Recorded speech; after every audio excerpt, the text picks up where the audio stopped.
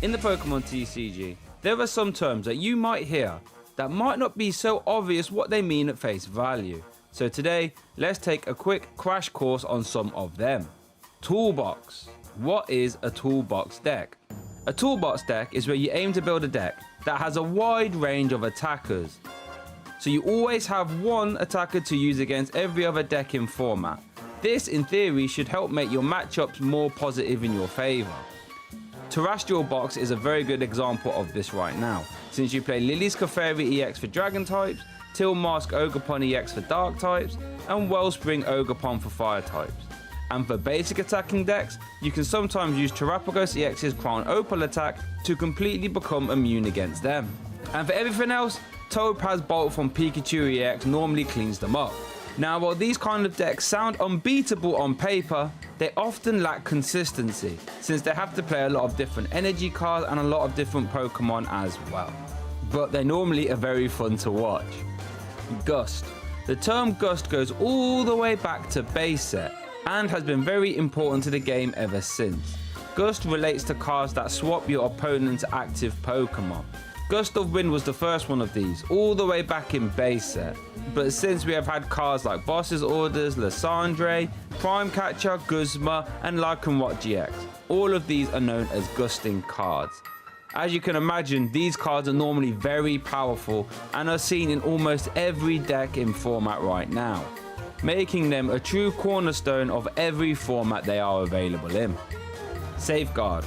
The term Safeguard refers to Pokemon that have abilities or attacks that make them immune to other Pokemon. For example, Crystal's ability makes it immune to damage from EX Pokemon, and Cornerstone Ogerpon's ability makes it immune to damage from Pokemon that has an ability. So these could be referred to as Safeguard Pokemon, even though their abilities aren't specifically called Safeguard, like Mimikyu for example. So now that we're all clued up to some Pokemon jargon, let's see if any of these terms will make it onto the show this weekend. So let's get back to the action. Or Gardevoir, right? So it's more outs for Giovanni to potentially win. I think Andres knew it was probably pretty unlikely, but having the Gardevoir, or excuse me, the Mew EX was going to be his best line. And here we go, Kyle. It all comes down to this one. Plenty of time here. 28 minutes still remaining in this finals, with Raging Bolt being one of the decks. I think we should know that that is enough time to get a natural conclusion here. How is Giovanni going to be able to combat going second here? How good will Andres' start be with going first? Well, not only going first, but also starting one of the ideal Pokemon you'd have to think in that baby Raging Bolt, it looks like this time around. There's also the addition of a Mulligan to go along with this, so even if it isn't that perfect start of the Wellspring Ogerpon energy attachment and then finding Crispin for later on, this could be enough. We've seen time and time again, ask Christian Labella, if you get that Pokemon rolling and take all of the Curlia and Ralts off the board, you have nothing to worry about. Yeah, I almost wonder if it'll be a little awkward. I feel like the Wellspring Mask is so much stronger as an option now. You know, Raging Bull players for a long time did not have that Wellspring Mask as an option, but that can be just a way to clear multiple Pokemon all in one single turn and set your opponent back a full turn. All right, we have a game here. It is Championship Sunday, and we will crown our Toronto Regional Champion soon. Which of these players from the Latin American region will it be? Will it be Andres? Will it be Giovanni? Let's hear it for our competitors. We move into Game 3. And we will kick things off with the start of Raging Bolt, as you call out. Monkey Dory on the right side for Giovanni. Let's see what else Andres has. Is there a Fan Rotom? Is there a way to get Ditto maybe in the active spots? What's he working with here? Looks like Ultra Ball being eyed up. That may have to be what he goes for if he wants to find Fan Rotom. Yeah, and the Fan Rotom is nice to see on this opening turn. Of course, the only time you can use that ability. However, doesn't look like there's any energy to go along with this. And how often does that happen? Well, you didn't even prize any energy either. Just will not see those on the opening turn with 12 copies. 12 energy in the deck, but 0 in this hand. And he has to give up a Sato in order to get this Fan Rotom set up, to get Fan Call up and running. I wonder what else he's got working here in this hand as well, because if he doesn't have a way to get a Terra Pokemon out, Jewel Seeker, I mean, it's in theory really strong, but you have to have a Terra Pokemon in order to get its effect. Yeah, lower copies than you're used to seeing. Just the 2 copies of Teal Mask Ogerpon, the 1 Wellspring, and 1 of those in the prize card. So finding that Terra at the right time, how about right now? Works out pretty well. He's going to just Ultra Ball for that instead. Wow. That is really showing off to Giovanni how limited this hand could be. Could you imagine Watchtower right here? That is super telling of this opening hand. Oh, Andres is actually holding on to that area 0 under And depth. he knows. That's exactly what you need to do here. Great turn to hang on to it. Now let's see for Giovanni with the ability to play a supporter card. What is he going to do? Starts it off with the bench of a Ralts. I'm sure he's happy to see that in his opening. What else does he have available? Will there be pink card action here on turn 1? Or is he going to be able to play it a little slower? I see, looks like Artisan and a rare candy, maybe a research to go with that, but the Earthen Vessel discard of the Monkey Dory now will give him some energies to work with here, see some early psychic energies, and figure out those prize cards, where he'll find out that he doesn't have the Watchtower once more, and he's also down to 2 psychic energies and a copy of rare candy. Chip, if he discards this rare candy right now, he will have 1 remaining to get this initial Gardevoir. Yeah, really relying on rare candy with this build. So I think he's maybe noticing, yeah, Watchtower not available. That could have been a strong card. As he was searching through the deck, he taps, yes, Secret Box here and available. So maybe there. Ooh, there's Arven in the hand. Will be that one of Arven here, and that is indeed what he looks at. Will he be playing it now? The energy attachment makes me think that this is more of a Lily's determination now. If you want to use Arven in Secret Box, you're probably throwing away 2 psychics. So instead, we'll see 8 fresh cards. Has that rare candy to hold on to. Plenty of great cards to find here, and you also aren't terribly worried about what your opponent's doing on the other side. Yeah, he's definitely single hoot. Definitely not feeling as much pressure here based on what Andres had. And I have to wonder, if that Rocket's Watchtower was in the deck, would that have changed Giovanni's play? Would we have seen Arven for the Watchtower? That's a great point. Yeah, that you could have just completely sent that hand, seen what could have happened, and instead, this does pay off fairly well for Giovanni. He finds the Secret Box. He has Ultra Ball in hand. He has a follow-up in Lily's Determination and double Ralts in play. There is no threat to this hand. Oh, and I think that was a top deck Ultra Ball for Andres, and I think that's what he needed. There was nothing happening in this hand. He was going to draw and pass unless he found a way to get Noctowl. That's crazy. There's just nothing else happening on this side of the board. Has the Crispin and can get a little bit of energy into play now, but you're not putting on relevant damage. There's a Monkey Dory staring you in the face too. Anytime that you attack in without taking a KO, you know the damage is coming right back to you. Andres could still technically pull together a knockout here with the Raging Bolt should he find the Teal Mask Ogerpon plus a Grass Energy plus an Energy Switch, but what world are you living in? I mean, listen, Jewel Seeker finds a lot of great combo pieces, but that might be 1 too many. Well, or 3 too many. With the attachment here, along with the energy from the Crispin, I'm not so sure we're seeing the Ultra Ball. Yeah, and we definitely are not. It's going to be the pass.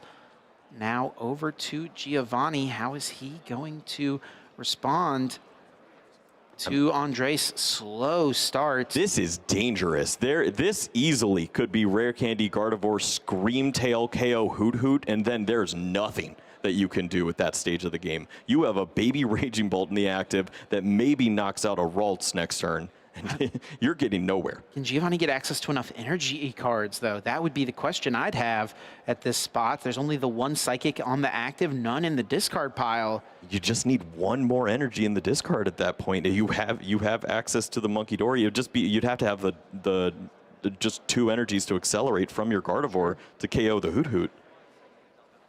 I don't think he's quite got it here, though, Kyle. He can't get Rare Candy and Earthen Vessel off of Secret Box. He could get Arven and Rare Candy, so that does get 2 of the pieces here. But look, he's going to take a little bit of a hedge now. Sees the Rare Candy Gardevoir that he can work in, but then may just play the Artisan and then the Lilies for 8 and hope to see the rest of the pieces. But certainly, with as many cards as you have right now, you'd have to expect that you could find a Psychic Energy to go with this. Looks like Ultra Ball is going to be the opening play here post Secret Box. Of course, have to imagine Gardevoir EX will be found. Worth noting that the Mind Bend of Monkey Dory could technically KO the Raging Bolt should Lily's Clefairy come down, plus, you know, a damage counter moved over with a Trinabrain. So that's something on the table here, Kyle. Yeah, there is a Dark Energy in hand, and there's the Artisan to search out Monkey Dory if you like that, but I think the Psychic Energy is pretty valuable. We'll see. He actually is going to make a bit of a hedge play now. Can find the Lily's Clefairy to do that, or will find the answer here post Lily's Determination. Looks like Artisan and Lilies are the last 2 cards to debate. Does he put Artisan down? And that answer is going to be no. He does not want to give Andres access to finding another Hoot Hoot. Yeah, I think that probably is the right call at this stage, and having the counter stadium to the original Area Zero Under Depths might be a nice find as well. If you do find that Watchtower later on in the game, you'd love to make sure that it might be sticking around. I wonder if this is going to signal here to Andres that the Rocket's Watchtower is prized as well. That would have been a pretty solid turn for Giovanni to, in theory, have put it down. Hey, oh, there's an Ultra Ball with the Psychic Energy. I was wondering if there was a way to discard that, and does find that. That is perfect to find at this stage of the game. You can search out that Screamtail if you want to remove Hoot Hoot at this stage. Just depends on what he values most. I think you got to take away the engine.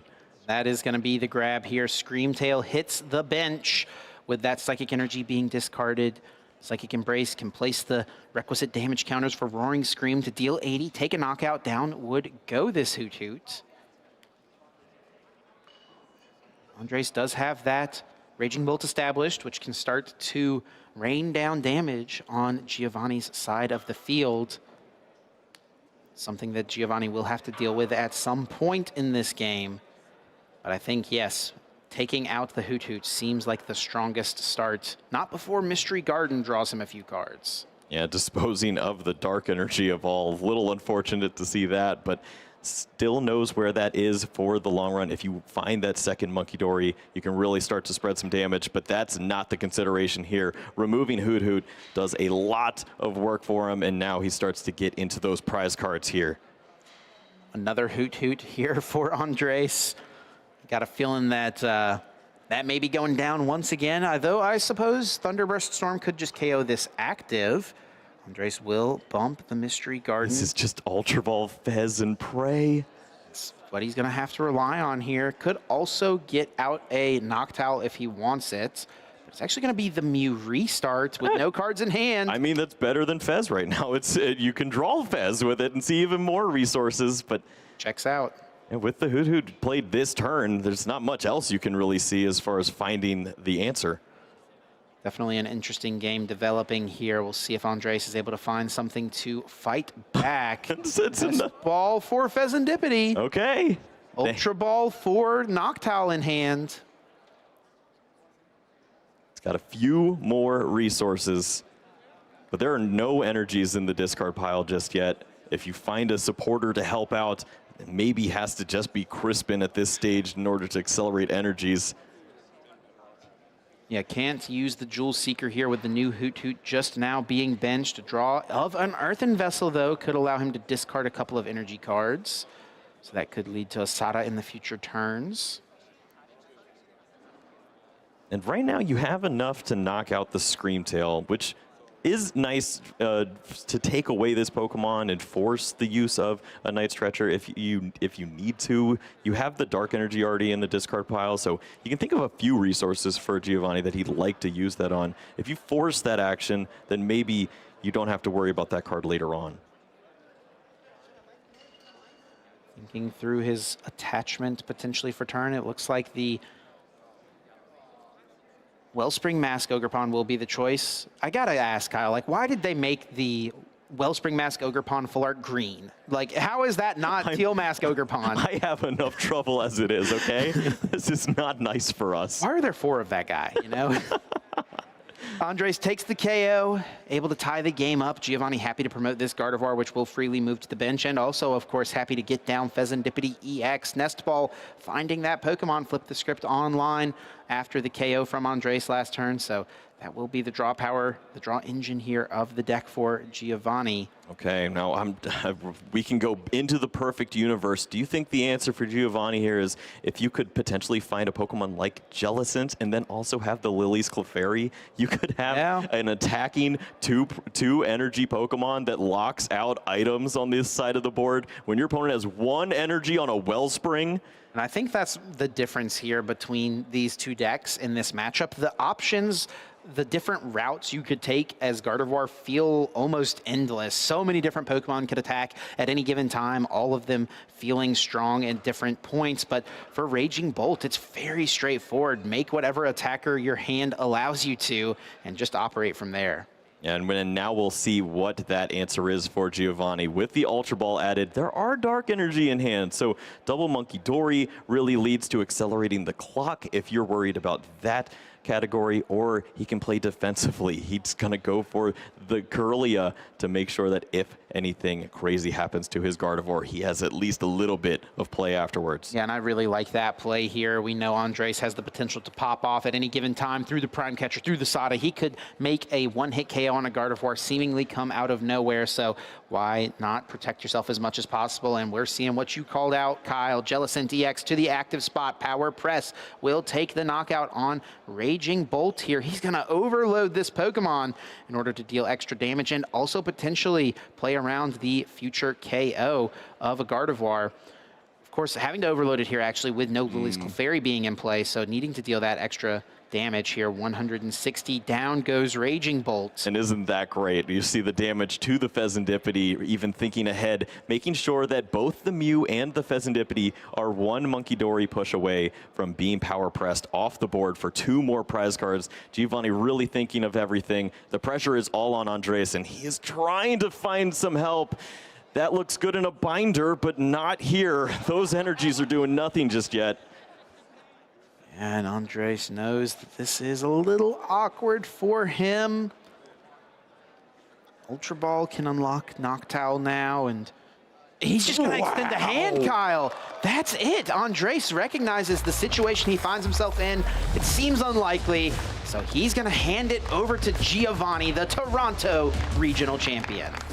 A nod of respect to Giovanni Sasso, as Andres understands my opponent is definitely good enough to find his way through this game. He set up an immaculate board at that stage of the game. There was nothing else that you can do here. And we've seen time and time again, there is a bright shining star in Brazil. Yeah. It was Giovanni for a time, and it is Giovanni again. Yeah, wow, what a moment. Congratulations, of course, to Andres. An incredible tournament run with a deck that nobody really respected, nobody really gave much credence to.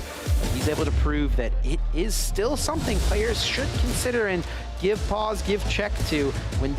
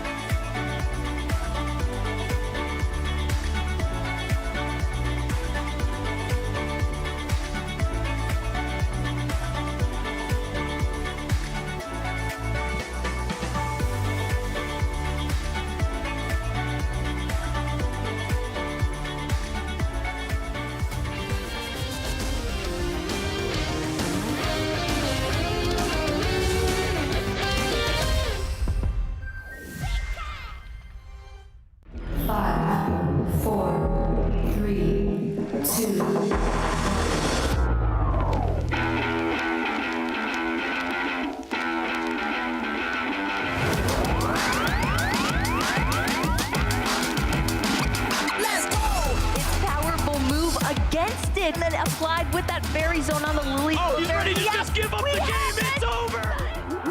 You've been patient. You've been waiting all this time, but you ready. You've been putting in that grind, so let's go. Champions are hard to find, but you know the goal when you're ready to shine. Have they heard of you? Then they know. You got your sights set on that road. If it's time to battle them, then let's go.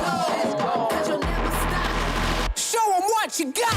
Looking at his final HP to deliver the finishing blow, and just like that, your Pokemon World Champion. Show them what you got. Yeah, they already know. You got your sights set on Victory Road. Show them what you got. Yeah, they already know. You got your sights set on Victory Road.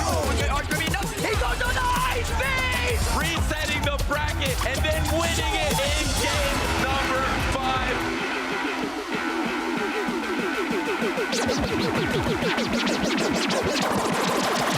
Show them what you got. Yeah, they already know. You got your sights set on Victory Road. Show them what you got. Yeah, they already know. You got your sights set on Victory Road. Put your hands up.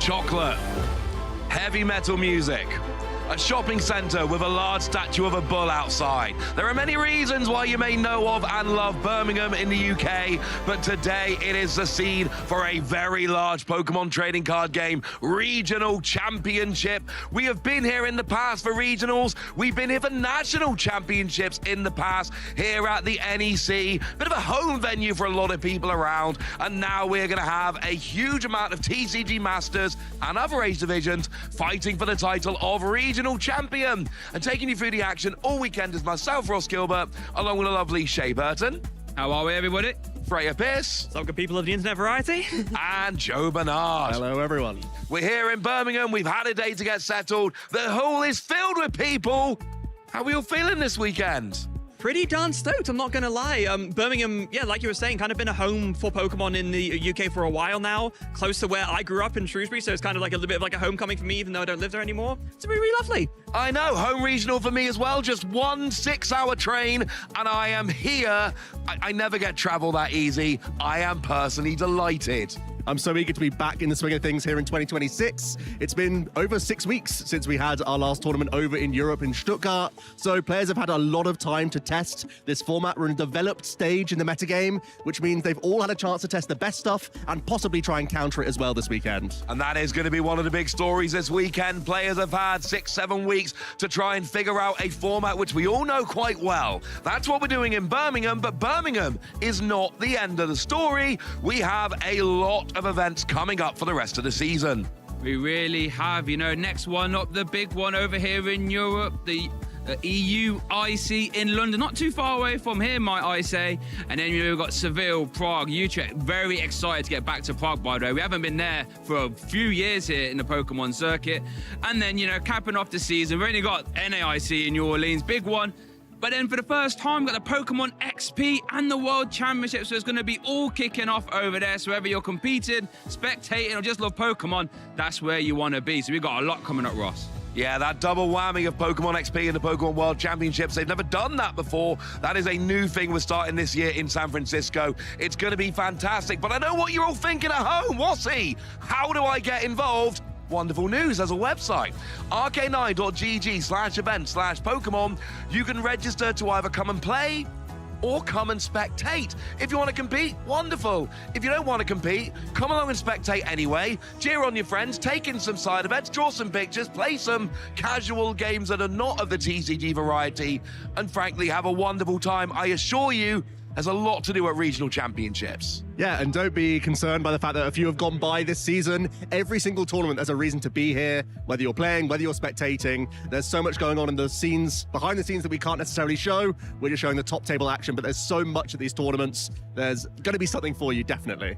I mean, Joe makes a good point. You are not going to get the full story unless you're actually here in the venue. So might I suggest coming down and playing? And one of the things our players are going to be competing for this weekend is those championship points. Freya, tell us about championship points, would you? Well, so championship points are what you get if you do well at major events here in the Pokemon trading card game, and they are also what qualify you for that Pokemon World Championships that's going to be in San Francisco later this year. So if you win at a regional event, you get 350 championship points, and actually, if you win one of these events, you get an automatic invite to the World Championships. That's absolutely great. But if you don't win, you're going to need to accumulate as many points as possible to get yourself in that top 135 in the Masters Division and in the championship point rankings to get your invite otherwise. Absolutely. Players are playing all year for these championship points. It's not just regionals. We've got those larger international events like EUIC coming up in 3 weeks.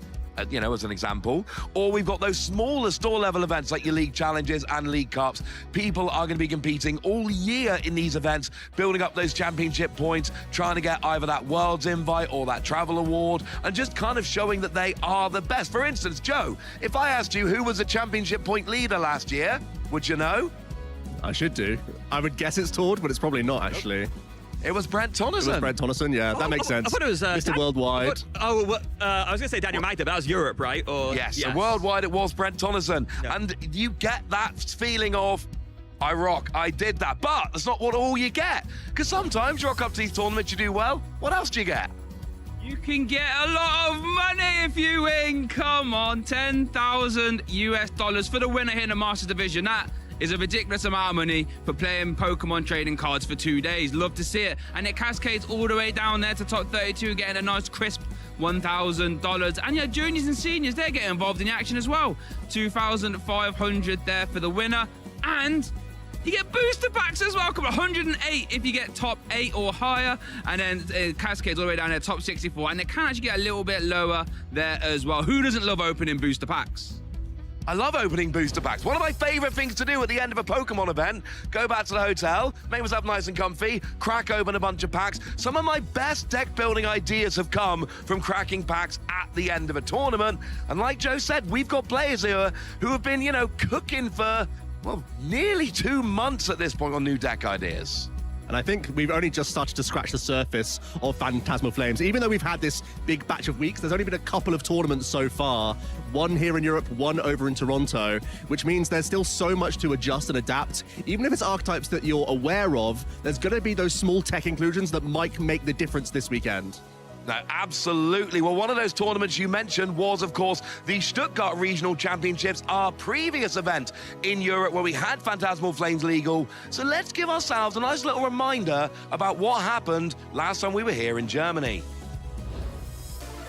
Hey there, champions in the making. I'm Freya Pierce, here to bring you a refresher on the 2026 Pokémon TCG Stuttgart Regional Championships. 2,198 budding trainers in the Masters Division descended upon the Stuttgart Messe at the end of November to compete for the title of Stuttgart Regional Champion. Though it was the first major event where Phantasmal Flames was legal for competitive play, players were expecting the same decks that saw success in recent majors to still be strong contenders, given the smaller size of said set. Imagine the shock when for the first time in recent memory, unclassified archetypes made the front page of the metagame breakdown. In third place. The usual contenders of Go, Dragapult, and Gardevoir were still present as well, but this will be the beginning signs of something big stirring the metagame pot. In a continuing trend, the top cut was stacked with previous top cut finishers and regional champions. Øyvind Stenhufvud, the 2025 Stuttgart runner-up, managed to make top cut again, piloting the same Charizard archetype that earned him that runner-up spot last season. Gdansk regional champion Daniel Magda also made the top cut, along with Lille regional champion Alexander Rutovic, and consistent top cut finisher Drew Stevenson, who continued his streak this season of high place finishes. The biggest story of all, however, was in the hands of a trainer who had yet to make their first big finish. Nikolai Stiborg, piloting a new version of Charizard that focused on Dawn combined with Stellar Crown, Noctowl, and Terrapagos EX to set up consistently game after game after game. After taking down fellow Dane and prior EUIC top cup finisher Uffe Axelsson in a top 4 game that could have just as easily been played at their local league in Copenhagen, Nikolai advanced to the final to face off against Alexander Rutovic. One player hungry for their first win, the other hungry for their second win in the same season. In spite of facing one of his deck's hardest matchups, in the hands of one of its strongest players, Nikolai kept his cool and put on a devastating display of force against Dragapult. Over 2 games, setting up enough attackers and Curse Blast with Dusknoir to take 2 games in quick succession and the title of 2026 Stuttgart Regional Champion. taking the title back to Denmark after they all finished face-off in 2025. We are now halfway through the 2026 Play Pokemon season, however there's plenty more tournaments ahead and chances to watch and play, so go to pokemon.com/compete to find out how you can join in and begin to stake your claim as a future Pokemon champion.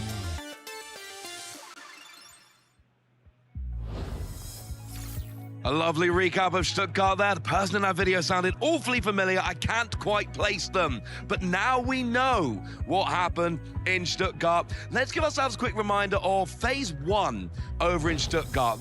What we had over on the Saturday when all the players started. And I think you made the point in the video there, Freya. Those unclassified decks, which it turned out later was largely Megalopony. Joe, Megalopony. We going to see it this weekend? I think we will. I'd be surprised to see a lot of success around a deck focused around it, but I think as a tech inclusion, it can really find its footing. I think it's great inside a Golden Go EX deck. It can really help out against some walling Pokemon. Also great against the Gardevoir that is trying to stifle your energy use and really punish that use of Golden Go attacking too often with Make It Rain. And I also think it can see its way into Charizard as well, another good wall-breaking Pokemon. So I really like it as a thin tech inclusion. But some players are also trying to build around this deck with a heavy use of Dustoir and try and punish the opponent really early on with aggression. That's the key selling point of Lopunny. Very low maintenance, easy to get into the action, and it does have that high hit point threshold as well. So you can see why players were enamored by this card. Absolutely we can. Well, if we head on over to Phase 2, we can see a similar kind of thing, minus the unclassifieds. We're talking a lot lately about having a top 4 decks. Shay, that's what we're seeing in Phase 2 here. Yeah, we really are. You know, the unclassifieds unfortunately did slide away. But then I think the big win here going from Phase 1 to Phase 2 has to be those Charizards. They're just pumping all the way up there. We've got Charizard Pidgeot and then the Charizard Pidgeot Dustoir archetypes both coming up there. I mean, if you were to add those together, that's a crisp, 12%? That'd be the second most popular deck there. So yeah, big fan of Charizard. It's actually similar in Toronto, which I know we'll get onto later as well. But yeah, you know, these, I think as we look at this graph here, this is our metagame. These are the decks to beat here in Birmingham. So I'm intrigued to see how that all pans out. Yeah, we're trying to see if anyone can take them down. It's Golden Go, it's Gardevoir, it's Charizard, it's Dragapult. Those 4 decks are really dominating the metagame right now. So the question is, we've had the holiday break, we've had a few weeks without a tournament. What have people been cooking up to break up that quartet of champion decks so far? It's going to be very interesting to see if anyone can actually come along and do that, because as we were, going through Stuttgart, we ended up with 2 finalist decks. Let's remind ourselves of those finalists that we had. And it was, well, let's go top 8 actually first. Maybe top 8's a better place to start. Maybe it is. And yeah, as we can see, it's really a culmination of that consolidation of the format. The only thing that's really missing here is Gardevoir. All the other big players are there. We saw, as already recapped, the new contenders in Charizard, of course, this new version with Noctowl that Nikolai took all the way to the top.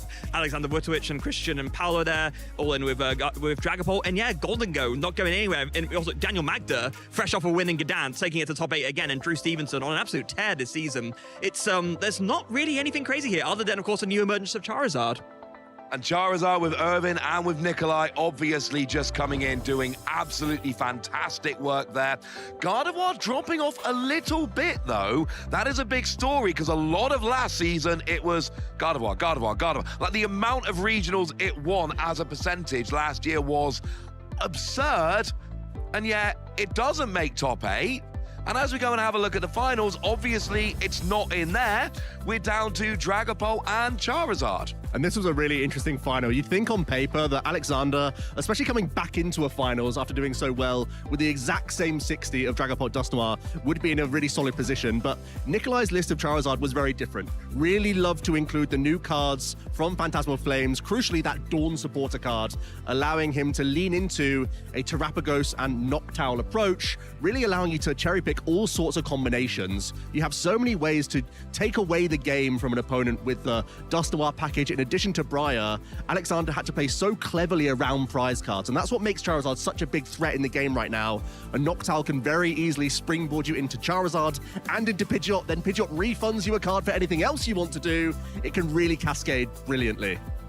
Well, we added Nikolai to our Hall of Champions, and of course that was our 5th champion of the regional so far. Rune Heimans, Alexander Rutowicz, Daniel Magda, Nikolai Stiebel. What am I talking about? Nikolai was number 4. We will be adding our 5th in Birmingham this weekend. Those are our champions, but what do our EU leaders look like so far? Well, here we can see, and of course, we've got those golden tickets, those players that have already won their direct invite to the World Championships. Yeah, if I had a penny for every Norwegian in the top 2 of the leaderboard, then I would have 2 pennies. Tor, no surprise to see him at the top, but Emma Hagen on an absolute tear this season, piloting Flareon and really making a name for herself at that 2nd place spot. Yeah, take a note of those names on the screen. Look out for them all weekend long, because not only are these players competing to be on that leaderboard, they're also competing for travel awards. Those championship points, they can get you to Worlds, but you may have noticed you can win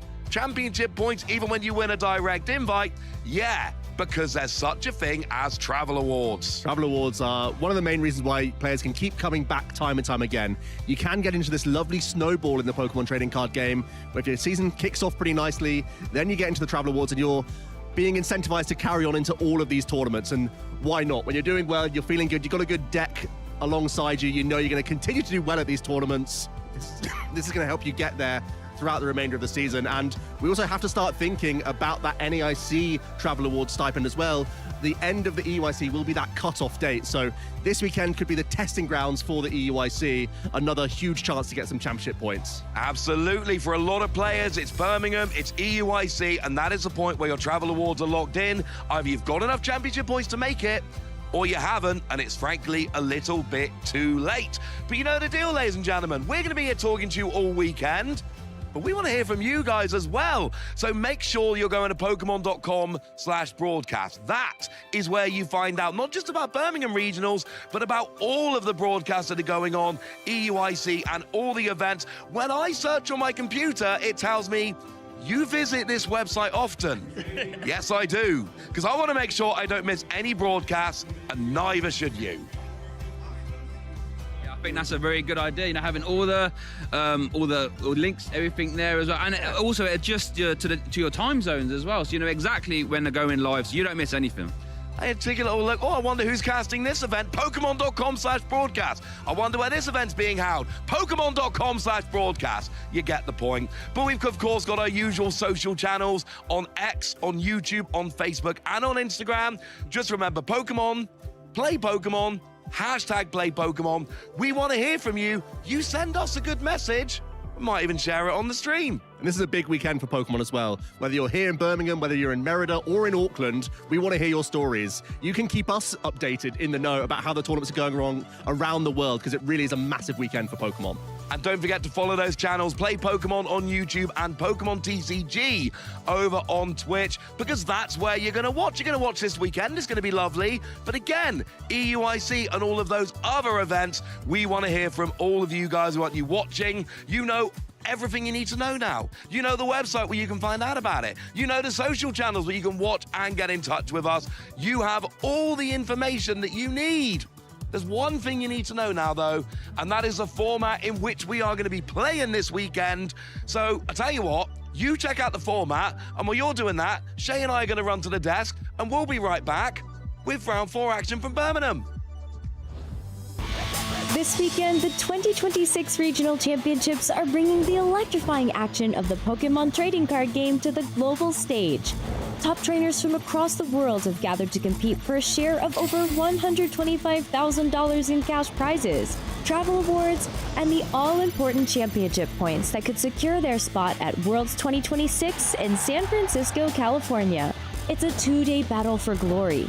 Trainers kick off the weekend in Swiss rounds, with each match being a best-of-3 showdown.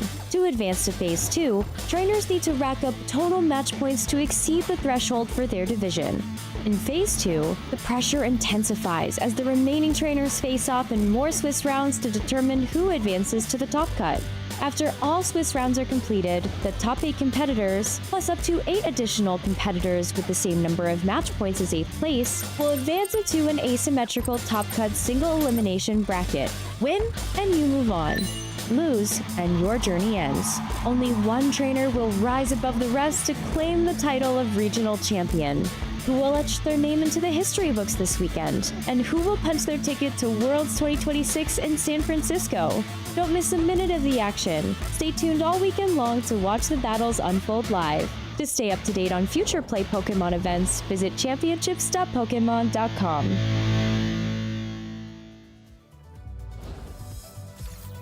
Welcome back, ladies and gentlemen. Now you know the format. Now you really do know everything that you need to know to get rolling here at the Birmingham Regional Championships. And we've literally got players sat down. They are at the table. They are shuffling. We are ready to go. So, Shay, one quick question. What's that? What are you looking forward to this weekend? You know what? The main thing I'm really looking forward to is we saw it in Toronto, Raging Bolt make it all the way to the final. So I've come equipped with my Lightning Bolt. So I'm going to intrigue to see if that was just a flash in the pan, or can Raging Bolt have a little bit of resurgence? As we said, you know, on the sofa, we're in a bit of a 4-deck format right now. And when formats are that developed, that means you can try and target it. Are Raging Bolts the way to do that? I'm not sure, but we're going to find out this weekend. We absolutely are. We've also got some players that we are going to be keeping an eye on all weekend here. We have got Drew Stevenson, 5th place player in Europe right now. Daniel Magda, 8th place player in Europe right now. And Hermione, our 7th ranked player in Europe right now. That is quite the trio of players, Shay. It really is. You know, all been doing fantastic this season. Any one of these players, I'll not be surprised, you know, to see make it all the way here to the finals and beyond here in Birmingham. Also want to give a massive shout out to Katie Montgomery, just got top 8 finish over there in Toronto. Yes. You know, fast forward a few days, I know she's here in the venue, so we have to keep an eye out on her as well. And that is a confidence boost. When you go over to Toronto, you get top 8, and then you're like, right, back to the home venue. I've got this top 8 finish. I'm feeling good. My deck's working. I'm playing brilliantly. Maybe I go win Birmingham Regionals. I know, and you got home court advantage now as well because you're on home turf. But I think that's enough from us. Yeah, I agree. We have a previous regional champion at the table waiting for us. So how about we head down there and we get our round 4 match started, our feature match here. Cannot wait to see that panning out. No, we got Daniel Magda against Finn Brooks here, and players have got headsets on, so I can tell you a little bit. I can tell you that Daniel Magda is going to be playing that Golden Go deck with Solrock and Lunatone, the fighting version of it, and Finn Brooks is going to be playing Charizard with Dusknoir and Pidgeot. To put it another way, we've been telling you about these 4 decks that are dominating the metagame. You get to see 2 of them in action right away, and under that fantastic Groudon hat, we do see Daniel Magda there, and look at that list of achievements. LAIC top 4, got a World's top 8 in juniors and seniors, no big deal. Oh yeah, and won Gdansk Regional Championships earlier this season. Just a phenomenal player. And again, look at that list one more time. They've actually been doing this since they were a junior. Yep. And then up into seniors. And then, you know, good enough to still be winning regionals when they make it up into the Masters division. And yeah, you know, just won that Gdansk. Had to topple Emma Hagen there in the final. A tough matchup. She was playing Flareon and he was playing Golden Go. So not the easiest matchup in the world to navigate. But he did walk away with that medal. You know, had a lot of championship points last season. So, you know, he is a bit of a titan in Pokemon this season. And I think, you know, already starting off with a decent record, he's going to be thinking, what's better than being 1 regional champion in a season, Ross? How about a 2-time regional champion in the same season? Well, we don't yet have a repeat regional champion this season. We've come close. Yep. And, you know, last season, for instance, over in North America, Henry Chow won 3 regionals. That's with insane. Gardevoir. Yeah, that's, I don't think I'd ever say, with the size they are now, someone winning 3 regionals, absolutely absurd. We've been flirting with the idea of a return regional champion this season. Yeah. We've had plenty of regional champions making it into Top Cut. I believe we had 2 of our 3 former champions in Top Cut in Stuttgart. Yeah, but Alexander as well, right? Indeed. Yeah. But no one's yet made it 2 in the season. Not this season, not in Europe. Let's see if somebody can maybe try doing that this season. And I know Tord hasn't won a European regional this season. True. But let's not forget, Tord went over and won Vegas. Yep. So if Tord wins today, I'm claiming that as a double European regional champion. That would be fantastic. Doing it across different regions as well. Yeah. That would be for one over here and one over there. But it looks like we're back at the table now. Loving Daniel with the Groudon hat there. Love that. There's not actually a very good Groudon in format right now, unfortunately. Could you imagine if you had that fit with a good Groudon deck as well? I mean, all you need to do, go back like 22 years, go to Worlds 2004, and the Japanese players coming in The with takeover. Team Magma's Groudon. They won all 3 age divisions, but that was 22 years ago. We're now in 2026, first regional championship of the calendar year. What the prize is looking like? Looking okay, you know. Finn has prized a Dawn, a Hoot, and a Duskull. Been treated to how many copies of those he plays. Over for Daniel, has prized 2 copies of that Fighting Gong. Keep an eye on that Bravery Charm, and 1 Gimmighoul. Not the worst prize cards there, I think, for both players, but it looks like they have their actives. We're going to see a fist bump, and here we go. Our Swiss Round 4 feature match here is starting here in Birmingham. First one of the weekend. Finn is kicking us off with the fan roam and the active. You love to see that, and the buddy popping. Do you know what that means, Ross? We're about to see an absolute mammoth amount of Pokemon search here from Finn. Yeah, that is about the best start you can possibly have in this deck. Fan Rotom has a phenomenal ability, but it is limited to your very first turn of the game. But if you have it on your very first turn of the game, you can go and search your deck for 3 colorless Pokemon with 100 HP or less. And you got Buddy Poffin, with which Finn has just gone and searched out 2 Charmander. And it looks like, is that a second Buddy Poffin? Is that double Buddy Poffin and a Fan Rotom start? Yeah, Finn's going to have everything he wants here. There's a Pidgey and a Hoot. And the really cool thing, now here we see Fan Rotom's Fan Call being activated.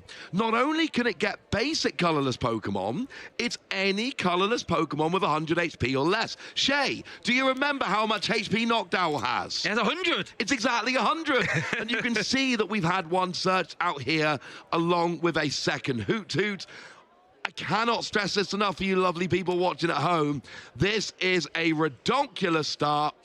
You're getting all the Pokemon you want, and you don't even worry about missing an energy attachment, because when Charizard evolves, he's got your back. Yeah, honestly, the fan call, being able to get your basics and your stage 1 for next turn is just ridiculous. That dual secret ability, we'll talk a little bit about that later, but it is over to Daniel. Has led that Solrock, has a very good attack. That Cosmic Beam can attack this turn, goes through weakness and resistance. I can actually KO that Fan Rotom if he desires. Does going to bench the Lunatone and is going to play a Nest Ball. So let's have a little rundown of Daniel's deck. That Golden Go archetype is very simple, to be honest. Make it rain from Golden Go. There's a lot of damage, 50 for each basic energy you discard from your hand. And coin bonus lets you draw some cards. 1 if it's on the bench, and 2 if it's in the active. So I think, you know, if you look at a card like Golden Go, what do you need? You need resources in your hand. So how about we get a cheeky Lunatone in there for that Lunar Cycle, and you discard a fighting energy to draw 3 cards. The deck's very simple. Fill your hand, discard your hand to do massive damage. Back over to the turn though. Daniel is going to conclude an Arven. That's going to grab that Vitality Band and that Secret Box, Ross. That means we're not going to see a turn 1 A-Spec. What do you think he's going to try and grab from that? I think he's going to try and grab basically whatever he wants. Here's the thing about Golden Go, right? So he plays Secret Box. It's this ridiculous card. You have to discard 3 cards from your hand in order to play it. That's pretty punishing, right? Oh, dear. But you get a Pokemon tool. You get an item. You get a supporter. You get a stadium. And we can see there, we are searching for Artisan to go and get Pokemon. We are searching for Earthen Vessel to go and get energy. We've got an Air Balloon for Retreat, because right now, yeah, fine, Solrock in the active, take some cheeky prizes. Yeah. Let's do this. But give it a turn or 2. Solrock's going to outlive its usefulness as an attacker, and if it hasn't been KO'd, that's when you retreat, and up comes Golden Go. So, look, Finn had this redonkulous turn 1. He did. But now Daniel's coming back with like, well, you know what? I'm kind of sorted too. Let's just draw 3 extra cards with Lunatone. Why not? There's a Gimmighoul on the bench. There's your Artisan, which we'll get, I'm going to just call it a second Gimmighoul. Oh, you were right. Look at that. It's just You're pretty good at this game, aren't you? Yeah, right. It's all coming up quite nicely, Shay. Yeah, this is a fantastic response turn, to be honest. And this is a really interesting about Golden Go now with this Solrock Lunatone packages. Before, you didn't have this turn 1 pressure. You had to just sit back on turn 1 and always attack with a 2-prizer. But now, that Cosmic Beam doing 70 damage, going through resistance, and that means it can KO the Fan Rotom. And that's our first prize card here on the stream here in Birmingham, is over to Finn. Going to promote that Pidgey. Oh, but here's Dawn. Okay, I've been waiting a long time to talk about Dawn right now. when Phantasmal Flames came out, I looked at this Dawn. I thought, this is a ridiculous card. How can we break this? And you know what I came up with, Ross? I came up with a bonky M-board deck. And then I watched the stream and I saw Nikolai with that Charizard, and I thought, okay, this is much better. Look at the value: a basic, a stage 1, and a stage 2. That is really good when your deck revolves around stage 1s, stage 2s, and basics. Absolutely ridiculous, because now, look at the value from this supporter. That Dawn now grabs you the Noctowl, and the Noctowl can grab you any 2 trainers you like, as long as you have a terrestrial Pokemon in play, which you did grab the Terrapagos from the Dawn. Oh, it's beautiful. And then we get the Rare Candy Pidgeot as well, Ross. So now you can grab any card you like with that quick surge ability. And a Rare Candy Charizard as well, Shay. 3 basic energy from the deck, all from this one supporter card from Phantasmal Flames. What ridiculous value. Do you know what that Dawn basically just said? What? Just said to Finn. Dawn's like, don't worry, Finn. I know Daniel just took a prize card. How about have your entire setup? And here's the thing, like, look at Finn's board right now. We've got a stage 2 Charizard, we've got a stage 2 Pidgeot, we've got a stage 1 Noctowl, we've got your Terrapagos and your stage 1 Charmeleon ready to evolve if you need another Charizard in the future. Finn's deck asks a lot, because you've got your Charizard and your Dusknoir and your Pidgeot, which also then gives consistency. But between Noctowl and Pidgeot, that's going to get you everything you need to know. Dawn gets you essentially Noctowl and Pidgeot, and then you've got your whole engine rolling. Duskull finally hits the board. It's the only thing Finn's been missing here is a way to evolve up into that Dusknoir. And, I mean, this is turn 2. Turn 1 was good. Turn 2's made turn 1 look a little bit subpar. It's that good. It really has. We do see the stadium replacement as well, area 0. So that means we can see Finn's bench go all the way up to 8, as long as he has a terrestrial Pokemon play. And he was about to say, is he going to play the Prime Catcher? He does. So he can chase one of those Gimmighoul off for that big, bad Burning Darkness. Tell a lie. Jet Energy, Terrapagos in the active, Unified Beatdown. That is more than enough for McKay. Finn evening up the prize trade here, putting Daniel down to only 1 Gimmighoul in play. This is getting interesting. And that was the perfect turn. You got all your Pokemon, but you needed to start going after Gimmighoul. Solrock is not really a priority to go after here, because in reality, it's good for taking out little Pokemon. Well, you don't have the little Pokemon anymore. You want your big Pokemon, so your opponent's got to go against your big Pokemon. Solrock's usefulness has unfortunately run out at this point.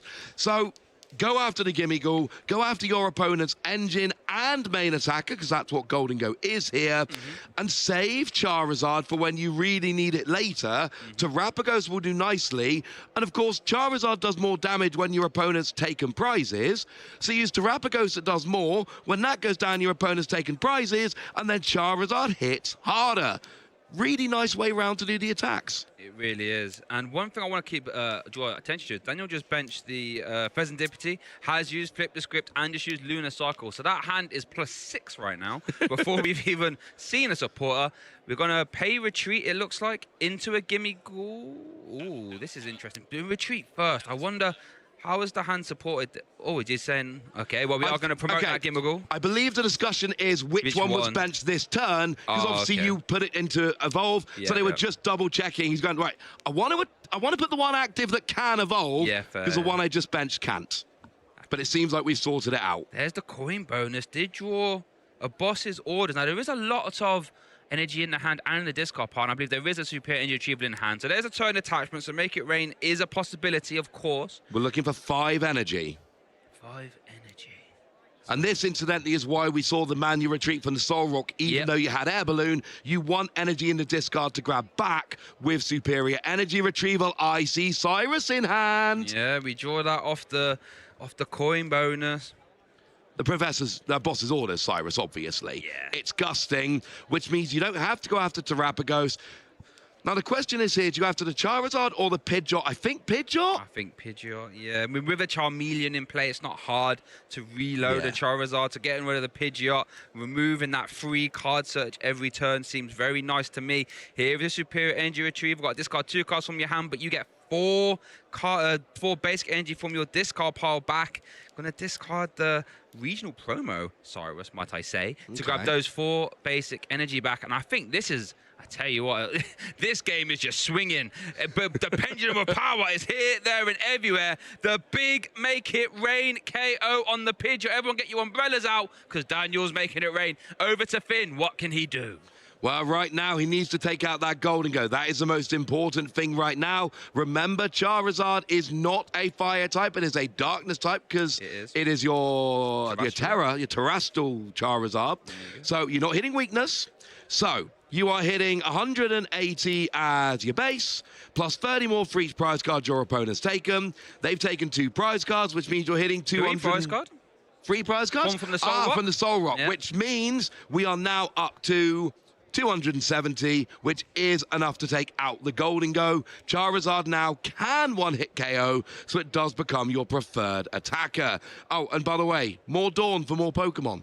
Yeah, just the value, right, is absolutely incredible. Now, we did see Dawn, so one thing I want to keep an eye on here, as we do see a Flip the Script being used as well, is that Briar card. Very interesting, very scary. If your opponent has 2 prize cards remaining, during your turn, if your active terrestrial Pokemon knocks out one of your opponent's Pokemon, take 1 more prize card. Now, you know, bear in mind, if we take 2 prize cards, you can use Dustoir to get to that 2 prizes, so keep an eye on that. Is over to Finn, though, going to use the Jewel Seeker to grab Boss's Orders and Rare Candy. Bear in mind, he did play a Dawn this turn, so we won't be able to use Boss's Orders yet. But the Rare Candy is interesting. Is he going to try and reload a Pidgeot? I think he is going to try and reload the Pidgeot in the not-too-distant future. Wait. Here's Dustoir. Now, here is the turn. This is insane. Now Daniel has exactly 2 prize cards remaining. Now Briar is on board, but you've already used Dawn as your supporter. But you're removing all the Gimme Go and Golden Go threat with that KO. That's what I'm getting at, Shay. There's nothing left to attack with. Well, there is. It could be a bit of a Cosmic Beam, but I tell you what, at this point in the game, 70 damage going for Witness and Resistance, that's not what you want. There's nothing good left to attack with. But no, you're absolutely right. The Briar play was set up quite nicely, but you didn't need the Briar play because you just took out all of the Golden Go. This is one of the ways you beat this deck. Get rid of the Golden Go. I've just realised now, if Daniel doesn't take a prize card this turn, which, you know, spoiler alert, doesn't look like he might do, you could use Briar on your next turn to Finn. If you're Finn, take out a 1 prize or even it up. You can Boss's Orders, Pheasantipity, Lunar Cycle, and Flip the Script have both been used here for Daniel. What can you do here?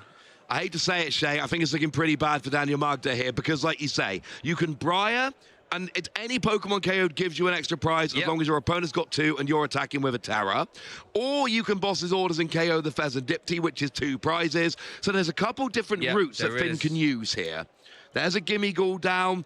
Essentially... Mega Mawile being debated. 270 hit points. I think that's still in range of a Burning Darkness. Obviously, Gobble Down can be a big hitter. 70 for each prize card you've taken, but I guess at this point, you have so many ways to lose the game on board, you might as well put your big free prizer down. Exactly. It doesn't matter at this point.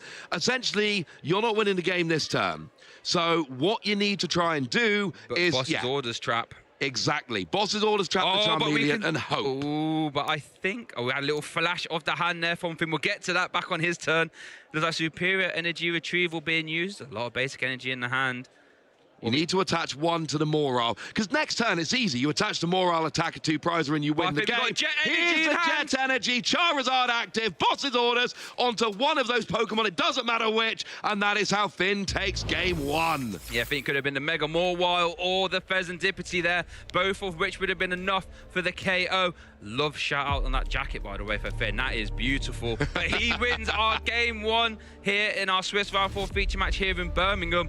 Cool, calm, and composed.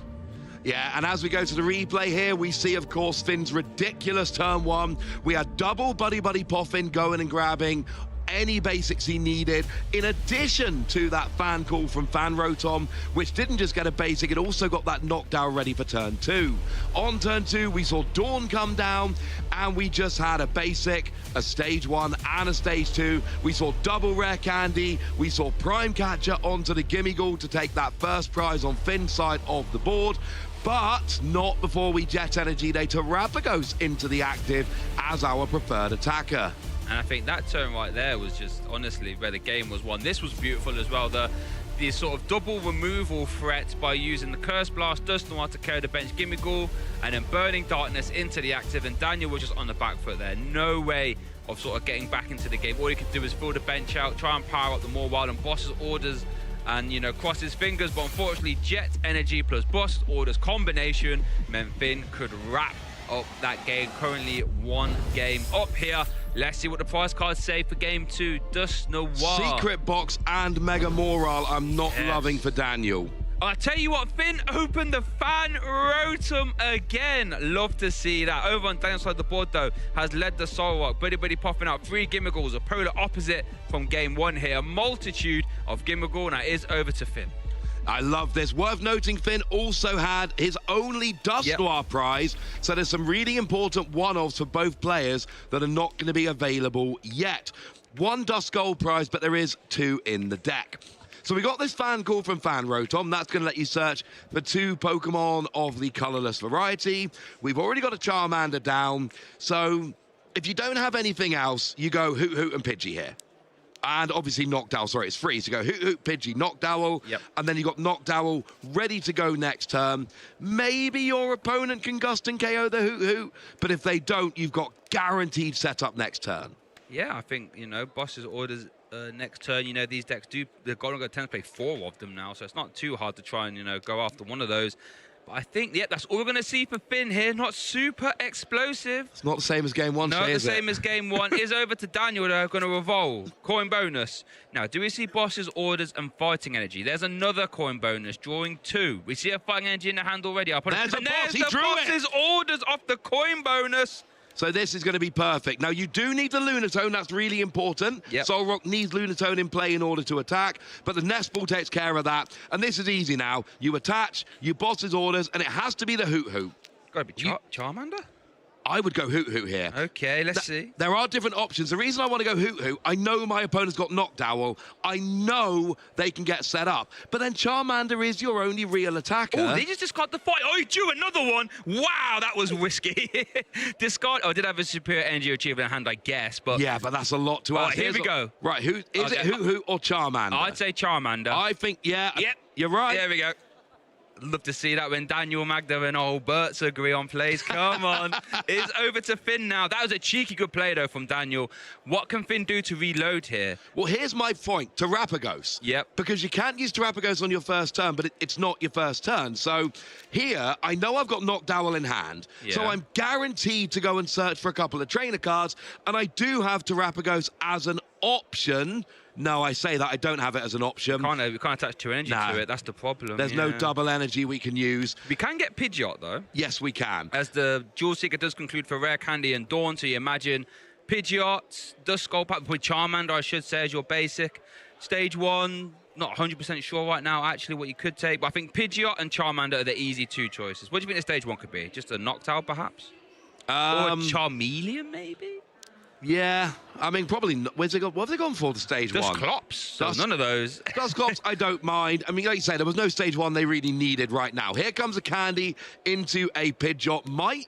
And then you can search for any one card with that ability. The reason you go for the Hoot Hoot is to try and stop your opponent doing this. However, you went for the Charmander. And the reason you go for the Charmander is saying, I know you've got the Knockdown. I know you're going to set up a bit, but you're not attacking, and I can take a couple of prizes before you start attacking, and that is what I want to do.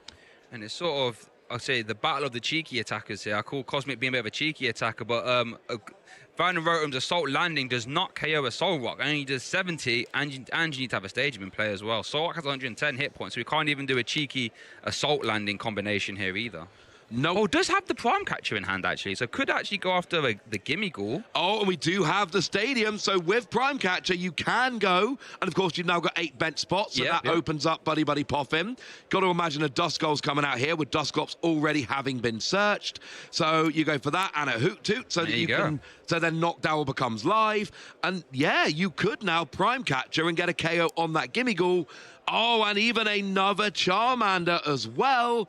Are we going to see the Prime Catcher? Because if so, Finn's rescued this turn really nicely, all because they got that one Noctowl, yeah? Yeah. One Noctowl led to all of this. Noctowl Dawn means you have your whole board. And it looks like he's eyeing up the Prime Catcher as well, actually. So we are going to see Prime Catcher, Gimme Ghoul. Yeah, had to be done. Charmander, there's the Jet Energy, and there's the Assault landing, the battle of the cheeky attackers. Fan Rome's getting involved. Nice little KO there for Finn, forcing the boss's orders from Daniel now. Let's see what he can do. Oh, and Finn does take a Charizard EX on the prize cards as well. Ooh, stadium replacement, Ross. What happens now? What happens now is you get rid of all the Pokemon you don't really need. So it's awkward because like the Pheasantipty draws cards, but it's also a 2-prize liability. Here's the problem though. Finn took 2 Pokemon, nice away. He doesn't know what to discard with a third. Yeah. He's discarding something he doesn't want to discard. Charmander becomes an attacker. Charmander becomes an attacker. Hoot makes Noctowl live. Duskull comes into Dusclops, which does extra damage. And you need to Terrapagos or else you can't use Noctowl anyway. So you get rid of the Hoot, and now Noctowl's not working next turn. That was a very good stadium replacement. That clearly hurt Finn's board. It really did. And just so viewers, because he had to discard, because the effect of Area 0, he had up to 8 bench Pokemon in play. Because the Area 0 has been removed, you have to discard down to 5. And as Ross rightfully said, none of those options were particularly kind to Finn. A lot of the time, it doesn't matter. A lot of the time, you've got Noctowl that you've evolved up into another Pokemon you don't need, and you can just discard and it's fine. Mid to late game, a lot of the time, you don't care. Right then, Finn really cared. 2 Pokemon go straight in the discard, and then he went, oh, yeah, I don't want to get rid of a third. And that's why Daniel managed to time that really, really nicely. Now, Flip the Script is going to draw some cards. We've got the Golden Go here. And you don't want to KO Fan Rotom. Fan Rotom isn't important to Finn. You need the Pidgeot. You want 2 prizes and turn off the engine. That would be a monstrous turn, you know, doing the Area 0 replacement plus the Pidgeot KO. Just want to see if there's a boss's orders in hand. I can't quite see right now. There is a full-out support of some kind. I haven't been able to make it out yet. What is that a Churro? Oh, it's a Churro. It's a Churro scenario. Okay. I don't see a boss. So we are playing the Churro, which is going to, I believe, pick up the Pheasantipty. Just get that 2-prize liability off the board. We can then retreat into the Soul Rock. Cosmic Beam. 70 does KO a Fan Rotom because it goes through resistance, which is kind of nice. Unfortunately, can't reuse Flip the Script. It is limited to once per turn. That would be a bit silly if you could. Oh, yeah. We'd all be playing 4 Pheasantipty. But right now, we get the Soul Rock coming up. And look, Soul Rock can at least take a prize off the Fan Rotom. This is not what you want to do, but it at least gets another prize. You take another prize, you get closer to winning, but your opponent still has their Charmander, they've still got their Pidgeot, they've still got the Duskull, which can evolve into a Dusclops and then do extra damage. It was fine, but that was not really the way Daniel wanted the turn to go. And here we get that Pheasantipty right back, flipping that old script again. Right, let's have a look. Charizard's in hand, so Pidgeot can just go rare candy at the bare minimum. And you do have boss's orders in hand, so you can go after one of those. Well, the Golden Go you don't get yet, because your opponent's taken 2 prizes. You're only hitting 240. You know what you would have gone for? Pheasantipty. Yeah. That is why it had to be Professor Turo'd up, because Golden Go's not in Charizard range right now, but Pheasantipty would have been. So a nice heads-up play there from Daniel on the previous turn. I mean, you could, in theory, go Boss's Orders, Golden Go, Curse Blast, Dusclops, perhaps. You could. And that would give up a prize card, though. It would. The other option would be just taking out that Gimme Ghoul and just stopping a third Golden Go coming down. Here comes the candy onto Charizard. That's going to search out your energy. And you can get 3, so you go 1 onto Terrapagos, 2 onto Charizard. I love this. You're setting up Terrapagos as an optional attacker in future turns. Yep, Unify beatdown 30 for each bench Pokemon you have in play. It's not the worst attack in the world. Ultra Ball, discarding Pidgey, and... Ooh, this is an interesting decision, actually. Going to be the Dawn. Well, what's this going to find? Charmeleon, perhaps, could be Dust. Yeah, had to be. Dusclops. Dusclops is in hand. Oh, I That was grabbed off the earlier Dawn. So it had to be the Charmeleon here. Now we get the Dusclops. Now, here is a... Okay, so now I think we know what the play is. You go 50 onto the Golden Go, and now we can gust it up and KO it with Charizard, and it's fine. Because, yeah, now everything's in range. And now, having given up 3 prizes, now Golden Go will always be in range. Yep. So that's a nice turn there, and it really forces Daniel to sort of have to respond to this Charizard, because now it's, you know, it's not taking any prisoners. It is just sending stuff straight to the discard pile with that Burning Darkness attack. There is the Cyrus boss's orders, having his hands all over this game is Cyrus. And then we are going to see the free retreat on the Pidgeot, Burning Darkness for the big KO. Now, it's very important to note you go after the undamaged Golden Go here, because giving up a prize meant you can KO an undamaged one, and now that Golden Go can be finished off by, say, a Terrapagos later on, you know, a smaller attacker. So you had to do damage to one, but then KO the other. Heads up play there. We are going to see that Pheasant Dippy that did get Choroed. Combat down, flip the script activated as well. Now we have to imagine here, though, can we see the big KO? And I imagine with this retreat, we probably can. There's the coin bonus, drawing 2. I see a lot of energy in that hand already, Ross, to be honest with you. The big problem we've got here is that Daniel's going down to 1 prize remaining here, which means Briar is not going to be an option, and Finn can't take 3 prizes next turn. So Daniel is in a very good position this game. KO the Charizard this turn, and if you can get a Golden Go and KO next turn, you will win the game. And that is the problem we play against Golden Go. At any time, they can just up-trade and take a massive KO. There's a Super Rod shuffling in any 3 in combination of a basic energy or Pokemon. It's like 1 fighting, 1 Gimmighoul, and 1 Golden Go. Going to Artisan that Gimmighoul straight back into play, consult the deck, and then give it a little shuffle.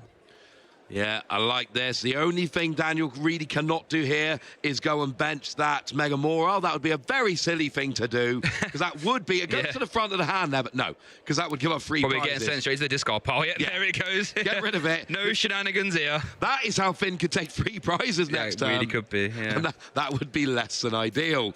So here we've got plenty... Well, we need 7 energy total. I say we got plenty. I assume we got plenty. They're playing like... we got 7. We're good. Yeah, we got 7. They had so many and the superior energy achievers as well. I haven't played our supporter yet. Let's see what the Arven grabs.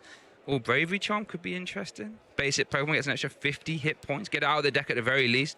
Buddy Puffin as well. I think with Charizard attacking, that extra HP doesn't mean anything. Maybe on a Pheasant Dip T against a Terrapagos, it could have an effect. Just if your opponent can't get enough bent spaces.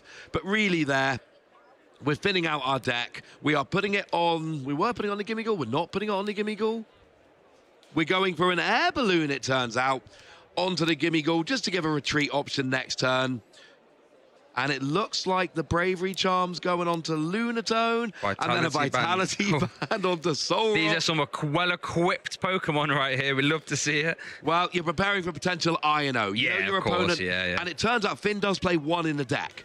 So you're basically here just thinning out your deck as much as you can, so that if your opponent plays an INO and forces you to a new 1-card hand, you've got the most outs possible. There's the big Make It Rain, Ross. Goodness gracious me, 350 damage slapped across Finn's board there, going down to 1 prize card remaining. Did he take the secret box? Whoa. He did not. He missed it. No, he did not. So it is over to Finn now. Gonna bench the Hoot Hoot. Artisan activation. At the deck. Was there enough basic energy in that deck? So you could attack with the Burning Darkness? I didn't see a lot. Depends what's in his hand, depends what recovery tools he has got. There is a Super Rod in the deck. Has that been used yet? It's not in the prizes. Not in the prizes, not in the hand. Now, it is worth noting that Fire Energy on Terrapagos could have been on that Charmeleon if you wished. Let's have a look. Not seeing Boss's orders in hand. Rare candy. Well, the boss is kind of irrelevant at this point. Does it? Yeah. So do you Pidgeot for your... Oh, it's an INO. Okay. Essentially, the way it goes for Finn here is this. You have to KO the Golden Go and hope your opponent whiffs.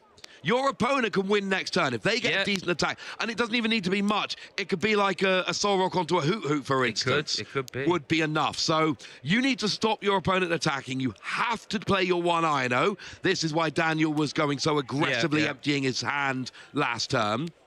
but really, it's not up to you if you're Finn. We would love to see a Charizard EX. Didn't see it though, and he's there just we gonna go. concede. He didn't hit the Charizard EX off the Iono to 3, meaning Daniel Magda pulls off the reverse sweep here in Birmingham to win our Swiss round 4 feature match, marching his way to becoming a 2-time regional champion this season. That was game 2, right? Was that game 2? That was game 2, man. Was that game 2? That was game 2. Oh, sorry. So Now we're tied at 1 game each and we're getting ready for a game 3. So remind ourselves about game 2 here. And we see that Daniel had a better setup than he did in game 1. We saw the early boss's orders and there was a decision to be made. Went for the Charmander, and for a brief moment, after we saw what Finn did the next turn, looked like maybe Finn could have punished that, but no. In comes Golden Go. We did have early KOs from the Soul Rock. We see another one there onto that Fan Rotom. But then Golden Go came in with the big KOs here.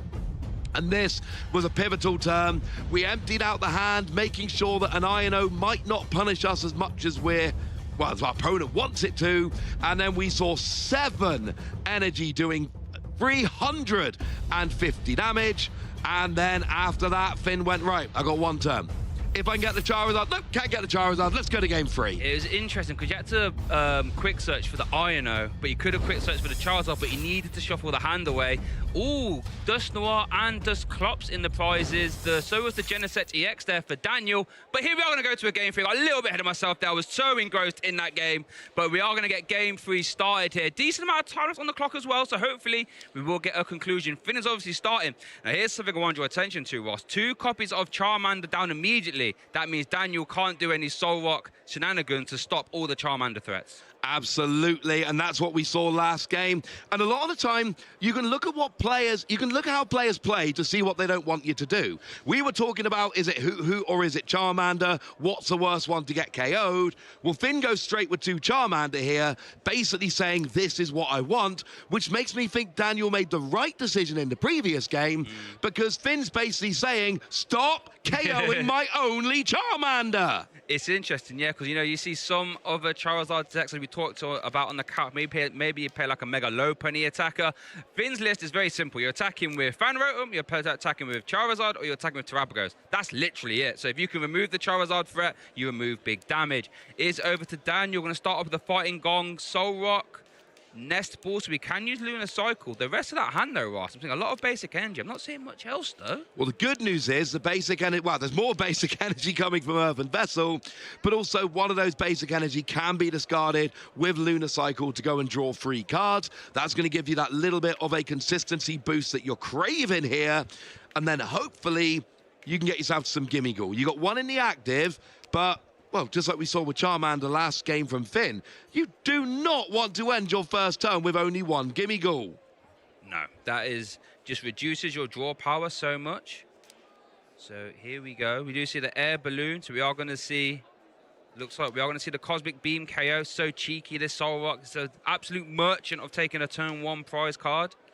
Well, that hand is a bit dire, though, for next turn as well. I'm seeing something really interesting here, though. What's this? Finn has a Pidgey in hand. He searched it off with a Fan Rotom. He chose not to bench it because he was worried about the boss. Yeah. So by putting 2 Charmander down but not benching a Pidgey, he... Oh, sorry. Bench Pidgey, attach and pass. Looks like Finn's hand isn't that great either. So now Daniel can try and get back into the game. There's a Lunar Cycle, draw 3. We know we see a Golden Go in hand. Boss's orders in the hand now as well. And here you can start punishing. Worth noting, yes, you had Noctowl in hand, but Noctowl only activates if you've got a Terrestrial Pokemon, and Finn does not. So Noctowl doesn't get activated, and Finn did such a good job not giving a good boss target for turn 1. But for turn 2, there's the Pidgey, there's a Hoot Toot, or even don't use boss and just KO the Charmander, or do use boss and KO that Hoot Toot, because you know your opponent searched for Noctowl. You know your opponent's got a bad hand, so now they've got so many fewer out. All you needed was a way to search Terrapagos, evolve into Noctowl, boom, you roll him. This is what Daniel just turned off. Wow, and Daniel's taking 2 2 prize cards already, and Finn is faltering a little bit here. And He it's just passes a power. again. Can't even use Assault Landing because there's no stadium. Daniel is off to the races. Coin bonus, Lunar Cycle. So many cards are being drawn. We know Boss's orders in hand. There's an Arben going to grab item and a tool card. Oh no, Ross. And here you're basically saying, I can race at this point. Let's save Boss's orders for when you've got a 2 prize that I can take out in the future. I'm about to be up 3 prizes to 0. I don't need to go after the best target. I can just collect prizes now, and I can wait for Boss. Here comes Charmander. Huge There was the Cosmic draw. Beam KO. Oh no, it was just the Prime Catcher. Oh no, Finn is flittering that hand about, but I'm not seeing any cards you sort of want to play here. Oh, he can play his Prime Catcher. Like, that's it. That's his only option. Chooses not to. Daniel back off to the races again. Coin bonus.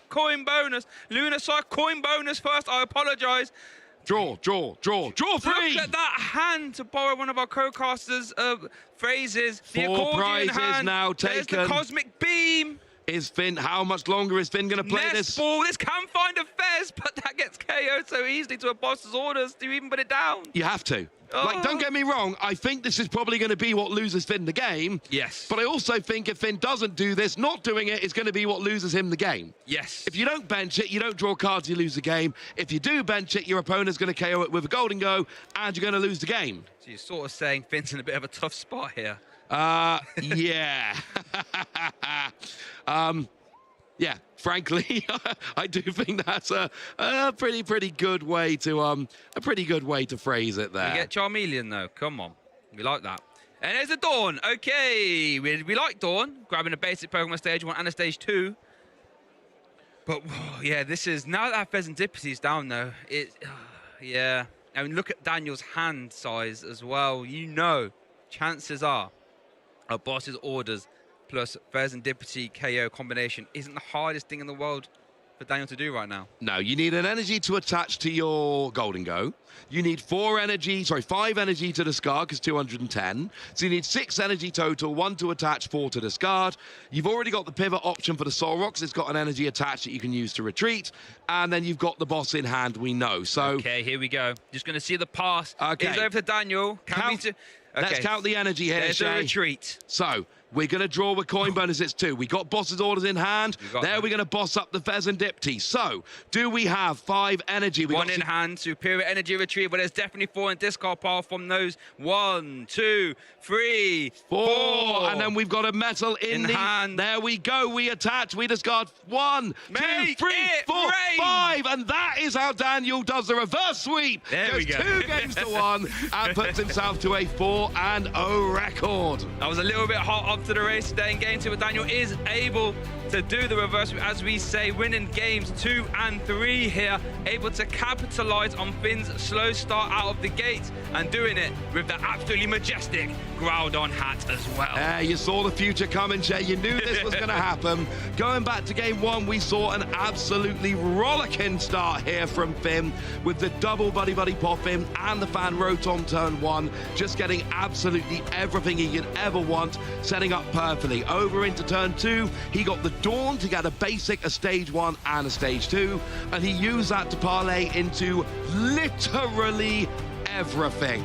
We gust up the Gimmighoul and we go and get the nice cheeky KO, but with the Terrapagos after a Jet Energy to get ourselves off in the right way, and Finn never really looked back from there. We see a rare candy here into the Dusknoir, and that's how we can KO the Gimmighoul, while also KOing the active Golden Go, now that Daniel's taken 4 prizes, and that means that your opponent, Daniel, completely out of any Golden Go, and that is how Finn managed to finish out game number 1. It was a masterclass, you know. We saw the power of that Dawn, but then in game 2, we saw both players did manage to get set up here, and I think the tale of the tape for this game was that Daniel was able to get multiple Golden Go out, and this was a very big, impactful turn. We were debating what the correct target was, going after the Charmander, removing that Charizard threat for a turn meant that Finn had to use Assault Landing, not really what you want to do, and Daniel was able to just keep taking these cheeky KOs with Cosmic Beam. And that's what I really like about the Golden Go deck now, is that it can take these cheeky little prize cards early on, and then the second your opponent dares to leave an attacker in the active, you just make it rain, and that's what Daniel's able to do here in game 2. Absolutely, that's how we finished off game 2. Big attacks onto the Charizard after little attacks for Solrock. Absolutely just a textbook game of how to play Golden Go in 2026. And here we see just on these final couple of turns, Finn going, you know what? It's not it. Game 3, very different game. Daniel gets a Solrock and an energy, and for the first few turns, that's it. Finn is not able to set up. Yep. And Solrock just starts taking prizes.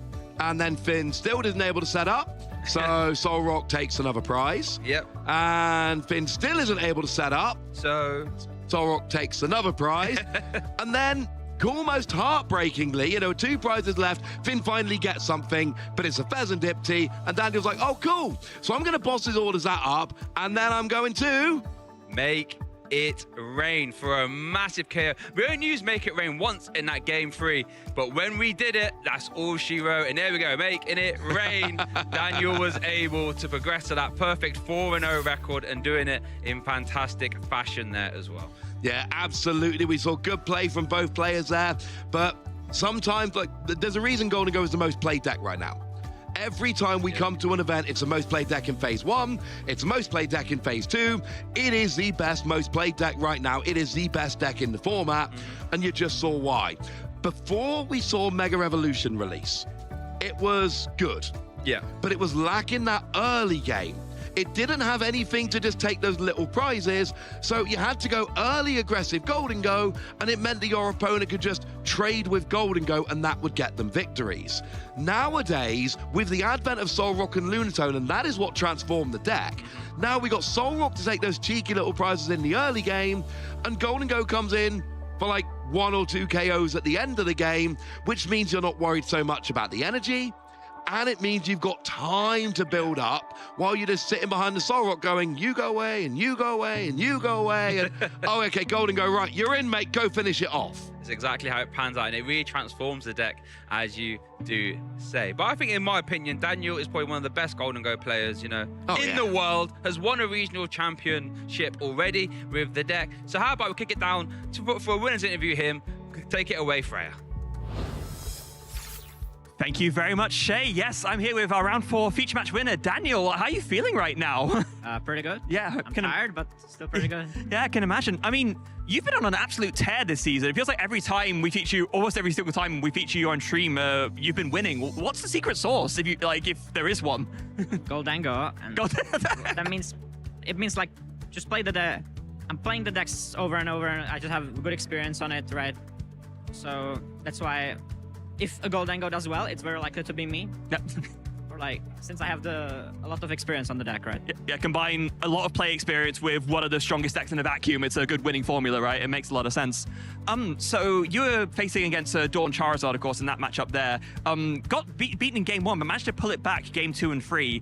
This deck is kind of like the new factor in the format. It kind of emerged in the hands of Nikolai, of course, in Stuttgart. How do you feel about the matchup against Dawn Charizard as the Goldango player? The matchup is slightly worse for Goldango, and mainly it's pretty scary, since if you just whiff a Gimmighoul or something, the game can be lost in an instant. The Charizard kind of forces you to play fast, and if your hand isn't super, you will lose. Yeah, I mean, that's what happened in game 1, right? Because he was able to take out both your Gimmighouls, and then your Goldango couldn't recover from there. Game 1 I actually lost, at the 4th Gimmighoul prize, and I'm pretty sure I had Super Rod in deck. And I'm a Super Rod hater, because the card a lot of the times doesn't do anything. In that specific situation, I could have Iron for the Super Rod, but I didn't have a Ball Surge in hand. Oh, so if I had a Night Stretcher instead of the Super Rod, I would have won the game 1. Yeah. Oh, it happens. So, yeah, you've been playing for a long time now. You had success in the Juniors Division and the Seniors, and now in Masters. Have you been playing how long you've been playing? I imagine there must be a local league you've been going to for a long time. Why don't you tell me about some of the folks that you play with at home? I'm playing with my main testing partners, Drew and Milo. Also, people on the Secret Box Discord also help sometimes. We have a few leagues in Czechia, but I'm not really going to locals that much. Yeah, that makes a lot of sense. And of course, I have to ask, the Groudon hat. There's got to be a story there, right? So this Groudon hat is borrowed from Martin Kaninsky, a long-time player. He's not playing that much right now. It's like Poké Park 2008. Oh, wow, okay. Martin has been wearing it for a very long time, and he borrowed it from me. Oh, that's very, very for now. It's awesome. Like, I love the hat. It suits you, honestly. Like, yeah. Is there anyone else like to give a shout out to? You talked about your local league, but anyone else like to give a quick thanks before we send it back? Yeah, I would like to give a huge shout out to Drew and Milo again, the Secret Box Discord, and Czech collector Petr Luba for borrowing me the altered Golden Ghost I'm playing with. Oh, very, very kind. So the Secret Box is formula to success. You heard it here, but that and playing the same great deck for a long time. Let's throw it back to the casters to continue on. Maybe find out how you can go to your local league and become a master champion yourself. Thank you for that, Fred. Always lovely hearing from regional champions, hearing about, going to local leagues, testing a lot. I know it's where I go to a lot, and you've been to local leagues a few times, right? I have. Nowadays, unfortunately, I have three young children at home, and I don't have a local league within like a 45-minute drive of me, so it makes it harder. I get down when I can, not as regular as I used to, unfortunately. But there was a time in my life where I was at league twice a week, every week, and just testing over and over and over again.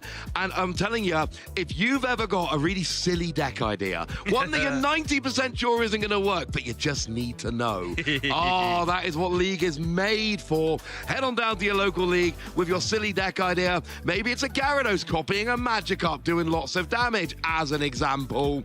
Yeah, Mysterious Treasure was a few years ago now. But whatever it is, get down to your local league. You'll make some friends. You'll get some testing partners. You'll have some really good ideas. Cannot, and I mean this in the most sincere way possible, cannot recommend it enough. Yeah, 100%. I actually recently moved house for about an hour and a half away from where I used to live. And when I settled in, got stuff unpacked and, got the TV ready, having my dinner, and I thought, wait a minute, I have to find new leagues. I got my phone out, had a little type on the event locator, and I have a new league. And I was seeing a lot of them here in the hall here in Birmingham. So it's always fun to get a new Pokemon community. Well, let's find out a little bit more about how you can get yourself a new Pokemon community.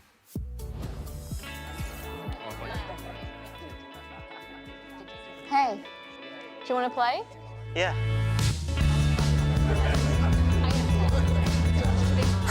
Nice. One shot?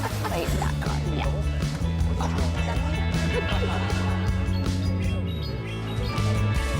I'll use twin cannons. Great game, guys. Bye. See you next week. Come play at your local Pokemon League. And don't worry, ladies and gentlemen, we've made it nice and easy for you. There is a QR code on the screen. Scan that code, follow the link, and that will help you find those local Pokemon events. And I got a little bit nostalgic just watching that video. There's something about local game stores, seeing all the games on the shelves, the players sitting at tables playing. It's kind of like my happy place. When people are like, when you're feeling stressed, imagine your happy place. For some people, it's sitting on a beach with a nice cool drink. Yeah. For me, it's either behind this desk with yourself, or is sitting at a local game store playing a very silly deck. Oh, and I want to echo that as well. And I like in that video, they say twin cannons for game. And that's something you don't hear too often. So I think that player was taking a bit of advice from you and bringing their sort of spicier decks to League. And also, I want to echo as well, that's 100% what I do. When I go to my locals, they haven't got a Scoobies what's in my deck box. Half the time, I don't really either. And we sort of work it out as we go. But it's so much fun getting involved at your local league. If you sort of watch these streams, you haven't been to sort of like a regional level event, you can sort of dip your toe in at the locals, get very proficient, get good, start winning some perhaps, and you can graduate over here. And you never know, we might find you on stream, or we have us silly people talking about it. The only thing I've got to warn you about, you need to be a little bit careful. What's that? Because it's really hard to play at League on a regular basis and not get that itch to go to a regionals and test yourself against the best. But you know what? Sometimes you can test yourself against the best. Sometimes you can learn from the best, and I don't think you get any better than Tord Reklev. So why don't we get some tips from probably the best player in the world?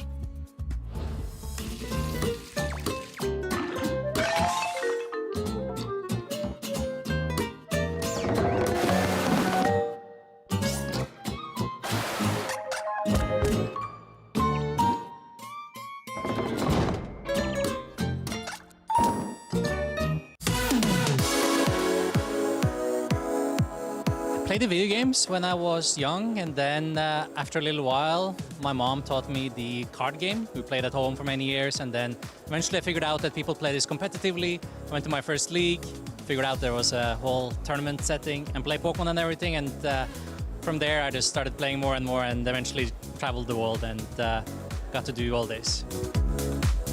My favorite Pokemon is Celebi. It's been my favorite since childhood. It's just small, cute. I really like the fourth movie, which Celebi was in, and yeah, it's kind of been like my lucky mascot ever since. I always go to the bathroom before games, just so I don't have additional distractions at the very least.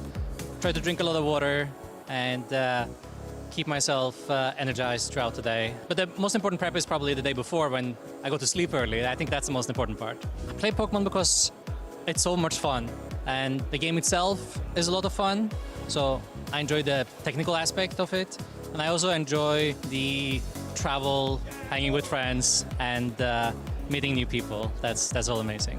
My best talent is definitely Pokemon, but I have other things I like to do as well. I have recently picked up chess a little bit. That's been actually quite fun. And then I also play a decent amount of tennis as well, which I also enjoy quite a lot. If I could be the designer of a card, I would probably like it to have some sort of consistency ability. So something that draws cards or something that allows you to come back into games that you're far behind in. So some sort of comeback card I think would be very cool. I think my favorite Pokemon events are probably the World Championships in Hawaii and Japan. It's really hard to choose between them for me, but I'll definitely go with one of those. I actually listen to some of the Pokemon music as well, which is kind of fun. But I like a lot of fast-paced music. I listen to a little bit of everything. I'm Team Blastoise. I always pick the water starter whenever I play the Pokemon games, regardless of which one it is. So then I would have to go with Squirtle, and then that's Blastoise. So I'm Team Blastoise. Hey trainers, Chip Ritchie here. In this short video, I'm going to take you through the basics of how to play the Pokemon trading card game. The Pokemon trading card game is an exciting way to enjoy the world of Pokemon. You can play at home with friends and family, online against other trainers, or compete to earn championship points and try to be one of the very best. Players construct their own decks of exactly 60 cards to play with. Most trainers play in the standard format, which only allows for cards with the newest regulation marks to be used. You can only have up to 4 copies of a single card in your deck, with the exception of basic energy. There are 3 types of cards in this game: the Pokemon themselves, which you use to attack your opponent's Pokemon, trainer cards to help you support your deck's strategy, and energy cards to pay for your Pokemon's attack costs. There are 3 main types of Pokemon in this game: basic Pokemon, which can be put directly into play on your bench, Stage 1 Pokemon, which can be played on top of basic Pokemon to evolve them, and Stage 2 Pokemon, which evolve from Stage 1 Pokemon. Check the top left corner of your card to see what stage your Pokemon is, and also what Pokemon it evolves from. Pokemon have different attacks and abilities that they can use. Most attacks require a certain amount of energy cards in order to use them. We'll go more in depth on this later. Pokemon also have HP, which lets you know how much damage that Pokemon can take before it is knocked out. There are 4 types of trainer cards you can play: supporters, items, tools, and stadiums. It's very important to include plenty of trainer cards in your deck, as they will help you to more consistently execute your strategy. There are only 2 different classifications of energy card: basic energy and special energy. You need energy in order to use a Pokemon's attack. You can attach an energy card to one of your Pokemon once during each turn. Some Pokemon require specific types of energy in order to use their attacks. Each basic energy provides 1 energy of its type, or 1 colorless energy at a time. The main areas of the game board include the active spot, the bench, the deck, the discard pile, and your prize cards. You may only have 1 Pokemon in the active spot, and this Pokemon is the only one that is able to attack. You can have up to 5 Pokemon on your bench. To start the game, flip a coin or roll a dice to determine which player will get the first turn. Then, each player begins by drawing 7 cards. You must have a basic Pokemon in your hand in order to begin the game. Place your Pokemon face down in the active spot, then set out 6 prize cards to the side. Now you and your opponent can begin the game. In the Pokemon TCG, players take turns playing their cards. On your turn, the first thing you do is draw a card, and the final thing you do on your turn is announce an attack. The order in which you play cards between these two steps is up to you.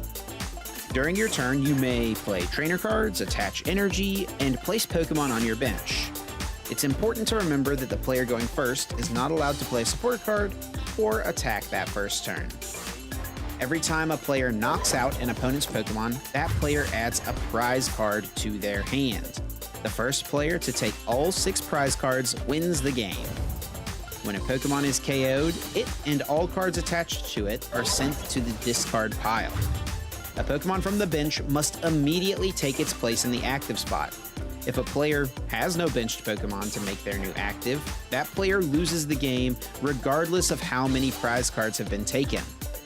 As mentioned earlier, players must start their turn by drawing a card. If a player has no cards remaining in their deck at the start of their turn, then that player loses the game. These are just the basics of what it takes to play the Pokemon TCG. Be sure to tune in to our Championship Series coverage, and to learn more, visit Pokemon.com/play.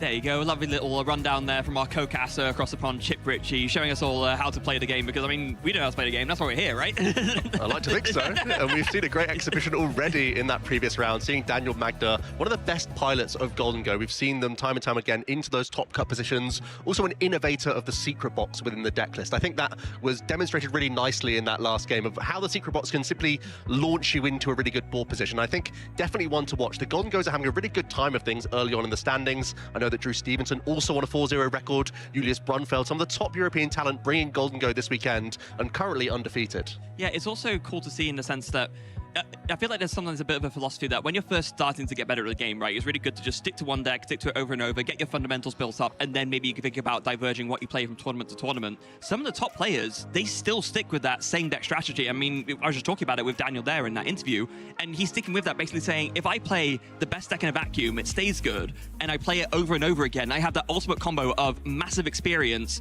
with the best deck in the room. How can I lose? And you can see that sort of experience shining through, especially in this newer matchup. Absolutely. The Dawn Charizard kind of came to meet Golden Go as a brand new force to say, I can have a good time into this matchup with the use of the Dust Noir Curse Blasting, forcing a prize to try and manipulate a prize map for that Briar. We could see Daniel over and over again almost trying to play that 7-prize game intentionally against the Charizard player. You normally see an opponent try and have the fastest route in terms of the fewest attacks to win a game, but against Charizard you have to go a little bit differently. You have to be more afraid of when Charizard's on a 2-prize or 3-prize sort of map, because you know then they can have the scary cards of Briar and Dust Noir at their disposal. If you go down to just 1 prize card remaining, the best they can do is INO and attack with a Charizard. Normally against everything else, that's terrifying. 330 hit points, absolutely. giving you just 1 card to work with, but Golden Go specifically is actually quite comfortable in those positions. Yeah, and we saw that bear out a couple of times, both today and also in previous streams where we've seen the two decks go against each other. Though, of course, the interesting thing, we've had, of course, the tournament in Stuttgart where Dawn Charizard really made its breakthrough. We also did have a regionals just last weekend in Toronto where Dawn Charizard definitely was around, but it didn't quite break through in the same way, did it? Yeah, so I had my boots on the ground in Toronto, actually. You were playing, weren't you? I was playing Golden Go myself, so I was part of that 21% who were believing in this archetype. And the Charizard, there was a lot of talk going into this tournament because there was so much emphasis on Charizard, especially the Dawn build, winning from Stuttgart. Of course, players are then able to collect their thoughts around the deck, and there was lots of chatter around Team Rocket's Watchtower, that tech card. I think that's why you saw more Charizard players opting to go for a more traditional build with Pidgeot EX and just going for good old-fashioned rare candies and Tatsugiri and whatnot. Still having the Dust Noir package in there, but a few people were straying away from the Dawn approach that has been so popular over in Europe and is still going to be seeing a lot of play here. But really the story, more and more so throughout Toronto, became that Dragapult Dust Noir versus Gardevoir tug of war. Yeah, and kind of cementing itself as like increasing more in that presence in terms of the balance of the big four, right? Because the big four is really where we're at currently with Charizard coming in. These are the top 4 decks. Now, this is what we had with phase 1, the big 4 and Zorok at the end. As we go into phase 2, we see, wait, hold on, not much has changed. Yeah, that's why we're creating this narrative of a big 4, because Enzorok Reshiram, yes, it's been around. It's never been a super popular archetype, and it is trying to pretty much target the Gardevoir matchup. It can also be frustrating, especially with a Psyduck tech in the deck. It can be annoying for the Dragapult players, you know, allowing that Reshiram to be so powerful. But then also, most recently, the Enzorok is trying to incorporate heavy Toad Scroll packages. I'm talking 2 Super Rod, 2 Lines, and 3 TM Evolution. People are really trying to say, no Golden Go, stop using your superior energy retrievals, allow me to tank with my Enzorok. That's sort of on the outside looking in as a counter to the big 4, really. It also is a little bit troubled by Charizard, but it's trying Watchtowers itself. So that's a deck perfectly geared to try and target the top 4, and that's why it's just creeping in there. Yeah, absolutely. And it kind of bears out a lot in a way that Zorok, kind of like Zorok GX of the past, right, with the trade ability to just drawing a bunch of cards, is not just about the fact that it has the counters, it has space for them because the skeleton of the deck is smaller, and you're drawing so many cards, you're going to find those counters when you need them more often than not. And even more crucially, it has that filtering mechanic. Yes. In the matchups where the tech cards are useless, you throw them away and it's extra draw. So even the bad cards you're drawing allows you to have future fuel. Yeah. Now, if we take a look at the top 8, I don't believe there were no Zoroks in the top 8, were there? Not quite. But something else also missing in the top 8. Where's Charizard? Yeah, those Charizards. It seems like the Dragapult uprising really came. There was a lot of Charizards in that top 32 block, but not quite so many making it into our eventual top 8. There are some standout players on the Gardevoir, though. Brent Tonneson, a player who we've seen time and time again at the top tables. Also seen Giovanni Sasso there with the Jellicent TX build. That was the build that seemed to come out on top. There's still that debate going on between a sort of turbo Gardevoir approach. We saw Henry Chow piloting a much more low-to-the-ground build with just some basic Pokemon, Luxurious Cape coming into that build to buff up some of the single prizes, but overall it was the Jellicent having the best time of things, and then a complete wave of Dragapult Dustoir at that tournament. Yeah, a complete wave of Dragapult Dustoir, as you rightly said, probably to kind of account for the rise of Dawn Charizard, and then Raging Bolt EX. I know, yeah, coming in there. And it wasn't just Andres either. There was a few other players on the exact same 60 incorporating that Wellspring Mask Ogerpon EX and sort of pivoting towards Crispin being one of the crucial support cards within that list to give yourself that really early pounce pressure on multiple single prize Pokemon. Shaman really isn't able to be fit into a number of these lists right now. The Gardevoirs, the Dragapults, they're not fitting it. They're going for other tech inclusions because of the field that we're looking at. More people are concerned about their mirror matches or the Golden Go. So the Shaman sort of goes under the radar, allowing Wellspring Mask Ogerpon to be this amazing pressure Pokemon. And when Raging Bolt takes the first 2 prizes rather than the first 1 prize that we've been accustomed to, that's when its prize map really cleans up. It does. And then, I mean, you still have, of course, the single prize Rage Bolt Thunderburst Storm that does have, it can just hit anything and still is very, very strong. The lack of Shaman helps that too. And that bore out because it did make it all its way all the way to the final. Yeah, and it was a really close final as well, coming down to that final game. And unfortunately, Andres didn't have the perfect hand in that game number 3, kept drawing into energy cards when just any top deck could have put him back into a really good spot. But take nothing away from Giovanni with another fantastic performance, this time with Gardevoir. And this is a matchup that part of the reason why we see Raging Bolt falling off in that popularity, there was the expectation that Gardevoir can pretty much clean up in this matchup. But I think Andre made a really good case for their build where the Wellspring Mask was integral to making it a really close run finals. Yeah, it's kind of, you sacrifice like a little bit of that consistency, but the power trade-off that you get is worth it. And that's when you're doing a deck build, especially with a deck that isn't as common anymore, it's kind of fallen off. That's the balance that you need to strike in order to have success with those archetypes. And Andre did that beautifully. But yeah, falling to Giovanni Sasso, who adds himself beautifully to our list of North American regional champions. I've noticed there's, for any event champions, half the people on there are from North America. That's true. Tord Reklev from the EU also being able to take one of those direct invites away from the Americans, but also you're seeing Liam Halliburton there, Jackson Ford. These are players who have got multiple top cuts as well. Liam has got very close in a number of these tournaments, also in Toronto, I believe, either a top 16 or top 32 placement, still with that Zoroark archetype. So I think more and more often we're seeing the progression of Phantasmal Flames is stick with your favored deck and then just make those small adjustments. Yeah, absolutely, it is. And I mean, if there's anyone who's been a big champion for Zoroark, especially, we're talking about the last of the sort of the not quite the big five, but like the best of the rest, as it were. Yeah, Liam has basically been the one big championing that. One with Zoroark all the way in Pittsburgh, and is just kind of stuck with it, kind of in a similar kind of philosophy to what Daniel was talking about at Golden Go. Yep, same could be said for Reklev, who has basically just been piloting this Mega Absol, Mega Kangaskhan box. As soon as these Mega Evolutions hit the field, he started adapting that strategy, and even though it's not that popular in the room right now, Tord is still choosing to innovate with that deck. Yeah, so is he still playing it today, I believe? Yeah, it is. So, yeah, like, and doing very, very well there as well, I believe. Yeah, I mean, it's Tord. Yeah. He doesn't even need to be said, I guess, most of the time. Doing well is doing well. Looking at the other sort of players who are currently on that 4-0 record, I am seeing a lot of other Charizard Pidgeots. A surprisingly few number of our top players that I've sort of been scouting through. This is only a small snapshot, by the way, but not many of them are picking the Gardevoir for this tournament. I've seen a lot more Dragapult, a lot more Charizard, and a lot more Golden Go. We saw in the overall sort of Phase 1 field, Gardevoir still fairly popular, but the very top players, at least that I had my eye on coming into this tournament, haven't chosen that deck. Why do you think that is, Freya? Well, I think this is to do with an interesting divergence that we see in general, where it seems like a lot of the top North American players tend to favor Gardevoir, but a lot of the top European players tend to favor either Golden Go or Dragapult. It's kind of like drifting in preference. I mean, these are all solid decks. You know, they can all win tournaments and go very far, but there's this interesting like difference in regional preferences between what are the top decks to choose. And yeah, Gardevoir is very much a North American archetype, more so, I would say. Yeah, I think that is one thing you'll definitely see this weekend more than any other, because Birmingham is also coinciding with Merida and Auckland. This definitely feels like a European tournament. Big time, yeah. Whereas so much more often these regional championships have actually ended up having a blurring of US players, Japanese players, players from all over the place. But this weekend it definitely has that European flavor. So that's why you're seeing those small differences in the metagame for this weekend specifically. Yeah, I mean, that bears out in the champion graphics, right? We were just talking about it, where you're looking at the European champions graphic and you see Japanese players from North America. You go to North America, towards there, we have Latin American players there. It is more of a global game than perhaps it ever has been, and it's just continuing to go more and more in that direction as this tournament circuit expands. But the good news is we have more European talent on show in our round number 5, and our players are sat down at the table. So let's head on over there and see some more action for some top players here in the tournament at the Birmingham Regional Championships. Yeah, here we go. So I do believe these look like a couple of familiar faces, I believe. I think we've seen maybe one or maybe both of them on stream before. Yeah, well, certainly Drew Stevenson on the left there has been having an exceptional season. Drew's one of these players that's come up through those lower age divisions, has had a lot of great results as a senior, and recently in the Masters division, very similar to Daniel actually, sort of co-creating this Golden Go build with the Secret Box being so integral. Hashtag Team Secret Box. Team Secret Box.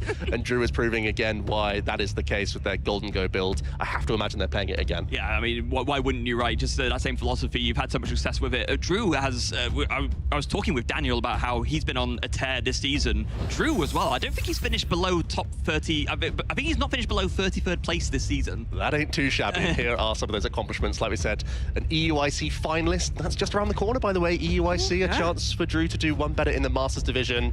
Also a World's top 32 in the Seniors division. And a couple top 8 so far in Stuttgart as well as in Frankfurt. So enjoying those German tournaments right now. Not just getting those top 8s though, also being sort of the top of the standings and really allowing themselves to avoid the asymmetrical cut as well. He's really been on these ridiculous records with the deck as we get into some prize cards. We got some prize cards, and we're now finding out what John is playing. I think we're going to see some Bunny Dustlar action going on the stream right now. Yeah, this is another sort of deck that's a little bit off the radar, where you're trying to really get aggressive as quickly as possible with your Mega Lopunny EX. It is a 3-prize Pokemon, so we'll have to be careful about that prize map. But here we are, Freya, the fist bump, and we're kicking things off with John, who has a Ditto in the active position, and it's a Solrock for Drew. John can immediately use the ability on their Ditto to find any basic Pokemon and swap it, thanks to that transformative start. And we'll be able to look towards possibly something like Fan Rotom. That's a great option within this archetype to start accessing some Baneri. That's one of the options. There's also the Mega Kangaskhan EX that could be an alternate route, with that Run Errand being a bit of a side engine for the deck as you go through. Yeah, no kidding. I mean, Ditto may be literally the best Pokemon you can start with in the entire game of Pokemon, because it can become absolutely anything else. Only works on the first turn, but if it's in the active on your first turn, you can go ahead and swap it with basic Pokemon from your deck and put it out. Absolutely phenomenal stuff. Now, let's talk a little bit about this Bunny Dustlar deck. So, The main focus of this deck is to set up as wide a field as possible of Baneri and Duskull, so that you can evolve up the Baneri into Mega Lopunny, do very, very efficient damage with its Gale Frost attack, just does 230 damage for a single energy, and then you combine that with using the Dusknoir and Dusclops's Curse Blast, put damage counters on your opponent's side of the field, and just basically take KO after KO after KO and combine it with these proactive combat cards like Counter Capture and Iono. And I'm seeing an early Baneri into an Ultra Ball, going to be throwing away a Budew as well as a Blood Moon Ursaluna. Similar to a Dragapult Dustoir, the Lopunny build can very much sit back behind Budew, wait to build enough of these Curse Blast Pokemon, and then completely annihilate a board all in one go with a flurry of abilities coming down onto the board. But also, the Mega Lopunny, its base damage output from Gale Thrust, its single energy first attack, does 60 base, but when it jumps into the active position, it deals 170 more damage. So I do think John is going to possibly have to try and utilize their Curse Blasters to help the Lopunny, in this case, reach on those Golden Go EX. Yeah, you're going to be a little bit short on damage otherwise, of course, Golden Go EX having 260 HP. But the other thing you can do is, and I mean, unfortunately, it's not worked out quite for John here, only able to get down one of each.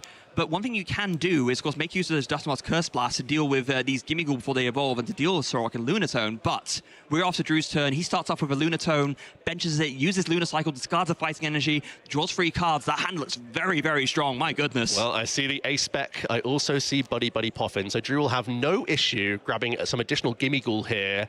And then the debate for Drew is, do I continue to try and set up my board as best as possible with the Secret Box grabbing Arven, or do I go even more aggressive and try and use a boss on turn 1 of the game here, targeting down that lone Baneri? Yeah, it's a very important debate to kind of have with yourself, because, of course, if you do KO that Baneri, John doesn't really have a great way to attack. Like, that is kind of it in terms of you'd have no energy acceleration. You're really relying on this one energy Gale Thrust. So if Drew can go for that, that might honestly be worthwhile, but I'm sure that's the decision he'll be thinking through right now as he goes for this Buddy Poffin, and he does get those Gimmighoul very nicely set up onto the bench. And this Rocks build of Golden Go really has 2 modes of aggression. Early on in the game, you're trying to weave in that Solrock as a great attacking single energy option. 1 for 70, very efficient, dealing with lots of evolving Pokemon, lots of early engine Pokemon like Budew, also stopping things like Tatsugiri. So that's going to be Drew's initial attacker. Whilst at the same time, you're fueling your discard pile with the draw from Lunatone. These 2 work in conjunction so well together. And that's when you sort of pivot towards your multi-prize Pokemon. When you see other higher hit point threats hit the board, then Drew can look towards the Golden Go. Again, a single energy attack cost with that Golden Go. Make It Rain has a potentially unlimited damage cap. You're limited to the amount of energy that you can throw away from your hand, essentially, how many resources you can accumulate.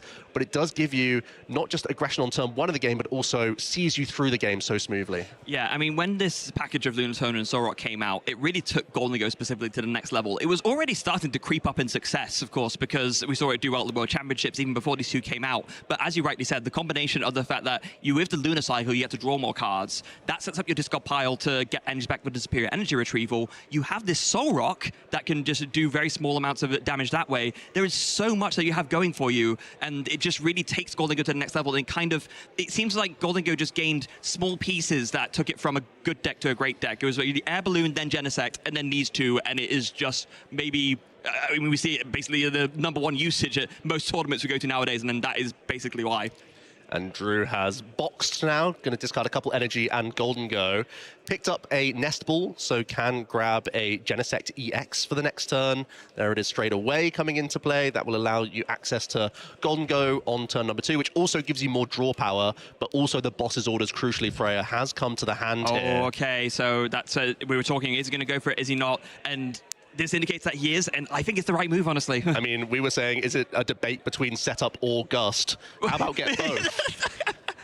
I mean, Secret Box just lets you do that, right? There's a reason why this has been the A-Spec of choice for so many archetypes, because you don't need to really pick between aggression or setup when Secret Box gets you one of every single kind of trainer card and just lets you, like you said, do both. Smooths out the deck so fantastically well. Artisan coming into the mix, those tool cards can be so helpful. There's the boss's orders on the early Baneri. The first prize card goes to Drew, and he already knows that he's really hindered John's aggression on this turn to the game. It's going to be basically another turn off of pressure altogether. all they can do is start developing their board a little bit more. I did see, well, there's help from Artisan already, but also a Buddy Poffin in the hand, and that's before a run errand as well. So at least John will be able to start mounting some sort of comeback, unless the Fan Rotom can get into the mix here for a response KO. That would really be the only attacking threat this turn. Yeah, with the lack of energy acceleration, as we were talking about earlier, there is already a stadium out, so of course that assault landing attack on the Fan Rotom is enabled. 70 damage for 1 energy. There needs to be a stadium in play to do it, but I mean, that is an option for him, and that's pretty much the only attack he can do. That will very nicely take out one of these Gimmighoul on the bench, but that does mean that John would need to find a Gusting card to do it. I'm actually seeing a glaring issue here, Freya. The first Baneri has been knocked out, and there's only 2 copies of Baneri in this list for John. It's a very thin line, and the other one's in the prize cards! The other one's in the prizes, so there's going to be no use of Buddy Poffin. It is just a run errand here. We're looking for Night Stretcher. Oh, no! I'm not seeing much coming out. At this point, do you rare candy into Dust Noir and try and hunt for the Baneri from the prize cards? You might have to. Although John is playing this Buddy Poffin now, does he realize he must know? Surely. Although no, has he had a chance to search deck? Well, he's searched deck Artisan, but just from the Artisan. But the Budu is already in the discard pile. There's only more Dust Skull that we can find here from the Buddy Poffin. There's just going to be just one as well. Because another's Good. in the prizes. This has been a really tough start for John. Really good pressure from Drew, having the natural secret box A-Spec in hand. John will give themselves 3 more cards to see from Flip the Script from Pheasantipity EX here. Really needs to be bailed out by finding some Night Stretcher. I mean, how many? There's 2 of them in the list, so I mean, it's not impossible, but it's not exactly likely either. It's going to be either finding some kind of supporter to see more cards, or the Night Stretcher. I see an Iono, I see a Hilda, it looks like, and is that a boss? Is it literally 3 supporters? Yeah, so you can just go another turn without Lopunny and go for simply a single prize knockout here. If we have a Gusting effect, like you said, there is the boss's orders, I believe, Freya. Yeah. There it is, the Fallout Giovanni's boss, but Ultra Ball coming in first. I mean, there's a lot of cards that aren't really helping you right now, so yeah, just thin them out while you can. Not that it matters that much against a deck like Golden Goat. It doesn't tend to play much of any hand disruption. No. So I think you feel pretty safe with your hand staying as it is, but all the same, you need to get something going here, and I imagine it's probably going to be for either a Dusclops or a Dust Noir. I feel like Dust Noir, then you can use your boss's orders as well, take out 2 Gimmighoul in this instance, and really try and limit Drew as much as you can, knowing that Drew already searched for 2 of those Golden Go EX on the previous turn. So was the rare candy already in hand that we saw? We do have a rare candy. Okay, so there we go. And that's the only thing that John can really come up with here with a fight back. First of all, there's the chance to just find your Baneri straight away from this Curse Blast. That would be ideal. Yeah. Although we do see there, it is kind of in the middle of the prize card, Yeah, so if he takes it from the bottom up... It's not going to work out, but at least having the chance here from his perspective. Yeah, so here we go. Curse Blast knocks itself out. 13 damage counters onto that Gimmighoul, knocks it out. 1 prize card for each player. Actually, does get a Dust Skull. That's not bad either. That might have to come down, because at this point you might immediately be pivoting towards a Blood Moon Ursaluna win condition and say that possibly. the time is up for Lopunny. I've run out of time. Yes, too late. There's the boss's orders. Yeah, so this is absolutely the way that John can go back into this game. Use the boss's orders, combine with the Dust Noir, take out a couple of Gimmighoul, leave Drew access to only 1 Golden Go, and maybe force a continuing angle with the Soul. Which, granted, if you're Drew, maybe you don't even mind that much. There's a lot of questions for Drew now. If you can take a 3 prize knockout on that Mega Kangaskhan, I know I'm asking for a lot here. It would really shut down any sort of play from John in future turns. Like, dealing with Blood Moon Ursaluna isn't trouble for Drew, because the Golden Go is well out of range of a knockout, and there's no other damage mods outside of the Curse Blast abilities. So that would really put Drew in at a massive lead where you basically can't lose from that position. Failing that, a single prize knockout is still really good for Drew here. He could just take the turn to try and reload some Gimmighoul back into his deck, use something like a Super Rod, an Artisan, take the 1 prize knockout and say that I can deal with this Kangaskhan later. Yeah, because once you take out 1 prizer, that's a Kangaskhan, that's a Mega, it's worth 3 prize cards, so that will just win you the game. But of course, if you do it the other way around, then like you said, you can't Curse Blast anymore, because that'll give your opponent a prize and you lose, so it just takes away all your damage modification, and then what are you doing? Here comes the Artisan then from Drew, and it will be already a Gimmighoul coming in. Potentially another benefit, as Drew was looking through the deck there. If you take a single prize knockout, you could also get a manual attachment onto a Mega Morwal EX Oh, this that could turn. be good, yeah. Yeah, getting ready for the Gobble Down attack that deals 80 times the number of prize cards you've already taken. And that would help set you up for potential Pheasantipity EX, and also it would really pressure John from using those Curse Blasts, because donating the prizes would allow Drew to get closer to winning the game, but also pushes the damage output from that Mawile. Oh, an interesting draw, though. We do see the Hops Cramorant. That could also be an option. John is on 4 prize cards left, so that Cramorant will be able to attack for 120 damage. I mean, I don't think you do at this point. It's probably better just off as fodder, but it is an option that Drew can use and probably uses a lot in other matchups, maybe not as much this one. Yeah, I think it's a crucial mirror tech at the very least, and can come up in other situations as well. Those board states where you want to remain a 1 prize board and sort of have a standoff with your opponent to try and make it happen. Drew here, I think, is doing a couple fins of cards with these gongs before putting 1 Golden Go into play. I feel like you would always put 1 Golden Go down here for 1 final draw, but I think is pretty content with the knockout for a single prize here. Yeah, I mean, the Sort's already there, right? You don't need to push more damage with the Cramorant, so why even bother? Just use the thing that's in front of you and use less resources. And like you were saying, you take 1 knockout here, the Mega Kangaskhan is always there sitting pretty. You're drawing 1 bajillion cards. Chances are you can get, 6 energy into your hand and a boss's orders to win the game. Yeah, let's see 1 card from Coin Bonus on the bench. This ability draws only 1 when the Gongo EX is on the bench, but does draw an additional card when it's in the active position. I think Drew also debating that Bravery Charm, whether or not it's relevant, if ever you're going to see some more Fan Rotom attacks coming in. There is the Mega Mawile. Okay. So an attachment there also seems pretty reasonable. I like it on the Golden Go. I also like it on the Mawile. One thing to bear in mind is that Drew does have 2 of their superior energy retrievals in the prize cards. That might lead you further towards the Mawile approach here. It's a good thing to have it in reserve, right? Because, like you said, you just force John into an awkward position no matter what. Debating a Bravery Charm, actually, onto the Genesect. Now, maybe needs to be a little bit careful here. That will put the Genesect further out of range of being KO'd, but it also does mean you can't then attach a Floatstone to it, and that could maybe come back to bite him. But let's see how it pans out. The good news is Drew still has access to those Professor Turo scenario, but it would slow down the approach. You can't use a Professor Turo scenario and a boss's orders on the same turn.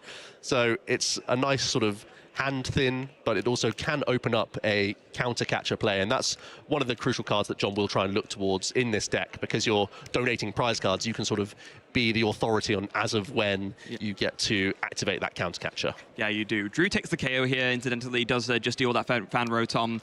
John responds with a Run Errand, draws 2 cards, and then another 3 off the flip the script. Now, there is something that I just thought about that I really want to draw attention to, because I think it's important. We were talking about, is it better to do the 1 prize or the 3 prizes first?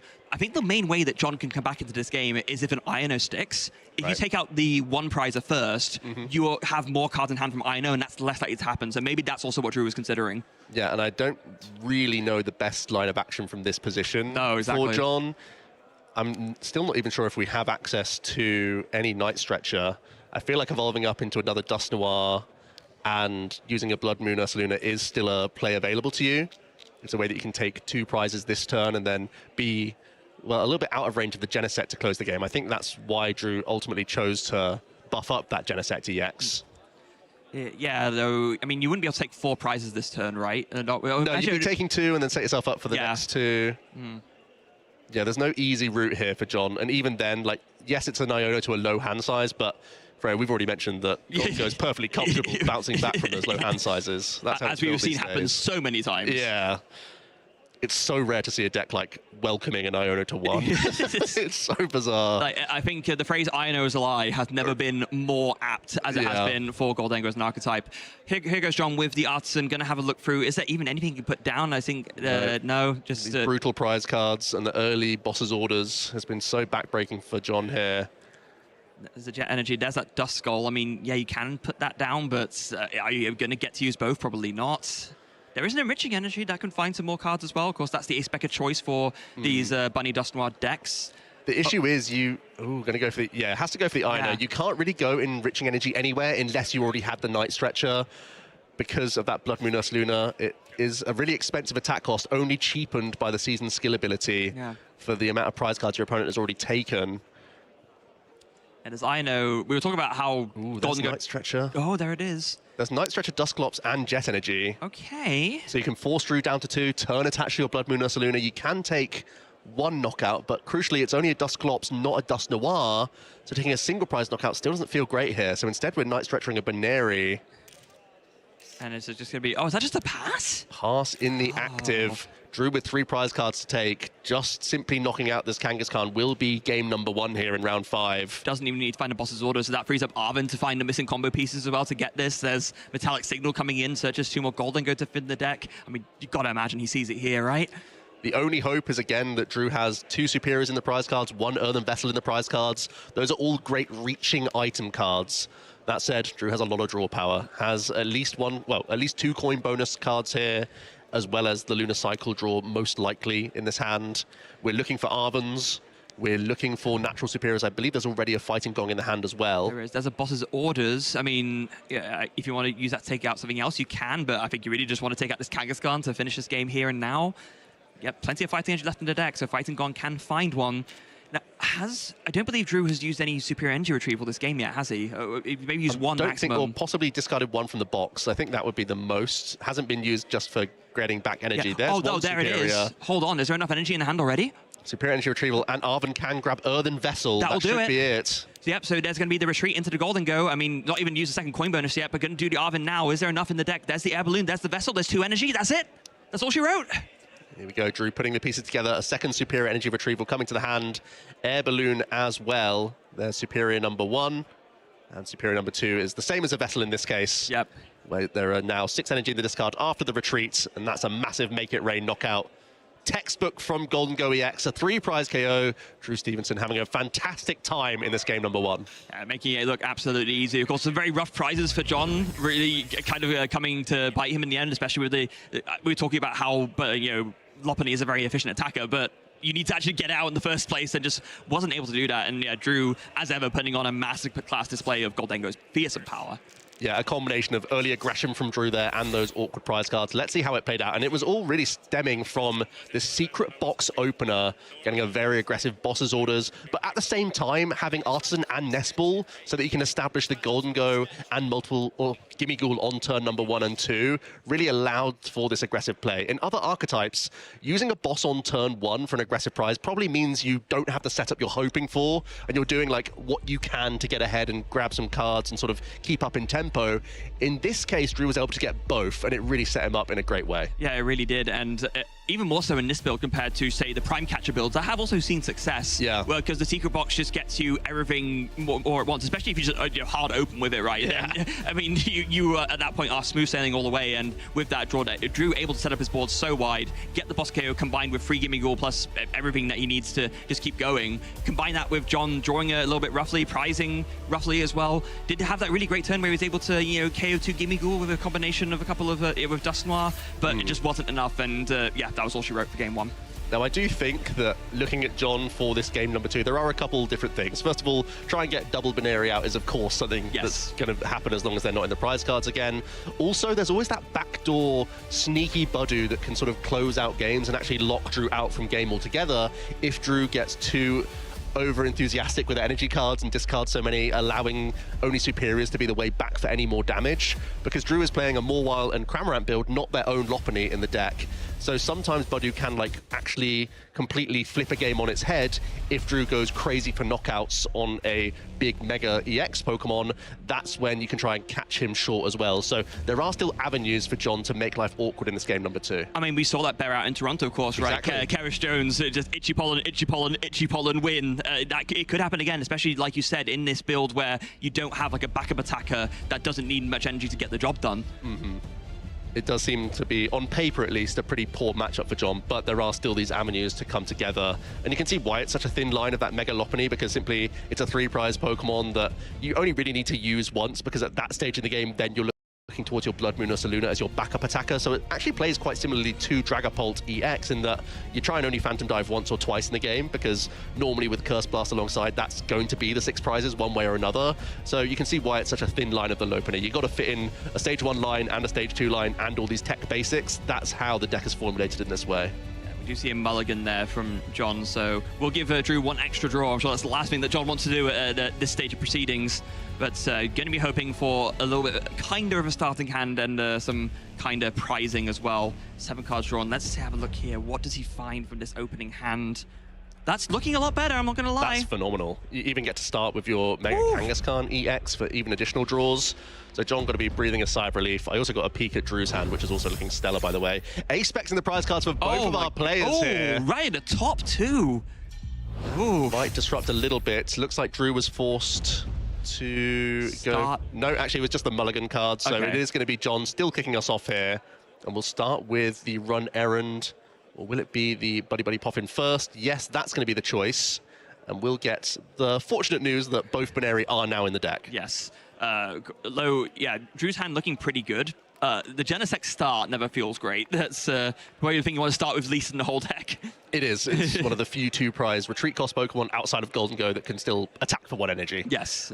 But with the amount of pivots available, I don't think Drew's going to have too tough of a time. And is already holding on to a number of Gong and Nest Balls, so got to be pretty chuffed with that one. But it is going to be the Duskull coming out first for John here, because I believe there's also the Fan Rotom in the hand. Yeah, it's in the hand already. Which is a phenomenal ability on exactly turn 1 of the game. Fan Call can grab up to 3 colorless Pokemon with 100 hit points or less. And that really allows the Lopunny to have this very low maintenance engine.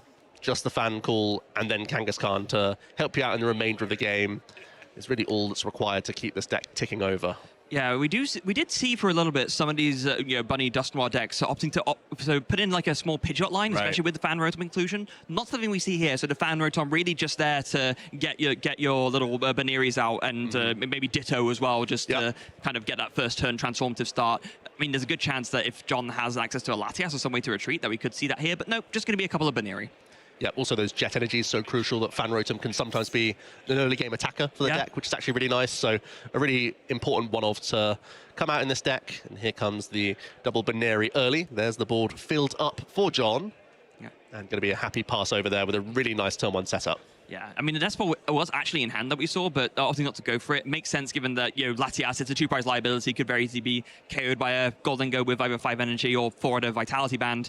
But we go over to Drew, going to start off straight away with that Metallic Signal, grab a couple of Golden Go EX from the deck, and yeah, like you were saying, Joe, that hand is looking very, very strong. There is a good chance that we could see, maybe not quite as ridiculous a start as in the first game, given that the Secret Box is prized, but we could see some very, very strong early aggression still. Yeah, thanks to the 300 hit point sponge in the active for John, it's going to be tough for Drew to find that single prize knockout. I didn't see a Boss's Orders effect, and with that secret box in the prize cards, it's going to be a little bit trickier. But Drew can then focus on just trying to set up this turn, just try and get multiple Gimmighoul down, try and get that Lunatone Solrock package available, maybe try and protect this Genesect EX as well, because it's a really easy target for a Lopunny EX to take out early. And the one thing that John has done is create a really intimidating board position where there's multiple potential Curse Blasters coming down and a potential 230 damage coming out from that Lopunny really quickly. So this is the whole MO of a Lopunny. Yeah. Put that pressure on early and say that I have a lot in my reach here. It's a stark contrast to game 1 where John basically had a Mega Kangaskhan, a Baneri, and a Duskull, right? It's just, it doesn't even compare. Here's Fighting Gong number 1. We do have at least one of each of the rocks in circulation, not in the prize cards, so going to grab one of each of those. It does have an Earthen Vessel as well, so I can go ahead and grab some energy out from the deck. Another Gimmighoul as well. Oh, this hand is so strong. I think that might also be the Boss's Orders there as well, actually. Oh, no way. So it could be a turn 1 Cosmic Beam knockout. Just depends on whether you find a way to pivot this Genesect without using your supporter, I guess. That's going to be the one piece that's missing. But if you can do that, if you can go for that, you absolutely do. Now, the question is, if you do that, do you target one of these Baneri or do you target the Duskull? Because you have 2 of each, so it's really a matter of what does denying the higher quantity of have a bigger impact on your opponent's board. What are you thinking here? For me, I'm just intimidated by the Duskull. I welcome the Mega EX Pokemon coming into play because Golden Go will feast on those, provided you can remove enough energy. So I think you really are much more afraid of the Curse Blasters. Here's the 3 cards from Solrock then. Picking up Buddy Buddy Poffin. This is ideal for Drew once again. What a turn coming out here. Yeah, no way to pivot, but yeah, do you even care at this point? We already know there's another Gimmighoul in the hand as well, so that's going to be all 3. Oh no, the Air Balloon's there! We got Air Balloon. I'm pretty sure there's Boss's Orders. If that's the case, Drew is once again flying through this turn. Who needs Secret Box, I guess? Sometimes you just draw from that Lunatone. There it is. Goodness. Boss's Orders on Duskull. Here's the early knockout. In addition to triple Gimmighoul and Genesect, just how Drew drew it up in game number 1. It's happening again. Without a single ace spec played for the good measure. Wow. Okay. So that was an incredible turn from Drew. Going over to John here, who already, like we said, has a much stronger board than he did in the first game. So we'll be able to possibly mount a somewhat of a better comeback here. Going to start off with the run Aaron, draws a couple of cards. Already has the Rare Candy and Dust Noir, so that's great. Another Rare Candy and a Pheasantipity EX. That could help him dig a little bit further. The Rare Candy is not going to be much use, of course, given that we don't have any more Duskull out. But we do have a Nest Ball to grab another one. Yeah, that might be necessary at this stage. Like we said, the Lopunny EX is capped at its damage that little bit, so can't have the perfect reach onto the Golden Go EX. The math just doesn't work out so smoothly with Gale Thrust, especially with the A-spec choice being the enriching energy, not anything like maximum belt or anything like that. Yeah. Oh, but hold on a second, actually. John does go ahead and now use the Nest Ball to bench the Latias. This, to me, telegraphs that there probably isn't a Jet Energy coming into play here, because otherwise you would probably save that bench slot for something else. Here comes the Curse Blast then. This also opens up the bench space for Pheasantipity EX that's in the hand. So he will still have access to flip the script. I think that's a big supporter pickup. The Lily's Determination coming into the hand. Yeah, it is, although, I mean, he's just taking a prize card now, so he'll be drawing 6 instead of 8, which is a little bit unfortunate. That's true. There's not a Duskull, though. And that means there'll be no access to Pheasantipity, though, so just going to go for the Iono. Yeah, we are still in need of a couple of big pieces here. We need to find energy, of which there's only 5 copies in the deck, 2 of them in the prize cards, by the way. Yeah. So yeah, one of which is the enriching energy as well. One's the enriching. Do we see... No, I don't think I saw any energy here. No access to Lopunny either. Oh, that's brutal. There's a Hilda. That could find an energy, but you've just played your supporter for turn, so is it just going to be a pass?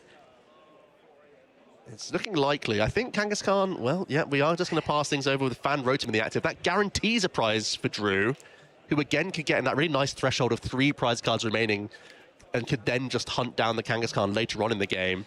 Yeah, it just feels so rough for John, right? I feel like the way, as the Bunny Dust Noir player, that you win this matchup is if you can just get enough Ghosts out early on and enough, Dusclops and Dust Noir to basically just prevent them from ever setting up. Drew has set up so effectively both games that John has never really had the chance to do that. No.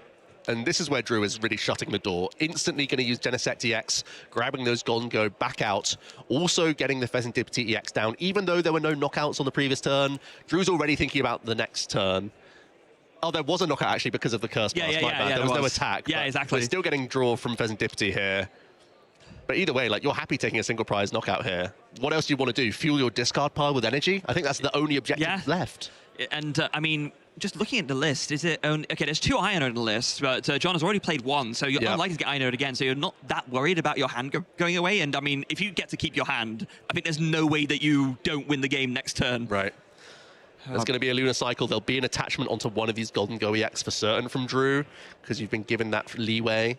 But I don't think you need to get too creative. Like, sure, maybe Chase the Duskull has some upside, but I think just taking the single prize knockout, reserve your bosses for later is the best here. Yeah, because, I mean, you just want to close out this game by using boss on his Mega Kangaskhan and announcing Make It Rain for 300, right? That's all you need. So just take the prize that's in front of you, keep your resources there. I mean, yeah, you can fin out maybe some more useless cards with Evan Vessel. That's great, just in case you do get Iron Node. Maximize your chances of finding the combo pieces again. Yeah, just Drew just not missing a beat and just playing superbly here. And not just a useless card, an energy card, which is actually really beneficial to start activating your superior energy retrievals. Fins the handout and also makes your superior energy retrievals better. Another Fighting Gong for good measure. Still plenty of energy in the deck, like fighting energy specifically, so we can grab one of those for good measure as well. Start up his discard pile, even better. Just, yeah, what do you do if you're John here?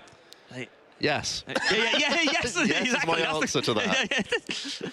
Here comes Golden Go EX into the active. Drew almost taunting at this stage, saying, sure, I'll take 1 this turn.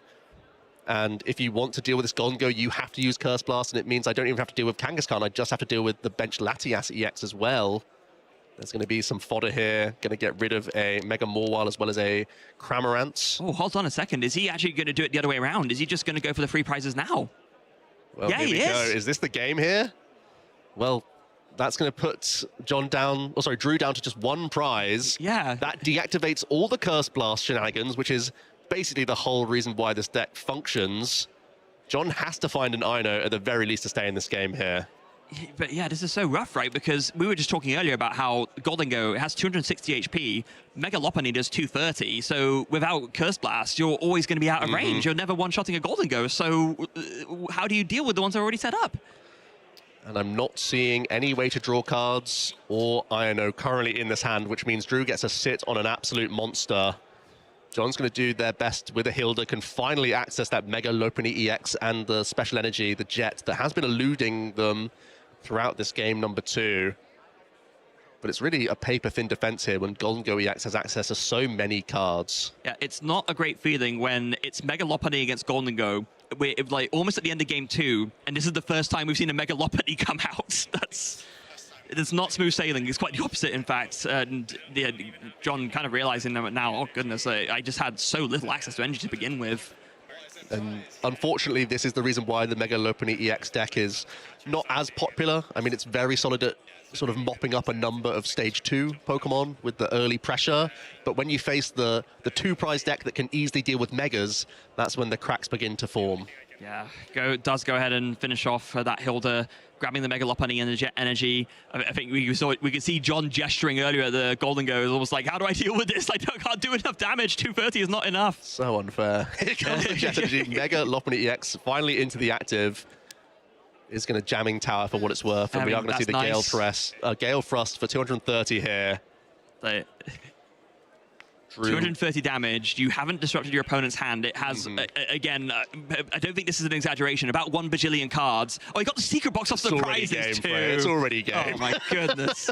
Secret box allows Drew to get a stadium card, a tool, a supporter, and an item card. Yeah, Boss and Superior already shown, and Drew is going to be cruising to a 5-0 record here in Birmingham, doing what he's done so often in Europe, dominating the tournament with Golden Go. Can anyone stop this man? Can anyone stop Team Secret Box here? We've just seen Daniel Magda taking it down, Drew Stevenson taking it down, a masterclass display of probably the strongest inner vacuum deck in our current format, and just absolutely dominant display over both of these games as we take a look back over that replay.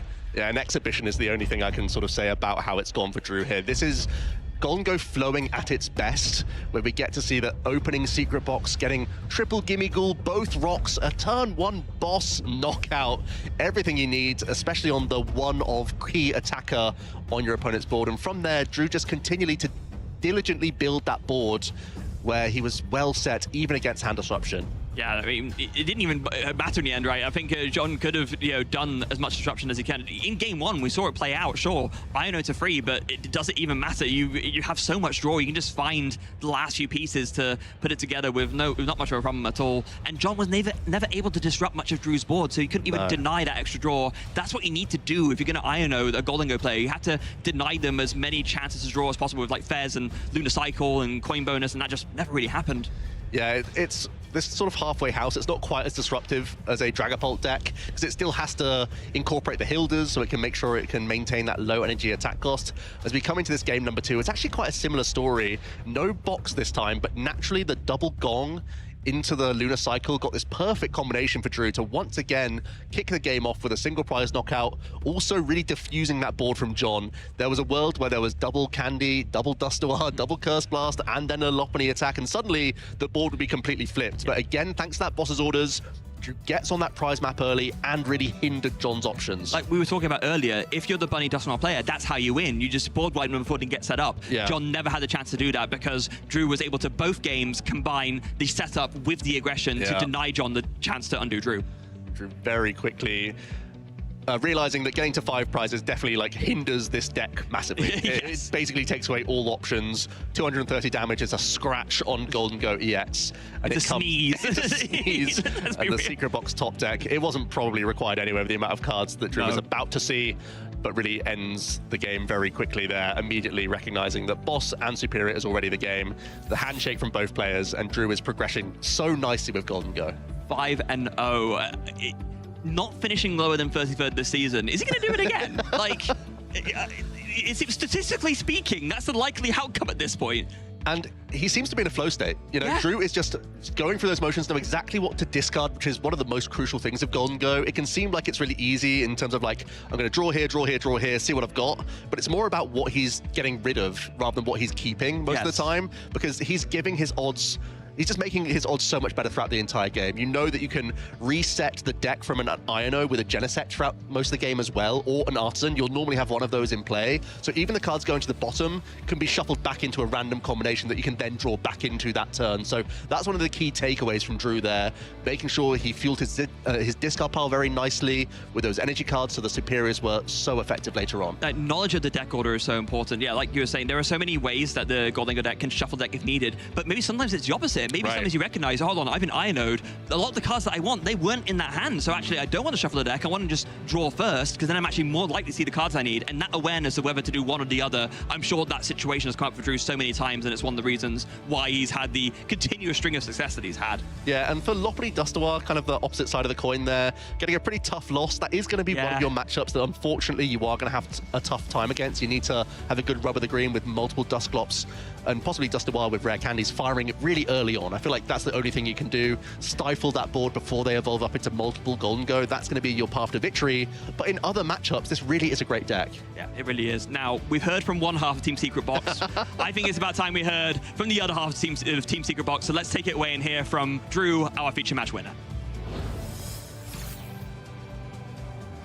I am here with Drew after another victory. This is getting quite predictable at this point, Drew. You coming to a European regional and having a fantastic tournament. How do you keep doing it? I don't know, man. I do a lot of theory. I think about the game a lot, so maybe that's something to do with it. Well, I've heard for years people saying you can't just do theory, you've got to do lots and lots of playing. How much do you think those kind of mental exercises help you prepare? Oh, they're so important. Whenever I'm preparing for a tournament, every time we're thinking about the different tech cards in our list, where they're important, what lines. So if you can think about where you're going to use the cards, that's the most important thing. Then implementing them. No, makes perfect sense. Now, we were having a quick chat before we went live here. You were telling me your Goldingo journey, it's a journey you're not undergoing alone. There's apparently 3 of you all on the same deck. Tell me about that dynamic. How does that work? Yeah, so me, Daniel, Magda, and Motherslav, we all play the same 60 cards for every event. And that works really well because we develop a group understanding, as you might with your local friends, and you test together. And then we're able to bounce ideas off of each other. Like just yesterday, we found out a new card that we can play in the deck, Bravery Charm. We were playing with it, and we found out by using the theory that it was insanely good into a lot of matchups. Can you go into details about Bravery Charm? Yeah. Don't give away any secrets you're not willing to. No, it's 100%. It's okay. So one of the main decks that you've seen rise recently after Stuttgart was the Terrazard. Now, Terrazard is quite problematic because of the Dustoir. But the Bravery Charm means that Dustoirs don't kill the rocks, your Sorok and your Lunatone. So if you can tour up one of your rocks, or if you only have one rock in play, you can Bravery Charm the other to prevent Briar and Dustoir from taking 4 prizes, which comes up a lot of games. It's very important. I'm loving it, and I love finally hearing somebody tell me, because I've been thinking this for years and people keep telling me I'm wrong, telling me that the theory and thinking about the game and running it through in your head can have these big impacts. Now, I made some notes. This is what this card has got. Loads of notes on here. I'm not going to show you. It's a bit messy. But I'm looking at your tournament, right? 6th in Frankfurt, 17th in Lille, 33rd in Gdansk, 7th in Stuttgart. I ran some numbers. The average attendance at a European regional this season, 2,084. Your average finish, 16th. That's pretty good. What was your goal coming into this season? Just, I really wanted to, so last season I top 8 in an event. That was my best finish. So this season I won 2. Well, you've held that already. Well, I've already done that already. So now I want to win one. Especially, like I said, Daniel playing the same 60. He won an event earlier this year. He did. I really want to win one. So he's got the win. You've got 2 top 8s this year, 1 last year. You're saying you're ready for it here. Yeah. Now, as a group, EUIC coming up, how are you feeling? You know, after a season like this at regionals, how do you feel going into your home international? I haven't done well in the EUIC in a few years, so I really want to do well, and I'm feeling pretty confident. But, you know, it's always a weird event because you get people from all over the world coming over, so you get some quite interesting decks and lists. It's always an interesting one. And I suppose the last question, because this one's important, what's it going to take for you to play a deck that isn't Goldingo? Rotation. Okay, well, I think that's a pretty good answer. And with that, we're going to share with you some lovely little information, and we're going to be back with more action from Birmingham Regional Championships very shortly indeed.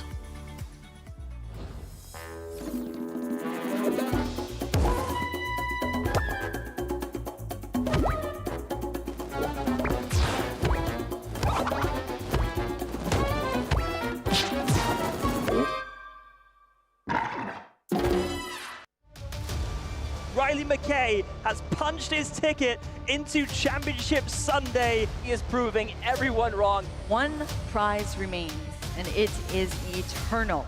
He has done it. Well, it hasn't sunk in completely. It still feels amazing, though. Absolutely unreal. My name is Riley McKay, and I'm from Toronto, Ontario, in Canada. My favorite starter Pokemon is probably Scorbunny. I got this like stuffed bunny when I was a day old, and I still have him, and he reminds me of that bunny, I guess. Back in the day, there was like this league in Burlington. It's like the specific town that I live in. Rowan Stavino had just won Worlds, and I found out about like competitive play in the World Championships and everything through that. My first top cut in seniors, Memphis 2018. I started off like 5-0. I beat some really good players, and that was like the first time I realized that I could actually compete at a high level. Over the years, I've gotten better and then managed to make it to Worlds. If you want to do really well, pick your deck in advance and then play a lot of games with it, and like not make any last minute decisions on it. Put in testing and forethought into them. I think that's like the best way to build your deck. And also watch high-level games. My deck functions around 2 cards, Gardevoir EX and Monkey Dory. You just have a lot of different attackers. You have a lot of like different ways you can move damage, and a lot of control over the board state in general. In finals, it was very nerve-wracking. Like even at NAIC, it wasn't a stadium. So being in the stadium, like surrounded on all sides, there's lights everywhere. You can't avoid looking at the crowd. My opponent was playing Dragapult Dusknoir. That deck is very good at stopping other decks from setting up. When my opponent stalled my Gardevoir EX in the active, and I needed an energy to retreat it, then I top decked an energy, and then he brought it right back up. If Riley doesn't have a way to retrieve his Pokemon, he can take a triple knockout. That was really scary for me. And then I top decked Iono, and I drew 4 cards, and the last one was the energy I needed to win. That was probably the most memorable part for me. I didn't know I was going to win. It's over! That is history made! Riley McKay is taking things down here at the Masters Finals. Something I've learned from playing Pokemon is that, like, even if something doesn't go your way, you make a bad play, you draw bad, you lose a set that you should have won, or just in life, if something bad happens, you have to move forward, even if it's difficult, and just make the best of your present situation and do everything you can in the moment. My #1 goal in general was just to get a top cut. I've come really close to getting top 8 at Masters Regionals before, but I never got there. At NAIC, one of the early rounds, I was losing kind of bad, and I was like, it just never works out. Maybe I'm never gonna get top cut at anything. And I kept going. Managing to get like, not 1, but 2 is just absolutely insane. I guess I really just love the game and all the people who play it, so I've never quit.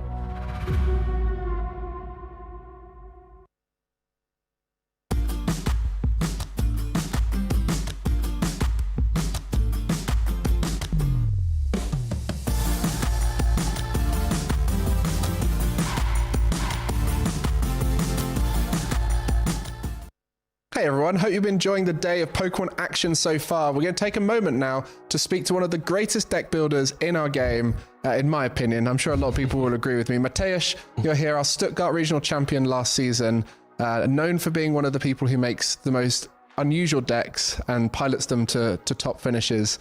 Tell me about the few decks that you've had success with, the Palkia Vikavolt and the Banette. What made you come up with those ideas? Okay, so the first thing, when I look at the cards, I'm thinking if someone is just fun to play, it's something really cool, then you want to test it, like it's a common thing. So I look what can make deck fun, and after that, I'm just trying to build it as consistent as it can be. Like it's one of the strongest things in the game, just being consistent. And if you have also the unique deck, then one game someone can break, one can be surprise factor. So it's also really good. Yeah, the surprise factor. I spoke to a few people who played against you at Lille where you were piloting the Burnett deck, and they wanted to know what was in the list. They needed to know because they felt like they might have been able to win if they knew. So that's a big advantage for you when you turn over your card and they think, my goodness, what does that one do? Yeah, a lot of people just struggle to do any game plan against it. I'm always like surprised when someone misplays, and then okay, I'm playing like something new. It's normal thing. Yeah, I mean, you're the one who knows exactly how it's meant to go, and they have no idea whether they're misplaying or not at the time. But of course, with that kind of deck building, you need to be smart enough to know all the cards that aren't in the most popular deck. So what do you do to try and find those new cards that you're going to try out at an event? Usually I'm trying to figure out the scenario that I have. I'm trying to find the problem of the where the setups struggle. Is it or early game, mid game, late game? Then I'm trying to find the cards that works exactly on this scenarios. So like I'm struggling with the basic. I will add 4 Nesballs. Just cut all the text, test it, and if it's okay, then I'm trying to get back the text cards. I see. So you play it out enough times where you think, right, I'm not quite hitting what I need at this point, so improve that area there. So with the Burnett deck, which part was the bit you struggled with the most when building that deck? It was definitely early game. Earlier, I had the Colress with the Sublime engine, with no confis, so it was really cool. But then I found out that Colress isn't good enough. There need to be some kind of Arven research. Seal stones were very important, so that was the main point. Yeah, I mean, this kind of deck building is something that a lot of people won't even be able to put the time into it. But you have that ability to test your deck without having to put lots of repetitions into playing it. You're more of a think through the matchup player than a practice the matchup, right? Yeah, I'm usually in a free time thinking, okay, this can work against this against this. And if you build like a lot of decks, then it's just naturally going through your head. I'm just looking at the cards and know exactly, okay, this can work. I just need to make sure if it's really the fact. So. Yeah, you've helped me a lot with some of my decks recently, and one of the things that surprised me the most was when I asked you one of my Arceus decks, I went, how many energies should I play? And in your head, you already know, if you're playing Trekking Shoes, this many. If you're not playing Trekking Shoes, this many. So you've just had so many opportunities to learn the ways to build the decks with all the different archetypes. I guess the last question is, are you going to be bringing anything spicy to the event here today? I'm still trying to build it, something new, but if not, then I will try at least in the Stuttgart. So yeah, well, we'll hopefully see you at various regionals in the future, bringing some interesting decks. And everyone, make sure you watch out for Mateusz. If you're up against him on one of those tables, you never know what you're going to play against, because those creative deck builders are looming around the hall. So make sure you look out for them, and we'll see you later on with more Pokemon action.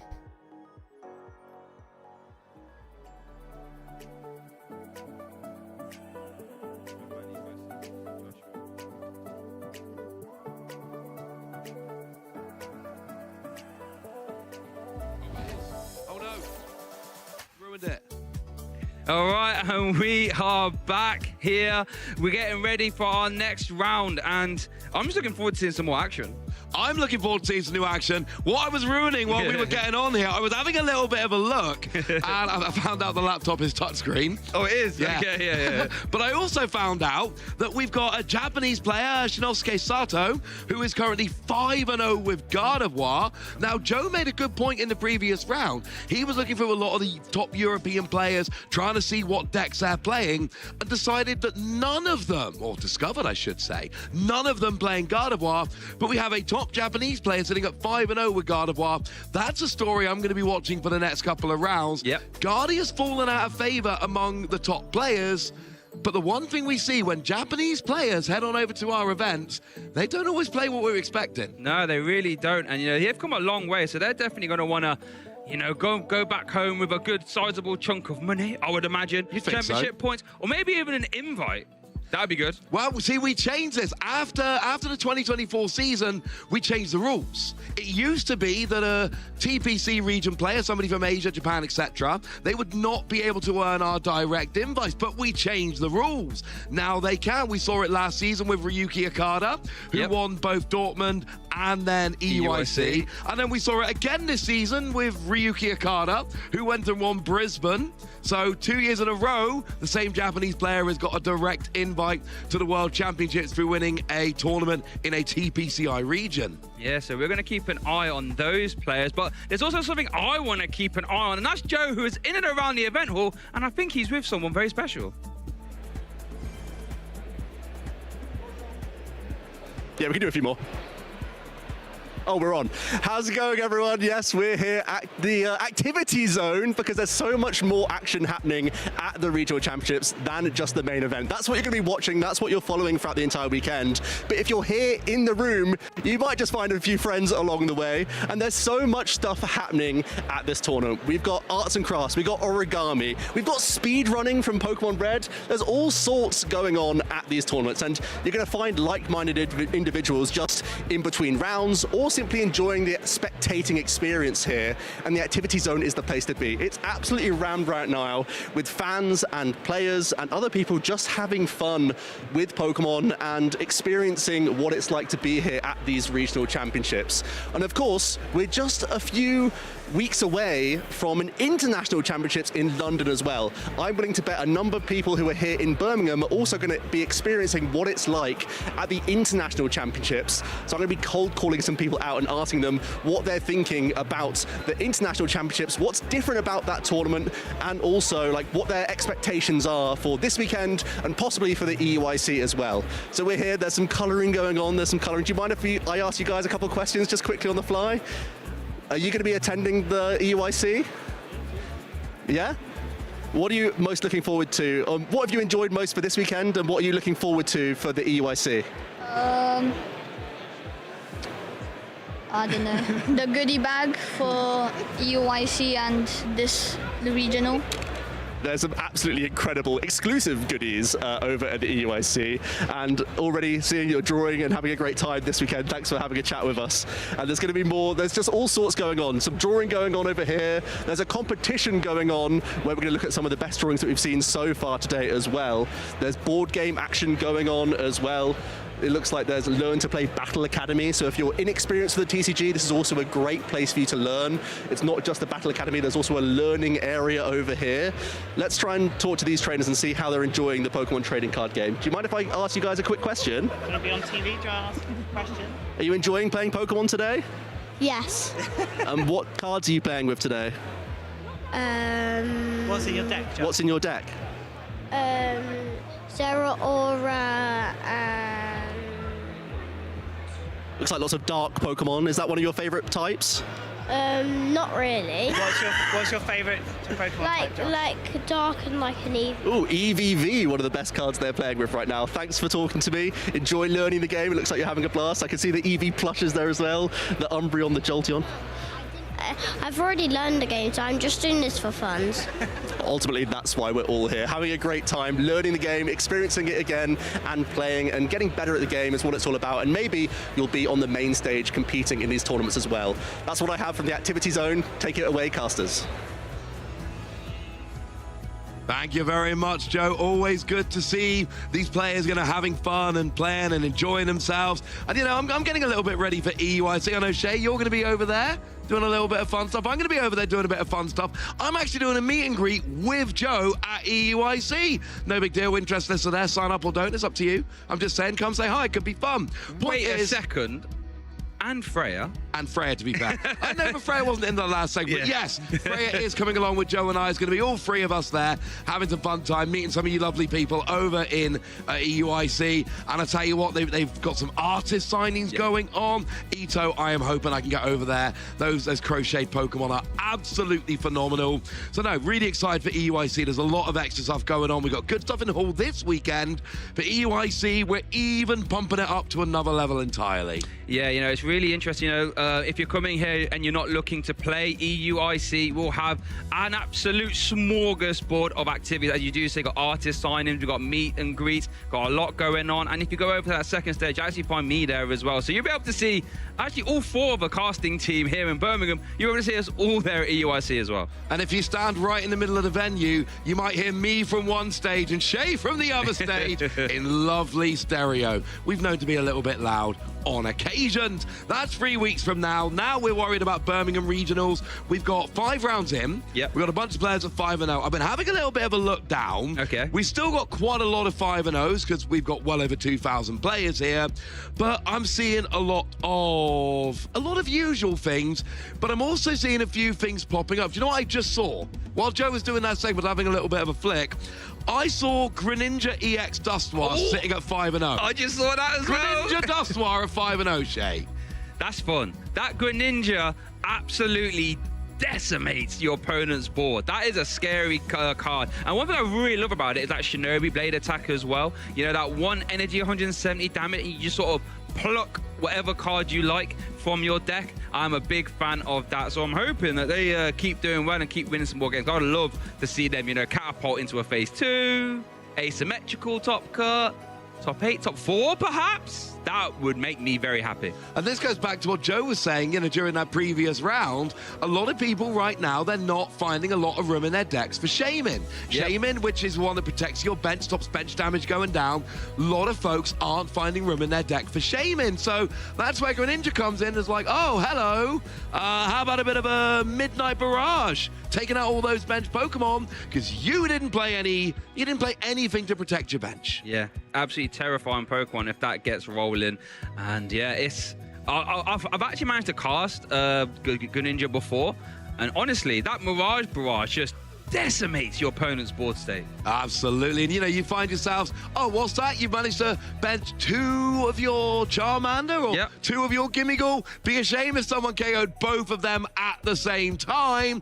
Makes you wish you were playing Shaman when there ain't no room for Shaman. Speaking of what there is room for, though, let's have a look at the Phase 1 breakdown for the day, what these players have brought. And hello, here we go. Unclassified here we go. Is back. I love this. Now this, if I was playing Birmingham, you would find me in that 7% unclassified, because I'll be looking at our 4-deck 4-man, trying to find a way to target it and take it down. So hopefully over the course of this weekend, we can sort of get some of these unclassifieds on, perhaps if they're doing well, and see what they are. Apart from that, though, it looks like business as usual. If we add up both the Gardevoir variants, that's at 8%, so that would be the 3rd most popular one here, just above unclassified, 4th, I should say, and then just below the Charizard with the Pidgeot. Interesting one, actually, because we saw in Toronto that Charizard EX wasn't even on the Phase 1 most popular graphic, and now it's here sitting firmly in that 3rd spot. Dragapult EX doing Dragapult EX things, and then obviously we always knew it was going to be the most popular Golden Go EX Lunatone, Ross. Absolutely. And in Stuttgart, the unclassified, we said it was largely Megalophony, new set legal, people trying that out. So we got our best man on it, of course referring to Joe, and he spent this morning, we didn't let him have breakfast, we didn't let him do anything else, we got him looking through the unclassifieds. We did let him have breakfast, obviously, but he did have a good look through. No real pattern. Wow. What do we see from the best of the rest here? I am loving this now. The top of our best of the rest is a sort of tie.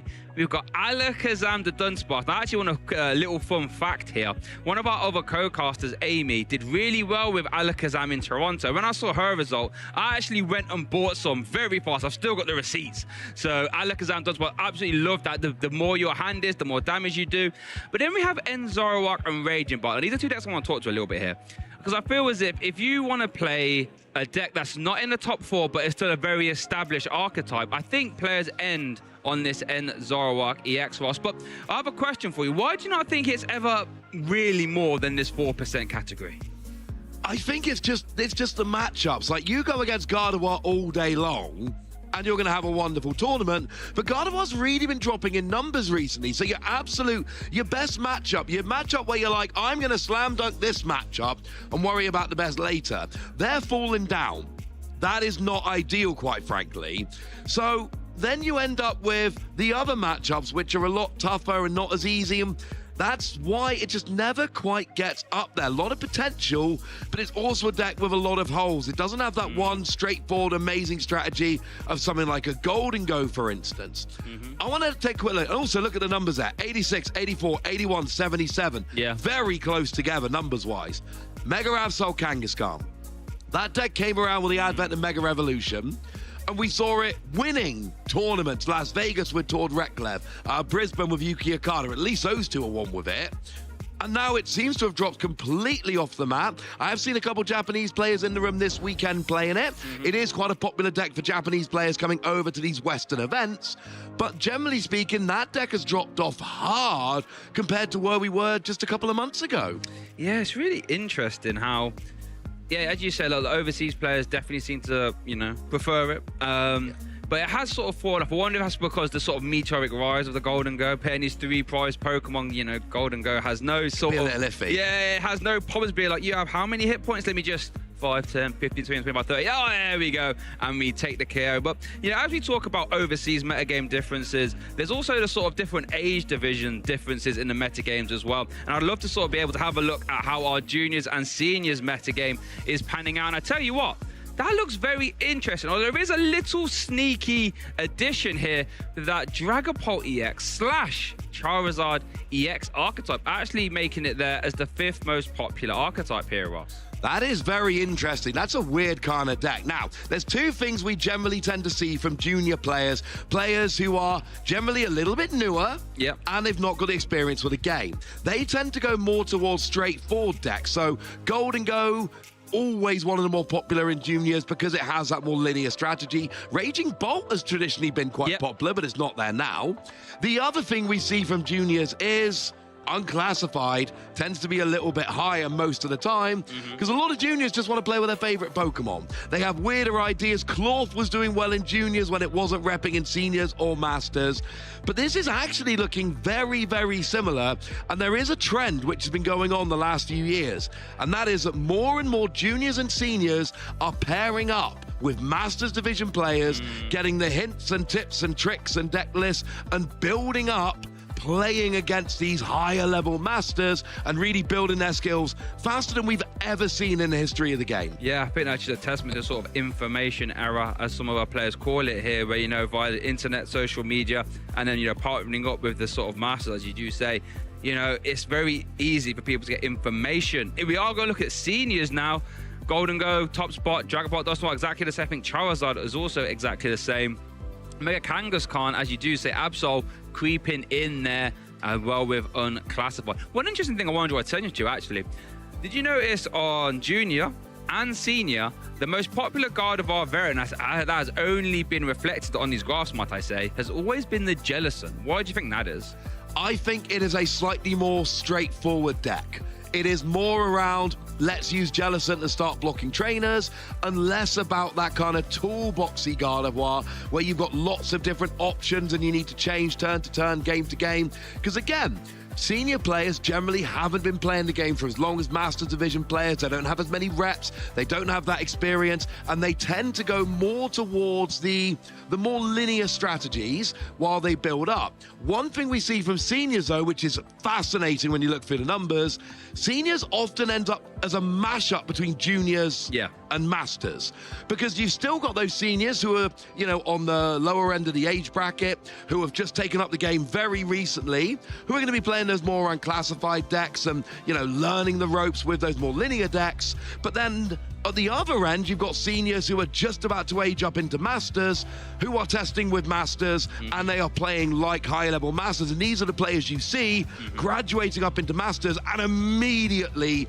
going and day 2ing, top 8ing and winning tournaments. Yeah, we've been seeing that real recently, you know, who just won Toronto, Giovanni Sasso, only aged up last year. Liam Halliburton, a previous world champion, now regional champion in the Masters division. I think, as you say, it's a proper testament now to how these juniors and seniors are getting this sort of top metagame tips, tricks, testing, training almost, you could say, and it's just immediately transferring to where, you know, even when these top seniors age up, they're immediately taking names. Yeah, and the reason is a lot of the top seniors are doing training with top seniors, but then also top Masters players as well. So they're already used to playing against Masters. They've already got that skill level. So they get to the point where they're playing in these bigger tournaments against Masters, and they're like, oh, yeah, well, I was testing last week with some dude that's won 2 regionals, so like, you know, kind of already there.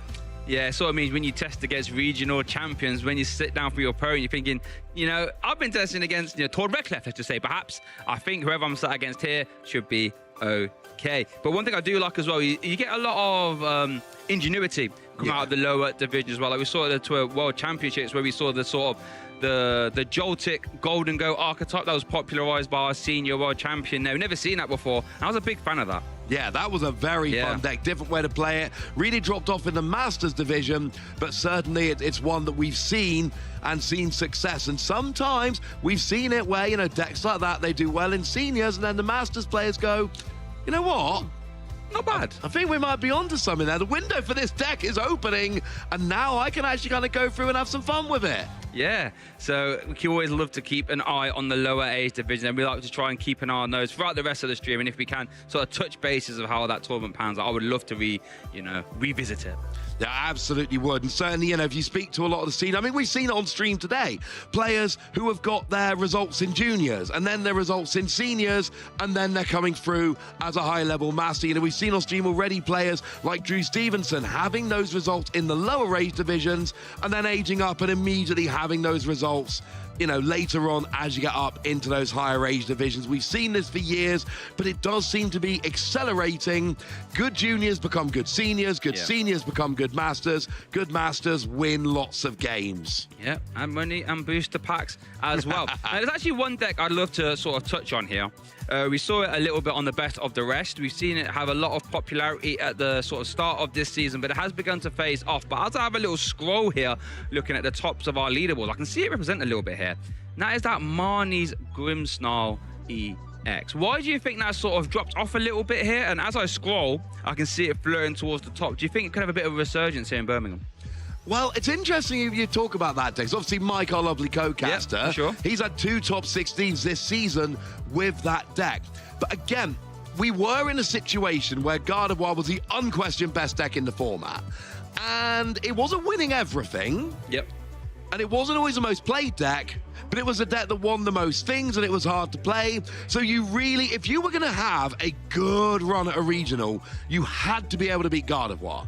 So Marnie's Grimmsnarl comes in as a really good option. And then you start shoring up your other matchups, because your Frostlass is really good against anything that's got an ability. You can spread damage around. You can use Monkey Dory to move damage counters. You can use the residual damage from Shadow Bullet there on the Marnie's Grimmsnarl, spread around and win. The problem we've got nowadays is, you know, the most played deck is Golden Go. And to be fair, they all do have, you know, they've all got abilities. True. But the other thing they have is the ability to just one-hit KO you really easily. And while you're trying to struggle up and evolve up into stage 2s and get some stage 1s and build up over several turns, and then, of course, we see decks like Professor Turo's Scenario, which can take those KOs off of the board. And the good Golden Go players playing Professor Turo's Scenario are probably going to have an all right time. That makes Marnie's Grimmsnarl less good. Gardevoir sees a drop in play, which makes Marnie's Grimmsnarl less good. But how often have we said all it takes is a couple little tweaks to your deck? Change a couple little cards out, pop a couple little cards in, and all of a sudden those bad matchups become a lot better matchups. And now we're rolling. Okay. Yeah, it's a really, on paper, very strong fundamental deck. And I think, you know, if you can, as you say, make a couple tweaks, I wouldn't be surprised. You know, as I'm scrolling here, I can see a good few of them. So, yeah, we'll have to keep an eye out on that Marnie's Grimmsnarl. So I think one thing about that deck, which I really like, is that if the game goes long for whatever reason, it can just really checkmate your opponent. No matter what you do, Frostlass is doing this, TMD Evolution's doing that, Shadow Bullet's doing this, Monkey Dory is getting involved in the mix. It can just get out of hand. It's a fundamentally very strong deck, but we've largely taken away its best matchup. And then there's a lot of decks that are very prepared for it. and it just becomes a little awkward, especially with the setup. And yes, we see decks like Charizard with, you know, more setup, but they've got Pidgeot and they've got Noctowl. Yeah, so they've got all of these tricks to get going nice and early. Fan Rotom to go into the Noctowl, and these things can help out massively in the early game, but these are kind of things you can't make room for in Marnie's Grimmsnarl, which makes it more awkward to actually get set up and get rolling.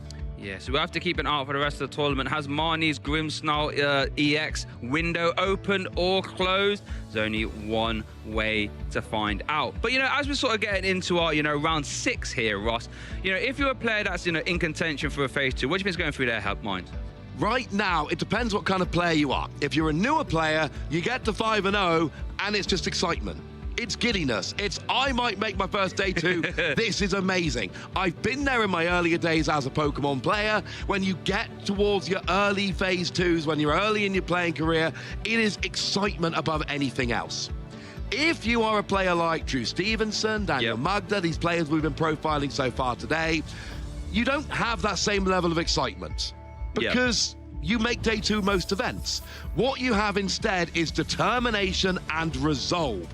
It is, you know, when I had interviewed Drew a little while ago, what he said was, look, I wanted 2 top 8s, I've got 2 top 8s, now I want to win one. For those players who have been around a while, it is not, hey, I'm close to day 2, it's, I need the best record possible. I'm not aiming for day 2, I'm aiming for top 8. Scraping into day 2 with a minimum record isn't going to get me to top 8. I want 7-0, 8-0. I want to keep winning. It's not about day 2, it's about top 8 and further.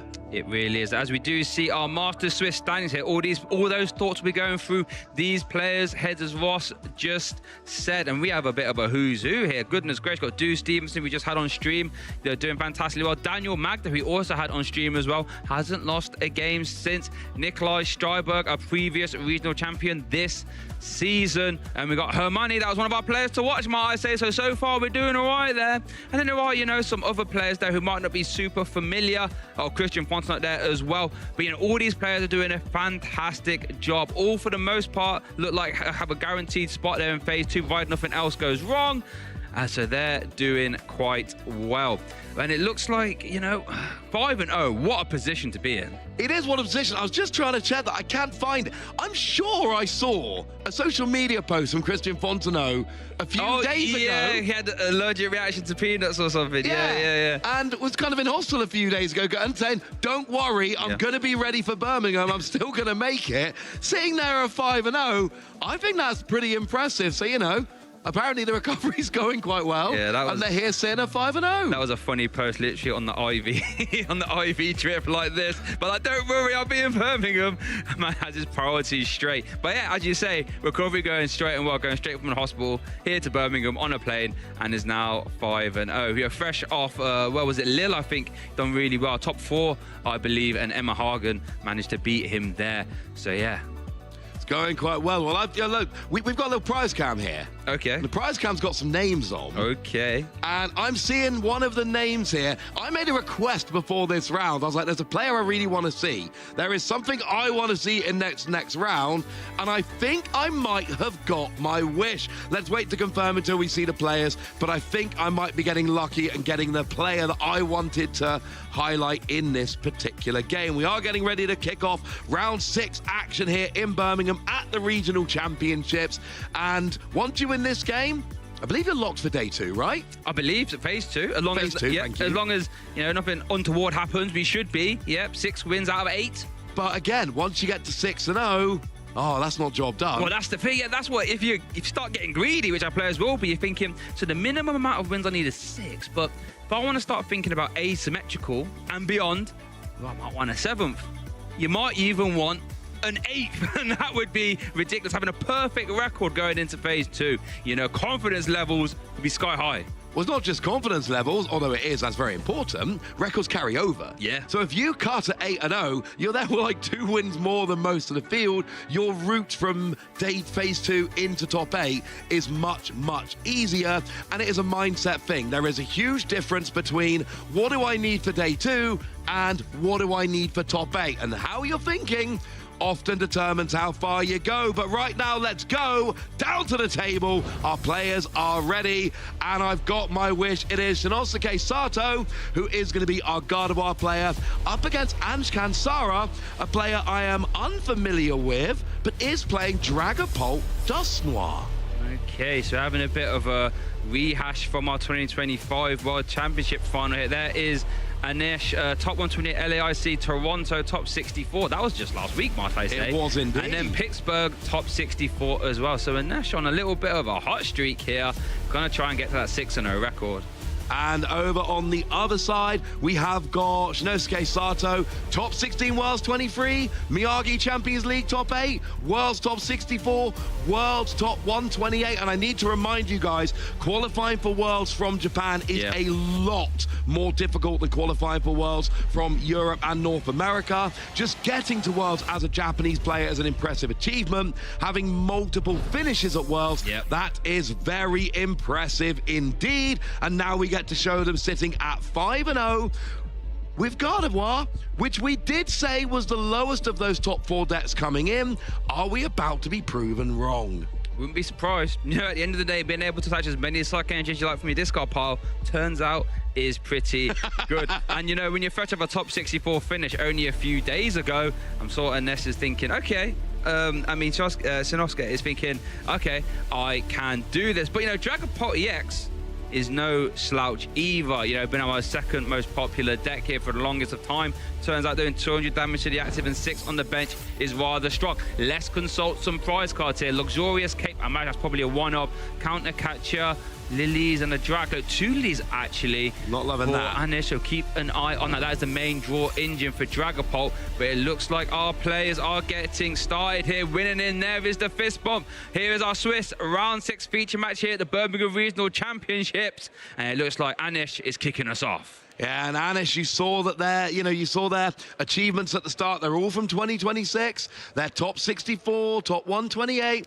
It is a player who's coming in saying, look, I'm kind of new to this, but you should start learning who I am. This is going to keep going. While we're starting here, let's have a quick reminder of this Dragapult deck. You set up Dragapult. It's a stage 2, and it's got that Phantom Dive attack. It does 200 to the active and lets you drop 6 damage counters anywhere you like on the bench. You use this to set up multiple KOs. While you do so, you've got his best friend Dusknoir. Now you've got the stage 1 Dusclops, KOs itself to drop 5 damage counters on a Pokemon, or the stage 2 Dusknoir that KOs itself to drop 13 damage counters on a Pokemon. Plus you've got Monkey Dory, which can move damage from your Pokemon to your opponents. And you mash all of this together into a deck which spreads damage around and aims to take multiple KOs and really get rid of all of your opponent's options. Yep, it's one of those decks where it needs a few turns to get going. Oh, okay, but I was going to see a turn attach to Duskull and then the pass over to Shinosuke, who is playing that Gardevoir EX archetype. Is going to start off there with an Earthen Vessel and he's going to consult his deck. So while he's doing that, let's have a little rundown of Gardevoir EX in case you don't know what it does.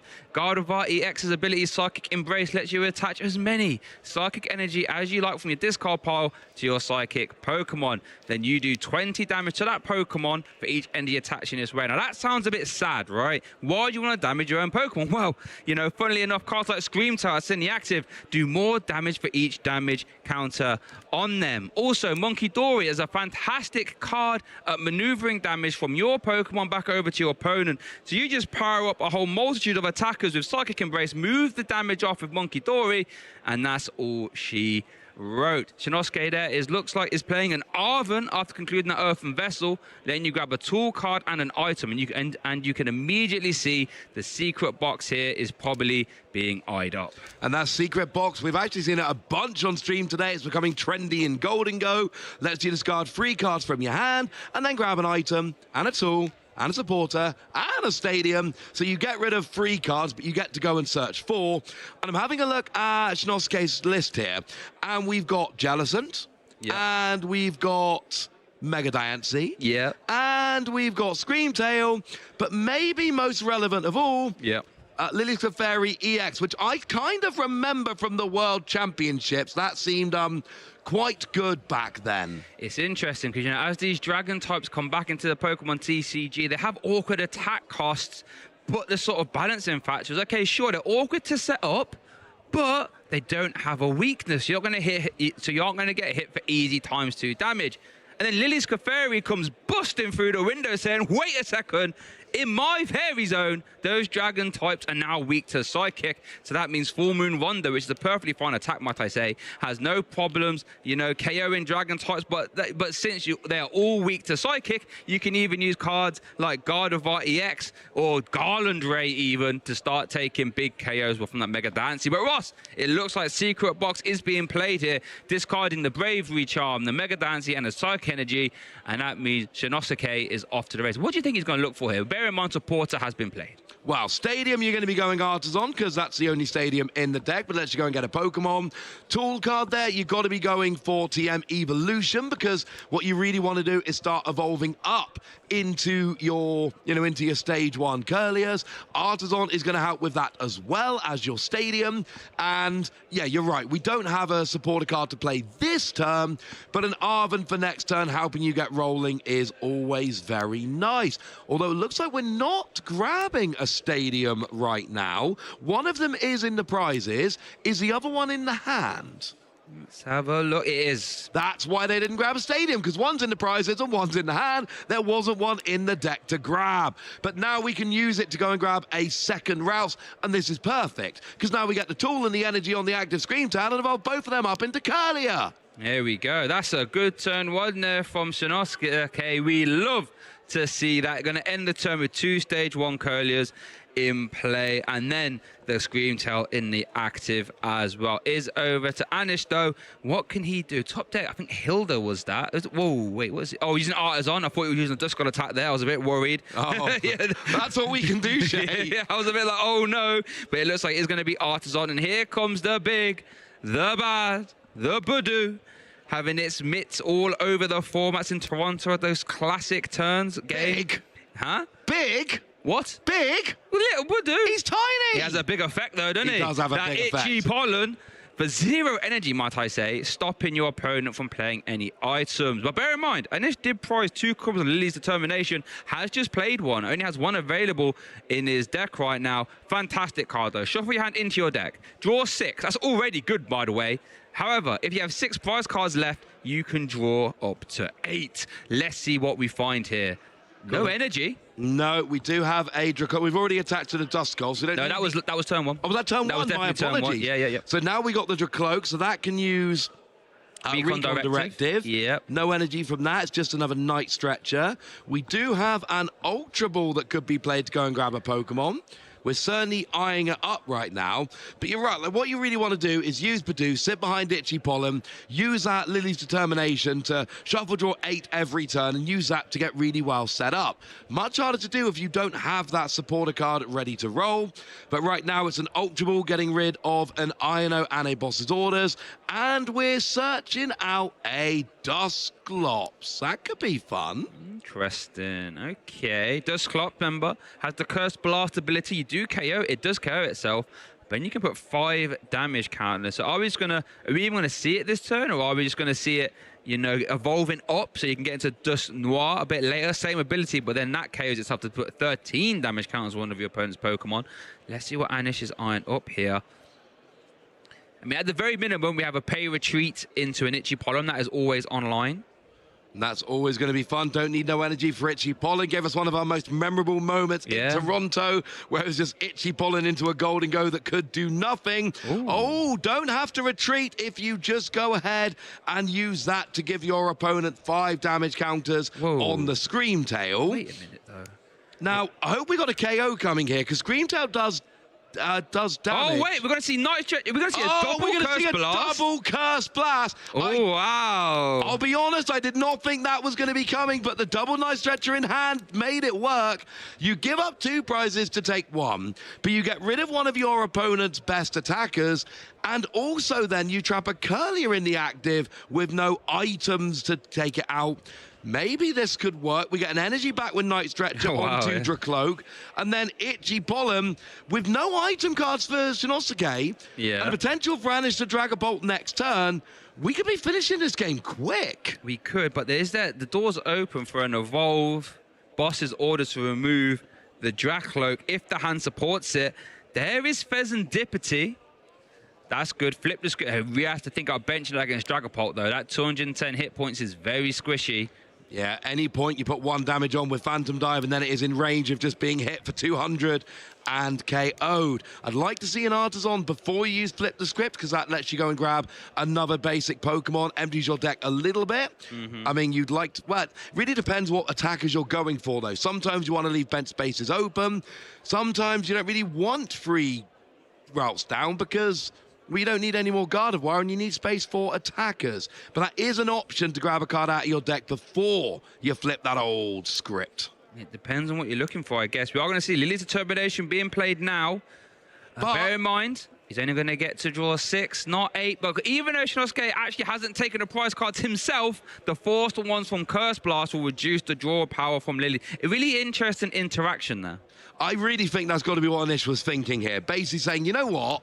If I do this, I'm kind of trading 2 for 1, and you had to get the KO on the Screamtail. Yeah. But I'm trading 2 for 1, but I'm also making sure you get 2 fewer cards from Lily's Determination, so that's kind of interesting. But seriously, Screamtail does 20 damage to one of your opponent's Pokemon for each damage on it, so you absolutely could not single Curse Blast it. That would be a terrible idea. Yeah, when I saw the first one, I was like, hold on, what's going on here? Then we saw the Night Stretcher. We are going to see Artisan for Frillish. Do we have a way of getting interactive? I don't think we do. We're going to see Flip the Script now for 1, 2, and 3. Lily's Well, there's an energy in hand. There is an energy in hand. Does have a 1 retreat cost. I think Curly's attack... There's something about supporter cards, I think, doesn't it, call sign? Oh, 3 Pokemon and put them in your hand.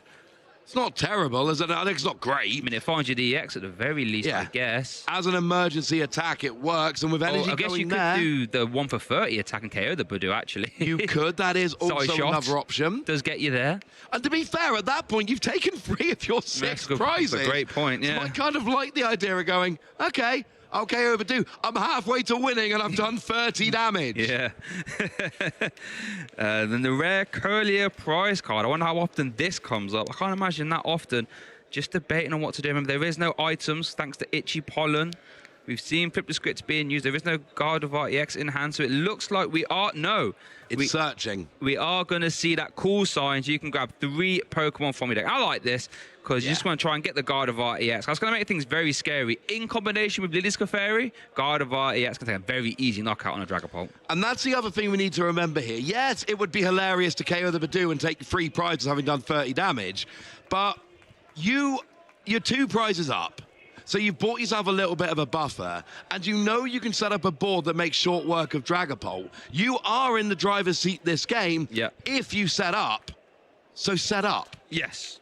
And especially if you're playing the Jellicent version as well. That item lock-in plus taking KOs, that is scary. We are going to see Luminous Energy attach, counter catcher into Pheasantipity. Oh, and the Artisan. Now, this is scary, actually. This is what Dragapult needs to do. It needs to slow the game down.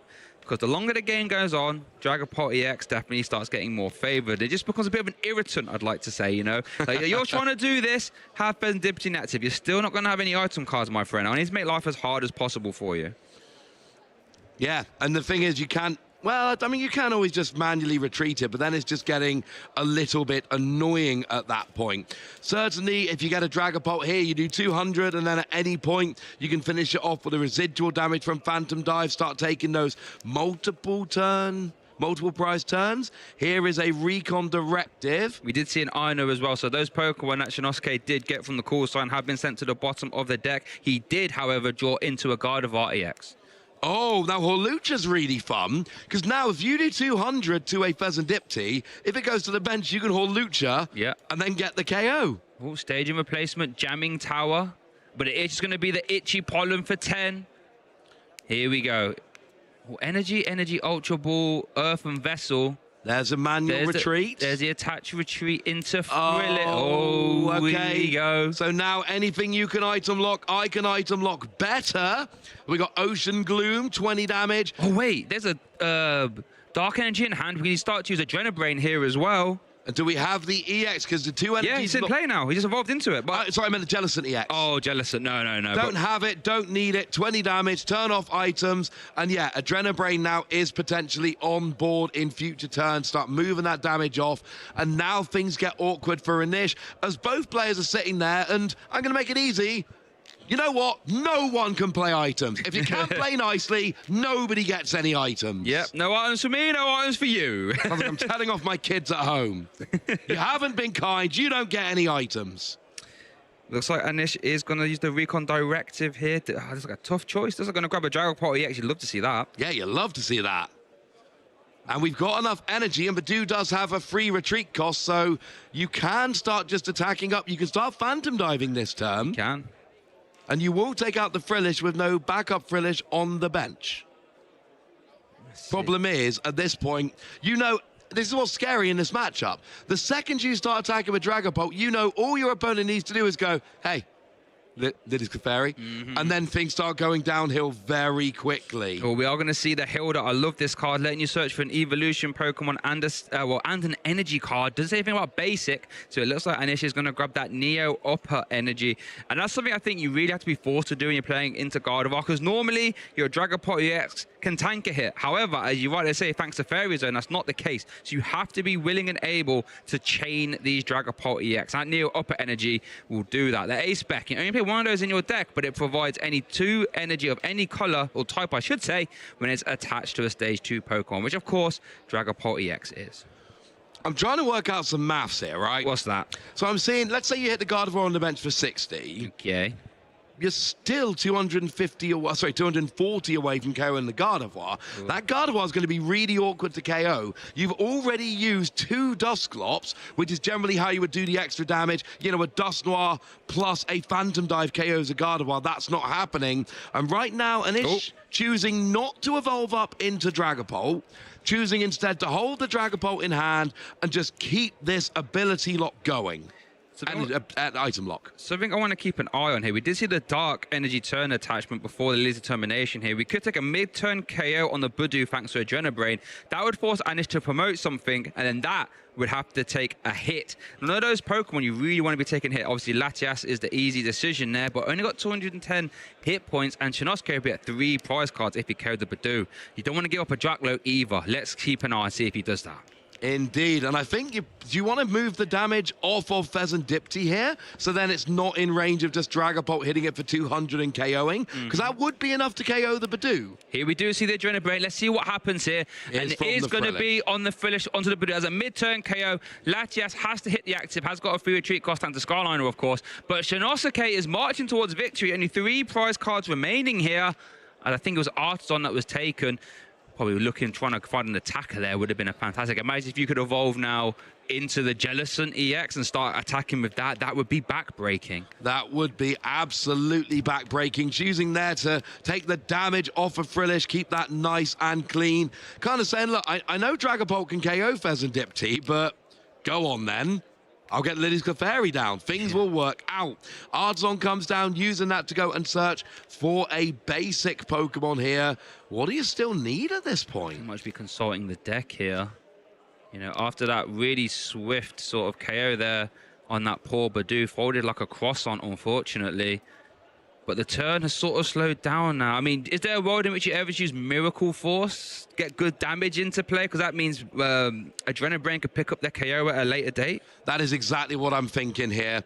The biggest attack you've got at the moment is 190, and then Adrenabrain later on. Because your opponent's going to be struggling to one-hit KO things like the Gardevoir that they really want to. So basically put your opponent in a situation where they cannot damage without setting up a return KO with Monkey Dory onto the Latias. Instead here, doing 20. This is another way to do it, and I love this. It does get you there. Because now it's in range of Gardevoir, but there's one more turn where Anish doesn't get to use items. Yep. And there's no flip the script from Pheasant Dipty. Yeah, there is. Yes, he's Adrenabrain. Yeah. The Adrenabrain KO. Use Adrenabrain, yeah. Ah, never mind. It's all right. It's okay. For Flip the Script drawing 3, a lot of cards being seen here. So that's 3 from Pheasant Dipty. You can essentially see another 2 from the Drakloak and another 2 from the other Drakloak. And that's before you've even evolved here. But what do you think? What is Anish's ideal turn now. I think Dragapult X is already in hand. Can't use Counter Catcher, of course. You'd have to use Boss's Orders to try and go around Frillish if he wants. I imagine you don't really want to hit into Frillish here, right? I mean, it feels bad taking one prize and then leaving it in the active. Pheasant Dipty to take 2 prizes, but then you're still 3 prizes away from winning the game at that point. I mean, ideally, you want to KO the Gardevoir, but Gardevoir's got 300 HP remaining, so you can only get 2/3 of the way there. I'm not seeing a great option to attack into. You can take away Jellicent, which could be an attacker.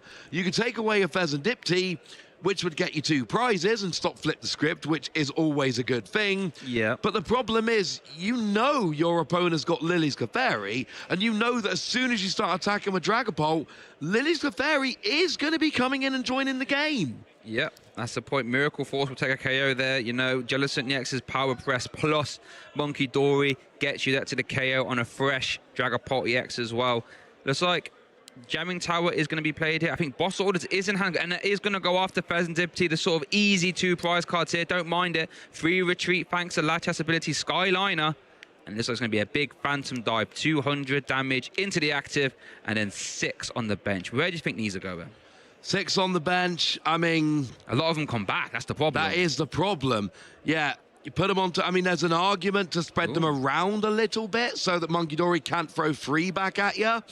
But either way, it's far from ideal. And here, right, all Gardevoir needs to do is attach energy from the discard, which is pretty good at doing. And then you drop a Lily's Clefairy and Miracle Force hits 380. Oh, and by the way, you're not item locked anymore and you've got an Ultra Ball in hand. Yeah. And Lily's Clefairy isn't prized. So I feel like this return KO is going to be going okay. But that's where the game gets super interesting, because Lily's Clefairy will get return KO'd by Dragapult. It is absolutely going to happen. So, you know what? Things get a little bit interesting because, yeah, fine, Gardevoir is going to be able to take a KO, and then Dragapult goes down, but then this Dragapult comes in and gets a return KO, and that's a little bit of an issue. Yeah, so we'll have to keep an eye on that. It's just, and this is where this matchup's really interesting, right? Because I think on paper you would assume, Gardevoir EX should be favored, but Dragapult is very tricky. It can have its ways of getting back in the game. Yeah, it really is, and that's why I really like what Anish has done here. Setting up those 2 Dragapult is basically saying, look, if you drop Lily's Clefairy, I will be able to take 2 prizes off that afterwards. You take 2, I take 2, and then it's not going to be quite so easy for you to KO the second Dragapult. Maybe you can find a Night Stretcher, get Lily's Clefairy back, and it becomes nice and easy, but you know what? There is a route here for Anish. Yep. It's still very difficult, but you've taken out the Pheasant Dipty, you take out Lily's Clefairy, assuming it comes down, which you've got to assume it's going to, and then maybe your opponent can't KO the second Dragapult and we go around. But maybe it's not even Lily's Clefairy yet. Well, this Arvin can find another way to find Lily's Clefairy, as it looks like the Ultra Ball. Now, this is going to be a rude turn, right? Because I imagine we're going to evolve into Jellicent EX. We're going to Ultra Ball here for Lily's Clefairy. That's going to turn on weakness, right? And then Jellicent EX's Power Press is 80 plus 80 if you have a 4 energy attached on you. Now, that is 320 damage of weakness. That's not enough to KO Dragapult. It's got 330. However, with Mind Bend, it does have 420. Yeah. Oh, I apologize. That means the Monkey Dory can go somewhere else even. Yeah, it can. Oh, and the reason why this is rude, in my opinion, is because when Jellicent EX is in the active, that Oceanic Curse ability stops you from playing tool cards and items. You have to try and respond to that without any item cards. So here we go. Jellicent goes into the active. Sorry, Frillish goes into the active, but it will be a Jellicent in a moment. As long as you get 4 energy on there, you'll do 160, you'll get the KO, and then your opponent has no items, and they have no tools, and you can even start throwing some damage around with Monkey Dory. Maybe bring Pheasant Dipty into a range of a Gardevoir attack. Just give yourself the most possible options for next turn. We are going to get a KO with the Jellicent by virtue of Lily's Clefairy giving Psychic Weakness to the Dragapult. And then Anish has to take out Lily's Clefairy and hope that the second Dragapult doesn't get taken out. That is the route for Anish here. It looks like we are going to see the Adrenabrain is going to move damage onto the active Dragapult, essentially lost zoning that damage, so it can't come back. Love to see that, but that is a big power turn there for Shinosuke. Is only one prize card away from winning our Swiss game 1 here, and it is over to Anish. Needs to try and, well, pull off a bit of a miracle here, in all honesty. There to flip the script. I mean, Iono was a big one here. Yeah. Try and get an Iono up, because at least if there's a Dragapult in the active and no, oh no, but you can't Iono, you need to Gust. And you can't play counter catcher because of Oceanic Curse either. Okay, so so you really need to try and boss, and you need to try and Iono, and you can't do both. That's the first issue. Here comes down. Oh, Blood Moon Ursaluna. Don't mind Blood Moon Ursaluna. That is another one which is just more difficult to KO. It's like Dragapult, but it doesn't fall down to Clefairy. Yep. So the theory here is you don't go after the Clefairy, you take out the Jellicent, and then your opponent still has to get through the big Blood Moon Ursaluna. 260 hit points, big number. It is, and it actually means a double Adrenabrain plus Gardevoir would be 10 damage short. So that's fun maths if you're Anish here. That Blood Moon Ursaluna, a fantastic late game card. Thanks to its season skill ability, reduces its attack cost by 1 for each prize card your opponent has taken. That means it can use its attack Blood Moon in this scenario for free, because Shinosuke has taken 5 prize cards. So Blood Moon Ursaluna is at its most efficient. We are going to see Monkey Dory action on Monkey Dory action there, Adrenabrain, and there's going to see the big, bad, scary Blood Moon KO. Both players are at 1 prize card here, Ross. What can Shinosuke do? Boss's orders would be fantastic. Go after the bench. Ideally, there's no draw on the board right now. There is a counter catcher, but you're even on 1 prize each remaining, so counter catcher is not going to work. Nope. We're eyeing up energy, we're eyeing up options. Gardevoir does 190 damage. Even if you could somehow get a second Monkey Dory with a second Darkness Energy, you would not be able to pull this off. But do we have enough with Lily's Clefairy Full Moon Rondo? No, I don't think so. Was that 20 plus 40 for each bench Pokemon in play, right? Both yours and your you're hitting 220. Yeah. Even with Monkey Dory, you hit 250, and that's not enough. You're 10 away. I don't think there's any draw power in his hand either, apart from Iono. So I don't think we see a win this turn. There is... Oh, so we're going to see 1 use... Or was that a turn attachment, I should say, then an Iono. Both players' hands go down to 1. Oh, here we go. No draw power on the board for Anish either, because flip the script, I imagine, won't be getting used, because if he can use it, he would have lost the game. Yeah, flip the script's not so good when you've literally already lost. And here's the thing. Gardevoir doesn't KO Blood Moon in 1 hit, but Blood Moon doesn't KO Gardevoir. Just making sure we're getting the maths right on this one. So we've got 240 left at the moment, and then we do some damage there. This is going to put up to 220. And then you do 190 in total. We're not there yet. No, definitely not there for the KO. Is over to Anish, though. Ultra Ball, Monkey Dory going to heal 30. And here we go. All we need is a guard. They're coming up, and that is going to be enough, I believe, for Anish to take the win. Yeah, there you go. The Skyliner retreating there for free, meaning the Blood Moon can just move and maneuver out the active. And with the Monkey Dory math, that's all we needed for Anish to take game 1. Big sigh of relief there. That was a close game. Both players down to 1 prize card, but Anish was able to seal it up. And we saw the play from Anish there, so beautiful, hiding those Dragapult for so long, because you've only really got 1 good attacker in the deck, and it's weak to Fairy for most of the game. Now, here we saw a very weird play early on. We saw the double Curse Blast KOing that Screamtail, taking away the Lily's Determination to 8, while also taking away a good attacker, but giving up 2 prizes, and meaning you probably don't have any more Dusknoir uses for the rest of the game.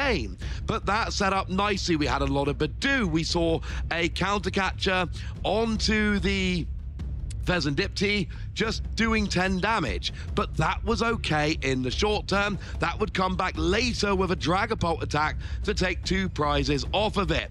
We saw Frillish come up and then start getting rid of items, but here we see the big KO on Pheasant-Dipty. Anish here, not able to use Dragapult until this point, finally uses it knowing what Shinosuke is going to do in return, and that is exactly what happened in return, because we saw a Jellicent coming up and that got the KO. But then it was time for Blood Moon Ursaluna. It had to take 2 prizes while also surviving a turn. Well, it did the first, and then it did the second as well, opening the door for Anish to pull off this play with Monkey Dory and Dragapult to finish out a very tight game 1. It was a very tight game 1. Looks like our game 2 has already gotten started. So there's our prize cards. Neo Upper Energy, 2 copies of Psychic and a Dark for Shinosuke and Anish. And it looks like Anish is starting us off here, yes, with a Buddy Buddy Puff and grabbing out Badoo and a Dreepy, and has led a Dreepy as well.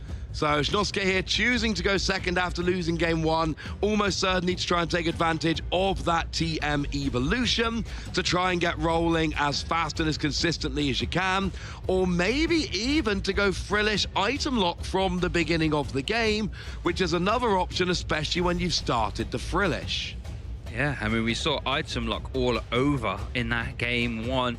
You know, both players didn't really get many turns with items, and I think that's why Anish might be eyeing up to lose this Ultra Ball already, thinking, well, I might as well use this now, because if you Frillish me, at least I can grab the Drag Cloak. Is over to Shinosuke here. Let's see what he has in that hand. I see an Ultra Ball, I see an Energy, I see a Mew EX, and was that Arven or a Lily? I want to say Arven, but I'd have to get a bit of a closer look. For now, we see the Ultra Ball coming down. First look at the deck. Shinosuke there just throwing out that route straight onto the board. And it is an Arven coming down. No, it was a Lily, you were correct. Lily's Determination. Shuffle, draw 8, and then you'll have the Artisan afterwards that can be used to go and search out a basic Pokemon. But you want to see what you draw here, because what you draw for the Lilies is then going to inform what you want to search off of the Artisan. Tell you what, we need to see an Energy here. I can tell you that. We need to see Energy. We're not going to see any Frillish action there with that Oceanic attack. Let's see. I mean, you're going to see 8 cards. I mean, chances are. But there is 2 prized. Here we go. There we go. We're safe. Oh, any other Pokemon, though? Oh, we got Artisan, of course. And did see a Rare Candy there. Now, I think this is really important, because Rare Candy means you're not so worried about TM Evolution. Yes. You can get a Gardevoir next turn, which opens up to just use the Frillish to item lock here, knowing that Gardevoir is potentially on the board. I say that, of course, I mean, what are the chances Shinosuke actually gets to use a Rare Candy next turn? Yeah, that's a fantastic point, actually. Yeah, that's where that Itchy Pollen will start to be disruptive. Is over to Anish now, who is going to consult the deck via the Artisan. And that's an interesting thing about Artisan. Sure, you can play it. It increases your consistency, but unless you are a deck like, you know, Mega Kangaskhan Absol, almost every other deck in format gets to use it as well. Yeah, no, absolutely. It really, really does. It's a really fun use of it. And if nothing else, just having that deck search earlier than you might otherwise, or just being able to check, always fun. Now, we do see the Dracloak coming down. Professor's Research is going to discard the hand and draw 7. It's worth noting there's no Rare Candy in Anish's deck. Playing one of these builds of Dragapult where you have to evolve up manually, that means you're essentially always going for Badoo. You don't have those games where you can go, oh, I drew one of my 2 Rare Candy, let's go aggressive Dragapult. No, that's not an option. You kind of have to go Badoo. So we will be expecting that Dreepy to retreat into a Badoo. We get an Energy on Dracloak. Here is a retreat into the Badoo. And Shay, it's getting a bit itchy in here. It is. And you know what, Ross? I didn't take my antihistamine, so I'm itchy all over. I'm itchy and scratchy. Itchy Pollen again from Badoo. No items for Shinosuke, who is going to Artisan out that nice Halloween Monkey Dory there. Love the little pumpkin Pikachu. Double Curlier. Who needs a TM Evolution? Just have them in hand. Right? Just have both in hand. Evolve them up straight away. Round we go. We got the Halloween Monkey Dory there as well, which might I suggest the optimal version of Monkey Dory to play in any deck. Yep. And then we got a Lily's Determination, which is going to be drawing up to 8. And we're going to keep you company for a minute. They're chatting about something on the table. What are they chatting about? I don't know. What do we want to chat about there, Shay? What do you want to talk about? What's on your mind, friend? This is the first European event in 2026, to be honest. The new calendar year. I can't wait to see what we have in store as we get towards the big tournaments now. We've got EUIC. Well, bear in mind, Birmingham has a very big regional, can be the biggest in Europe most of the time. Then we've got EUIC coming up, NAIC, and then Worlds. What's your thoughts, you know, as we're in this format just going into EUIC? My thoughts are that I just love this time of year, like genuinely, because I love Birmingham regionals, and then I'm sitting here being like, yeah, but when I leave this weekend, I've only got 3 weeks to wait until I get to come back up country a little bit and go into EUIC, which is... it's hard. It's totally one of the top 3 events of the year, but for me, it's kind of like, it's the home IC, and it's... You know, we have all the artist signings. We had them last year. They're back this year. There's so many fun things to do. Looks like we are back to the table now, though, and it is going to be a Frillish who is going to be attacking into the Badoo, and 2 damage and a little bit of cheeky item lock. Yep, Oceanic Gloom versus Itchy Pollen. We are back into the action. I believe it was just Lily's determination and then the attack. I don't think anything else was used or attached for Shinosuke. So it is over to Anish now. And we are going to see Artisan coming down for Monkey Dory. That is the play stamped Monkey Dory. If you want any of those cards for the play stamp, get down to your local league. That's how you get them packs. Love to see that. Oh, you love to see those cards making an appearance at the table. We see a Luminous Energy going on to Monkey Dory. That will absolutely count as a Darkness Energy. It will allow you to move some damage from one of your Pokemon to one of your opponents. And a Lily's Determination again for 8. There's been no prizes taken. There's been no Duskull, Dust Noir shenanigans. Nope. So this is for 8. Now, here's what I'm thinking about right now, Shay. What's that? I'm having a look at that clock.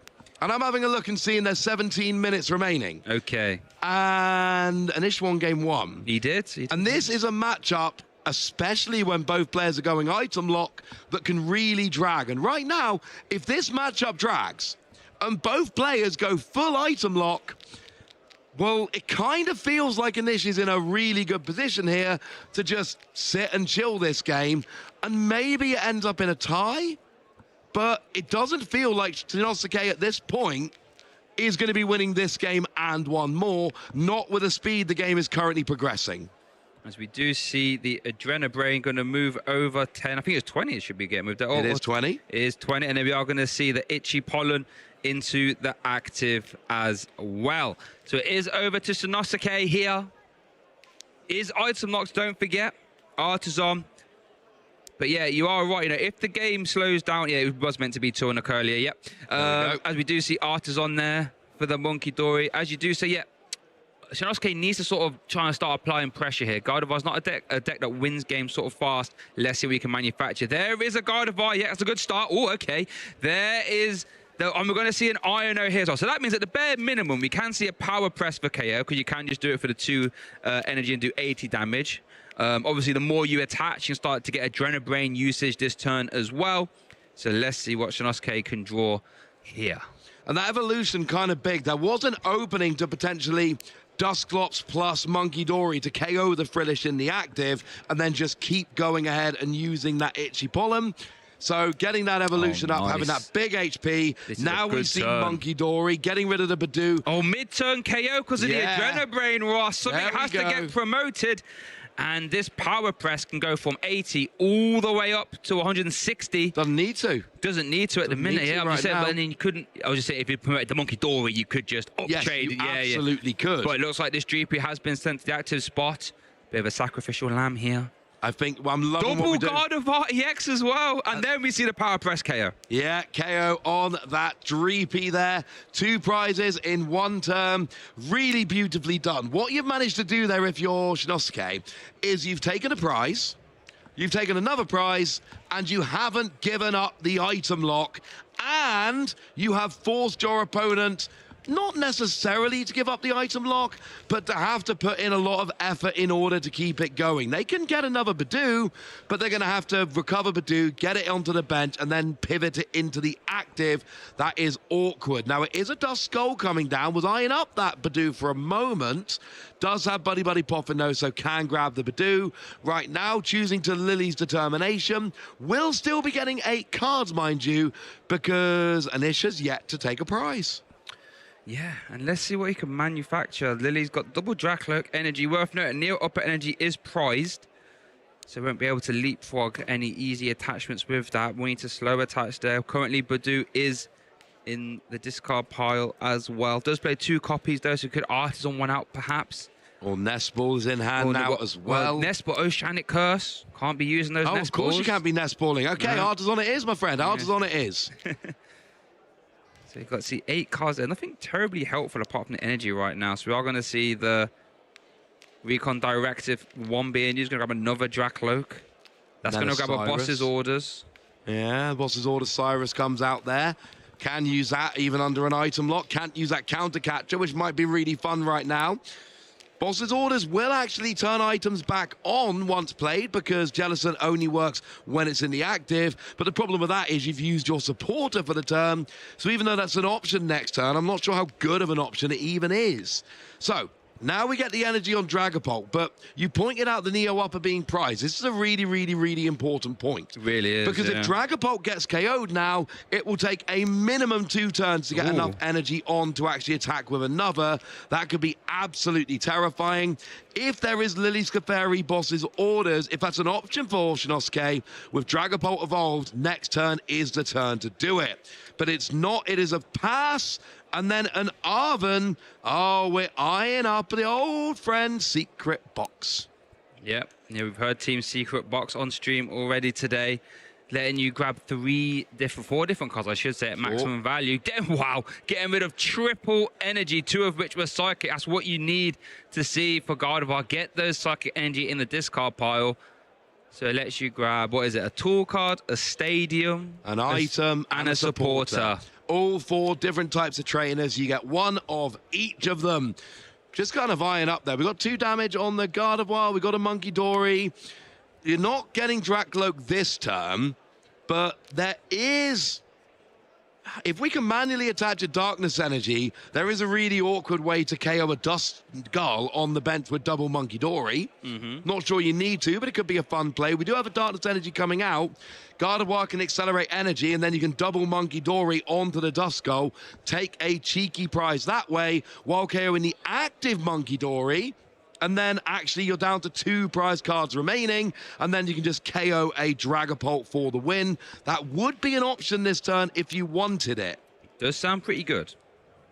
Let's see. There is a Dark Attachment. Okay.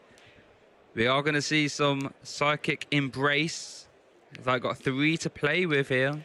That is an effective 60 damage, which can be all flung back over with Adrena Brain. 1 on the active. And now we're perfect. Bench. Now we've got enough damage. Here we go with a 6, and it is on the Duskull. It is that mid-turn KO again. Duskull goes away from the bench, and now we've only got 2 energy. We're not actually KOing the active Monkey Dory yet. There's a 3rd energy. We're not KOing the active Monkey Dory yet. We do need another one. I mean, it is there. I mean, you can do it. We have turn attached Dark already, so we can't get it that way. There's Earthen Vessels, another energy in the discard pile here. Shinosuke is off to the races. This power press is devastating when you get going for that 160 damage. With item lock as well, it's hard to maneuver around. And now the problem is Shinosuke is going to be down to 2 prize cards remaining. So as soon as the Dragapult goes down, the game is over. That is going to be less than ideal for an ish. 10 minutes left. We could still have a quick turn free. It could happen if we get a little bit of a groove on. Now there is enough energy on the Jellicent to get a KO on the Monkey Dory. 2 prize cards remaining. And now this opens the door for a 2 prize KO and a victory for Shinosuke in this game too. Okay, let's see. Now we can KO Jellicent via Curse Blast plus Phantom Dive. That will put Shinosuke down to 1 prize card, though. So got to be careful about that. So honestly, you've got double Gardevoir out. You've got plenty of energy in the discard. Either Jellicent's on the board, or there's enough energy to build up a Gardevoir. If Dragapult attacks, all Shinosuke needs for the win is Lily Scatheri on the bench. Yeah, no, for sure. Literally it. No, for sure. Yeah. But you have to sort of play to your outs. Oh, absolutely. That's what we got to do. You try and catapult yourself far into these tournaments. You have to navigate, bad situations. Do we have an Iono to Iono 2 would here? be nice. You've just got to Iono attack and cross your fingers. I don't see an Iono. We have got Recon Directive though. Could this find an Iono? 1, 2. I can never see the cards when Anish does this. Show us your cards, Anish. What are we working with? Go on, Anish. I can help. I think that's the only form of dig, because we cannot get Pheasant Dippity from the Nest Ball. Oceanic Curse is online. Absolutely. So it looks like that's a Dragapult EX. Not going to help. Consulting the discard pile here. I mean, essentially here, you KO and cross your fingers. Yes, I think that is the world in which we are in here for Anish. But he hasn't even got enough to KO the Jellicent yet. You would need the Dusclops. Here we see, okay. Now, this is interesting. There's not a lot of energy in the discard pile for Shiinosuke here. So you're basically saying, I don't think you can maneuver this Gardevoir EX out of the active. Now, remember, items are now online. Okay, yeah, they are, because this is what I said a minute ago. If you use boss's orders to bring something in the active, that turns Jellicent off. And here's a really fun thing. If you really want to KO the Jellicent, you can counter-catcher it back up. Yeah, you could. So let me just use my items a little bit, and I'll bring it back in, and I'll let me KO it. Thank you very much. We do see Nest Ball concluding for the Serendipity. That means you can draw 3 cards, of course. Yeah, flip the script, we'll get you 3 more cards. So here, is it trying to KO and hope? Is it trying to do some damage and hope your opponent doesn't have any kind of pivoting option? There aren't really many switching cards played in Gardevoir, and this can happen sometimes. If you can catch a Gardevoir player with too much energy on the board, well, they're not playing pivot because they can retreat so easy when attaching energy with Gardevoir, but they run out of energy to attach. It only attaches from the discard. Worth noting, we just see the Ultra Ball being played to grab that Dusknoir and the Evolution, so big Curse Blast for 13 damage counters is online if Anish chooses. Well, now you can KO the Gardevoir if you want. You can. You can. But then you don't really, you know, the Liz Caperi is still just there. Like, if you can do that with a KO to 1, an INO to 1, yes, I feel a lot better about that plan. Here is a Night Stretcher. That's going to get a Badoo back. Is it Badoo time? How do you maneuver out of the active, though? You have to discard energy for that. Hasn't got a food trip. Has it Dragapult? No, he hasn't. Whoa, okay. Are we debating a Phantom Dive here? Looks like we are. Okay. No, we're not. I was going to say. But it is going to be Badoo time. And this is a theory. The theory here essentially is, I think you're out of energy or close enough, and that means I'm going to be able to finish this off. So, energy count time. There are 7 Psychic Energy in Shiinosuke's deck. There are 4 on the Jellicent. There is 1 on the Gardevoir. 1 in hand. 1 in hand. So, that leaves 1 Psychic Energy available. That is it. So now we have retreated. That was all the Psychic Energy. I think... Wait. Oh, no. Ichipom, you can't just go and grab Liz Clefairy. Sorry, I thought that might have been game there, but we're not quite there yet. I don't feel so bad about this. Now you can go ahead and Jellicent. And the thing is, now nothing's getting stuck in the active because you've got the energy in the discard. What you just did to get out the active, you can do again next turn if you need to. We're going to see a Drenabrain mid-turn KO again. Poor Badoo. Sent to the discard pile. Interesting promotion here for Anish. There's like debating whether to put the Serendipity, because at least if, you know, the Liz Clefairy snap comes down, Jellicent still can't KO the Serendipity. No, you're essentially sticking that up to buy a bit of time.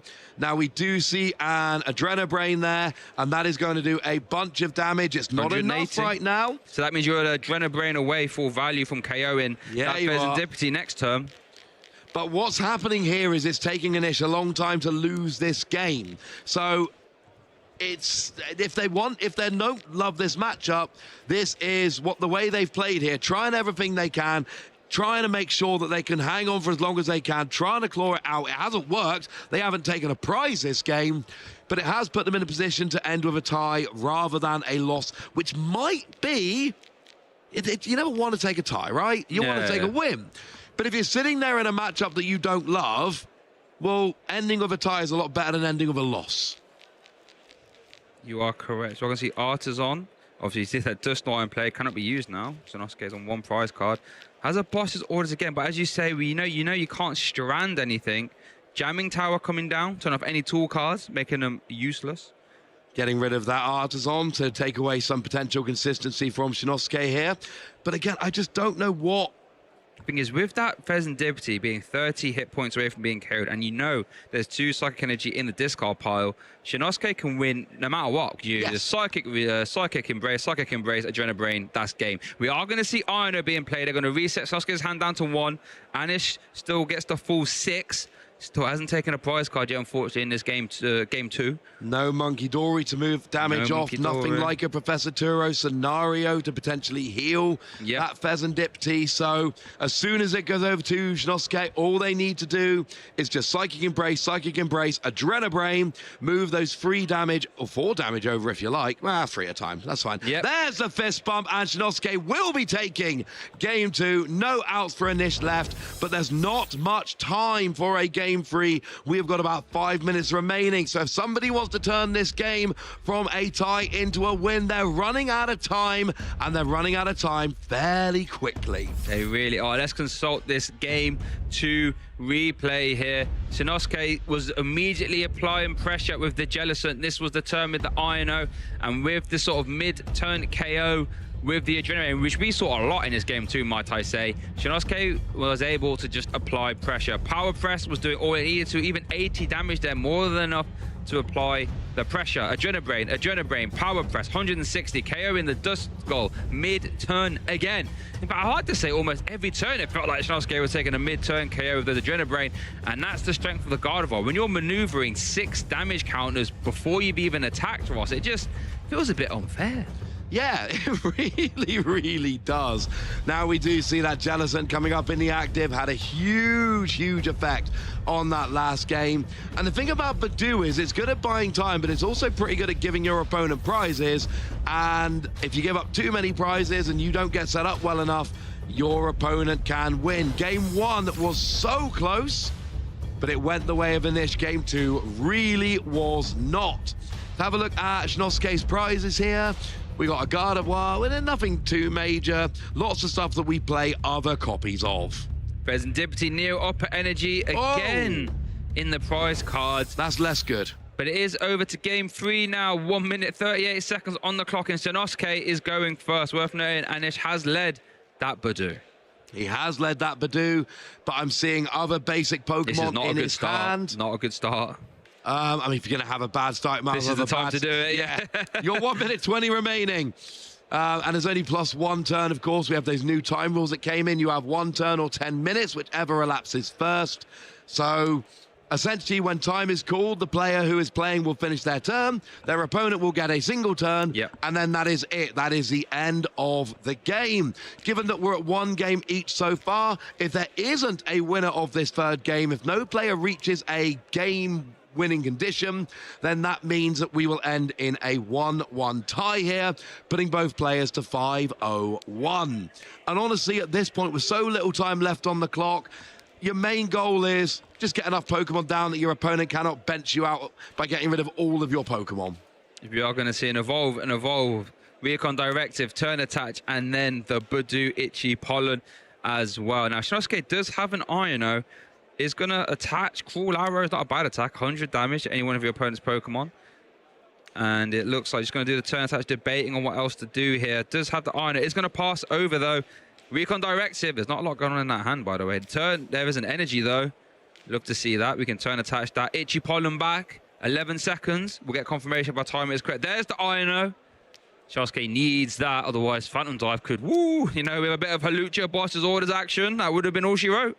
Yeah, that could have been a little bit awkward, but right now we are not in that bad a position. We Ino. I'm seeing a Routes. I'm seeing a Monkey Dory in hand.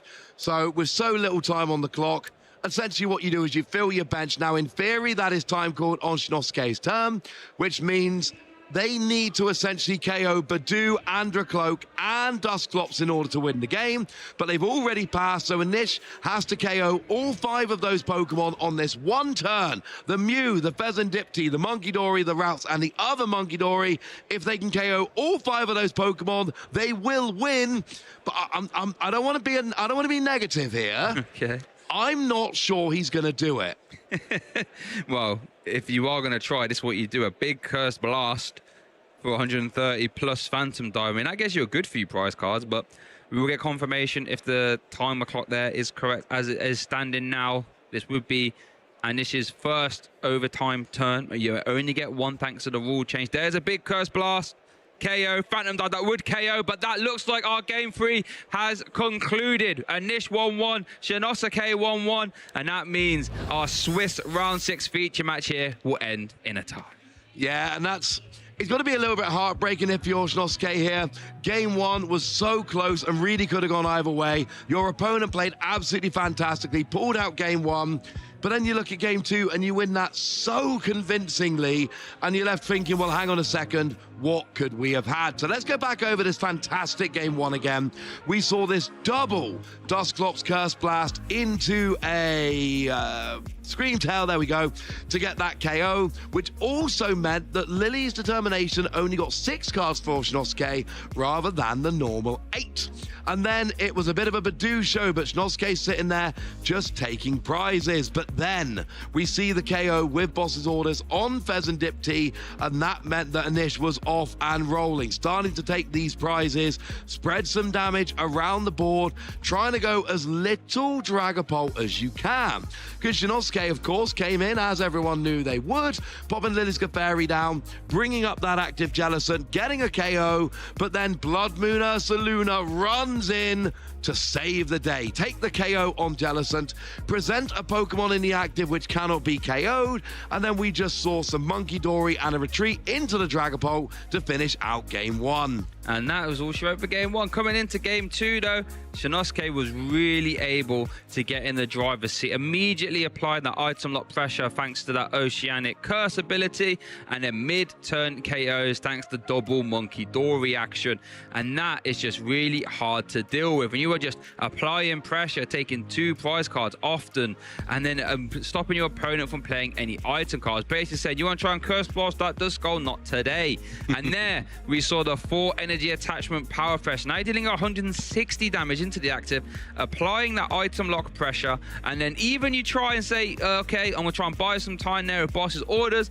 Nope, I got enough energy in discard pile, sorry about that. There's Monkey Dory gonna hit that Badoo in the active for enough damage before you've attacked, by the way, and then a big power press to lock up that Pheasant Dip Tea, meaning the Game 2 was over like that. And as we went into Game 3, there wasn't a lot of time, and this actually had a very turbo start. If this game had gone longer, I'd be very interested to see how it panned out, but Shinosuke was able to fill the bench up eventually, and that means Game 3 was sort of over like that. There was a possibility in this final turn to kind of KO the Mew, but then also Hawlucha to put 10 damage onto a Rouse, so then maybe take a prize off there, 3 prizes, plus drop some damage on the bench with the residual damage. So Anish there had a very nice start to Game 3, but we'll never know how this would have gone out. We ran out of time, and we end up with a 1-1 tie. Both players are 5-0-1 in pretty good position to make it into day 2, and maybe beyond. I imagine so. They have very, very, very strong records, so I wouldn't be surprised. Both players played really well. We saw both players sort of start off, both players operating on good capacities there, and we saw both players make some really heads-up plays. Yeah, it was a really well-played game, and Anish in Game 1, look, you're basically playing a game where one of your Pokemon gives up prizes, and then your other one's a main attacker that gets very easily KO'd for weakness. You have to play that game perfectly, and Anish absolutely did. That game, it was pretty hype, I think we can agree. Yes. But I'm afraid, ladies and gentlemen, I don't think your hype level is high enough. We have EUIC coming up in 3 weeks. Your hype level needs to be higher. But don't worry, because we've made something to help.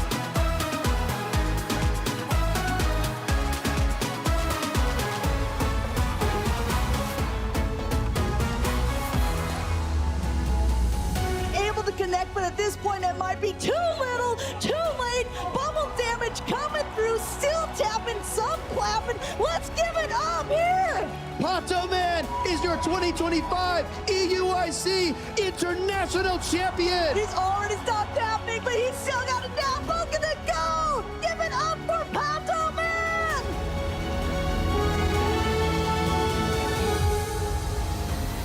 Multiple members of Peru on Rayquaza, Mimikyu and Ripness. 84 is in, Rayquaza's at half right now, only 10 seconds left on the clock. Tempo is here, but there's just no time. Overlord moves to the middle, and Luminosity Gaming is gonna stop them, and they are going to win the AL's Cup.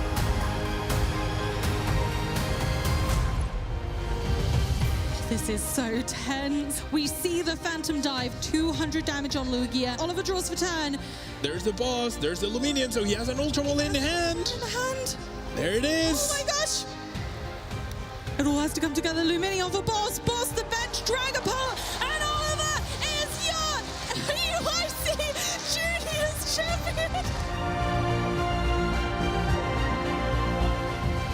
Dreamy and Reklev will be going down. Amy, there will be two Duskull in play, and that's it for Nathan. I think a comeback is nigh impossible, Pablo. I always call it, and I'm always burned, but I'm gonna call it again. Nathan, there we go. There is the handshake. Gabriel Fernandez is your seniors victor, our champion of EUIC 2025. Congratulations. This is where dreams are no longer imagined, but lived. The weight of expectation, the pressure of one of the biggest stages, over 3,300 challenges, and one final brilliant dance partner in Natalie, all stood before him. Yet now, here he stands. Straight onto Oranguru and then use it for, oh yeah, it's Precious Trolley, getting all of your basic Pokemon out. Whatever 5 basic Pokemon Ryuki wants to get on the board here are coming. Here we go, look at all the pieces that have descended. Ryuki is gonna be your European International Champion 2025. He came to Dortmund, he won the whole thing, and now he's come to London and won the whole thing.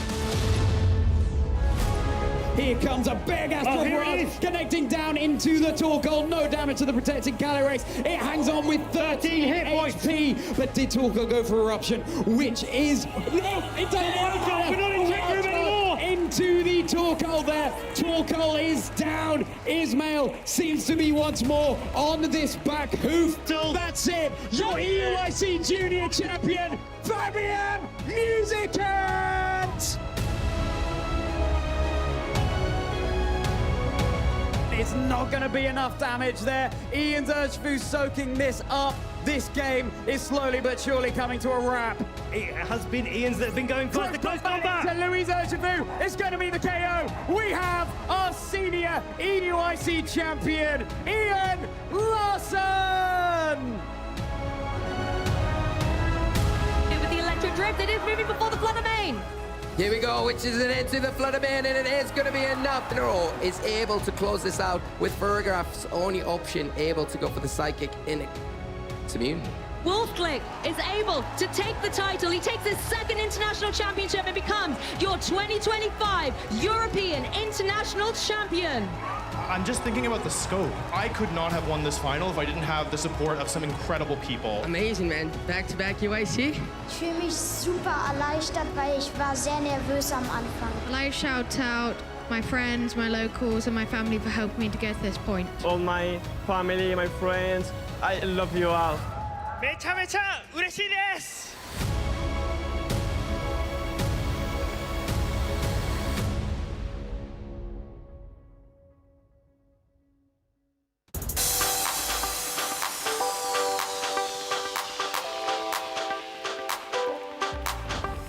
You know, no matter the situation, it's high competition. Everyone's trying to have a good time as well. So if you can be nice to your opponent and just, you know, be courteous of their state of mind and, you know, things in the game, that's going to lead to a lot of maybe friendships and success in the games. So an unwritten rule with Pokemon Go is that you always have to say good luck, have fun to your opponent before your battles.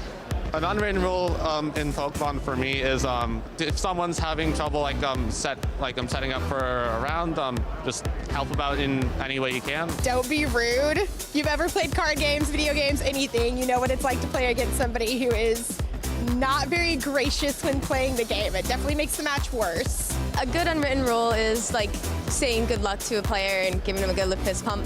I think the biggest unwritten rule in Pokemon is if your opponent is on low health, you have to throw the nuke charge move and not the small charge move. So if you like return like a Carbink as a Sableye, that's goated.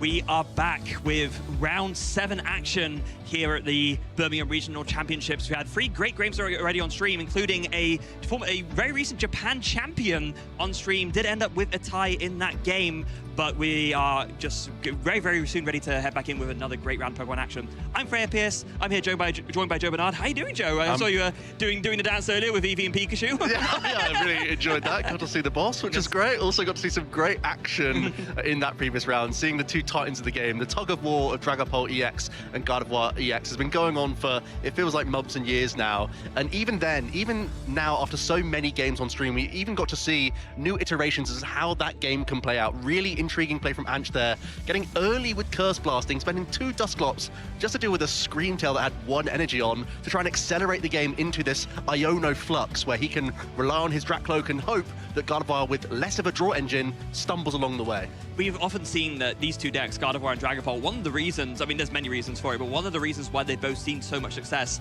is that they're kind of 2 of the decks that can make the most effective use of Iono, and kind of play into that even more with just using Curse Blast to preemptively put your opponent on a lower price count to disrupt the hand of Iono. It's something that we've seen come up multiple times at this point. Yeah, and also those decisions within the deck list as well, because in that second game, Shinosuke was really running away with that Jellicent TX, coming onto the board early, using Monkey Dory to punish the Budu use, the opponent's item lock, whilst also getting early prizes. Really allowed them to race through the game and get through a really early lead. Even though there was only a few minutes left on the clock, they got so early on in the pressure, it really snowballed. Yeah. Now, so we've seen some wonderful games happen, but before the tournament even started, all of us casters, like we usually do, so it's become a bit of a habit at this point, we had some predictions as to what we thought would take it down this weekend, and I think it's no secret as to what I think is going to be taken out of this event. I've kind of gone all in on the Dragapult Budu. I mean, Budu is insane in Dragapult and so many other decks. It is the key way that you can beat, for Charizard especially, the new kid on the block, as it were, to take that down, and Dragapult just proves time and time again just how strong it is. So what about yourself, Joe? Is he Gardevoir Watchtower? Yeah, some takes are hotter than others. Me and you, we've gone pretty safe. Yes. We went with Gardevoir EX and Dragapult. Gardevoir has just been such a mainstay of the format. I think it can be so flexible with its damage output. It can play defensively really well. It can pivot into an item locking mode. And we also saw, I really like the recent Henry Chow iteration going back to TM Evolution. I think it's so important for mirror match situations and really good against opposing Dragapult players as well. So I really like the current iteration of sort of turbo-based Gardevoir EX. And then my nod to the Team Rocket's Watchtower. I saw it a lot out in Toronto, actually. People are ready for the new build of Dawnzard. Charizard has sort of rebuilt its status back into that top 4 of our metagame, and suddenly it becomes really important to disrupt that Pidgeot EX, and of course, if you do it early enough, you can disrupt Noctowl as well, which can stop their deck from even starting. Yeah, I mean, it just shuts off 2 of the strongest abilities in the whole game right now, and let's be honest, I mean, a card is really going to get stronger as we go on further and further, given that there's not going to be, it's going to be less and less engines that can work other than colorless ones, so it reminds me a lot of, you turn on the sepia filter for this one, Battle Frontier, back in the day, of course, it shut off the old Pidgeot non-EX. Still a Pidgeot. Yeah, still a Pidgeot that had the quick search ability, so, you know, kind of very reminiscent of that in that way. With Dragapult as well, to me, it's kind of a nod to, like we were talking about earlier, it seems to be the favored top deck in Europe especially, so kind of maybe a bit of a regional biasing my selection there, but I mean, it seems to be paying off so far. Yeah, and one of those players that we've been following who's been a Dragapult believer very recently is Katie Montgomery, one of our players to watch, who's just had a really good breakout performance over in Toronto. She's from the UK.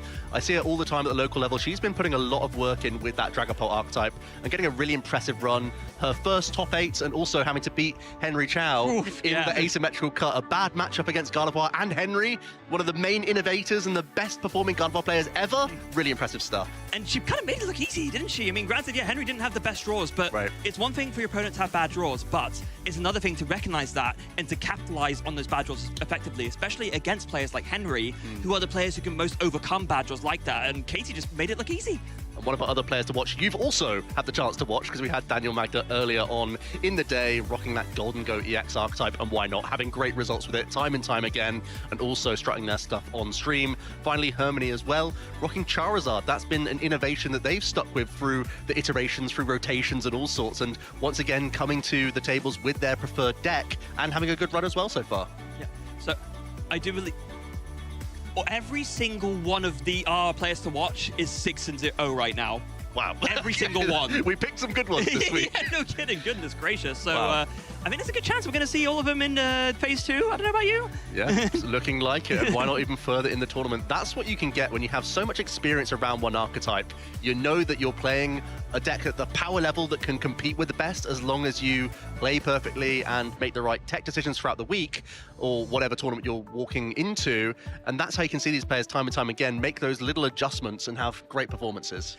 And it's with that strength, especially with the experience in like one deck as well. It's kind of a continuing trend. We've seen Drew and Daniel already talk about it, and it's the same with Hermione, kind of sticking like along with Oyvind and a few of the other Finnish players, sticking with that Charizard. You have so much experience with the same archetype. It's going to pay off. And thanks to some movie magic, it looks like we're going to be having Harmony in our next round. Oh, who could have believed it? We get to see a Charizard masterclass in our round number 7. And this is going to be a real nail-biter for her. We've already had a look at the deck lists. It's a mirror match, kind of. Exactly. Yeah. So, like we were just talking about, Hermione piloting Charizard as he has done, but it is not this new iteration of Charizard. There's no Noctowl action here. We are going back to how it was before, like Oyvind did well in Stuttgart as well. It's Pidgeot, it's Charizard, it's other stuff, but no Noctowl engine here for Hermione.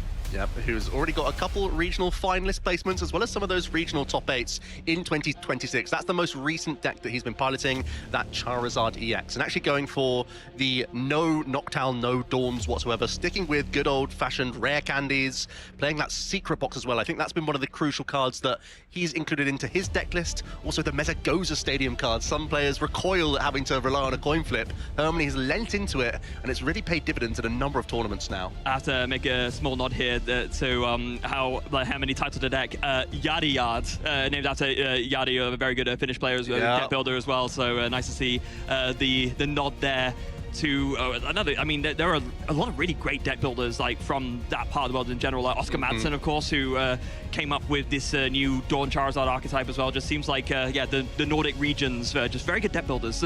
So it is going to be a story of the old versus the new in terms of the archetypes that we're seeing here, as Andrew Hayward is going to be piloting the Dawn build of Charizard, the one that's come up out of the woodwork over the last couple of weeks with Phantasmal Flames, who's already got a handful of decent Day 2 performances and is hoping to go one further, and is already on a great record today. Yeah, I mean, 6-0 start things off. I mean, you got to be feeling pretty happy about that. Like you mentioned, Hermione is 6-0. Every single one of our players to watch is 6-0-0, and with that record, already a high enough match record to make it into phase 2, but like you were just saying, you want to go further. You want to get to the top cut. You want to get to the finals. You want to win the whole event. So let's see how this game is going to pan out to carry on these two players' journeys as the prize cards come out, and it doesn't look too bad for either player. 2 Fire Engines is a bit rough for Andrew, maybe. Yeah, especially for a deck that only plays 5 copies, but we're seeing the fist bump. We're heading into our round number 7. It's going to be a Duskull lead for Andrew, who kicks off with a Buddy Buddy Poffin. Oh, a double Buddy Buddy opener. That's exactly what you want to see. That is about as good a start as you can ask for, especially going first. So we'll be able to use that to search for all the setup basics he needs. There's a Duskull already out, so you don't need to bother with that. But But you're going to get out this fan rotom, and here's how this deck is going to set up. You get out that fan rotom, you use its phenomenal fan call ability. Once during your first turn, you can search your deck for up to 3 Pokemon, colorless Pokemon, with 100 or less HP and put them into your hand. That search to your Hoot and your Noctowl. Your Noctowl has Jewel Seeker, which when there's a Terrestrial Pokemon in play, you can evolve into it from a Hoot and search your deck for any 2 trainer cards. That will get everything else they need set up, including rare candies to evolve your Pidgey into Pidgeot as well. That has quick search, searches for any card. And from then, you just set up your Charizards. As we've seen so often before, Burning Darkness, 180 damage, plus 30 more for each prize card your opponent's taken, and you just sweep the game from there. So both of these decks actually have the same sort of trickery within the list. They're both trying to use Dustomer. They're both trying to rely on Burning Darkness getting more powerful as the game progresses, and they both have access to Briar. So I'm going to be imagining, Freya, that the prize race will go fairly routine to begin the game, and then suddenly it becomes a cat and mouse mix-up. Yeah, we've seen it happen before in Charizard Mirrors in the past, because no one really wants to take the first prize card, because you kind of then leave yourself vulnerable to, okay, what if I make the first move, my opponent can respond in the right way to make the prize map back in their favor again. So yeah, going to be very much a cat and mouse thing, like you said. And it's going to be interesting, specifically the interplay between these two, because like we were just saying, Hermione not playing the Noctowl engine, playing more of like a straightforward version of Charizard, like how it used to be played. So I wonder how that will factor in as well. And already a decision, as we already have like 3 amazing Pokemon hitting the board, including the fan call that can grab even more Hoot for later. Do we try and get additional Duskull down to respect early pressure from opponents turn 1, not knowing that it's going to be the traditional build, not something that can use the fan rotom turn 1, or do we just try and establish anything else here? Sticking with the 1 Charmander right now, going for double Duskull, and here comes the fan call for finally some Hoot coming into the hand. Yeah, but so there is something quite important to note here. So we see how you go for the fan call here, a couple of Hoot, and I imagine a Noctowl's going to be the 3rd pick, but Andrew's already kind of gone a little bit wide on the bench here. Of course, we were just talking about how with Noctowl's Jewel Seeker ability, you need a Terra Pokemon in play in order to use it. Where's that space coming from? Well, we're indicating that we're holding Rare Candy Charizard. Oh, well, that's what we're saying. That's another way towards a Terra, all right. Flashing it in a very timely manner. So, like, Andrew recognizing, hold on, I have this in hand already. I feel safe going for this because I know no matter what, I can get my Terra Pokemon online and I'll be able to use Jewel Seeker. So, very, very smartly recognized. That's what Andrew's hoping for, at least. There is the risk that your hand gets disrupted turn 1, and then suddenly you're in this strange situation. But you can still find Rare Candy to the other side of this hand, in theory. But usually we know that Charizard these days is much lower on the Iono count. There's been times where it's been like a maximum 4 copies. Now players are more towards the 1 and 2 counts, looking towards the Lily's Determination instead. Yeah, Hermione having a very fast turn here. Pidgey comes in with a Jet Energy. That's going to allow an early call for family, so he's also going to get a lot of basics down and gets to refresh the hand with the 8 cards from Lily's Determination. Yeah, Lily's Determination, been a nigh-on staple ever since it came out. One of the strongest draw supporters we've ever seen. Oh, yeah. Shuffle your hand into your deck and draw 6 cards, but if you have 6 prize cards remaining still, you get to draw 8 instead. And so, especially with decks like this and also Dragapult, where you don't mind necessarily waiting to take the first prize, you're just drawing 8 turn after turn after turn and setting up so well. And combine that with the core family Pidgey that we ought to get 2 more to the bench, and Hermione's going to be feeling pretty good about his situation here. Yep, I see even Buddy Poffin in their hand as well as some stage 1s. No access to the TM Evolution. That's one of the key differences between the 2 decks. Andrew much more focused on rare candies and Noctowl to find them, whereas Hermione is playing 2 copies of that Technical Machine Evolution. We could also still retreat after this Jet Energy and go into a Tatsugiri if we wish as well. The Attract Customers is a little backup engine that you have, just in case Pidgeys are targeted early. You could still have reach towards your next supporter card. Yeah, there are, I mean, looking through the Buddy Poffin, there is, he's kind of pre-planning out his turn already. You can see he's kind of go doing all of his counts to see what he has available, looking at amount of energy and all that, then looking at all those prizings. But yeah, like you're saying, no access to TM Evo is going to be rough here. It is something that has been a kind of very important adaptation, given how Ice Unlock is extra prevalent. Dragapult is on the up, so you really want a way to set up that doesn't. That means that, like you were saying, the rare candies, not being able to use them doesn't end up hurting you. But it looks like we could go full board if we're happy to end on the Pidgey attack, which I think is a really good option, to be fair. The only thing to point at now is that Andrew has double Duskull down, so there's a world that the 50 hit point Pidgey gets punished. But these are all things for Hermione to debate here as the deck search is going on. And it really is a strange situation where you want to take an amount of prizes. Often if you can take out your opponent's Pidgeot, then you can feel a bit safer in a situation to put yourself in range of a Briar or in range of like Dustoir, KO shenanigans. The Charizards like sort of attacking into each other is very rarely the best approach unless you're wary of giving your opponent a favorable prize map. Yeah, and this is where the cat and mouse thing comes in again. You almost like feel it in the way Hermione's navigating through this deck search. He realizes, oh, hold on, this is a very awkward position I'm in, and hold on, is that a triple Charmander I see down? Okay, this is a recognition of the double Dustoir on Andrew's side of the field and thinking, hold on, no matter what, I need to give myself the best chance of one of these Charmanders surviving. And it's simply because you know your opponent has a Noctowl in hand. Yes. And they're also telling you, by the way they filled their board entirely, that they already have Rare Candy Terra available to them. So here we go. It's going to be Call for Family for the 60 hit point Pidgey to end the turn. And we have a lot of action to come here. Okay. I would quite like to see the Dawn come out first, then you can Rare Candy for Pidgeot, then Pidgeot can refund you a Rare Candy towards Charizard, then Charizard can get you some Noctowl pieces. There's going to be a lot of evolution this turn, Freya. Yeah, that is exactly what Andrew's going for. Does fire off that Dawn first, gives the deck the good old tap, and they're going to look through, gets this. Dawn is the new card that is really the backbone behind why this new version of Charizard works. Lets you search for a basic Pokemon, a stage 1, and a stage 2. Now, the reason why that's so effective is because there's always a great mixture of like those 3 stages that no matter what your board is will help you get towards where you want to be. Because look at this situation here. You have a Dusclops that your Duskull can evolve into that, and that helps you there. You can get either Pidgeot or Charizard, whatever you're missing stage 2-wise. Another basic to keep going. If you don't have a Terra, you can get your Terapagos CX to set up. It basically just fixes your hand and your board state every single time it's played, and that's why this deck works the way it does. And that means the world is Andrew's oyster. So many options here. A 2-prize knockout is pretty easy because we have the 50 hit point Pidgey in the active position.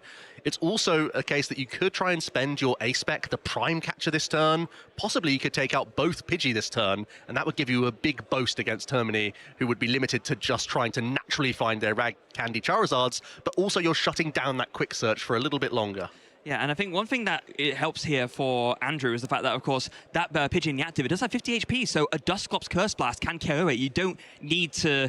Normally, if you want to get a KO on something with a Curse Blast, it has to be on a Dustoir, but 50 HP will reach there, so you could put a pretty devastating hurt on a Hermione's board here, absolutely. I mean, maybe if you can find another Rare Candy Dustoir as well, that would be another way to deal with both the Pidgey, but especially given there's less setup options for Hermione, just dealing with both the Pidgey seems like a really great idea. Yeah, that sounds harebrained, but when we're searching our deck for 3 of anything we want, it's really possible.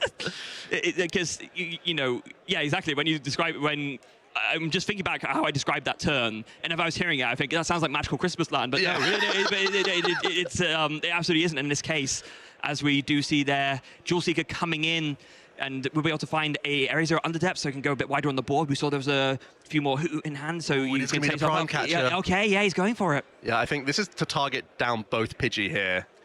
There's no doubt about it. The easy Dusclops KO, then also target Pidgey, means that Hermione has to have like a really strong hand now without the help of Pidgeot. And if all of those Rare Candies are spent on Charizard, sure, that's great. You get to keep up in terms of damage output and whatnot, but you're stifling that Pidgeot for later. Yeah, and I mean, this seems so strong here that Andrew's going for this. And yeah, already got the other bases in hand to fill up the bench too. Is that a third Hoot I see as well? What a hand. Goodness me. You could even go for a Nest Ball to fill up the slot that way instead. I mean, in fact, you can make use of both of them because, yeah, of course, you're going to clear up a space for the Duskull. But oh, okay, going to go for the Duskull instead. Maybe more scared of that right now. You could still take a Pidgey here. It may feel like you just want to hold on for Dusknoirs at this stage instead. This is a completely different dynamic in this case. You're trying to protect your own Dusclops and Duskull. Yeah. And putting yourself off your opponent having means of their own Dustoir and saying that once you start using Curse Blast, you want it to be in your opponent's Charizard so you can take those out in a flash. Yeah, I guess the idea here being, as we do see the Mesagosa coming in, are going to make Andrew discard some of those basics they just put down. It's going to be a little bit of a tricky choice for the last one. It's going to be that Charmander. I mean, I think that's probably the right decision, but yeah, it doesn't feel great to go wide and then have to get rid of him all straight away. Here's the Mesagosa flip. Is it going to be a heads? Oh, it's a tails. Tough break for Hermione. I'm not sure if there's any... There is already a Rare Candy Charizard in hand, but that would have been a heads flip towards a Pidgeot EX. Yes. That's the difference between the heads, tails here. That's what he would have wanted in an ideal world, but instead it's just going to be that Rare Candy Charizard. Fortunate that he had that in the first place, but to be honest, what is it? There's 2 Fire Energy in hand. I hope there's enough energy in the deck for him to be able to attach still. Yeah, that's one of the... Well, actually, the 2 decks are still playing the same energy count. Oh, okay, so 5 interesting. total fire energy. So there should be just enough here to get the Infernal Rain going. Yeah, 2 in hand, none in the prizes. There's the freeze, so yeah. Good to go there. Very important to not attach the energy to the active Charmander, because of course with its ability, it actually retreats for free if it has no energy on it. So definitely don't do that. That would be a bit of a mistake with that. Was it agile? That's right. Yeah. It's an agile little Charmander. It does have 80 hit points as well, so many reasons why this sneaks into both these lists as a one-of inclusion. It can make you a bit more robust around a Holucha Dragapult play. It can give you this free retreat pivot if your Pidgeot EX is not online. It's also out of range of a Soul Rock unless you have a damage mod, so that's important there. Just so Hermione wasting no time there, goes into the Charizard, Burning Darkness, carrying that Fan Rotom. Now, we're going to see something this turn. Oh my goodness. Rub your hands, Fred. It's going to be a crazy turn. Tell us about it. To that exact point. So, if I'm thinking through the logic of why Andrew decided to target the Duskull, we were talking about how this mirror match can be very cat and mouse. You don't mind being the cat in this situation, being the one who takes the lead, as it were, right, when you deal with their way to come back to you, which is with the Curse Blast shenanigans. That's the thing that makes a board scary with Charizard. What Andrew's done here is denied the option for Curse Blast for Hermione, whilst he's got a Dusclops set up and a Dusk Noir, and suddenly he's looking at the potential to do a devastating board wipe turn that Hermione was denied because of what Andrew targeted. And there's potential here to Curse Blast the active, as well as Curse Blast Charmeleon, because we have Quick Search, we have Noctowl. We could take out and force another rare candy combination out of Hermione, who was, kind of limited with their actions last turn.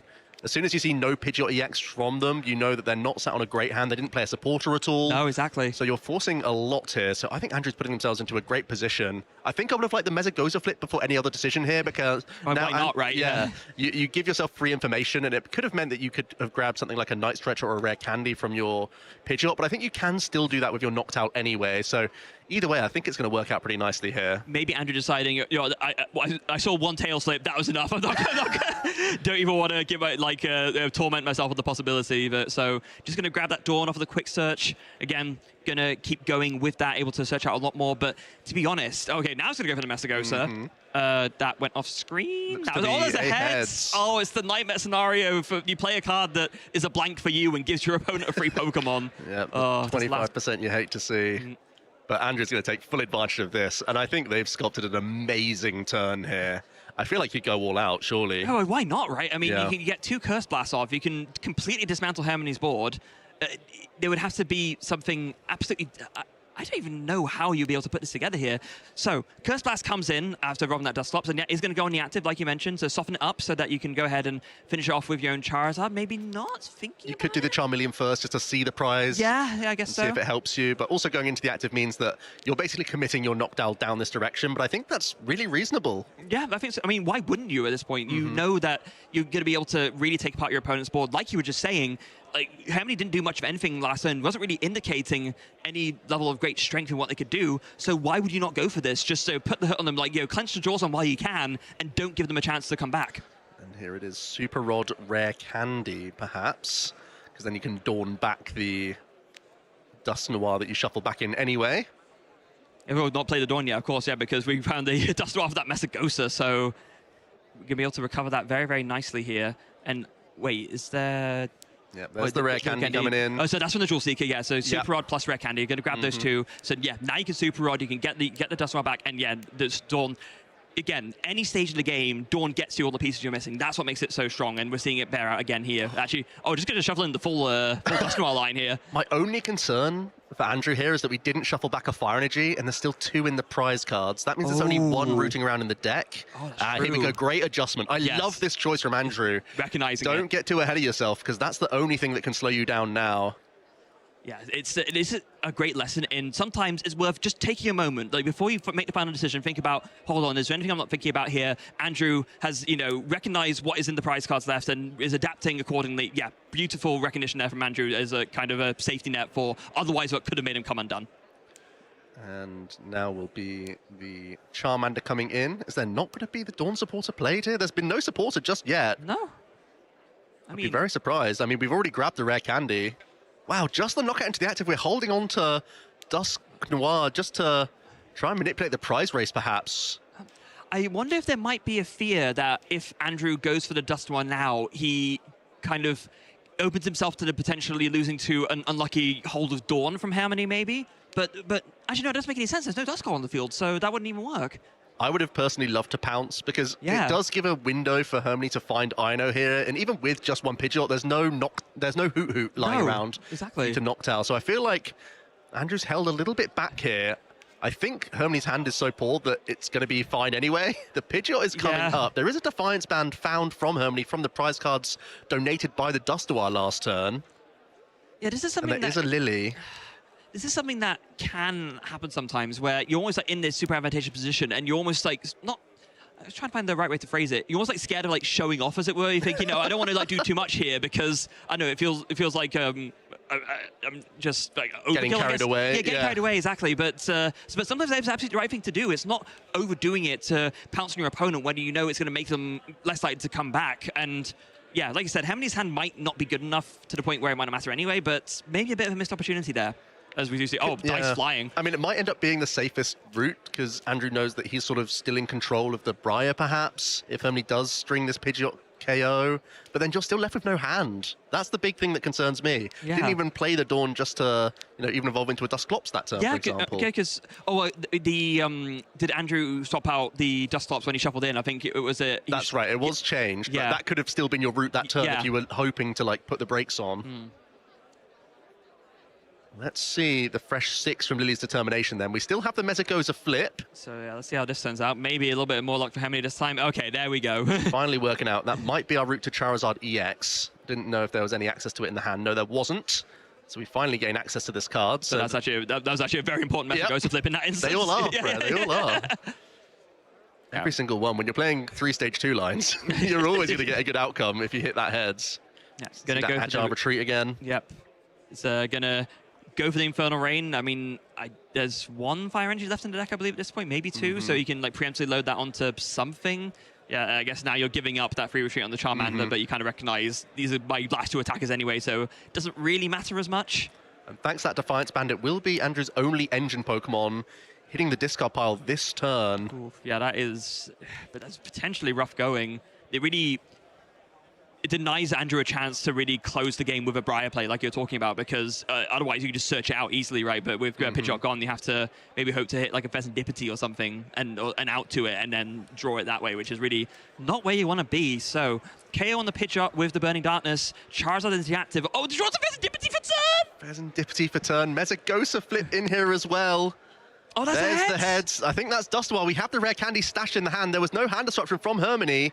That means Andrew can force an additional prize, force Harmony down to 1, and that means Burning Darkness will be able to knock out the active. Rare candy, Dustoir, take out a benched Pokemon, force the single prize, announce the Burning Darkness. Andrew avoids the hand disruption and walks away with a fantastic Game 1 victory. Yeah, like, huge congratulations to Andrew there. We were a little bit worried at first that maybe he was going a little bit too safe with the plays and not really leaping on the opportunity when he had it, but decided to play it safe, and in that instance, absolutely paying off with a beautiful win there. Yeah, really impressive stuff from Andrew, who really displayed the reason why this engine can be so palpable, that your stage 1 gets you into usually multiple stage 2 Pokemon, and then there's the threat of draw engine. At the same time, there's the threat of your key attacking threat, and it's really hard to dismantle. I do really like this Prime Catcher play on reflection. I was thinking take out both Pidgey, deny that Pidgeot, but in this case, take out the threat of Curse Blast. Make sure you're in control of them throughout the entire game, meaning you're the one forcing that Burning Darkness to be so dangerous. Yeah, it's like I was talking about earlier, right? When you're in a potential for a cat and mouse, like make it so that you can be the cat, and there's no way to sort of deny that strength on your side, because you're always the one in command of the things that makes your board scary. So yeah, very, very smart there from Andrew to target down that Duskull, and it's sort of paying off, even with this potential chance for a comeback here, as Andrew took a little bit of like a slower turn, just went for the Curse Blast on the active to stop up the Charizard, and then was able to finish it off with his own Burning Darkness from his side, but opting to just, set back up the Dustoir line, not going full aggressive with taking out more stuff on Harmony's bench, and just leaving the 2 Duskulls as is, Burning Darkness, and then with that able to, with the Mesagoza slip especially, Rare Candy, Dustoir, Curse Blast, Burning Darkness, win. An excellent display there from Andrew, getting a game ahead here, already on an X&O record. And we're already into game number 2 here. Harmony, it's their turn. They've led a Klefki, and they've already got an Ultra Ball here. Klefki is such an incredible lead in this matchup, Freya. Yeah, it's basically the best thing you can have to start with, especially with your Harmony up against this Dawnzard version. We were talking about how great Fan Rotom is to set up. Fan Call is an ability on a basic Pokemon. Yep. What does Klefki stop? All of those. Exactly. So about as perfect a lead as you could ask for, especially because it doesn't hurt you at all, because the basic abilities that you work with aren't really hurt by this, because you can manipulate them in such a way where it doesn't matter. So yeah, super strong lead. One awkward thing that Harmony's going to find from those prize cards is we saw a quick flash before we went into the action. Both of their stadium cards are in the prizes. We saw that Mesagoza was unfortunate for them in that game, but still a big piece that you sometimes look towards to help you access those stage 2 Pokemon, and even your basics in this case. But at least has an Ultra Ball to kick things off. When you're discarding a Lily's Determination, you know that Harmony's holding on to more decent options in that hand at the very least. Yeah. And then another quick note on Andrew's prizes, just while we're here. The Dawn also found its way in the prizes, so that's going to really hinder Andrew's approach towards the late Dawn game. or the Briar? The Briar, I should say. yeah, that's the case. Yeah, Dawn you play 4, Briar only 1. Yeah, That's Briar. So yeah, then that is, I mean, it's in the middle of the prizes, so it might be okay, but that's definitely not where you want it to be. It's a one of it. It's very important to close things out. So, Harmony, hold on a second. Did you see what Harmony's turn ended on? Chose to go Duskull instead of Charmander or Pidgey. And chose to jet the active just to have a retreat pivot option, perhaps. Oh, that is not great, no matter which way you look at it. So, I mean... The hand is because the hand is Dusclops and Lily's Determination, and you say that next turn I'm still going to have a developing turn. Okay. And I'll just allow this Klefki to try and carry my opening here, knowing that you're disrupting that Fan Rotom. And to be fair, I didn't get quite a good chance to look at the rest of Andrew's hand, but that might just work, you know. I mean, we do see one Nest Ball here. Going to grab that Pidgey straight away, look through the rest. There's a Hilda. Was that Hilda that I saw? Yeah, I think it was a Hilda, just the one copy of Hilda. Yeah, and a Hoot, and then the Hilda going in. It's not amazing. But I think it's working. I think the Klefki is working. Yeah, I mean, if there was no Klefki in the active, that Nest Ball would have been a Fan Rotom, and we'd be talking about a very different game right now. But that is not the situation that we find ourselves in. But Andrew grabbing the Jet Energy can use Call for Family of their own here. Brilliant. Okay, so really the Call for Family Pidgey, it's an interesting one, because kind of like the Call for Family Gimme Ghoul in Golden Go, there's been a bit of a debate as to whether it's worth playing or not, because of course with the 50 HP you are vulnerable to the Curse Blast from Dusclops, which doesn't need a rare candy to get into, as we do see very timely there being evolved into that. So that'll be a very easy KO on that. But in this instance, yeah, worth it to set up your board. And Harmony, with the unintuitive choice to go Duskull turn 1, is getting really nicely rewarded with the 50 hit point Pidgey forced to be used by Andrew to play the game here. Now has the option to go 1 for 1 if they choose to, and take the option away from Andrew once again from getting into that Pidgeot. Yeah, and if, depending on how Harmony's setup goes, we're already talking about how he's a bit committed to a slower setup turn again this turn, but if he can deal with his Pidgey with the Dusclops and leave that Klefki active, Andrew isn't going to be able to use the Festivity's Flip the Scripts to draw some more cards to set up that way. So, yeah, some potential awkwardness here. Yeah, going to go for it. Dusclops, Curse Blast, KOs that Pidgey, 1 prize for each player. Now, see, this prize is going to be quite important. What was it that he grabbed? It's Lily's for next turn. That's pretty... Another supporter. I don't see any access, or just one Ultra Ball could get you 1 Charmander down. Oh, no. Okay. Your own Pidgey's the 50 hit pointer. Uh-oh. I think, was it just the... Well, it's going to be the promote of the Duskull for Andrew. Oh, this could get very, very dangerous all of a sudden. Like, depending on what Harmony decides to bench here, there is a potential for Andrew to win this game on the next turn. If Harmony doesn't have more than 1 basic Pokemon to put down, Curse Blast plus, an attack with Charizard or with Terapagos would do it. And Noctowl is crucially not shut off by the Klefki. So with the Call for Family searching out Terapagos, Andrew gave himself the backup engine even if Pidgey were to be dealt with.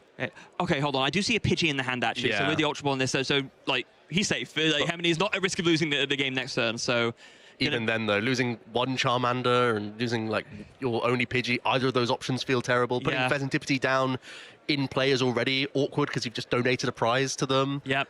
And take them on yourself. And it's not like you conceded a prize in your opponent's last turn, so you can't even use Flip the Script yourself. You'd just be putting it down to survive a bit longer, basically. But it's just going to be, 1 of each. So, although not losing the game immediately, Andrew still has a bit of a window here to shut down Harmony's board completely. And again, because it's only the 50 hit pointer, there's the Joust for 10. Andrew could evolve into Dusclops and deal with the Pidgey here. Hold on a second. Andrew just drew for turn Rare Candy and has the Charizard all ready to go in hand. Oh my goodness. that means we can Noctowl away to bring up the Charmander at the same time. We're going to have a fantastic turn again here, Freya. Looks like Andrew found the way out of the Klefki lock. Just by having the strongest card in the deck being an evolved Pokemon that isn't shut off by Klefki. Goodness me. I mean, yeah, one Hoot survived, and that's all you really need. One Jewel Seeker will absolutely get him there. Sure, no pitch up discern, but who cares? You might just be able to completely undo Harmony's board here. You don't even need to dedicate the rare candy to the Dusclops because, or to the Duskull rather, because you can just evolve it into Dusclops and KO the Pidgey and then deal with the Charmander with the Terapagos with the Charizard. Is it Prime Catcher Dawn here as your best approach? I think that so, can yeah. get you the easy Dusclops. That can get you a Pidgeot EX for next turn. Called it exactly. Eyeing up the Dawn, got the Prime Catcher down already. I mean, if you're leaving Harmony with a Klefki here, wait, what? How does Harmony even respond to that? Again. Yes. Yes is my only answer. Well, no, I guess. No, Alternatively. You could even get another Duskull as a replacement if you wish, as your basic choice. So you can Curse Blast the active and then still re-establish a Duskull pretty safely here. Yeah, so yeah, no, can't quite grab the Noctowl. I think definitely important to grab the Dusclops here. Oh, the other Duskull's actually in the prize card, so you can't replace the Duskull with a Duskull. That's not going to work in that instance, but... Even then, getting to hold on to a Charmander or holding on to even Pheasantipity EX could be reasonable. So it was like arguing between the Noctowl and the Dusclops. We'll go for the Dusclops in the end. For the stage 2 choice, that's going to be the Dusknoir. And I kind of like it as a Pidgeot, just to give yourself extra top deck outs. Because you are floating a Hoot on this board. Yeah, you are, and you don't need the Dusknoir this turn, so unless you're going to commit to it this way, no, of course you have to Red-handed the Charizard, so because you need the energy acceleration. Charizard comes in then, Infernal Rain will pluck these Fire Energy out of the deck, getting it going really nicely here. Can also float an energy onto Terapagos EX as a nice little backup option. Oh, shout out there as well too. I do believe that is the set reverse foil Call of Legends Fire Energy. One of those being attached to the Charizard. If you know, you know. Those are gorgeous energies to look at. And the same with the Hot Gold, Steel, Silver non-foil ones too. But more importantly, Prime Catcher coming in, bringing in this Charmander. We know the Dusclops is there. Harmony is going to be left with a Klefki and a small list of hopes to try and come back here. It's not looking good for Harmony at all. Ooh, just taking the Charmander. Once again, the patient play. Okay. This opens the door for Harmony to find their Pidgeot, but again, it keeps Andrew in control of when to use that Curse Blast. Yeah, I suppose. We keep thinking of how cascading it can get to just take the prizes here and now, but Andrew sort of allowing a bit of setup to still be in control of when to Curse Blast if ever a Charizard hits the board. Yeah, I mean, maybe that's what the thinking is, right? If a Charizard ever comes down, you want to be able to deal with it as soon as you can. But not dealing with the Pidgey here is not just the fact that you're not taking the prize. It's the fact that you can evolve that. If Harmony just had Red Candy Pidgeot here, that would be terrible. Also, now Harmony has a chance to go for Call for Family and get 2 more basics out, which is... So it just in terms of disrupting the board, I'm a little bit surprised that Andrew decided that was the way to go. It may end up being the case that Andrew has to Noctowl for their boss's orders and still Curse Blast through multiple Charmander here. If Call for Family is just 2 Charmander from Harmony, they still have the response. So can just keep removing Charmanders non-stop. I suppose so. So just kind of like prioritizing the threats coming on as he kind of sees them instead, as we do see the Ino coming down. So going to get 4 cards off of this. Still not that terrible, to be honest. I mean, you have a decent amount of outs to hit something, either a Dawn or just a Noctowl to keep going. Rare Candy Pidgeot will be an out. Oh, how about Rare Candy Ultra Ball? Oh my goodness. Finally some Poffins at least for Harmony then. So can like protect the Pidgey and not be forced into a Call for Family. It means you can get some Charmander outs in addition to maybe your own Duskull. So this is about all you can hope for from that 5-card hand. Yeah. Like, oh, we might be seeing Tatsugiri coming out. This is, of course, the support Pokemon of choice for Harmony. 70 HP, so you can fetch off a Buddy Puffin. And when it's in the active, attract customers once per turn. You can look at the top 6 cards of your deck, and if you find a supporter there, you can put it into your hand. And beyond this turn, your hand's rubbish, so you're going to need some customers to help you out. Yes. There is really on fumes. Puffin #1 coming in, and Puffin #2. But after that, what was that? Fire Energy, a boss orders, and Dusknoir. Yeah, something useless. We need to try and get towards a Pidgeot, and if it comes via Tatsugiri, so be it. Yeah. So kind of now, Harmony's doing the insulation play right now. 2 of each one, so 2 Charmander, 2 Pidgey. Make it as hard as possible for Andrew to completely undo your board. So they have to either choose both the Charmander or choose both the Pidgey. But to be fair, in this instance, I think you're choosing both the Charmander, right? Just like make them have no attackers, or maybe not. I don't know. I think it's close, to be fair. I don't mind going. You're going so far ahead in prizes that you're not afraid of Briar. You can go to 2 pretty comfortably and say, if a Charizard comes back at me, I can just punch that thing. So deny the quick search potential instead of actually devastating. Yeah, no, that's very fair. Also, I mean, both are great choices. Yeah. I'm not going to lie. Andrew's looking at an amazing spot here as we pass things over. Also, the double Pidgey KO, that's something you can go for even without Dust Noir, because the Dusclops can just deal with the 50 HP Pidgey. Yeah, that would be the big benefit of the Pidgey approach. So let's see what Andrew goes for here. As the hand, double the Red hand Candy. is crazy. Oh, he draws a Dawn for turn! Andrew is not missing a single beat with these top decks. Goodness gracious me. Like, Dawn, Rare Candy, Ultra Ball, you just get everything you need. If ever you doubted the new engine, here's the expedition of why not to. I mean, we were just talking about before, right, how even after this Ino, there's plenty of out for Andrew to have a good hand. Even with the first 4, we're thinking, yeah, he's fine, and then just draws a Dawn for turn. Wow. Absolutely incredible scenes. You don't even have to use this Noctowl. No. That's the thing that's even more crazy here. Just leave the Hoot down for like another out later. You have the Pidgeot, Red Candy already in hand, so Quick Search is now going to be online. You can set a backup attacker up by just grabbing, like a Charmander off your basic choice from this. So you can grab Area 0 under depths, go wide, and start setting up that way. Oh, there's so much you can do here. It's about due diligence at this point. Can you weave in Area 0 under depths? Can you get more Hoot down? Or do you just hold the board as is? You're not afraid of any Curse Blast. Your opponent's side, you know they're only ever sort of punching one thing. You are probably coming into range of your opponent being able to reach on a Pidgeot EX. And you have seen a Defiance band in the previous game, so that's the only thing that you have to be a little bit wary of. Yeah, and to be fair as well, that would be, if you're doing that due diligence, that could be a reason to actually just go for the Noctowl this turn. So you search for those trainers to set up your board in that sort of way, because I do believe there's still one more Hoot left, so you could make use of that and still, whilst weaving in that Area 0, set up more support guys on the bench so that in another hand disruption scenario, you can recover. Although granted, you have Pidgeot set up, so you're probably feeling fine regardless. I like this choice a lot, actually, from Andrew. Because this is a far squishier EX Pokemon, you're now forcing Hermione to not only have hand disruption next turn, but then you're also forcing a push out the way. You're just asking so many questions of them this turn. Yeah, and like we just talked about, there it is, Area 0 coming in after the Jewel Seeker. So going to be able to go even wider. Now, what's the second pick going to be? Is it just a Dawn for next turn? Or I guess Buddy Poppin to go wide now? Either works. I think there's already the other Charmander available, right? So it's more about the stadium than anything else here. And yeah, just a Dawn for next turn. Why not? Just to grab the last few pieces to close things out. And yeah, Andrew having no access to Briar, but not really mattering here. Like, he's so far ahead on his board state. He's got the attacker set up. He's not scared of any Dust Noir from Hermione's side, as you rightly said, because there's nothing set up that way. Just holding on to what, Ino, Dawn, Rare Candy, Ultra Wolf for next turn. Yeah, I mean, what else are you worried about here? In fact, just going for the Tatsugiri to deny the supporter search. I dig it. Just try and force Hermione to have a crazy combination. Forcing lots of candies, forcing Gust, forcing hand disruption. That's a lot to ask for, and Hermione's hand, as we know, is pretty poor. Yeah, there is an Arvin, so that can maybe get somewhere, and there is an Ultra Ball. And the Ultra Ball is the top deck, so we can Rare Candy to Pidgeot and Ino. Maybe that's our best defense here.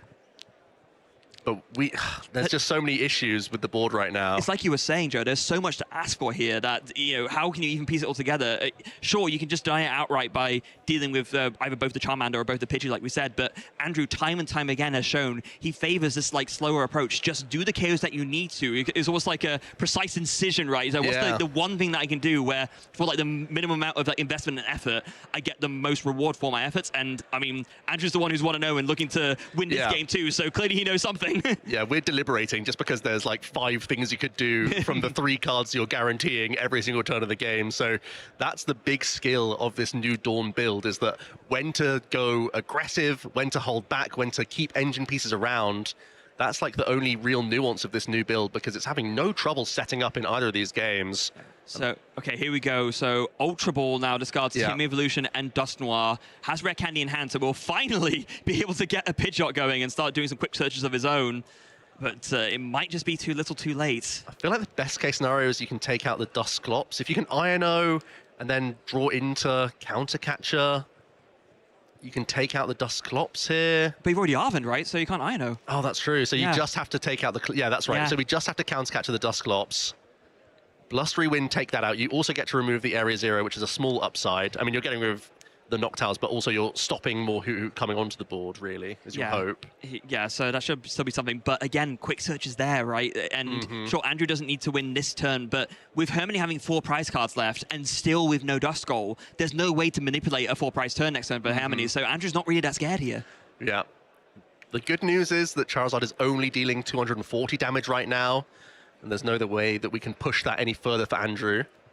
So he might be forced down to 2 prize cards, but that's not too scary again when Hermione is at 4. No, exactly. If Hermione was at 3, and also, and if he had a Dust Goal down, it would be a very different story. Neither of those things are true. So this is one of those situations where normally, yeah, especially in a Charizard mirror match, you'd be quite scared of going down to just the 2 prize cards remaining. But Andrew, that is not the position that Andrew finds himself in as he now goes to the quick search. Just has a look to see what he has left going for him. Yeah, I think weaving in the Iono could make some sense here. Yeah, we have some search in the hand. I wouldn't mind just another Dawn again, honestly. Just like keep rolling with Dawn, I think is fine. If you can Super Rod back a Dust Skull and Ultra Ball that out, that would be reasonable too. Just keep that threat going. Yeah, I think given that that Briar is still in the prize card, so that won't be a way to finish the game. I think kind of prioritizing the Dusk Noir line recovery does make a lot of sense here. We saw him do that very sensibly in the first game, and that paid off immensely. But it's going to be the Dawn. Yeah, going to go for the Dawn first. It's going to be the Rod first. Okay. So, I mean, you know, he did put the card down, but I guess Hermione okay with him taking it back. It might be a thing where he said one but put down the other. Right. Yeah, either way. So yeah, Super Rod first, and going to do the Dawn after that. So yeah, like you said, Joe, going to be able to set up the Dust Goal again so that you have potential access to a Curse Blast, finishing things off, and of course can get some other guys with the Dawn too. Yeah, it could be Hoot as well. No, it is going to be the Dust Skull first, and then basically just bringing out some extra evolutions that can help out in a pinch. You can evolve up into Charmeleon this turn, I believe. Yep, so that's handy as well. Yep, Charmander was down last turn, so that's going to be another rare candy saved, as it were, but we're not needing to use that to go into a second Charizard. Andrew's had the best of the early game. He's making sure that his board is as robust as possible for this late game now. And it looks like we'll just be punching into this Pidgeot EX. Yeah, which is also completely fine, right? Because, yeah, you don't take a prize card here, but then next turn, if Hermione can't deal with your Dust Goal, then you can Curse Blast and win that way. And so the debate between going into Charizard EX or Terrapagos EX is essentially you're saying you need to have a Dust Noir if you attack with the Terrapagos EX this turn. Otherwise, it could just be a Dust Clops if you led with the Charizard. That's not right. That's a bit too much damage. That's way too much damage. We'll get that sorted. May have been thinking about the Charizard math. It should be just 150 damage from the Unified Beatdown there. We'll get that fixed because, like I said, that would really help out the Dusclops. Yes. Unified Beatdown does 30 damage times the number of bench Pokemon that you have. And, yeah, that is... there are 5 bench Pokemon currently, not 8. I think people just see Terrapagos, they assume 8, they assume 240, but... That's its maximum with an Area 0, exactly. Right? But that is going to be fixed. Don't worry, we're still in Hermione's turn. We haven't got too carried away yet, and we are trying to get in touch with our lovely team on the floor. But it looks like Hermione is having this debate around quick search right now. Still in a really tough position.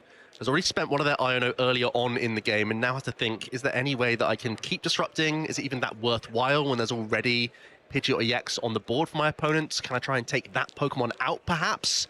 Would that be one of the safer routes? But we still need to find, in the first instance, some Candies and some Charizards. The hand is still not cooperating, so it's going to have to be a Lily's Determination picked up here from the quick search. I mean, just to draw some more cards, right? It's an option, and there we go, recognizing, hold on a second, yeah, that's not right, so... Unfiddy, there it is. 2 6s and a 3, that'll do it, so that's...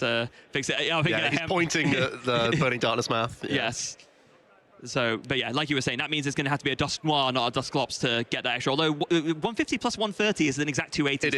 That does work out pretty nicely. But off of that quick search, like you said, found the Lily's Determination that is just going to play it. So these need to be some pretty good 6 cards here. Yeah, we held on to one of those Charmeleons, so we're no doubt looking for Rare Candy Charizard. That's not a surprise to anyone. And if that can come together, maybe we can start having a fight back. We still have to be wary about taking prizes at this point, to be fair. We've already spent one of our Counts Catcher. Hermione does play 2 copies. That would be a way to be a little safer, perhaps. Yeah, it's something that, you know, the regular builders of Charizard play more often because they're expecting to be comeback decks, but it's not really something that's as common in Dawn Charizard just because of like the nature of how the deck operates. But is that Secret Box Rare Candy? Okay. Frustratingly, with our 2 prize stadium cards, you won't be able to search for much fodder for your Ultra Ball. You might have to go down to 0 just to get that Charizard. Is it even possible with 2 energy on the active? I think there's only 1 in the discard pile. There might be just enough energy in the deck here to establish a Charizard. Yeah, as long as as long as we have our counts from the discard right, and yeah, oh, there we go. Harmony very kindly looked through. Just the one fire. Okay, so there's also the super rod in the hand as well, so we could use that. It just means that whatever you box for is basically fodder for the Ultra Ball you have to find. Yeah. So box discards. Well, it looks a bit so Pheasantipity, Charmeleon, and Iono. Yeah, I don't think any of those will be helping you right now. You need to get in there aggressively. You need to get your Charizard out. You need to like put in an attack and hope that Andrew doesn't have a response here. That's all you can really do. And yeah, like you said, going to need to find some fodder from that secret box as well to get this Ultra Ball to actually finish putting together this Charizard. It feels so bad that you have to discard the supporter and the tool you're searching for. I know, it's dreadful. You leave yourself with a 0-card hand, or you leave yourself with Super Rod in hand, which is effectively a 0-card hand. Yeah, I mean, I guess the fact that one of the fodder can be TM Evolution and that you don't mind as much. Yeah. But it's still you might be losing great. boss here. We were talking before about how Secret Box, it's such a devastating card, but especially open with it because it just gets you everything you need. But in this situation, you're essentially treating a Secret Box as an Ultra Ball. Yeah. That's all you really do. A 5-card Ultra Ball. Yeah. Actually getting told onto the boss's order, so didn't have to use the Super Rod, which is nice to see. Means you're holding onto a 1-card boss's orders hand.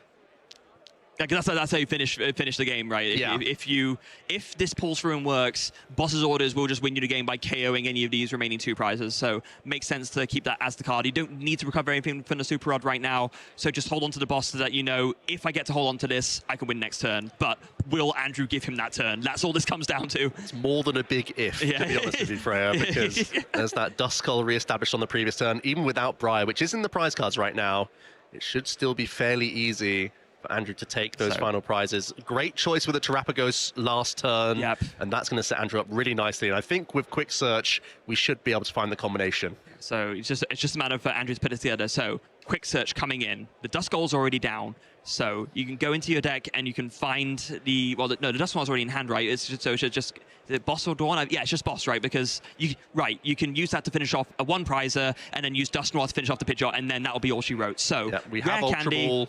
Dust Noir, boss's orders onto the and that will do it. No matter which way around you do it, Andrew takes the last 3 prizes, takes the game, and will advance to 7-0 here at Birmingham Regionals. Goodness gracious, what a run! Massive congratulations. Me and you were deliberating over what to do on many of those turns, to be honest with you, Freya. So many options with this archetype is what puts it apart from the rest. It's very difficult to be reserved when you see really easy lined up prize cards for you to not fall into the traps, the pitfalls of a Charizard mirror match. And here's how it played out in these games. Really good, patient play here from Andrew. This really set the tone of the whole set. Yeah, it really did, because this is where we saw, hold on, Andrew has the potential for these really explosive turns, but this is just doing exactly enough in what he needs to every single turn. That Prime Catcher KO on the Dust Skull, so important there, because it meant that Hermione couldn't do Curse Blast of his own to really mount a chance of doing a comeback on Andrew, and it kind of really fell apart for Hermione from there. And we thought about maybe a double blast turn there, but Andrew just saying, no, I'll just deal with the Charizard. That'll be good for me. I can store my Dust Skull, or multiple of them, on the bench, so Hermione can't disrupt me once again from stringing together and brute forcing through another 3-prize play. And just finishing things off with the last Curse Blast, and into game 2, very similar story. I mean, we were thinking at first, oh, hold on, the setup here from Hermione is not that great, but there is a Klefki there, so Andrew's going to be like a little bit disrupted, but we're still able to set up pretty okay because this little Pidgey came in to save the day. Yeah, what a clutch Pidgey. The Hilda one-off supporter coming in for the Jet Energy. Absolutely massive. And that allowed not only the Charmander, but the crucial Terapagos, which allowed the Noctowl to start springboarding us into all sorts. And then Andrew once again started to get ahead in that prize race. Admittedly, Hermione didn't have the best setup here. Did get some early disruption against them and just couldn't find the natural Rare Candy Stage 2 combinations. I think that's the big difference between the two deck lists, that Noctowl guarantees those candies, whereas Hermione is trying to gain and garner a bit more space in the deck, but then has the downside of being relying on Arven and having stage 2s in hand. Yeah, and we saw how it played out there, right? Out of those 2 games, which of the 2 decks was setting up more consistently? It was the one playing Noctowl, and there's very good reason for that. And yeah, just finish things off with the boss's orders there, combined with the Dust Noir. That's the last 3 prizes, and that is a 7-0 start for Andrew here at Birmingham Regionals. I mean, that's got to feel good, right? Got to feel more than good. That's incredible. And you can see why. Andrew played perfectly. The archetype was flowing beautifully, and you have so many options with the deck that makes it it a real dangerous customer. And I think the field around Andrew, there's a decent amount of Golden Go who were all on those X and O records, and that's got to be one of the matchups you've got to feel confident going into. But also winning a mirror match against one of the most experienced Charizard players in the room, that's also a great feeling. It really is. And also, something else that Andrew demonstrated really well there. Do you remember right at the beginning of the day, we had Daniel Magda, right, playing, and we noticed that in a few of the games that we had, Charizard, when going for like Terapagos at the wrong time, can really set you back. Andrew was doing the opposite there. He was going for Terapagos at exactly the right time in a way where it paid off. And so it's very clear that Andrew has a lot of really good practice that's paid off with this deck, that he knows the right moves to make when. And against Goldengo especially, that's so important to have nailed down. And with that, it really explains why Andrew is sitting at the record he is. Yeah, I probably would have fallen into some of those pitfalls myself.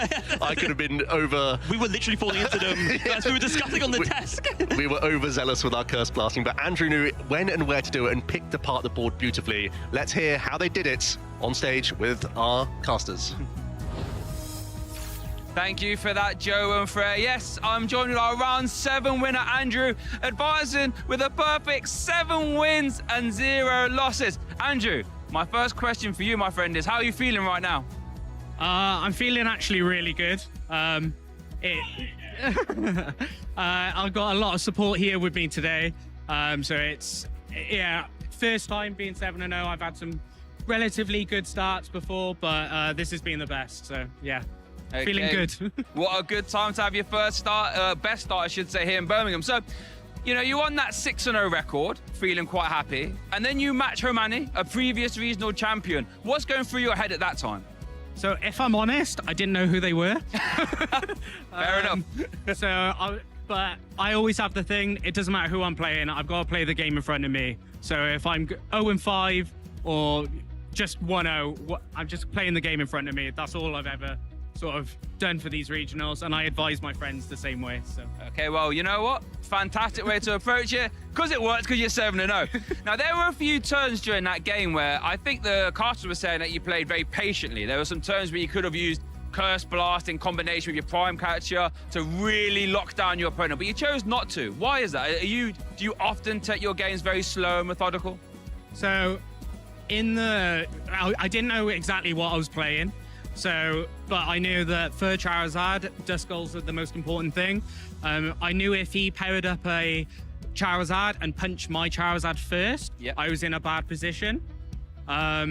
And I was able to, with the Noctowl engine, I can sort of get more consistency than he can, than when he has to focus on the Pidgeot engine.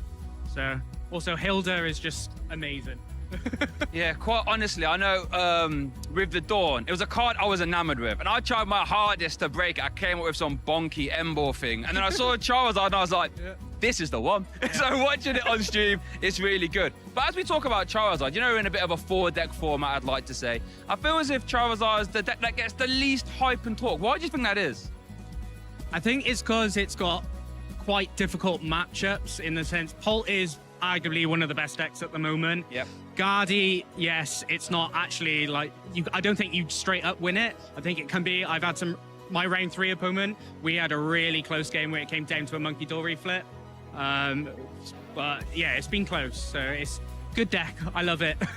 Yeah, I've always been a big fan myself as well. So, you know, as we look forward to, you know, other events, we have EUIC coming up. Is Charizard on your radar for that, do you think?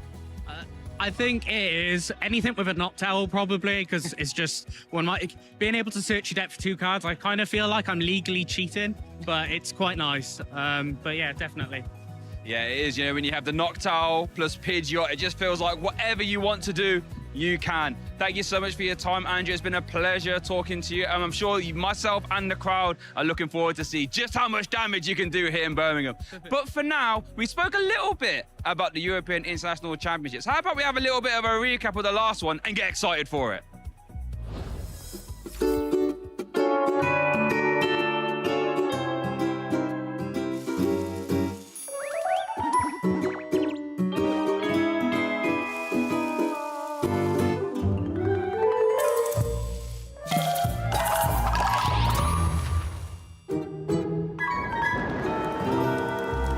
Hello everyone, Adam Watson here to bring you up to speed on the results of the 2025 European International Championships. This event took place shortly after the release of Ichi Pollen Badoo, With this splashable item lock slowing down the format, Dragapult EX emerged as the preeminent deck. In the junior division, Oliver Cahill on Lugia V-Star played Andreas Kadels on Dragapult. In Game 1 and 2, Oliver used his perfect Lugia setups and pressure from multiple bosses' orders to seal the deal. In the senior division, Gabriel Fernandez played Nathan Osterkatz in a Dragapult mirror match.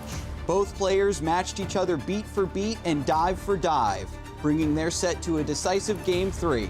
After being item locked and Iono'd by Nathan, Gabriel set up after drawing a clutch Lance and got to work winning it all. And in the Masters Finals, Australia's Natalie Miller on Dragapult EX Dusknoir faced Japan's Ryuki Okada on Poison Pollen Terapagos EX. In the first game, Natalie had no Pokemon to back up her Fezandipity EX, and it was immediately taken down by Ryuki's Cloth. In Game 2, despite giving up 4 early prize cards, Natalie struck back with style, cashing in a massive 5-prize turn. But in the final game, Ryuki's champion energy rose anew. By starting Oranguru V in the active spot, it allowed for the ultimate combo to win the game on the spot with Pecharunt and claim the championship. Here we go! Look at all the pieces at this ending! Ryuki is gonna be your European International Champion! With one more international championships on the books, now's the time to visit Pokemon.com/compete and join the fun. Hey trainers, Chip Ritchie here, and today I'm going to talk about metagaming in the Pokemon trading card game.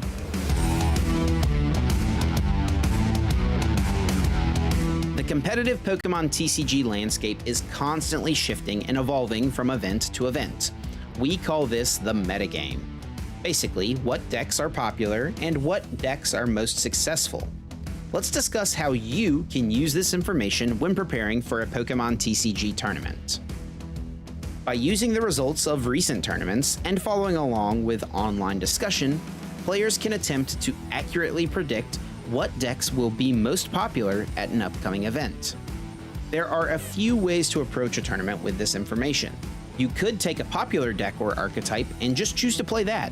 There's nothing wrong with doing this. There's a reason those decks were successful at the previous tournament. They are really good. It's easy to find successful deck lists on the Pokemon website. You can either copy one of these lists to use yourself, or use it as a baseline and put your own personal twist on the deck. Some players will look at what has been successful and try to find ways to take advantage of the anticipated metagame. This can be in the form of a single tech card to have an answer to something you expect to play against, or it could be an entire deck. When a player builds a deck with the intention of countering the expected metagame, this is called an anti-meta deck. Anti-meta decks can be very powerful, as they include cards that are good against a variety of popular strategies. But they also can be risky, as oftentimes these decks are less consistent and could lose games simply because they fail to get set up quickly enough. These are not your only two choices, however. Playing the best deck is rarely a bad choice, and trying to find an anti-meta strategy is very fun and rewarding, but you can also find some middle ground. There are dozens of viable strategies that you could play at any given tournament. It really becomes a numbers game. If there's a deck in a format that consistently makes up for 25 to 30% of the meta, it could be a really risky decision to play something with a bad matchup to that deck.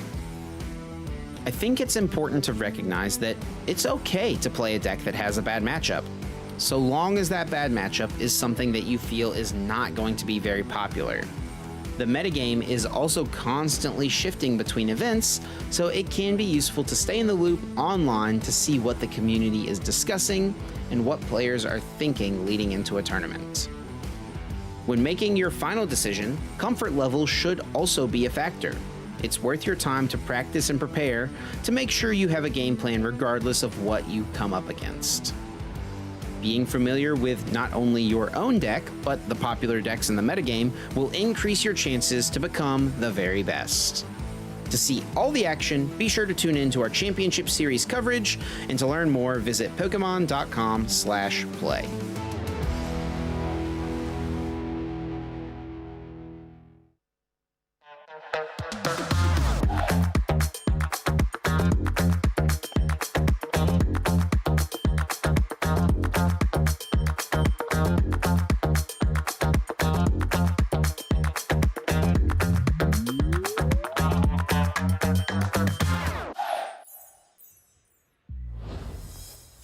All right, welcome back, everyone. We've been loud, I've been proud, and it's been brilliant here in Birmingham. We're going to get ready for our last Swiss round 8 here at this regional championships. I'm Shay Burton, joined by Ross. Ross, how are you feeling right now?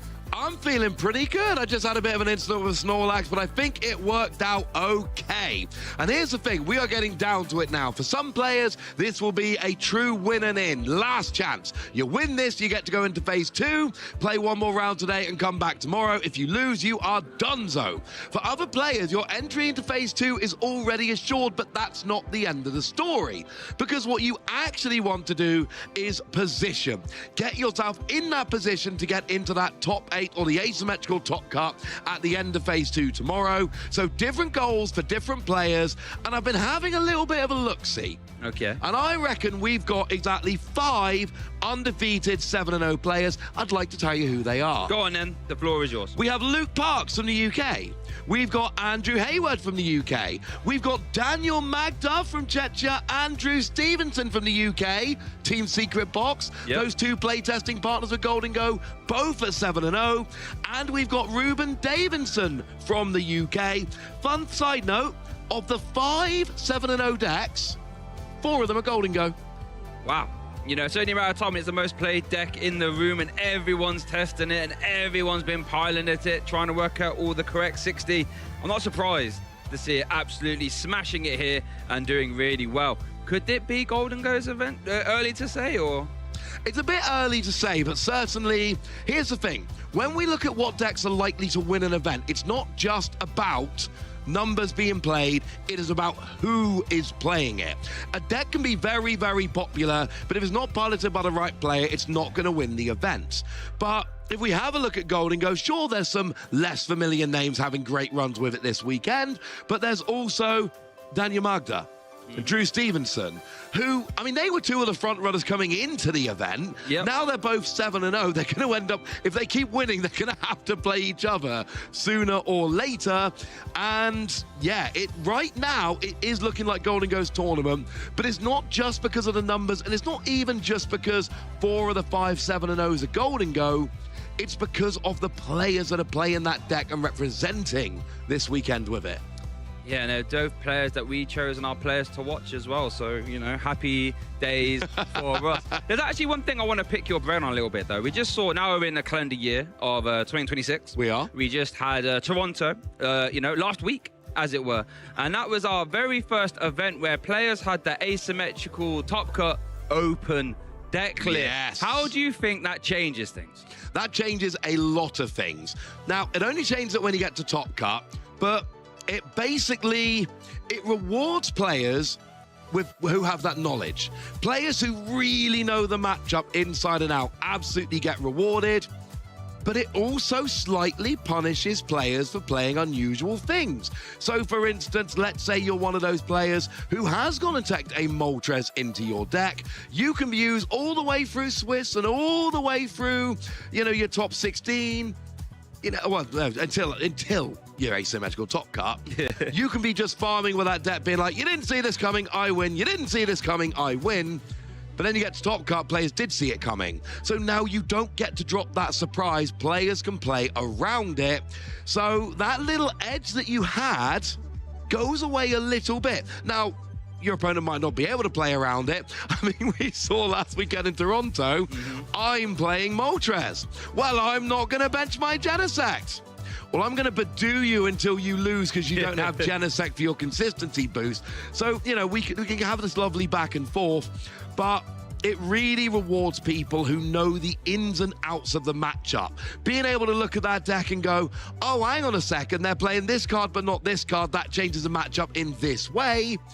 And also, there is a little bit of a memory test. Yeah. If you see that they're playing 3 bosses orders, remember they're playing 3 bosses orders, and then you know that 4th copy isn't in there. So as soon as 3 hit the discard pile, you can go, and your gusting is gone, off I go. Exactly that. Now, there's actually something else in Toronto that I want to bring up here that I think influenced your caster predictions as we have those. I don't think we've actually managed to speak about them yet. Because I feel as if there was a certain player playing a certain something that influenced your choice. What was that, Ross? Well, we are talking about Miraidon. Yes, I predicted this a lot over the past couple of years, and then I went away because it wasn't there. But Jesse Parker, right? The best Miraidon player we've had. Yes. Got top 4 at the World Championships in Honolulu, in Hawaii, with that deck. Got printed as a Worlds deck. May have picked it up yesterday. No big deal. Point is, they are a player who believes in Miraidon. And they've done very well with Miraidon. And over the past couple of weeks over on social media, they have been posting about Miraidon making a comeback, and it may be being Miraidon's time again. And that got me into Miraidon, onto that Miraidon train. And I do just want to make sure, because I know you brought this up in rehearsals, you made me sad, I cried a little bit. That Mega Kangaskhan, I am not saying the Mega Kangaskhan Absol deck. I am saying Mega Kangaskhan as a tech, which we have already seen on stream today in that Mega Lopunny Dusknoir deck. Okay, fair enough. No, solid picks all around, you know. How about yourself? Tell me about yours. Well, first one, Golden Go, easy. I think I was the second or third person to make my prediction, but no one's picked Golden Go yet. I have to pick that. Now, Mega Charizard, I know is a little bit out there, but my thinking was, we saw in Toronto that from going into day 1 into day 2, Charizard had a very good conversion. Terra, Dark Charizard, that's of course I'm referring to here. Of course. So I thought, you know, with that nice resurgence, we just saw it on stream with the Dawn. I thought maybe someone has worked out that, you know, maybe the Mega Charizard can be good for some early game wall breaking and just detonating things in the late game. Little bit of a reach, I know, but I was just sort of trying to jazz up a Terra Charizard EX pick with the Mega Charizard there. I agree with you entirely. And certainly, look, the rule has to be simple. We're asked for predictions, first one in the dock gets first choice. I was first in the dock. I'm always first in the dock. I could have chosen Golden Go. I didn't. I went for something a little bit less usual.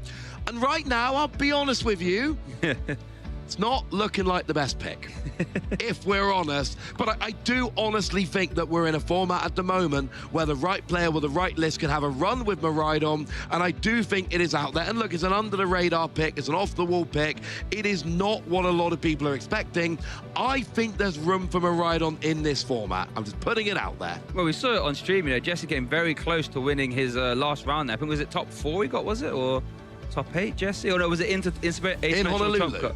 No, in Toronto, just gone. In Toronto. Yeah. Oh, don't put me on the spot like that. It had a very good run regardless. Well, I think it might have been winning for asymmetrical top cut, I believe. But very almost won the game, right? You know, Zekrom hits really hard. Yeah, Magneton gets your energy. Low-key, the Magnemite from the new set is really helpful, letting you attach energy from the discard pile. It has got the tools. Yeah. And, you know, for the lower hit point Pokemon, Photon Blaster from Miraidon, very good attack. I think part of the problem with a deck like Miraidon is it's just not being played very much. You know, we've got Jesse over in the US who is obviously kind of repping that deck and being a cheerleader for that deck, and I'm very impressed and I'm very appreciative and I love that. But who in Europe is repping that deck right now? And it can have some good matchups. It can have a good run. I'm not playing it I this know weekend. you're repping it, but you're here with me. I know. I'm not helping the cause, frankly. And that is a bit of a problem. You need a couple of good players to go, well, I'm not going to play Golden Go or Charizard or, you know, Gardevoir or Dragapult. Yep. I'm going to go on to Miraidon. And that is a hard decision to make when you've got these locked-in favorites that you know are good, that you've been practicing, that you know the matchups and you know are proven in this format. To go away from there to this completely unproven deck, not a lot of players want to do that, and I don't blame them, because you are taking a huge risk. And if you're that quality of player who's got a reasonable expectation of success in this event, why would you give that up to play a rogue deck which could go either way? No, you're right. You know, as we talk about, you know, taking risks, I believe Freya is out there with a player who's playing here in Birmingham who, like 48 hours ago, was in the hospital. So let's kick it down to Freya and see who she's talking to. Yes, indeed. Thank you, Shay. I am here with peanut allergy incident survivor Christian Fonzo. Like Shay mentioned it, I had to. Like, so for those of you, for the folks at home who might not have seen, can you explain what we're talking about? So, for context, of course, I am very allergic to peanuts. It, you know, can get bad bad, to put it that way, but I've been aware of my allergy for my entire life, so I handle it pretty calmly. And I had an incident here this past Thursday evening where I had some food I, shouldn't have, right? By accident, not on purpose, I promise. I figured not. Right. And long story short, ambulance, hospital, the whole thing. But the thing is that reactions from allergies like this, as long as you get the correct treatment as fast as possible, it's really not anything that lasts super long, but they do keep you in the hospital for observation, right? Makes sense. Because stuff like the adrenaline or the allergy can relapse in reactions. The short version basically is that after that, my roommate and good friend Oscar Messon, he drove over and he brought over Pokemon decks. So we sat and we played Pokemon at the hospital, and the nurses were very confused, but good testing opportunity. It was right? great testing. Yeah, it was really fun. So, with that in mind, are you still playing the same as ever? Are you still, Yes. we were talking on the stream about how Team Secret Box has been making a pretty good showing on the stream, but you, of course, are Team Prime Catcher. I am Team Prime Catcher. Yes. So how's it been going this weekend? It's been going great. I am 6-1 right now. Did take a loss. That's fine. Happens. Can't win them all. But this has been doing great. I've just gone max consistency, kind of not worrying about playing any tech cards this weekend. So Lisbon's great. Lisbon's been great. I've liked it a lot. It's gone really well. Team Prime Catcher still. I think it's just the best ace spec. I think the box lists are getting better. My opinion on Secret Box is going up, but I still think Prime Catcher is just so much stronger. I really do stand by the Prime Catcher, and I think it's going to do well this weekend. I mean, we saw that to great success, of course, very recently.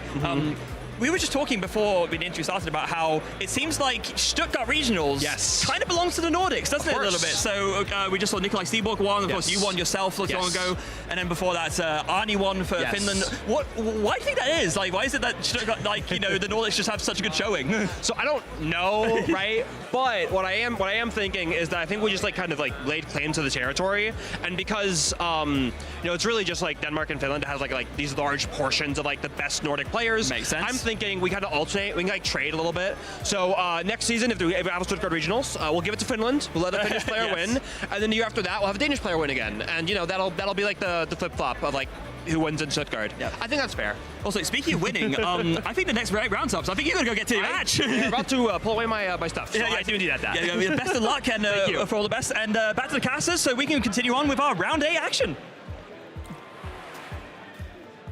Thank you very much, Freya. Well, it's nice to know Christian is on the mend and having a wonderful time here in Birmingham. Pairings have just gone up. Freya's not lying to you. And oh my word, some of the matchups we have got in this round. There are some sizzling, some spicy matchups that I can see around here. And yeah, it's one of those ones, we're going to pick a great matchup, and then some people are going to figure out some of the other games going on. And look, we can only show one game per round. I promise you, we are seeing all these great matchups with one game per round. Exactly. Let's have a look at the standings and see, who is floating to the top and who will be competing there in our phase 2. Andrew Hayward, who we just had on stream. Drew Stevenson, one of our players to watch. Daniel Magda, one of our players to watch. Well done, us. Ethan Wild, love to see that. Seb Simmons, a past Sheffield regional champion a few years ago, coming back out of retirement, as it were, and sitting there in our 8th seed. Ovind, been playing here, there, and everywhere, doing well at a multitude of events, including the World Championships. Benjamin Pham, anyone else standing out to you there, Ross, as well?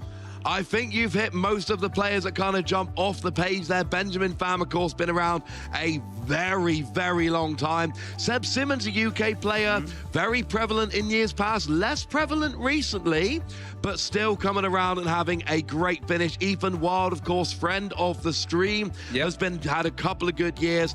And speaking of friends of the stream, Mike Ellis, not on this list here, but sitting at 601, not playing Marnie's Grimsnarl, and I'm starting to get the idea that Mike Ellis might be quite good at this whole Pokemon malarkey. He's one of them here. He doesn't just talk about it, he comes here and does it as well, taking those prize cards and doing it in a very efficient fashion. So all these players, I'm sure they're very happy with where they are now, but we spoke about it in past rounds where you're not just happy making it into your phase 2. They want to catapult themselves further, get more match points, to make that asymmetrical top cut even easier. And it's absolutely fine to come into a tournament like this with different goals. For a lot of people, the goal is going to be, I want day 2 and a phase 2. And I cannot stress enough how awesome it is making your first phase 2. That first phase 2 that you make as a player is one of the best feelings you will have in the entirety of your Pokemon playing career. It is wonderful. For a lot of people, that is the goal. It is a wonderful goal, and I hope everyone who came in this weekend hoping to achieve that gets there, or at least gets close and makes it there next time. For other players, the goal is very different. Players like Irvind, they've gone beyond that point where I want to make day 2, phase 2. No. For a player like Irvind, they've made like top 8 of Worlds and won regional championships. For them, they want to be up in that asymmetrical top cut and going even further.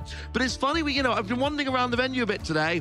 I ran into Ollie, a former UK national champion. Okay. I ran into Dan, who that's a fairly popular, well-known fellow, and has had some great success in Pokemon in the past.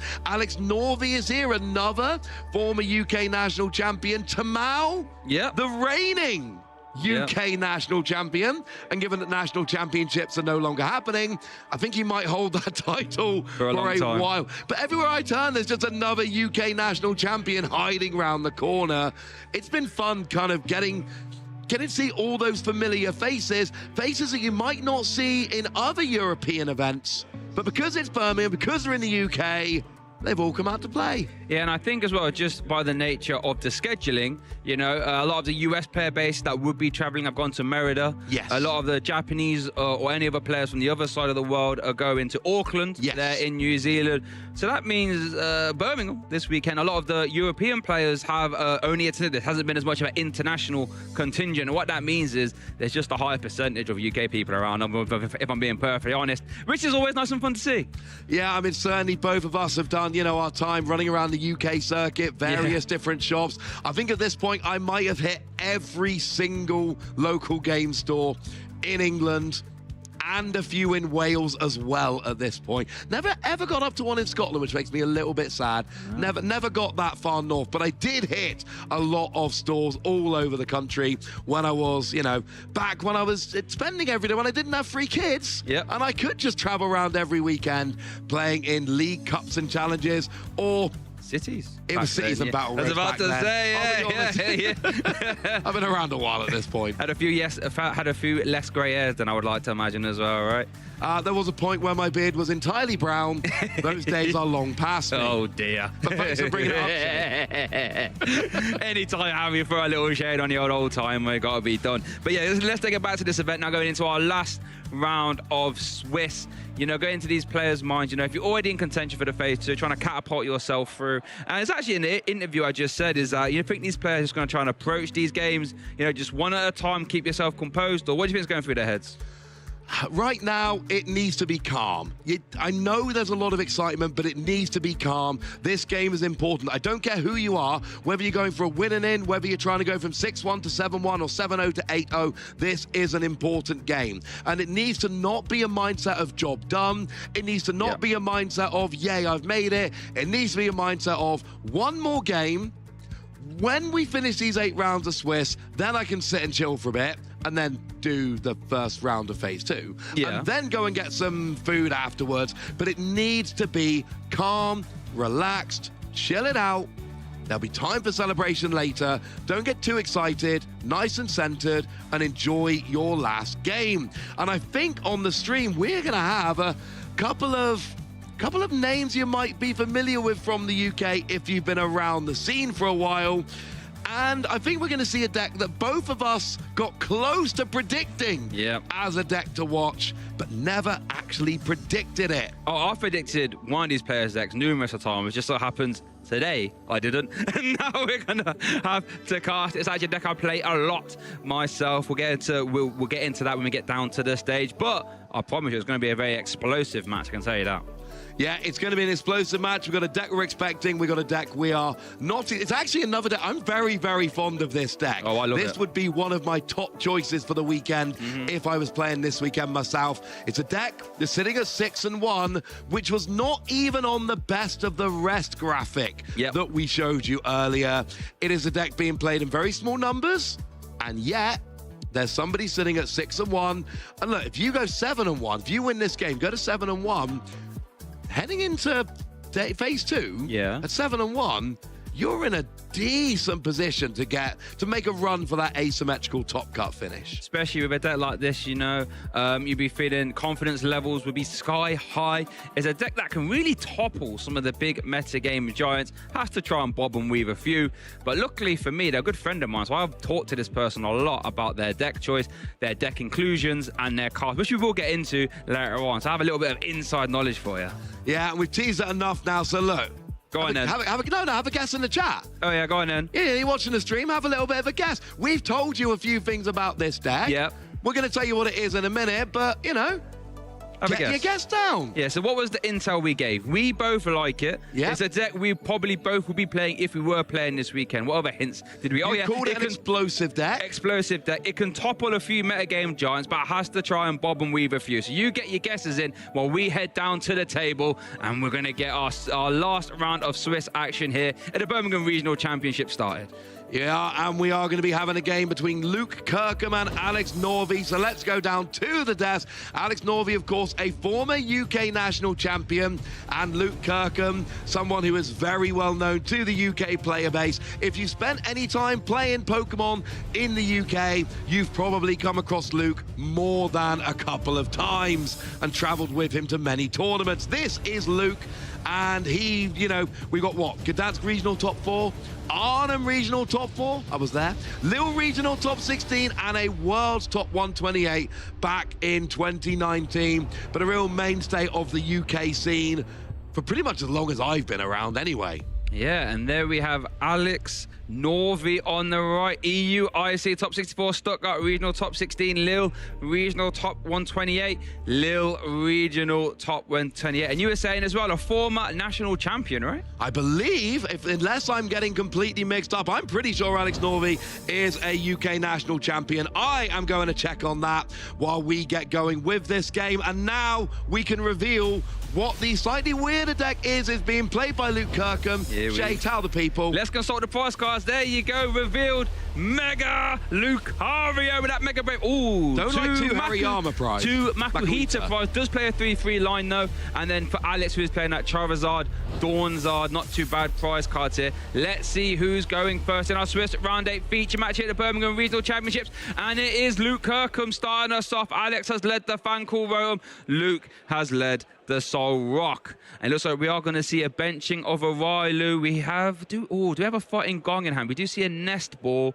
So as Luke concludes this Nest Ball, let's have a rundown of this Mega Lucario deck. I wouldn't blame you for not knowing exactly what it does. It is built around that Mega Lucario. Two amazing attacks. The first one, Aura Jab, for 1 energy, 130 damage. You can attach 3 fighting energy from your discard pile to your Pokemon. That's not bad. Our main build around, though, is Mega Brave. For 2 fighting energy, you do 270 damage. Now, you're probably thinking to yourself, 270 is fine, but it's not quite, you know, not that good. Could be a little bit higher. Well, thanks to the Premium Power Pro, you can do an extra 30 for each one of those played in a turn. And then Luke Kirkham's ace spec of choice is that Maximum Belt, dealing 100, doing an extra 50 for the Pokemon it's attached to. Now it is over to Alex Ross. Why don't you talk to us about his deck? Well, Alex is playing the far more familiar Charizard deck, which we have seen a little bit already. We've got that massive Charizard, which is coming in doing 180, which isn't that much, but it does an extra 30 for each prize card your opponent has taken. And it is played with a Dusknoir line here, which can KO itself, either 5 damage counters from the Dusclops to stage 1, or 13 from the Dusknoir to stage 2 will go on to one of your opponents. You give up a prize, but that buffs up your Charizard's attack as well. And then you've got your consistency pieces in Pidgeot, lets you search for any card once during your turn, and Hoot Toot that lets you search for any 2 trainers on evolution, just so long as you've got a Terrestrial Pokemon in play. So we do go Tubble Hoot Toot, getting ready to evolve up into Noctowl, and we get a Charmander on the bench as well. One of the things you need to remember here, third Hoot Hoot. That's a lot. That is, so that makes me think we're going to see an Area 0 Underdepth before too long to extend that bench. Passing over to Luke, and one of the saving graces here is you're going to need Gusting, because although Lucario needs a turn to evolve. We've seen Soul Rock, energy, any gusting, and that Charmander goes down. At least you're making your opponent have to have gusting, but this is an awkward situation. Got rid of the basic energy. We needed that to attack. I wonder what this Ultra Ball is going to find here. Yeah, Lunatone. I think it looks like Iron Up the Hariyama. That'll have the heave-ho catch ability. When you evolve into it, you can swap your opponent's active. Now, one thing I want to draw attention to is, I was chatting to Luke about this yesterday. He actually plays a full 3-3 line and then 2 copies of reversal energies to try and attack with it, because Wild Festo and 210 damage is actually rather good. We are going to see Air Balloon attached to the active. We are going to see Mega Evolution. There's the Heave-Ho catch, going to swap in. Oh, has an Iron. Okay, this is fantastic. So you can swap out the Charmander, and as long as we find a basic energy here, we can KO it, and there it is, the second card. Yeah, that Hariyama being able to gust up nice and simply. There wasn't much done on Luke's first turn, but he got the basics down. Now we get an energy. You don't even need to attack with a Soul Rock here. We are instead attacking with that Mega Lucario, which this first attack can accelerate energy from the discard. There is one in there, so that can go on to Hariyama. And now we're building up a nice single prize attacker, which can be used to start taking out some of those smaller Pokemon. And this is a position where you start getting very nervous playing against Mega Lucario. Yep. You can start going down quickly. The thing we're always watching, there's no boss's orders in Luke's deck. It's all Hariyama for gusting. So every turn you need to look to your opponent's side of the board. Is there a Makuhita on the bench? And thankfully for Alex, the answer is no. There will be no gusting next turn. There's something I want you to keep an eye on, viewers, as we do see 2 copies of Charmander coming down here for Alex. Is that Mega Lucario is one of these decks that can very easily one-hit KO a Charizard EX. Maximum Belt plus Premium Power Pro gets you there. However, Luke is playing 1 copy of Team Rocket's Watchtower solely for this matchup. He said, I don't like Noctowl, I want to turn them off. So let's keep an eye on whether Luke can find that. That will stop Noctowl, Pidgeot, all that shenanigans. So let's keep an eye on that one. And it looks like we are going to see boss's orders into Hariyama. We do see Air Balloon already committed, actually. So let's keep an eye on that. Can Luke maneuver? Town Store, does he play a second copy of Air Balloon? He does. He does. So he Town Store could go find another Air Balloon.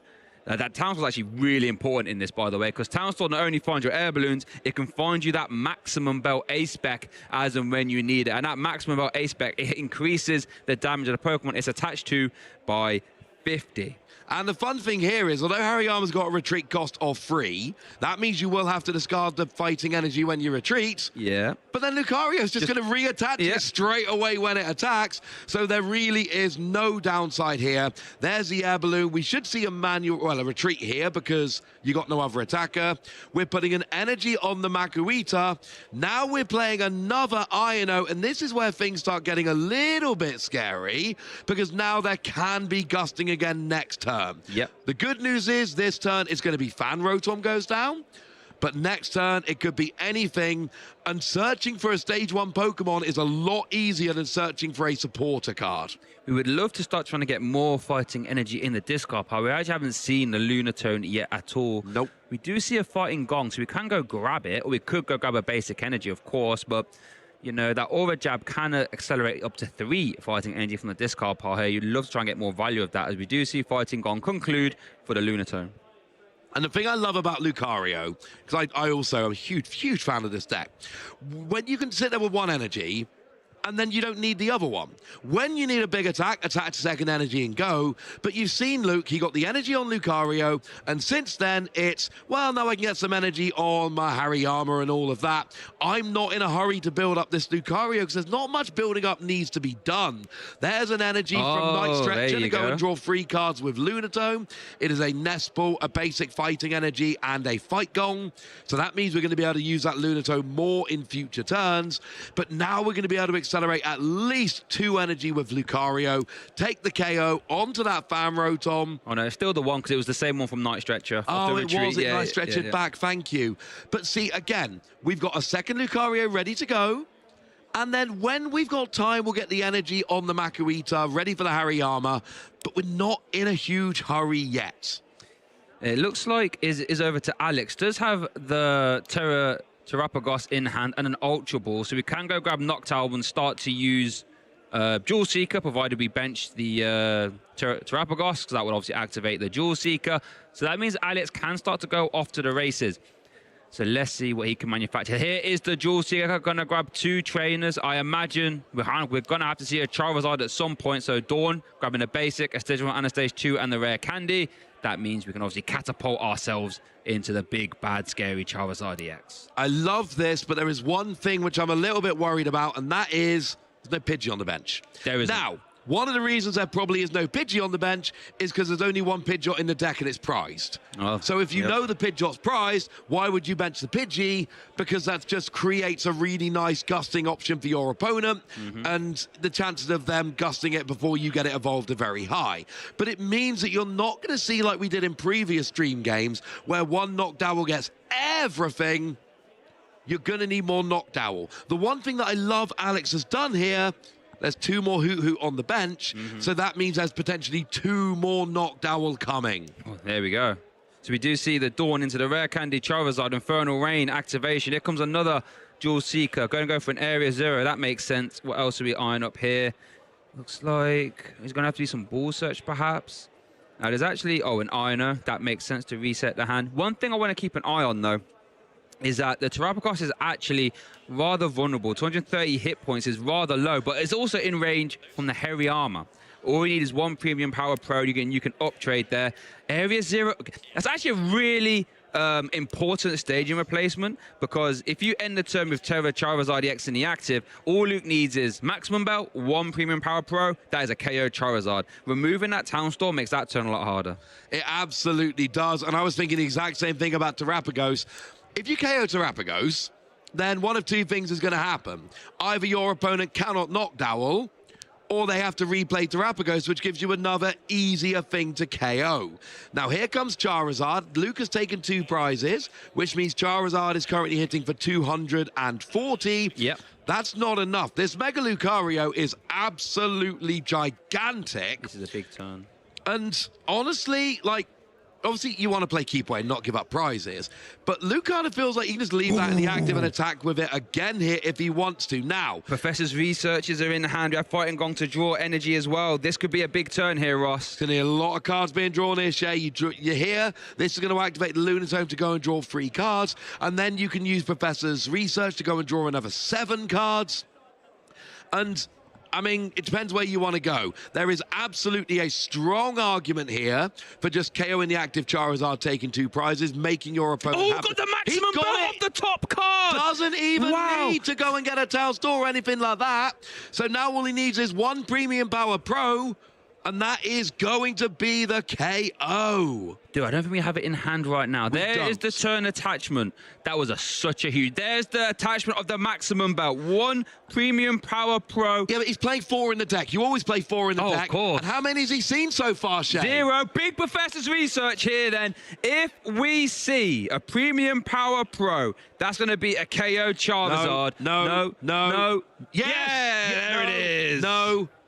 And no, but you only needed 1. You hit 1. There it is. You're hitting for 350 if my maths works correctly. Yep. And that is enough to KO Charizard. And that basically means that Alex is in a lot of trouble here. Because even if you get the return KO on Mega Lucario, you've got a Maku Eater on the bench. Yep. And a Terapagos on Alex's bench. Yep. So you just evolve up and gust it and KO it for the win.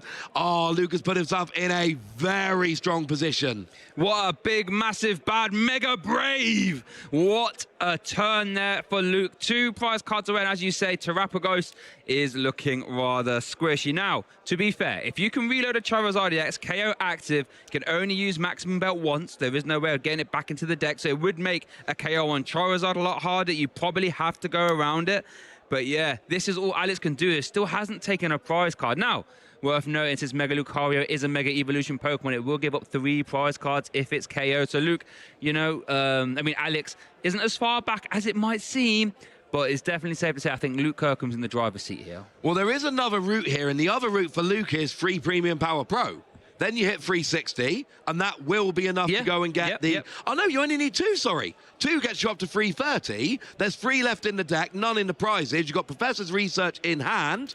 So 2 Premium Power Pro would be another route here. So essentially, well, okay. So it's either Lucario, Energy, 2 Premium Power Pro, or it's Makuhita, Lucario. Yes. Which is probably a slightly easier route, honestly. Yes. We are going to see Dawn being used, then flip the script. Prime Catcher was found. Won't be using that, I imagine. We see Jet Energy, Dusclops. Does that matter? There's a Noctowl, so that's going to find us the Rare Candy Charizard combination, I would imagine. Is there enough basic energy in the deck? Have to keep an eye on that. I see... Whoa, hold on a second. Is there one? I see 1 Fire Energy in the deck. Hold on. Hold on. There is a super... No, there's not a Super Rod in the deck, actually. There's a Night Stretcher, though. Has gone for double Rare Candy. So I imagine Pidgeot must be in the hand then. I would imagine... Oh, no, Pidgeot's priced still, actually. Whoa, hold on a second. Where are we getting enough energy to attack from here? Is there Super Rod in hand? Need to keep an eye on this, viewers. The Charizard decks tend not to play as much energy these days. So there's Rare Candy. There's Dusknoir. Oh, hold on a second. Dusknoir can knock out the active, and then you can try and KO the other Rylute as well. Here we go. So we're going to try and take the Pidgeot out the prizes. There's a mid-turn KO with Dusknoir. That's we a will huge get Pidgeot KO. out of prize cards. Luke will then promote. Very important to note, Luke has not evolved up the other Mega Lucario. I don't think you can get up to that much damage anyway, but it's a moot point for now. There is no way to do it. Here we get the Pidgeot coming up, and like you say, Alex is not as far behind as it looks. No. One more Mega Lucario KO, and that will be the win. It is worth noting, Luke... You can get the win with Hariyama, but you don't have enough energy. Luke is really relying on a Mega Lucario. There's 1 Riolu on the bench, eh? Yeah. If there's any way we could get towards Prime Gusting, Catcher. like that Prime Catcher as an argument, take out that only Riolu, Luke could be in trouble. But do we have... I don't know if we can... There's not 2 energy in the deck, though. That's the only... Oh, we have Jet Energy. We can KO it with Blustery Wind, perhaps. Oh, Counter Catcher also gets you there. So that's, I mean, that's got to be on the Riolu, surely. Yeah, it has to be. Yeah, oh, Makuhita. Okay, I don't mind this. Hey, trying to make it hard to move it out of the active, perhaps. Take a slow turn off. Let me build up my Charizard. This is absolutely fine by me, because the other thing to remember here, Luke doesn't play Gusting. So if you can KO Makuhita, there will be no Gusting next turn, and you can essentially leave whatever you want in the active, knowing that Luke is not going to be able to come back to essentially finish it off. Yeah, what are we going for here? Did top deck Hariyama? Okay. Oh, we have him in hand, actually. This is interesting. Is there a world in which you have a attach, pay, retreat, and aura jab? 340 hit points is a lot to hit. I think that might be what we're eyeing up here. So we want to see attach, retreat. Well, you can still KO the Galapagos using Premium Power Pro if you wish. Oh, no, wait. Presentivity is weak to fighting, so Aura Jab will just KO the Presentivity with the Heave-Ho catch. So Luke Kirkham's going to take the game 1 here. Wow. Yeah, that was very, very well done. All of that, and it turns out, well, that Pheasantipity, which every deck tends to play, you can just KO one of those instead. Luke goes up 1-0. Let's see how he did it. So we see here in the early game where we're just searching for all of those pieces. We've got that Soul Rock in the early game, but really it is the Hariyama brings up that lone Charmander. We see the KO with Mega Lucario, and oh yeah, now you've got no Charmander, so you will not be evolving next turn. That's a little bit of a problem. Then we see the Hariyama dragged up by Alex, but Luke is ready. There's an Air Balloon, which will get the Hariyama out of the active. And, oh yeah, we also pair that with an Ino so that we can just keep the train rolling, get Mega Lucario, and this time, okay, fine, you have to go after a Fan Rotom. But here is the big term. We use that Lunatone, we draw 3 cards. The very first one is that Maximum Belt, along with a Premium Power Pro grabbed off of a Professor's Research, allows that KO on that big undamaged Charizard, and Alex makes the game a little bit closer, but when it all comes down to it, all we need to do is drag up that Fezandipiti using the Hariyama, and that's all she wrote. Could have picked up a lot of other stuff actually apart from that Hariyama, watching that back, but yeah, that would have worked. And it is into our game 2 here. Alex has led the Fan Rotom and that Buddy Buddy Puffin combination, things you love to see. Looking at Luke's hand, looks a bit one-dimensional though. I see Maximum. Oh, we do have a Lily's Determination. Should be fine. So Alex with the Buddy Buddy Puffin plus Fan Cool combination, Ross, you can search a lot of cards right now. You can search a lot of cards. We're going to get a lot of basics and some colorless Pokemon. And I did manage to have a check. 2012. I had to go to a lot of the websites to aggregate results for the Pokemon TCG that you guys probably use at home. Don't go back as far as 2012, but in 2012, Alex Northey was your UK national champion, playing a Zekrom Electric Terrakion deck, which if you were playing back then, you will know. So 14 years ago, Alex was winning the UK National Championships. Now they're sitting at 6-1, but a game behind here in Birmingham. So now the question is, can they make this comeback? Can they do, as you like to call it, Shay, the reverse sweep, going from 1-0 down to a 2-1 victory? At least game 1 didn't take that long. It didn't. Now, I feel as if Luke drew really well in that last game. I played this Mega Lucario deck a lot. It doesn't always go as well as that, so let's see if he can win one more. Because if he does, he advances to phase 2 with a 7-1 record. Fantastic. Let's see what he can do. Has led that Luke. I think you'd love to try and maneuver a Solrock for a cheeky KO here, but I think that's going to be quite tough. Has a Lilies, has an Ultra Ball, has a basic energy. Could be Iron Up the Ino perhaps. Let's see what this Ultra Ball finds. Now, this deck is rather simple in the sense that it just plays Solrock, Lunatone, Makuhita, and Lucario. There is no other frills, so let's see as he's going to consult the deck. Worth noting, Railu does have a 1 energy attack. Acceleration stab does 30, so you could, in theory, if you play enough Premium Power Pro, take the KO on a Fan Rotom. Probably not the most efficient way to be using your Premium Power Pro. It's not the most efficient way, no. But you're right, Riolu is a cheeky good attacker because Premium Power Pro and even Maximum Belt in the right situation, you can get Riolu up to 200 damage, and that's before you hit for weakness. Bear in mind, I've actually KO'd Fezandipiti with Makuhita because it has a 1 energy attack as well and a 2 energy attack. So there's a lot of sneaky cards you have to keep an eye on. With Premium Power Pro can just, accelerate that damage rather fast, and it can get out of hand. Yeah, I mean, that's the thing. When we have Mega Evolution, between Premium Power Pro, Fight Gong, the Solrock and Lunatone, fighting decks in general got a huge boost. And then Mega Lucario is just the best way to play it. And post-rotation, I've been having a cheeky look into the future. Yep. Mega Lucario may be the best deck in the format post-rotation.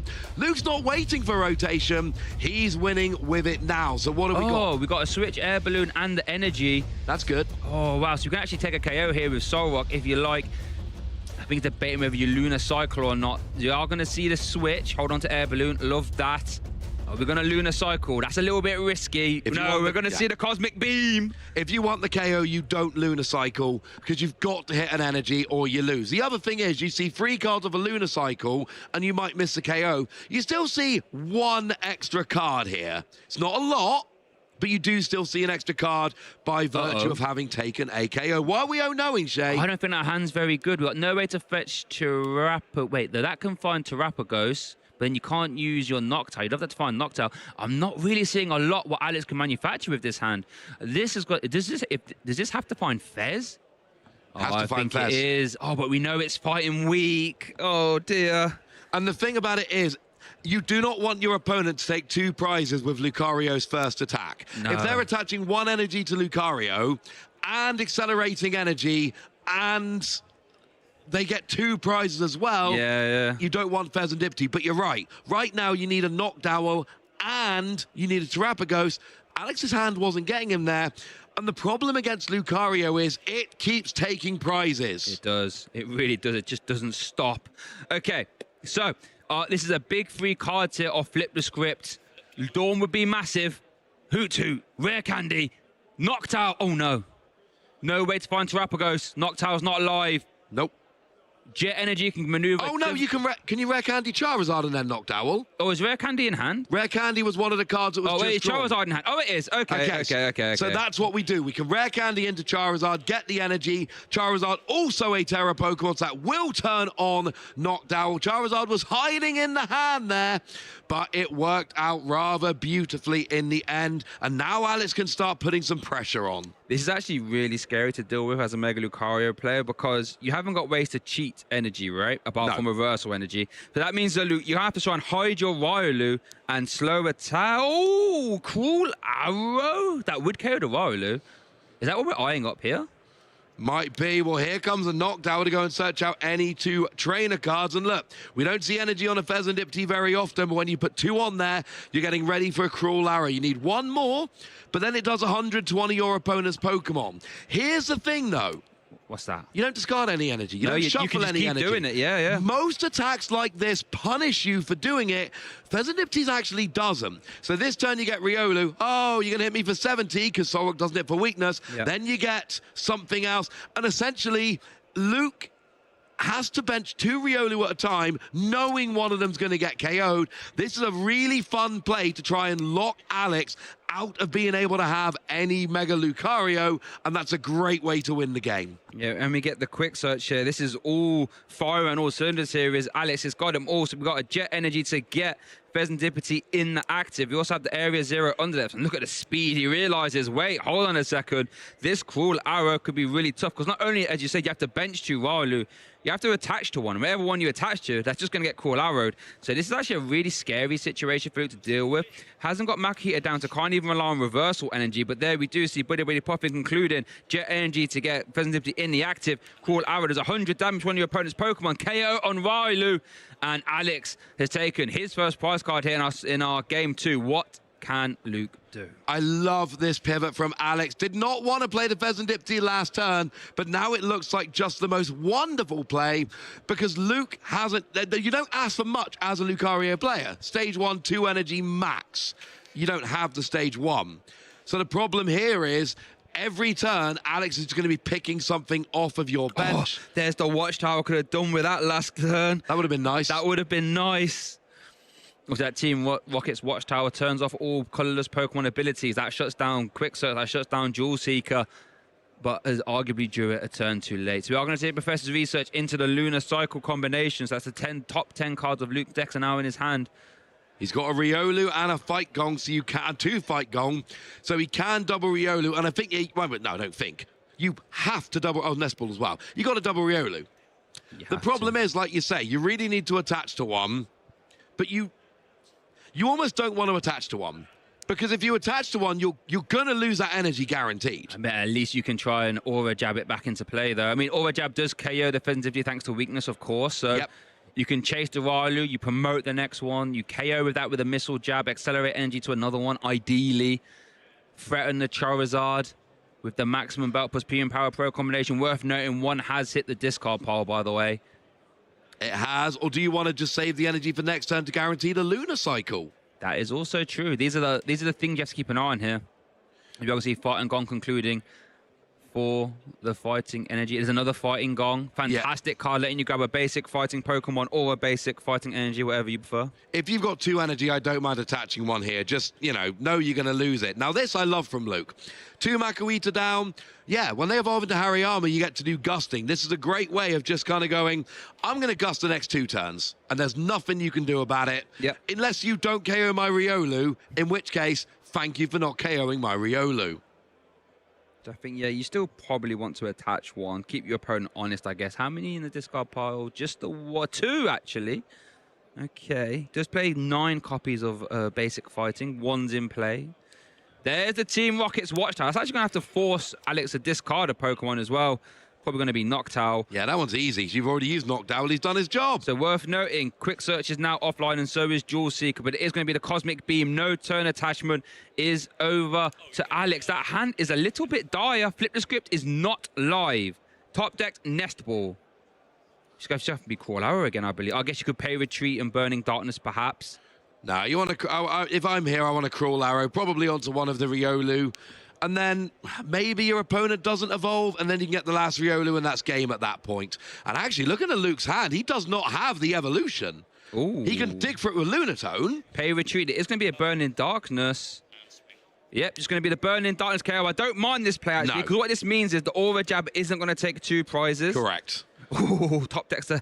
You can't attach that, though. That's scary. You can't lose your maximum belt. No. And here's the thing. Like, there's a couple of ways. Like you say, you could have gone to try and starve the Riolu, but the risk of that is if your opponent does hit the Mega Lucario, you're giving up 2 prizes. Better instead to put Charizard active and force your opponent to have a lot, or at least a Makuhita. Well, I guess you can still attach Mega Evolve Hariyama, if you can do that. Asking a lot more questions, though, and the hand, I don't think currently supports it. What are we going for here? So we see a Retreat.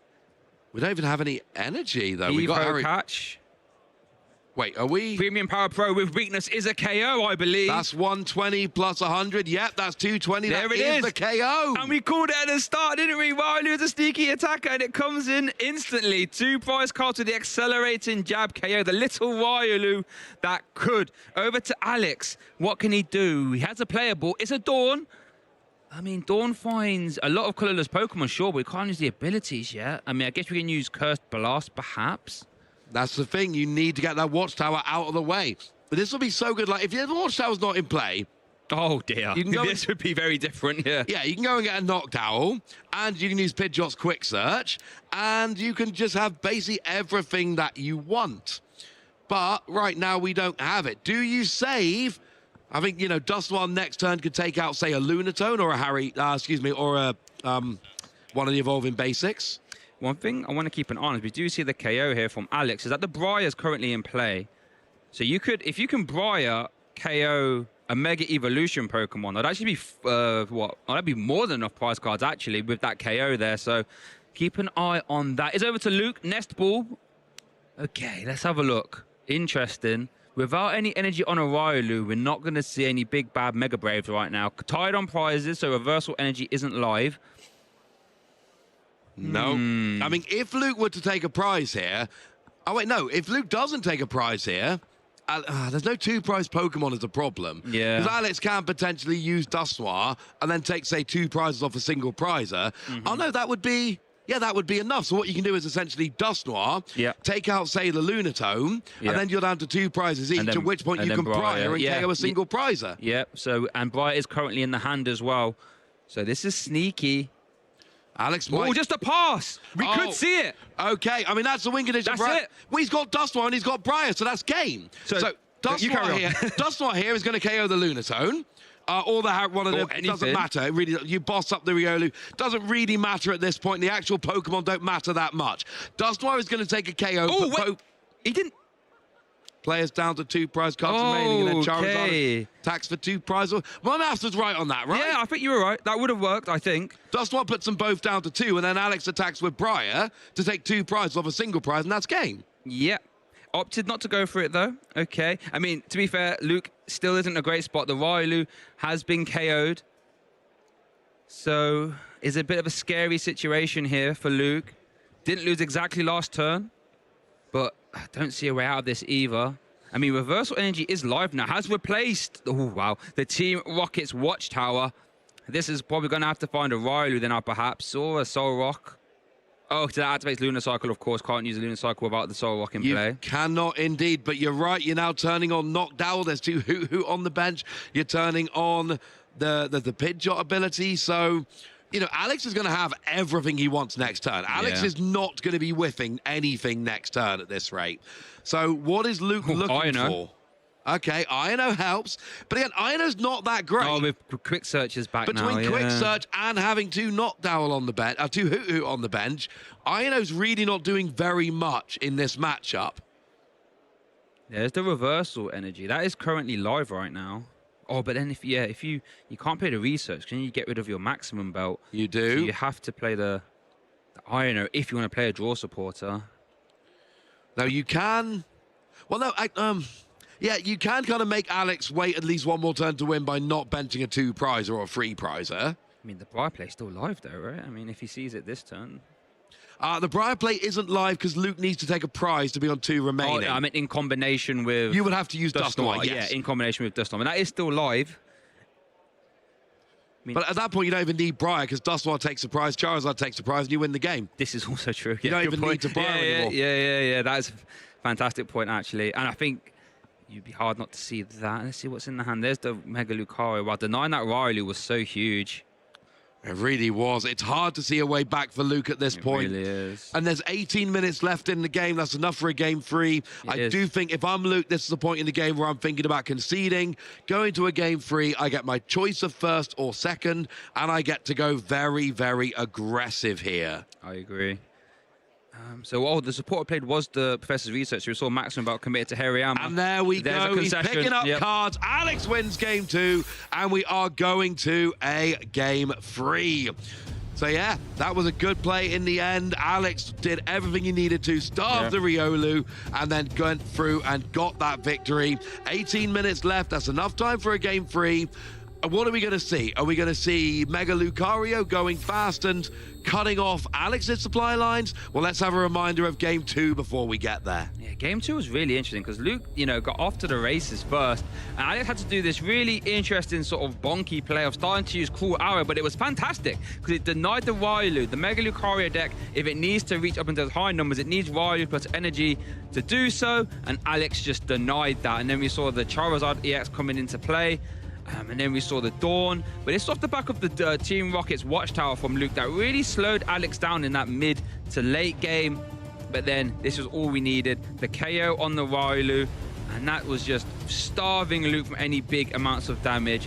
And Luke didn't really draw super well. Here was another denial on the Riolu. This could have been a turn we could have used Briar, but it didn't even need to because it was able to navigate out. And this was a turn where Luke was trying to think, is there any way to come back in this game? The answer is probably not. So he picks up the cards and we're going to a game 3. Terrapagos Enterprises, Pidgeotto, Mega Lucario, Makuhita, Lunatone. Oh, 2 Mega Lucario. How many does he play? He does play 3. He plays 3, so nothing major. There's the fist pump. We're off in game 3. 1 game each. 16 minutes remaining. Let's see who is going to go on to a 7-1 record. And frankly, this just equates to an extra win in phase 2 at this point. That is literally what they're playing for. Both these players are in phase 2. Who gets those extra free match points to get themselves closer to that asymmetrical top cut? Looks like Luke is choosing to go first here. And we're going to see a Nespal. Now, you play a lot of Lucario. I do, yeah. I'm a fan of Lucario. Okay. Where do you come down on going first and second? Oh, I love going first. Because all you want to... Anytime Mega Lucario has a ride on the bench with 1 energy, you're threatening one-shots at any time. So sure, you give up the sort of potential turn 1 Soul Rock, cheeky prize card, sure. But I think the deck, especially against Charizard, is so much more threatening if you can just have exactly this, Riolu plus energy. So I believe has Fighting Gong in hand as well, chooses to hold onto it. So it is over to Alex now, who has, again, the Fan Rotom. All 3 games has led Fan Cool Rotom and has a Buddy Poffin. I do want to say one more thing I want to add to what you said. I want a Makuhita turn 1. This is true. But the thing is, Charizard doesn't put on much early game pressure. So you kind of know that these Pokemon are safe. And yeah, you can go second and have the cheeky Soul Rock, but you want that explosive, potential, giant Mega Lucario with gusting from turn 2, having gone first. Over to Alex, we do have those 2 Charmander now, having been grabbed off the Buddy Poffin. Now we activate Fan Call, and traditionally here it's Pidgey, Hoot Toot, and Noctowl. Alex going for double Hoot Toot and a Noctowl instead. He has prizes Pidgey. How many does he play? Oh, it's a 1-1-1 line of Pidgeot, so there is going to be no Pidgeot until the Pidgey and Pidgeotto are liberated from the prize card. So we are going to see Fancool conclusion. Charmander, who is over to Luke now. Oh, top deck the switch. Had the air balloon as well, actually, funnily enough. So we can start aura jabbing here. Do we have a way to access the Hariyama so you can care exactly what you want? We do see another energy. Yeah, so we do see Ino to draw some cards. Like that's literally it at this point. We're playing for the Ino because we don't have anything else. Now we are attaching the Hariyama here, but we are still going for the Ino. Don't mind this at all. We're not getting any big KOs though, is my biggest issue. Yet. But Well, we still need the Mega. Only got one Mega Evolution available, actually. Will we draw into it? The answer is no. Now, that is troubling. And that may have been part of the decision here. Yeah. If you know you've only got one Mega available, you need to kind of go a little bit more into your Hariyama Makuita line. Did draw into the Hariyama, which is quite nice. But still... It's going to be the pass, yeah. Slow start from Luke. And the thing is, Alex has done this beautifully. Double Charmander, double Hoot Hoot. Really setting up nicely. Do we have a way to get a Terrapagos and a Noctowl? Don't think so. We have a Charmeleon. We have an Artisan, Jet Energy, Pidgeot, Dusclops, and Buddy Poffin. So we could do Assault Landing. It doesn't actually KO. Both the Makuhita and Rylo have 80 hit points. Yeah, that hand's not fetching much here. I mean, you can play the Jock. Got any 2 Evolution Pokemon. But then we haven't got the Terrapagos, so we can't use Dual Seeker. Currently bench locked as well, actually. Yep, no bench. And a pass back, okay. And worth noting, Area 0 Underdepths only gets unlocked when you have a Terrestrial Pokemon. True. So has to evolve into that Terrestrial Charizard in order to open up those bench spaces. Still can do it. Yep. But you need a Charizard to activate the stadium. So Luke has very little on the board. There's an energy attachment. There's no Lunatone to draw cards. The energy attachment does not happen.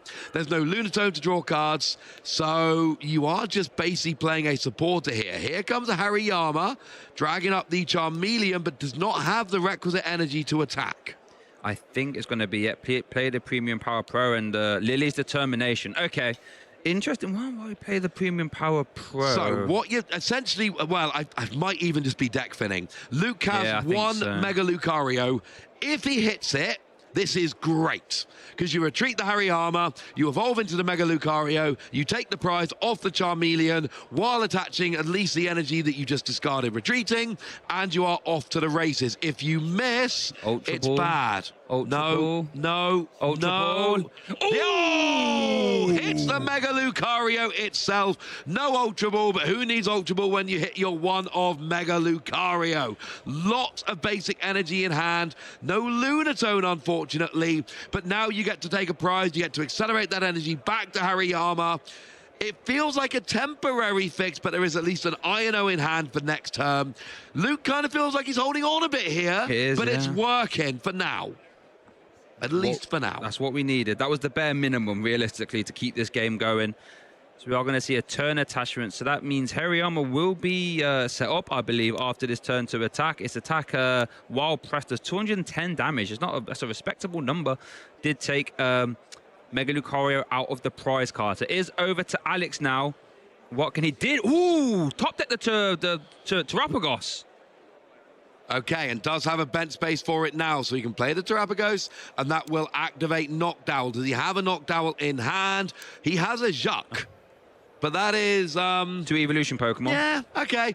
I mean, you know what you could do here? Find your Noctowls, right? Or you could go double Noctowl. Yeah, that's and there's Noctowl turn into 4 trainer cards. It's not bad, that, is it? And one of them can be a rare candy, and one of them can be a ball search for a Charizard, and the other 2 can be whatever you want, and then you are potentially rolling here. That was a hefty top deck to get that was a Terrapagos, hefty That was top a big top deck. But here's the thing, Luke can still pull this out because we've seen it before.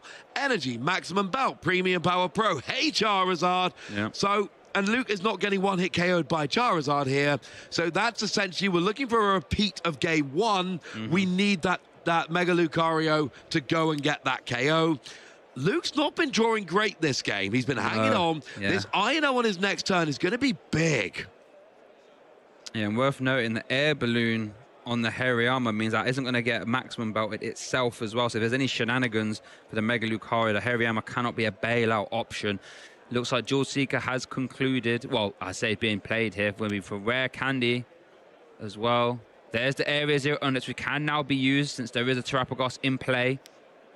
Wow, I cannot overstate how big that Terrapagos EX top deck was, people watching at home. That has saved Alex here. You know what's better than a ball search for Charizard? What's that then? Dawn. Gets you a basic and a stage 1 and a stage 2. Don't even need that yet, Dawn, yet to get the Charizard. But here we go. Now we got Charizard. Now we're getting all of the energy. And now we can start mounting an attack. I do want to see another Charmander so that we can keep these attacks going later on if we need to. But for this turn, he's got what he needs. I don't think he took the Area Zero, though, right? So you don't think he did in the end, no. No, he took the Dawn instead, I believe. Yes. So there's the Jet Energy to retreat. Charizard EX in the active bear. My Mega Lucario has got 3 prize cards. That's going to be a Burning Darkness for 210 damage. Good number. Brings it into line of a big Curse Blast as well, right? Yep, absolutely. I think the numbers work. So what are we on? So we got 210. So yeah, numbers work perfectly. Curse Blast would then get 3 prize cards going to exactly 240, and there's no picking up, there's no healing, there's no extra HP shenanigans. Here we go, Ross. Sorry to cut you off. I think this is going to be the turn. Are we going to see the big, bad, scary Mega Brave? There's the Ino. Okay, so maximum belt plus 1 Premium Power Pro gets you there, or 2 Premium Power Pros, right? Or Town Store. Town Store. Plus either of Team the Rocket's others. Watchtower. Oh, dearie me. Not going well yet. It's not going well yet. He's got Premium Power Pro. Has to be Premium Power Pro, Town Store, or... oh, was that all 6? Yeah, oh, it's 5, of course. He took a prize. He's not got it yet, but he can use this to go and search for a Lunatone or a Riolu. Does he have an energy in hand to discard? Nope. No, he doesn't. Oh, had a Premium Power Pro in hand before the Ino as well. Did he? Yeah, I wonder why he didn't play it. That is a shame. He's not going to be able to get over. And here's the thing, right? Lucario is in many ways a very straightforward deck. I do big damage, Harry Armor, Gust. But it doesn't have these tricks other decks have. Yeah. So your Lucario is in range of a Curse Blast. It's going to stay there. Mm-hmm.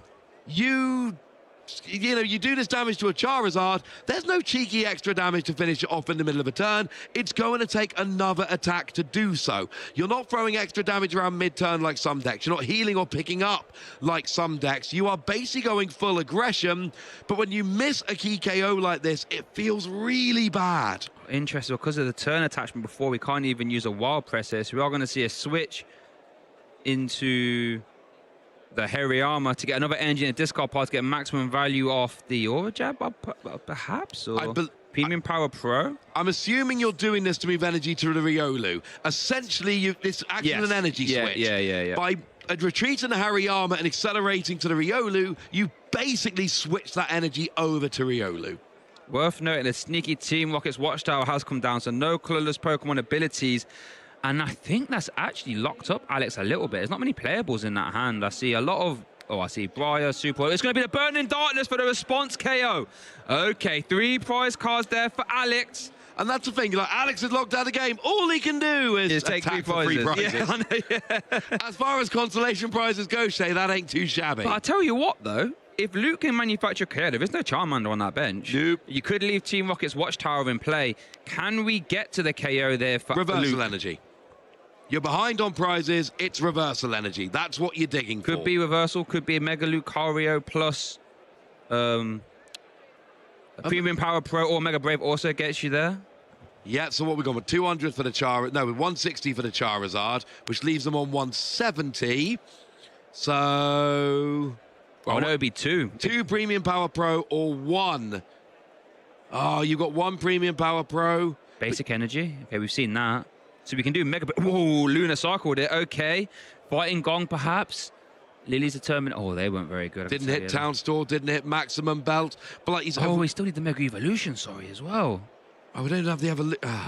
Because that's the thing, right? Mega Evolution could work along with an energy. That would get the KO. Oh, yeah. But you need the Mega Evolution. Or the reversal would have worked, so we didn't even get that. I don't think we got any of those pieces. Yeah, reversal energy for Hariyama or Mega Lucario with a bit of help energy or something else would... But we didn't get it.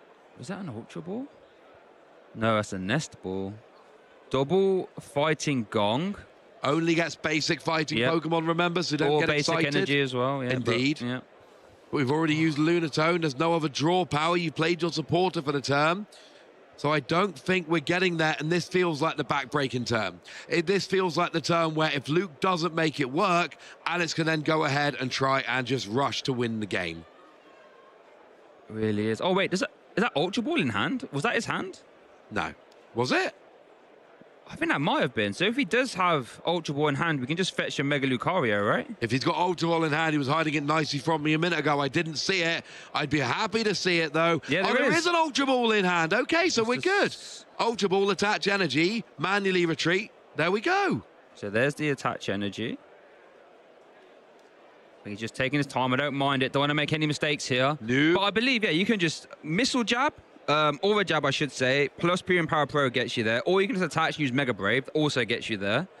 Oh, well, the Premium Power Pro, I don't think is quite enough because he's on 160. Oh, sorry, it's two Premium Power Pros. Yeah, and he's only got one in hand, so it has to be Mega Brave. It has to be, and the problem is you can't use Mega Brave next turn, but you could still use Aura Jab. Yes. So there goes the Hariyama into the discard pile using the Ultra Ball. You need to discard one more card. There's even an argument for the Premium Power Pro here because it's not getting you over the edge. Maybe you want to keep the Premium Power Pro so you can try and reverse Energy Hariyama at some point. Absolutely. Perhaps. So there's the Ultra Ball. Is there a Mega... Yeah, there is a Mega Lucario. So it was in the hand and they got Iron Node. So there we do have that. So one he took off the prizes earlier in the game. Yes, exactly. So now you can manually attach an energy, manually retreat, hit 270. One thing I want to draw attention to, 2 minutes, 30 seconds left on the clock. So we need to be going a little bit faster here. We've only got one turn or 10 minutes, whichever finishes first. So we are going to see the retreat. We are going to see the Mega Lucario in the active. We're going to see a benched Makuhita. And we are going to see the big bad Mega Brave for the KO. Luke Kirkham, 3 prize cards left over to Alex. Remember, Team Rocket's Watchtower is currently in play. 2 minutes left on the clock, though. Let's see what happens here. If we were in the old rules of +3 turns, both players would have 2 turns remaining, and we would probably see a result to this, but we don't. When that time runs out, the player who is currently playing finishes their turn. The next player has exactly 1 turn. That is it. That is the end of the game. So, essentially, if you're Luke, you want Alex to finish his turn before time is called, and you play the fastest turn you can. No mussing, no fussing, take a prize, and then you can take your time on the final turn where you can potentially win the game. But I think that's your best chance if you're Luke. It is, yeah. You have got to have turbo turn. You've also got to hope Alex's turn does not take up the rest of time. That's exactly what we need to try and do here if you're Luke. Remember, does need to get out of the active to use Mega Brave again or use Aura Jab, which will probably be fine as well. If I'm Luke, I'm thinking, draw Aura Jab. Yep. We'll worry about everything else next turn. Draw Aura Jab, your turn. Yep. Ultra Ball is going to conclude there for Alex for the Dust Noir. Doesn't have a rare candy in hand, I believe. Can't put Pheasantipsy down, surely. Is going to go for it, going to flip the script. This is fine. Terrapagos already gets KO'd by an Aura Jab, so it's no more vulnerable than that. And you get 3 cards. Honestly, the biggest thing here is the time. It does not feel like Alex is working towards a win here with no Charmander on the field. And bench locked as well, because right now you don't have a Area Zero Wonder Depths. So... is Alex going to finish before the end of this turn? Does have Super Rod if you wanted to play that. Does have Jet Energy as well. This is getting close. Hasn't made a decision. Does have Night Stretchers. Has things to do. Rare Candy Dust Noir. Can use that to KO something. Could 10 take seconds a prize left. here. Could take a prize here. Now, worth noting, this would open up a Briar play with Terrapagos. So what we could do here is take a KO, both players go down to 2 prize cards remaining, play Briar, take a single prize KO with Terrapagos, but how are you going to get a single prizer into the active? Do we have... Boss's Orders? No. Prime Catcher? Thank you. Prime Catcher. I haven't seen that in hands. No. Okay, so time has now been called. Alex will finish this turn. Luke will have 1 more turn. I don't think Luke can win the game now because Lucario, like we say, straightforward deck, no fancy shenanigans to take extra prizes. Alex could still potentially win this game. He could. It's getting a lot less likely. Is it going to have to be Curse Blast into the active, plus Assault Landing, plus Unified Beatdown into Mega Lucario. Is that what we're going for here? Well, right now, we're just getting an attack from the fan Rotom. That is Alex's last turn of the game, so we go over to Luke for the very final turn of the game. We are very, very close to having a result here, but I don't think either player is going to be able to finish off and take those final 3 prizes. Luke is on the last turn of time. He can take a prize. With a Hariyama to evolve up, he can take 2 prizes. He can get tantalizingly close to a victory here, Shay, but I don't think he can pull it off in the end. I think you're right. I think we did see it look like as time get called, we saw both players look towards the judges, so I imagine it's them reacting to the judge saying time has been called, but I think you're right. Without any Monkey Dory bench shenanigans, Luke cannot take a prize without attacking. So it looks like, yeah, we are going to see both players looking to concede, well, not concede, but agree that this game, you know, that's all she wrote, I think, realistically. And that means this match should end in a tie. We'll get confirmation. Yeah, absolutely. Neither player able to achieve a win condition. Both players getting very close. Alex, there was a chance with a Briar there, but you really needed that Charizard on that final turn. And to be fair, you needed Briar, which I don't think he had, and Prime Catch, which I don't think he had. Let's remind ourselves how that game went. So over to game 1, and this is where Luke showed off the power of this Mega Lucario deck. We saw that early turn, which could have been a KO with Soul Rock, but instead we get the KO with Lucario. We then see a retreat from the Hariyama a bit later on, and that Mega Lucario keeps taking little prizes with that Ino coming in, shaking things up, giving Alex a smaller hand, but Lucario comes in to KO the fan Rotom. But after this, we get to the big turn. This is where you need to take out the Charizard, and thanks to that Lunar Cycle, we see that Maximum Belt being drawn off the first card. That, with a Premium Power Pro, gets a straight one-hit KO on a fresh Charizard, and that was really the point of no return. And from there, Luke had so many options to just finish off the game with Mega Lucario, gusting with Hariyama to pick the final prize. Yep, and that was the game 1 scenario for Luke. That is the dream scenario for Mega Lucario. Now it is over to Alex here. This is where we saw the real interesting Cruel Arrow play. It was fantastic, just denying the Railu, saying, I know what you want, and I ain't gonna let you get it. You want a Mega Lucario of energy? How about a Cruel Arrow to get rid of them? And then we saw the pivot into the big, bad, scary Charizard. This is the thing about Mega Lucario. If you can keep the Railu +1 energy away, you can sort of play keep away with that Mega Brave. You need 2 energy, and traditionally they don't play any form of energy acceleration. And that's what Alex did in this game too, was just keep chasing the Railu plus energy combination, and that was all Alex needed to sort of neutralize the Mega Lucario effect. You can see here, all this game to highlight is just Railu getting KO'd over and over and over again, and Luke just didn't really have much to manufacture and said, right, let's try and leave enough time for a game 3. Unfortunately, didn't leave a lot. Enough, I should say. There was not enough, and game 3 started with about 16 minutes remaining. We thought we might get there in the end. Luke had a slow start, but every turn just kept getting just enough. Getting that KO, getting that Mega Lucario, coming up against that Charizard, but Alex, for his part, able to get the 2-hit KO using the Charizard on that Mega Lucario. Team Rocket's Watchtower comes into play, and that's a little bit awkward. Shut Alex down, really slowed him down, and this is where Luke brings up that Mega Lucario. Able to finish off that Charizard, thanks to having 2 energy on, goes down to just 3 prize cards remaining. But then we run out of time, and unfortunately, neither player able to get to 6 prizes, and that is the end. We end up in a tie.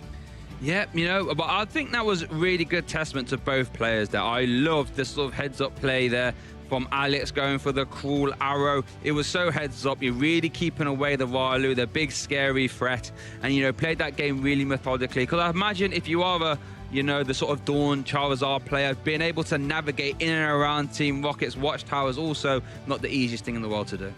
Absolutely not. Well, if you've been around the UK, you've probably been to some local game stores. You may have run into Luke or Alex at some of those. But if you haven't been to any local game stores, could we just have a minute to maybe change your mind?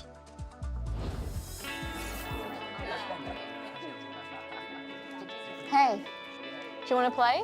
Yeah.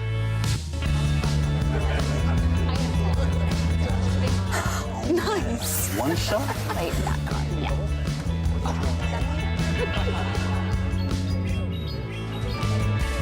I'll use twin cannons. Great game, guys. Bye. See you next week. Come play at your local Pokémon League. Oh, I did see that Full Art Blastoise on one of the vendors over there earlier, Shay. And I'm like, oh, you know, we've seen that video enough. Maybe I need that as a souvenir. I'll work that out later. Right now, all you lovely ladies and gentlemen at home, what you need to work out is how to scan that QR code, follow the link, and that is going to help you find a Pokemon event near you. If you want to start playing the Pokemon TCG, I cannot recommend it enough. I'm obviously a little bit biased. Yeah. Go to your local game store and just meet some people. They will help you make decks, they will help you join in, they will help you get going, and you'll make new friends, and you'll want to go back week after week, and that is how we have an awful lot of fun playing with the Pokemon trading card game. We've been doing it for years. Everyone in this venue has probably got a local game store story, and you know, you follow that QR code, maybe you have one too. I have a local story, funnily enough. Last time I went to locals, I was playing Mega Lucario, and I was laying some smackdown, I'm not going to lie. And then I ran into some of my locals yesterday at the early check-in, and they were saying, you know, I'm actually considering Mega Lucario, Shay. You know, when I saw you play, it was going so well. I might be considering it. I don't think they ended up pulling the trigger, actually. But I tell you, it's probably what I would have played if I was going there. Love locals, because whenever you have a fun deck idea, right, that you don't really want to bring to a regionals. I think I had an M-board deck sleeved up last week.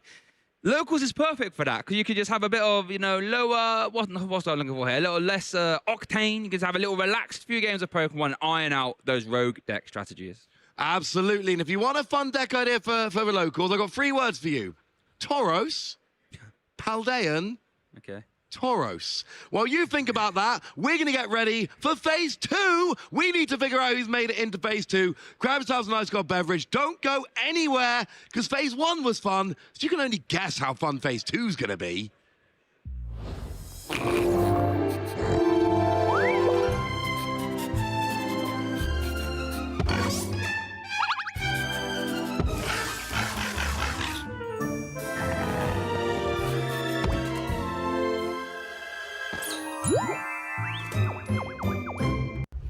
Hello everyone and welcome to Guess the Pokemon! Where we're going to be playing a game where these guys here from all the different games are going to be after guessing which Pokemon I'm describing with their Pokedex entry, followed by a few tips if they need it. Oh, I'm excited. I'm very good at these game shows. Oh, wow. I'm confident. You guys are playing for second place at the end of the day.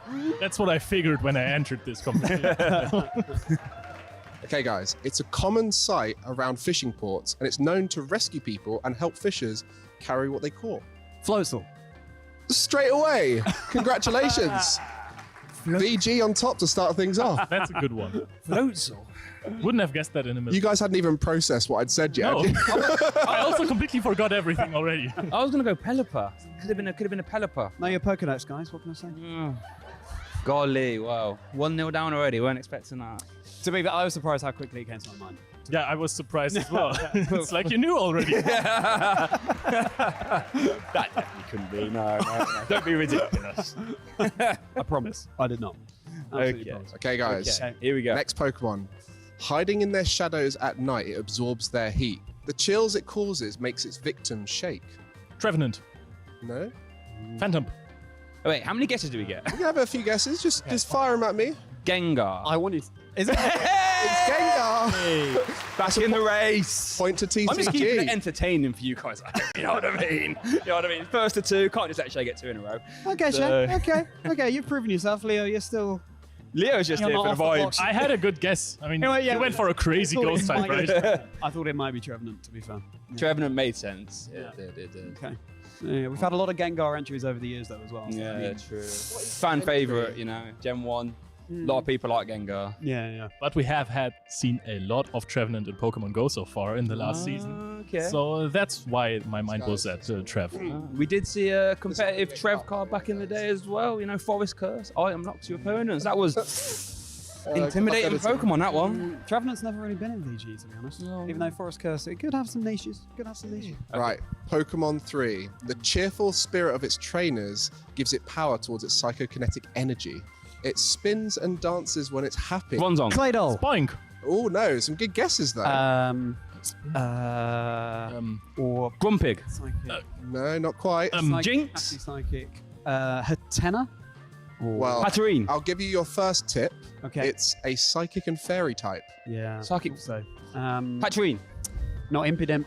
Oh, I don't know these. I'm not even close. Two new fairy types. Psychic Fairy. There are loads of those. Gardevoir. Curlia. It's It's Palia! There we go! That's very Let's good. go. Very popular Pokemon right now in the TCG, Yeah, so a bit of an advantage there for our TCG you know rep. actually how I got that one, because in the Curlia card, the refinement card, it looks like she's dancing. I thought, psychic fairy dancing? Yeah. Why did you get it straight away then? Fair enough. I don't play Gardevoir, that's why. Carry on, or is that? So that's that round there of Guess the Pokemon TCG coming out on top with 2 points there. VG just the one and go. Unfortunately. Oh no. But I'm sure we'll be having more fun with the rest of the regional, so go enjoy yourselves, guys.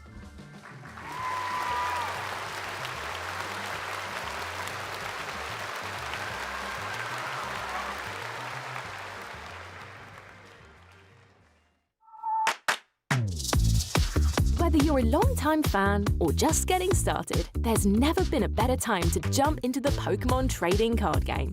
With thousands of cards, endless deck possibilities, and an evolving competitive meta, there's always something new to experience. If you're new, following the action is easier than ever. Here's what you need to know. Each game starts with a coin flip to decide who plays first. Both players shuffle their decks, draw 7 cards, and must begin with at least one basic Pokémon. If not, they reshuffle and draw again until they find one.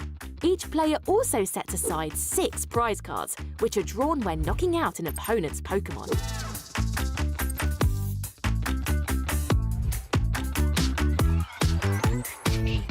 The active spot is where battles happen. A Pokémon stays there until it retreats, gets switched out, or is knocked out.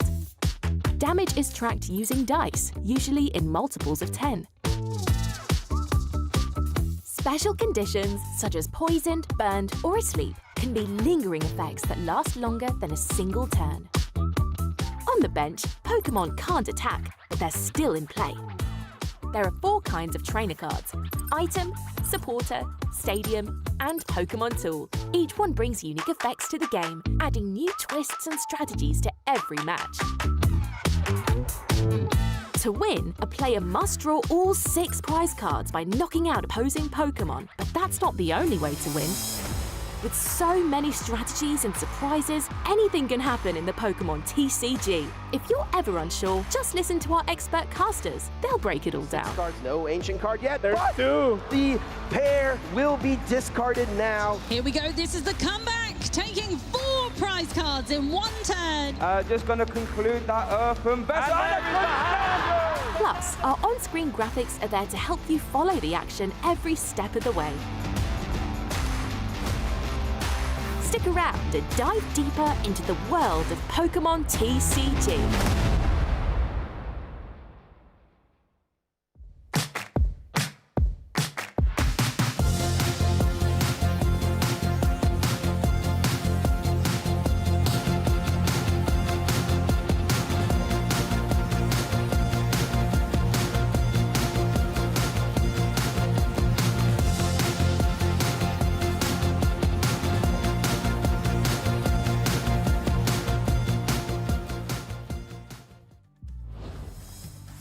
I'm sorry, Sprigatito? That might be one of the best things I've ever seen.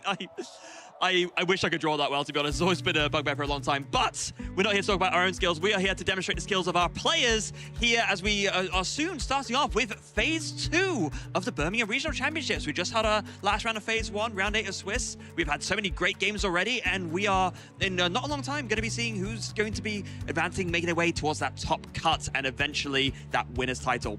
I'm Freya Pierce. I'm here with Joe Bernard. How do you feel about today so far? I'm feeling great. Phase 1 of the competition was really, really exciting, and now we're chopping away to only those players who have acquired 16 or more match points. That means they're going to be the most skilled pilots of the best decks in the room, and possibly as well had decent slices of luck in terms of the matchups they've hit so far, but it only gets more treacherous as every round comes from here. Yeah, it really does. And of course, not just here, but this is kind of a blockbuster weekend for Pokemon in general. We have a special event in Auckland and another regional over in Merida in Mexico, so plenty of Pokemon all over the globe this weekend. And we're actually privileged enough to know what's going on over in Merida. We have the Phase 1 metagame, and we can compare to how it's shaping up here in Birmingham. And actually, Go, not the most popular choice out there, Freya. Okay, so we were talking about how, Dragapult stocks have been on the up lately. That manifesting extra so in Merida as it's the most used deck in the room. And also seeing that Raging Bolt EX showing up. We know it did excellently well in Toronto. Maybe there's some fans brought back to the table with Raging Bolt, inspired by that great result. Yeah, I mean, there's always a bit more of a motivation to play a deck before it either goes out of the format or changes completely, because of course, Professor Sada's rotation, Professor Sada's vitality will be rotating in April, of course. So yeah, get some more reps in with the deck, and with it having a second place, why not give it another go? Yeah, especially when you can see Andres pilot it so well that you got a front row seat to seeing exactly how the deck should be playing. So great to see a wave of Raging Bolt doing out there.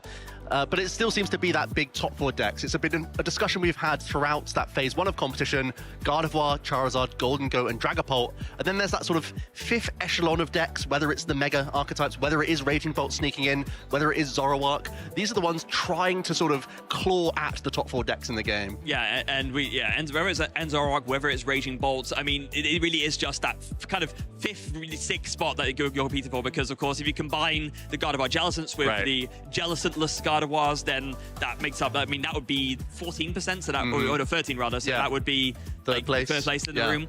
But the decks do operate quite differently, so it makes sense to split them out. But yeah, the 5th or 6th best, and right now it's Raging Bolt, it seems. Not something we've seen as much here, I've noticed. No, and I haven't seen too many of them towards the top tables either, and that is something to bear in mind. The sort of regional differences, not just when you're going to your League Cups and League Challenges, you may know the players in your local area and what they prefer to play. That's also going to be the case across continents. Yeah, it is. And with something we already talked about, of course, the fact that Dragapult tends to be more favored by the top European players here, Gardevoir more so in North America, but maybe like a little bit of a twist, because of course Merida does fall under that umbrella of North American regionals. Dragapult taking a top spot there, maybe a little bit of a sign of a change in the waters. Could be, and it's an easy travel over from the US to Mexico, so there's also going to be a number of those pilots in that Merida competition and vying for that, and probably going to be piloting Gardevoir for the most part.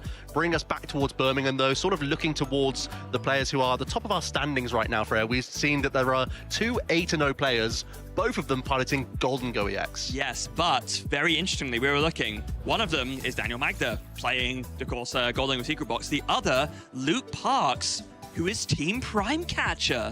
Yeah, going with something similar to what Ufe played, that top 8 finish, and also has the Monkey Dory and Darkness Energy in there. Some other great names stand out. Max Roberts, also from the UK. Benjamin Pham, a player who's been around for so long, piloting a Kangaskhan Bouffalon archetype, something that's very close to my heart. We got to see Luke and Alex also in competition in that previous round. Luke repping the Mega Lucario. Wasn't something I had on my bingo sheet. No, definitely not. But I mean, Luke playing a rogue archetype definitely is something that would be on your bingo sheet. It's just like, what rogue is it going to be? A little bit hard to predict.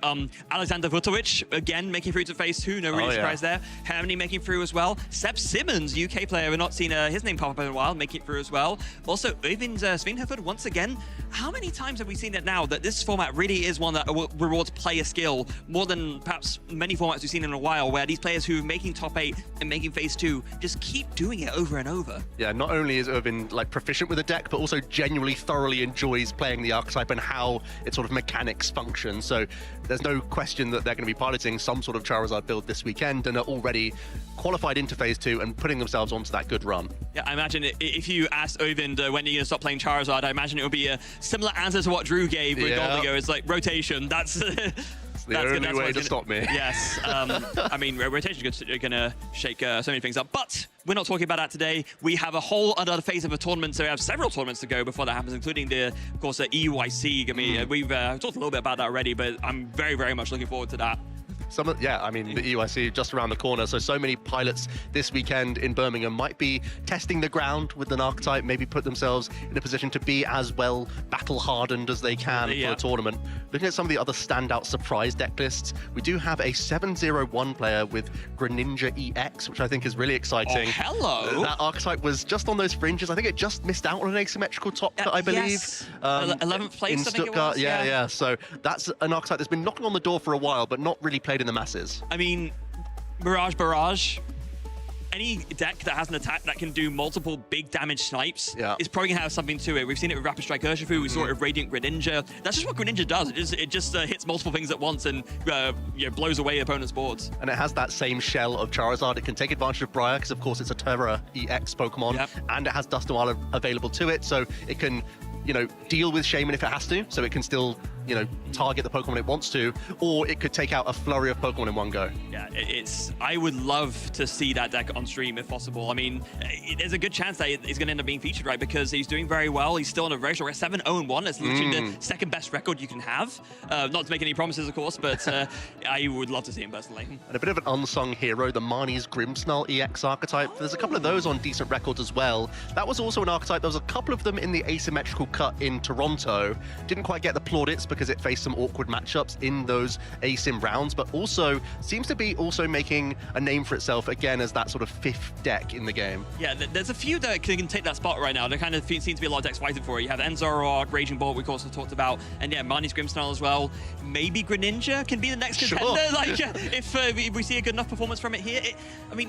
Greninja's been punching at the ceiling for a while because it's not like a lot of people have played it, but it's had pretty consistent, almost but not quite results at quite a few tournaments now. Yeah, and for a deck with such low representation, that still is a really big claim for the deck to have had those highlight reel moments and just about on that, knocking on the door but not quite bursting through it just yet. Yeah, but we talk about, of course, the second attack, but also 170 damage, search your deck for a card.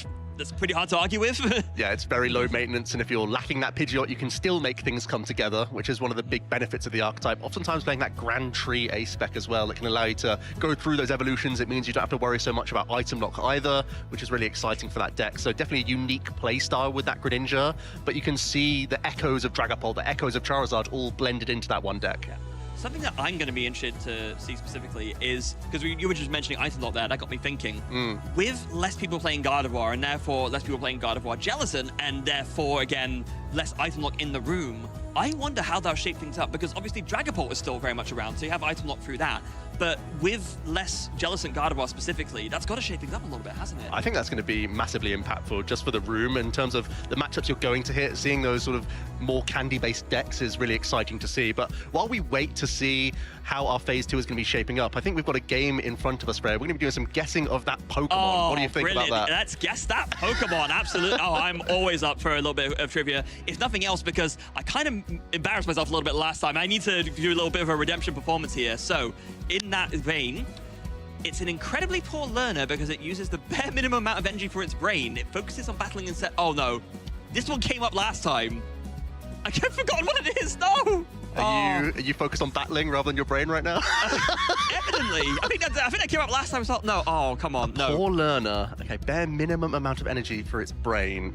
It's purely on battling. It's some kind of like fighting type. Okay, so it is a fighting type. I was thinking, like, could there be like a Wobbuffet or an Alolan Executor Angle where it's like the smaller head or like the fake brain or whatever? Maybe, but a fighting type Pokemon that's kind of known for being a little goofy or a little silly.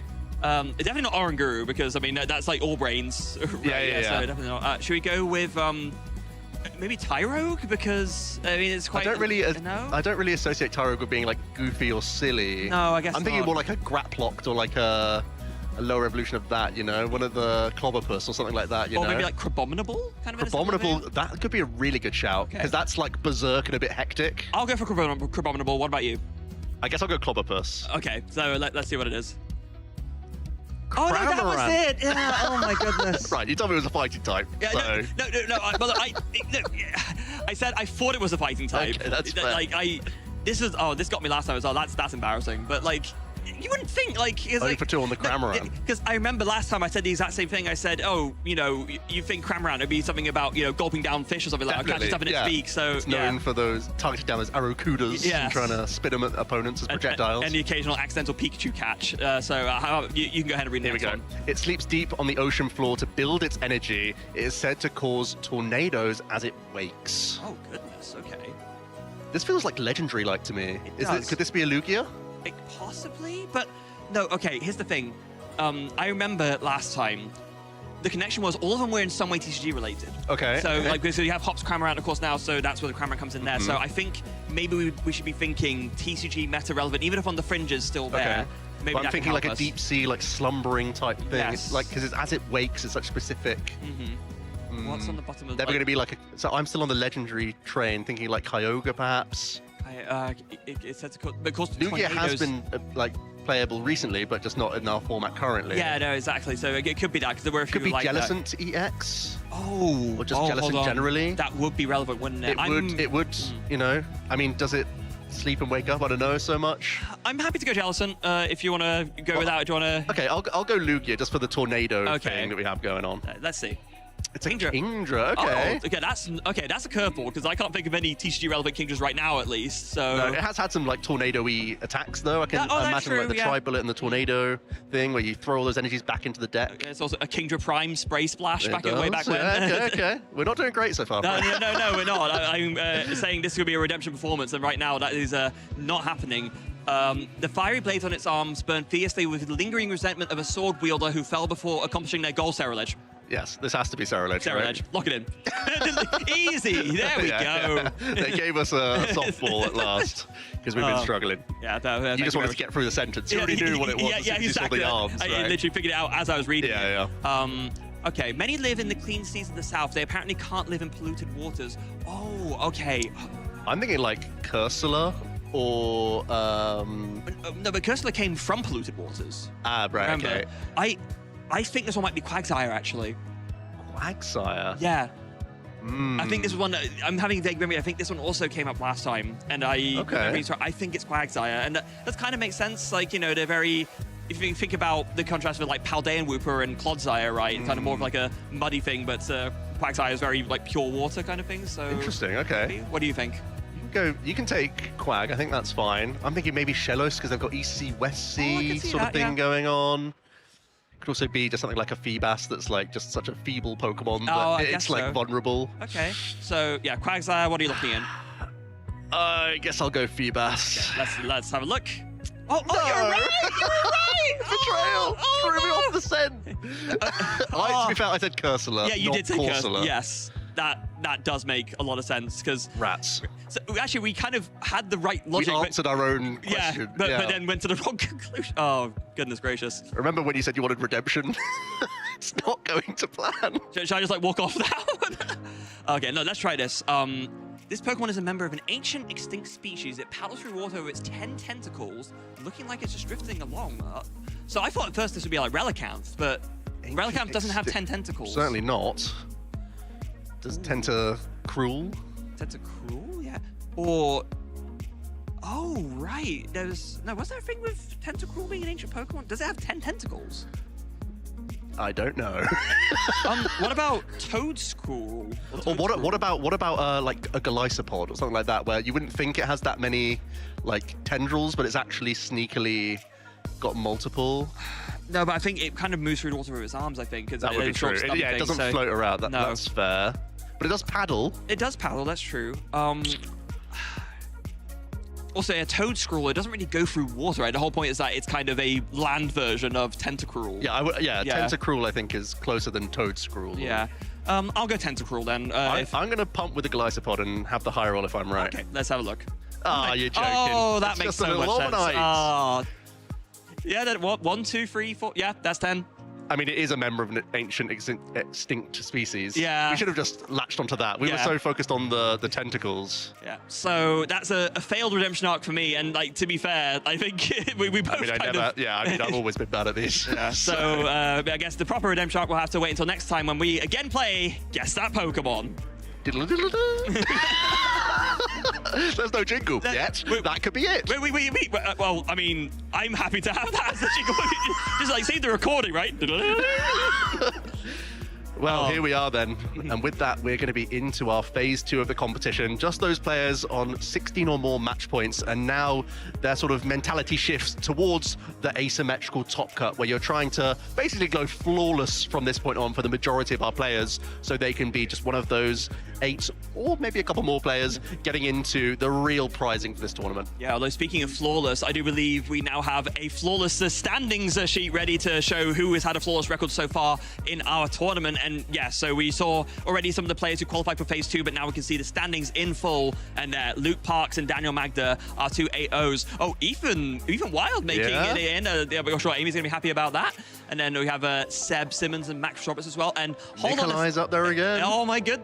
Again, continuing the trend. It just takes one event, right? And then that gives you the breakthrough confidence, and now you can go, 7-1. Also, Christian Fontenot, who had the pleasure of interviewing earlier, also there, 7-1. Yeah. There's a lot of big names here. Yeah, David Reska as well, also having a great run. A lot of the golden goes towards the top, to be fair, but also a smuttering of other archetypes in there. So we are going to try our best to still get a little bit of variety going on. Great to see Seb Simmons back, one of these players that only really plays the UK tournaments these days, but whenever they do, they are still so competitive. Yeah, what's he on, actually? Playing the Zoroark archetype. Oh, so the best Zoroark in the room currently, I imagine? I think that's pretty much the case, yeah. I mean, Seb was a big fan of Zoroark GX back in the day, did have a lot of trade action going on, so, I mean, if the glove fits... Hard to argue with that, to be fair. Trade's still one of the strongest abilities we've ever seen. Whenever it comes back into the format in any iteration, it's still so powerful. I mean, just the fact that, sure, it's not a all-dominating meta force like Zoroark GX is, but just the fact that that ability is on that card and making it a meta-relevant archetype at all, even when the rest of the support isn't there in the same way, kind of says it all, really, doesn't it? Yeah, that Zoroark really been innovated by Liam Halliburton more than most, and recently had been adding in that Toadstool package with the TM Evolutions and whatnot. I think Seb's gone a slightly different direction. I think going for the Moltres package to try and be a little bit more aggressive in a prize racing approach. I think that's a different way to try and tackle that. And Moltres, one of the more intriguing newer cards that we have in the game to change the dynamic of Golden Go. Yeah, Moltres, it was a tech that we saw creeping into lists in Japan quite quickly, but it seems like it took a little bit for players outside of Japan to adopt it into their list the same way. We saw Kerish Jones use it to great success in Toronto, of course, in her Dragapult list, and now maybe some other players and deck players are thinking, oh, hold on a second, this is a very efficient attacker that does a lot for not much investment. I can maybe make use of this in my own list as well. Yeah, I figured it would be a bit more splashable than it actually has been. Yeah, honestly. It's one of those Pokemon that's great at dealing with Teal Mask Ogopon and Genesect EX, but probably needs a bit more help dealing with those Golden Go. And the Dragapult archetype doesn't really have the space to play tool cards, so has to rely on Curse Blast as well. And then it's like, should I be just using my 2-prize Pokemon rather than using a Curse Blast and a single-prize Pokemon? It feels a little bit awkward at times, but especially when we saw Keris in the asymmetrical top cut, she knew exactly what to play against, as did Justin, who knew then not to put down Genesect, and it became this weird reverse, I'm playing Moltres, so you don't play Genesect, so now I can item lock you more effectively. It was a very interesting match to see. Yeah, absolutely. It was, we have a... I had a League challenge recently where I was playing, and in the last round, I was playing Golden Go, and I started Genesect DX, and my opponent was playing Dragapult with Moltres and started Moltres, which was not a great feeling. Although, he got the KO on it, and I still won that game. Well. So, like, you know, it actually worked out pretty well in the end, but the reason why I bring it up is because that moment sold me on, okay, this is a powerful tech inclusion that more people should be paying attention to. And that's actually a tech inclusion that the player that we're going to be showing next has also included in their deck list. It's someone you might know, Tord Reklev. Let's hear a little bit more about him.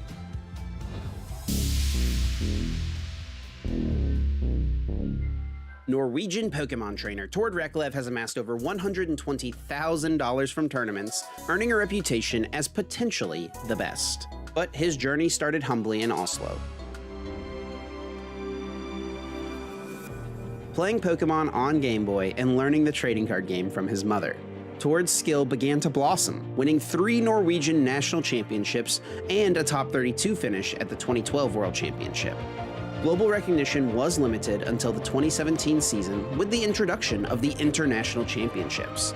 EUIC 2017 was the first chance for him to show the whole Pokemon world how great of a TCG player he was, finishing top 4. While he didn't win the tournament, Tord's performance earned him recognition around the globe. Riding this wave, Tord triumphed at the inaugural North American International Championships, the largest Pokemon TCG event at that time, clinching the title and drawing global attention. He continued his streak with another win at the European International Championships in 2018, setting the meta for one of the strongest decks for months. Then, at the Oceania International Championships, he became a 3-time international champion, sparking debates about his status as the greatest player of all time. At the 2019 World Championships, Tord reached the top cut, but lost to former world champion Shintaro Ito, fueling his drive to do better.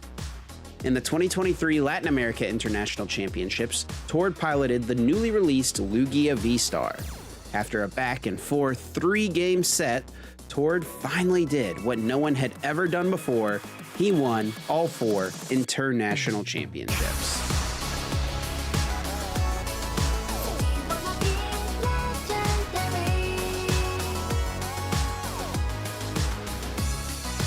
Yet the World Championship title has eluded him. In 2023, Tord's Gardevoir EX deck took him all the way to the finals, but Vance Kelly's Mew VMAX deck outplayed him in the closing game, denying him the title despite his remarkable consistency and a record that outshines any active player. The debate of who is the greatest TCG player ever to play continues alongside Tord's quest for a world champion title.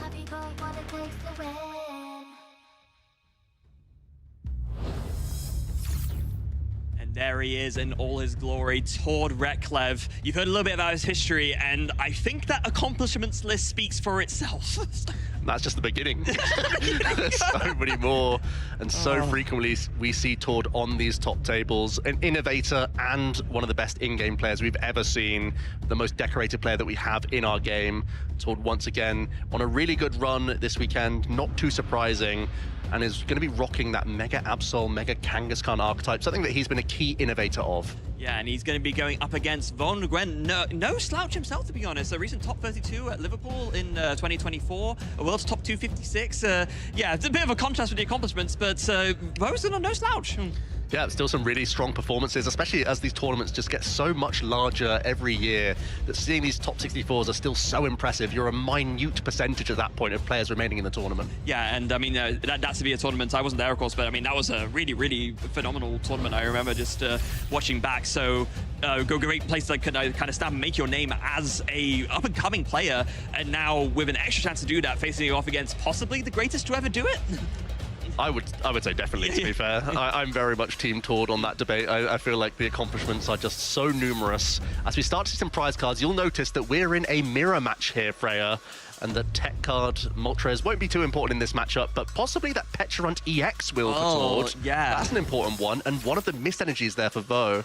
Oh yeah, that's not great. I mean, Petulant gives you flexibility, Mist Energy protects you from all sorts, but let's see how this kicks off here. We are going into our round 9 of Swiss, our first round of phase 2, and it looks like Tord will be going first. And leads off with the Mega Kangaskhan EX, the perfect Pokemon to have in the active position, because that's when it can take advantage of the run errand ability, allowing you once per turn to draw 2 cards. A fantastic deal here. Tord does crucially have a turn attachment. That's one of the key things to keep on top of in this deck, because whenever you can float energy, it can allow you to weave in more Monkey Dory throughout the game. It can allow you to threaten multiple Mega and other EX Pokemon. The deck really heavily leans into Mega Absol as one of the crucial threats in the deck, having the option to use that terminal period attack for a dark and a colorless energy. If your opponent's active has exactly 6 damage counters on it, that Pokemon is knocked out, and that's massive against other Megas. Yeah, it is, and that is exactly why Vo prizing one of those 2 missed energy is so detrimental, because of course that can protect you from that effect of that attack, but if you can't access it, then you're very vulnerable to terminal periods. So that is something that I'm sure Vo will bear in mind as we carry on through. Now, something else very important to note, just like looking through both these lists. So Tord has been on this archetype for a while, right? Yeah. This Mega Absol box, yeah, just a lot of, not that much draw power, but you can get those little extra draws with the run errand, of course, and that builds up your hand nicely, but not much in the way of energy acceleration. So, like you mentioned, very important to get at a turn 1 attachment like he has, but he's going to be wanting to find that TM Turbo Energize to really get himself going. That's the crucial tool that both players look towards, making the decks both focus heavily on Arven. But who needs Arven when you naturally have your A-Spec, the secret the Precious Trolley coming down straight away, allowing you to search for any number of basic Pokemon and put them onto your bench. And when your deck is all basic Pokemon, that's the perfect start. Yeah, it really is. This is absolutely where you want to be. Like, even better going second, right? Because you don't need to, if you don't even need to Arven to grab your Precious Trolley, that could free you up to grab another item. You can grab another vessel to search for your first energy that you need. Now, Vo is looking through his deck, just seeing what he has prized. Also playing that Moltres tech, interestingly enough. Actually leaning even heavier into it with 2 copies and 2 copies of the Brave Bangle as well. So really trying to aggressively hunt down those Golden Go.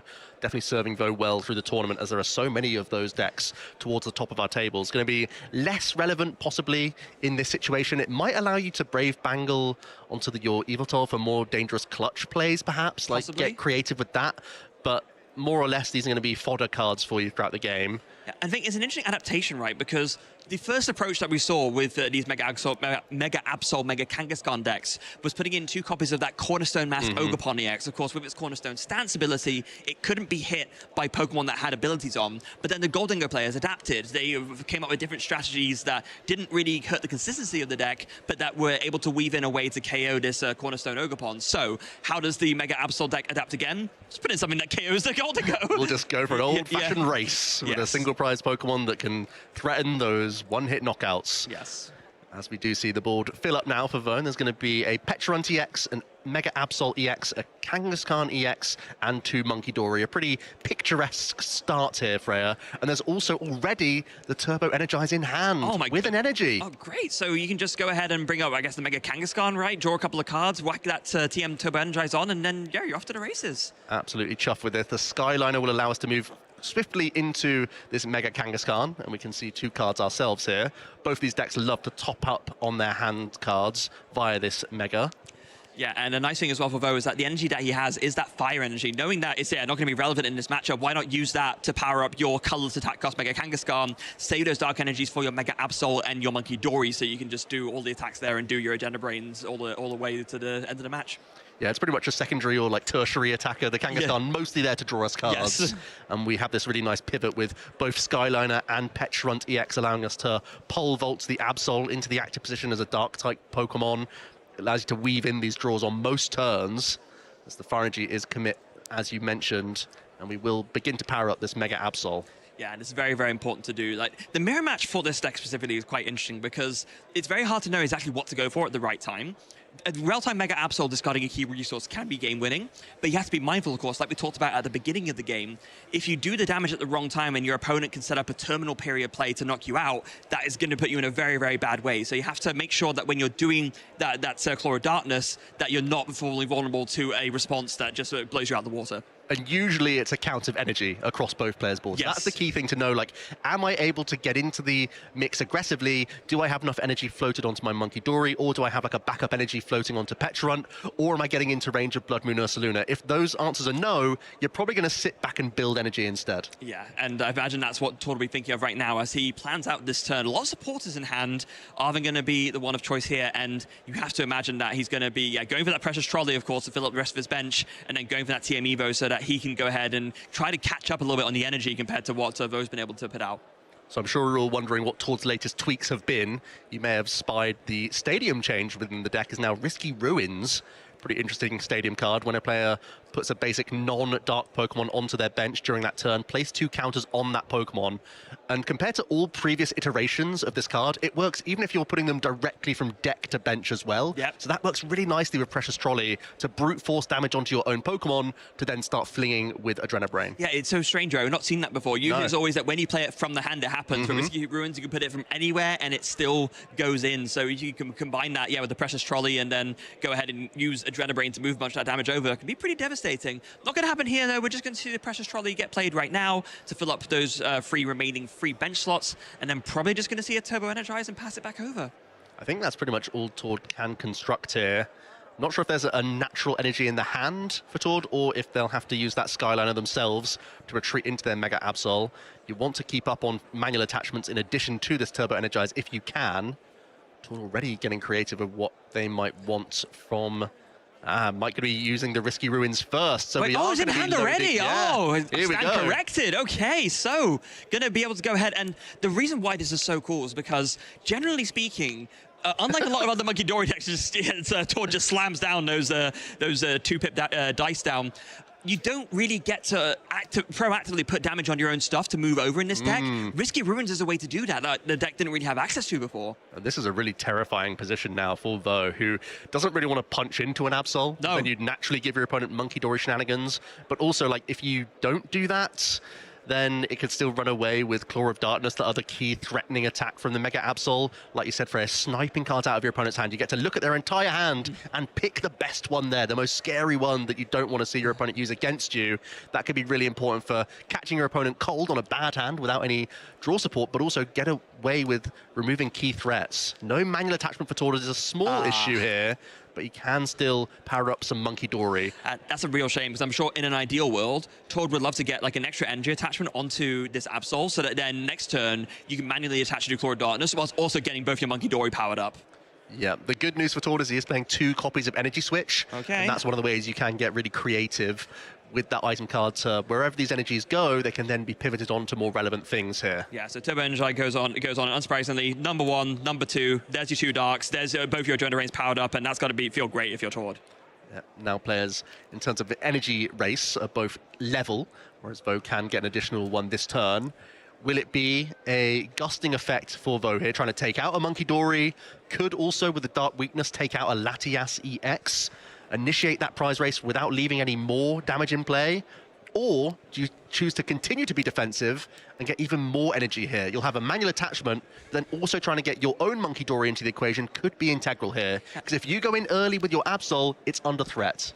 Yeah, and also, I think the fact that it's interesting because Tord putting the damage on his own stuff because that Risky Ruins is in his hand kind of changes the equation a little bit. I think the play would be a lot more obvious if there wasn't any damage on, but now you're thinking, okay, I can't really prevent this coming in. Oh, but this is one way to deal with it. Yeah. Boss's orders just to actually take on those Monkey Dory off the board. Now there is the Dark Energy in hand, so maybe Vo's thinking if I can combine this attack with getting rid of the Monkey Dory, I'm going to be okay.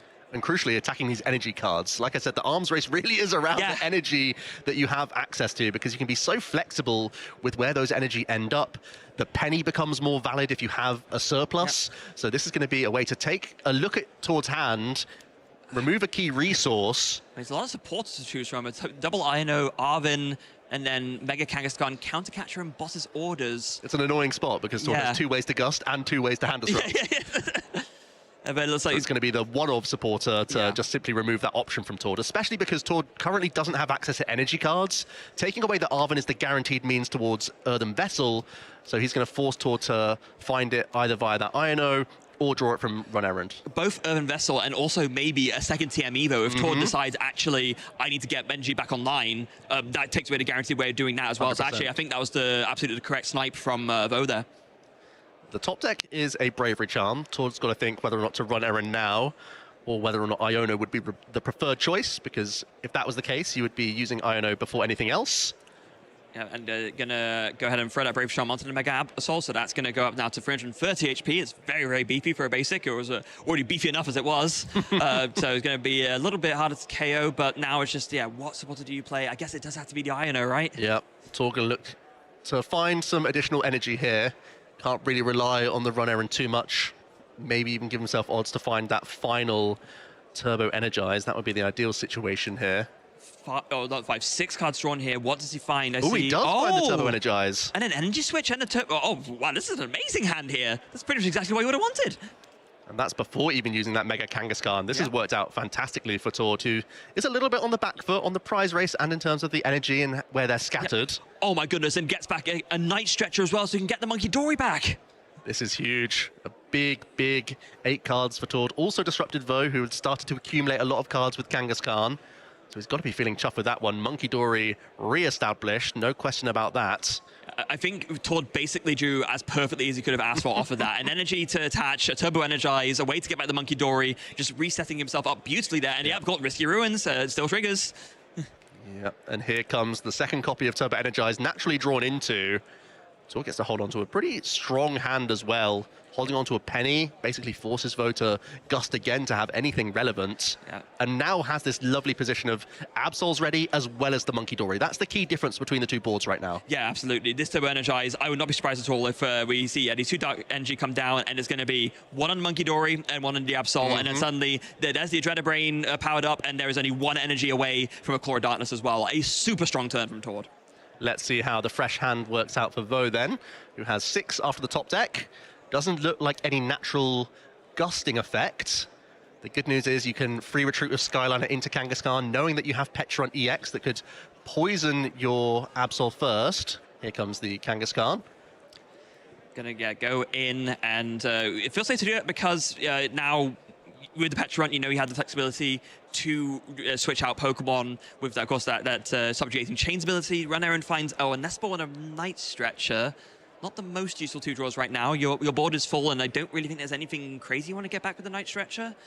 And this is where things get awkward. You have that surplus of energy right now, but if you attack into this Kangaskhan, even if you take away the penny that's in hand for Tord, you're walking into a terminal period because there are already 2 Monkey Dory with energy. There's already an Absol with 2 energy attached. And can you afford to allow that to go for Tord? Is there a Boss's Orders in hand for Vo? Because that would make it okay. Oh, then that's the big issue here.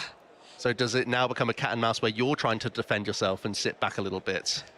Because even though Risky Ruins can get you a little bit of the way there, it's not going to fully set you up for the terminal period without the help of damage being scattered elsewhere. Yeah.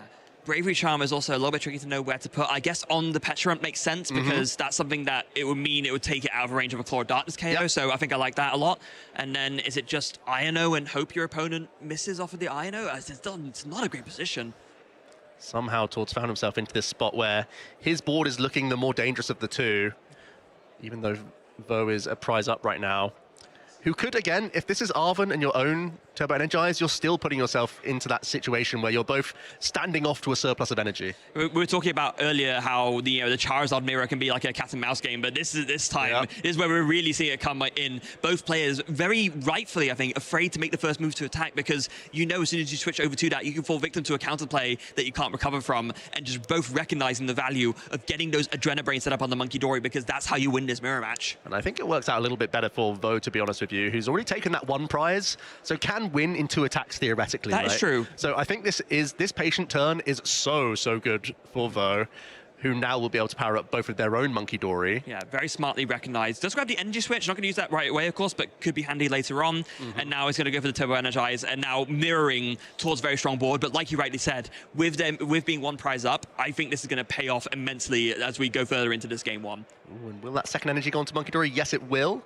I think the only other debate would be the Bravery Charm Petrant, knowing that when the fireworks start happening, suddenly the Petrant's irritated outburst will get so much more dangerous. Yeah, it's an important attack to remember, right? It can be a very surprising game closer. It does more damage for every prize card your opponent's taken, and out of nowhere, someone's going to do 300 and steal a win that way. Yeah, there's some interesting pivots with this deck, especially with Penny in your own equation. You can suddenly remove a 3 prize option, leave yourself with just single and 2 prize Pokemon, with Irritated Outburst and Blood Moon Ursaluna both being great late game attacking options. Yeah, so back over to Tord. Run Aaron finds 2 more cards. They are a Arven and a Pokegear. We already have access to Boss's Orders. We don't have energy crucially again here. Tord has really struggled to find those attachments to keep up with. Yeah, because I think, again, an ideal turn here, if you're told, would be do something similar to what Vo did. Boss's Orders combine a Claw of Darkness KO on a Monkey Dory, because then you put Vo 1 more behind on Adrenabrain again, but not really being afforded that option. So instead, it's going to be double Adrenabrain onto the active. Okay. So that's going to put this Mega Kangaskhan on 206 HP left. Oh, wow. Oh, and then Penny to do... Oh, my goodness. Oh, this is brilliant.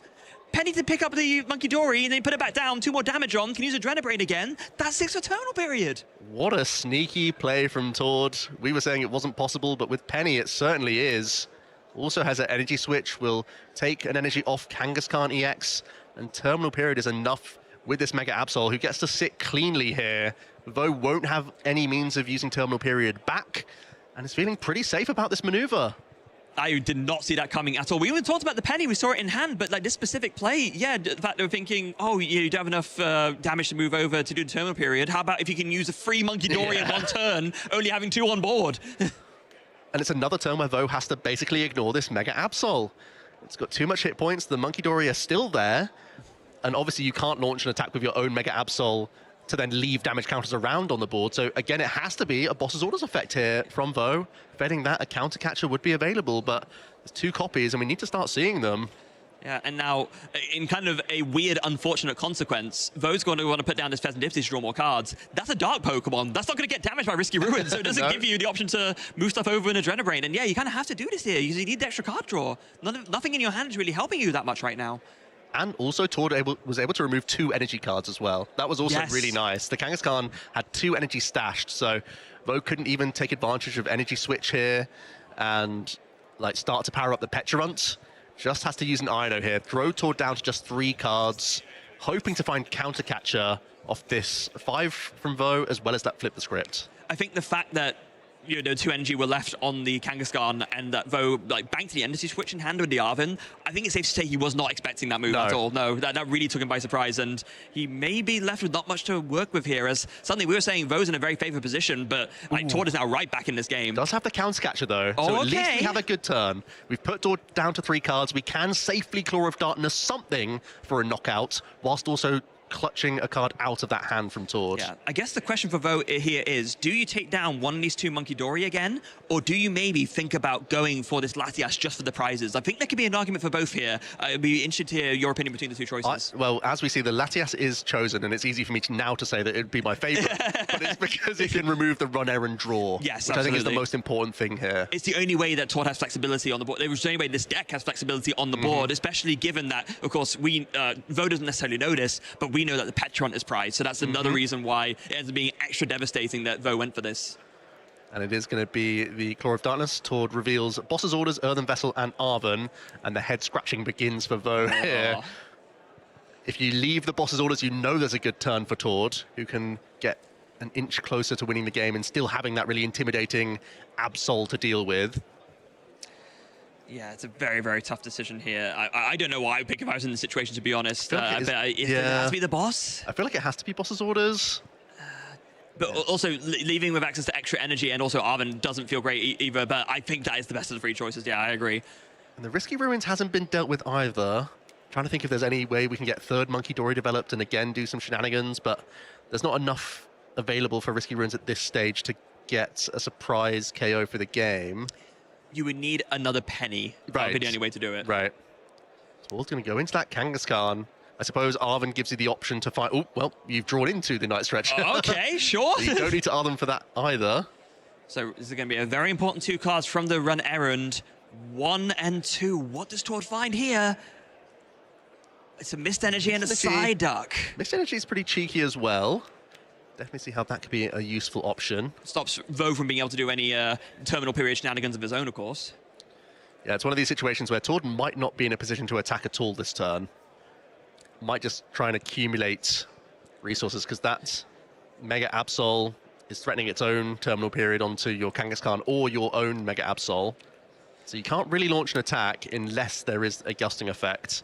And both players level on prize cards. Arven can't find a counter catcher to be useful this turn. I mean, the Psyduck draw is nice for Earthen Vessel fodder, at least. You see that get thrown away straight away. Grabs a Fire Energy and a Dark Energy. Having a look through to see what else he has access to. We do see Tord looking at the Moltres there. I don't know if that's just because it was at the bottom of the deck or whether he's thinking he might need to weave that in somehow, but I don't see how you would do it in a way that would be helpful. I mean, doing 110 to any of these EXs, I don't think that really gets you anywhere. No. There are 3 copies of Monkey Dory that Tord has access to. Can he Nest Ball for a 3rd Monkey Dory? You've just put a Darkness Energy to your hand. Now going to be looking for the Poké Gear as an option to dig further towards Boss's Order on a later turn. Does have an option to look for Bravery Charm as well. That can maybe be, boost up the Mega Kangaskhan or even the Blood Moon Ursa Luna potentially, if that's something that Tord feels like is relevant. Either that or it could just be getting out of the deck just because it's a card to get out of the deck. Yeah, really interesting late game sequence here. When you know that your opponent can pressure Claw of Darkness against you in certain spots, it always feels a little bit tricky, trepidatious. Just taking cards out of the deck that you don't mind getting Claw of Darkness away, maybe, but it never feels great no matter which way you look at it. Tord can't Claw of Darkness this active. You'd love to take a card away from your opponent, but that's not available because you'd lose on the board. Yeah. So it's going to be a turn without attacking at all here, I believe. Unless there's something else coming, or unless there's something we're missing, but I don't think so. No, yeah, Bravery Charm onto the Blood Moon Luna. That's going to take it to 310, which is a pretty nice number there. Unless Tord thinks that simply his best win condition is to punt an attack. I mean, you can't. The Blood Moon Luna is not ready yet either, so No. it's definitely going to be a development turn. Tord with the Poké Gear is threatening both Boss's Orders and Penny on next turn, so it's a very versatile card to be picked up from the Arven. It forces another awkward decision potentially for Vo from this Core of Darkness, right? So I think, yeah, it makes sense as the grab, but it's just going to be a pass. Yeah, can't put down that last lesson attack. As you mentioned, it would just lose Tord the game instantly, so it's back onto Vo. How does he respond to this build-up turn that Tord has done? There's plenty of options in the hand to work with, but it's just what is the best one. Question really starts to become, can we even pick up this Absol at this stage, take a knockout in any meaningful way? The Kangaskhan is still so chunky that it's still a difficult one to deal with. Yeah. Is that a Brave Bangle going onto the Monkey Dory? I think we're just going to be recycling this hand by the looks of things. We just want to get rid of these cards at this stage. Yeah, there is, of course, the energy switch that was picked up earlier. Could still use that to move on to something, but again, I'm not sure what you necessarily be moving to. The Petrant doesn't do that much damage right now, so that's not great. I mean, Cruel Arrow and Pheasantipity is also not getting you anywhere. I mean, I think these energies really need to just stay on the Absol, but it's just then what do you do afterwards? I guess it's a Lily. Lily's about the best we can do here.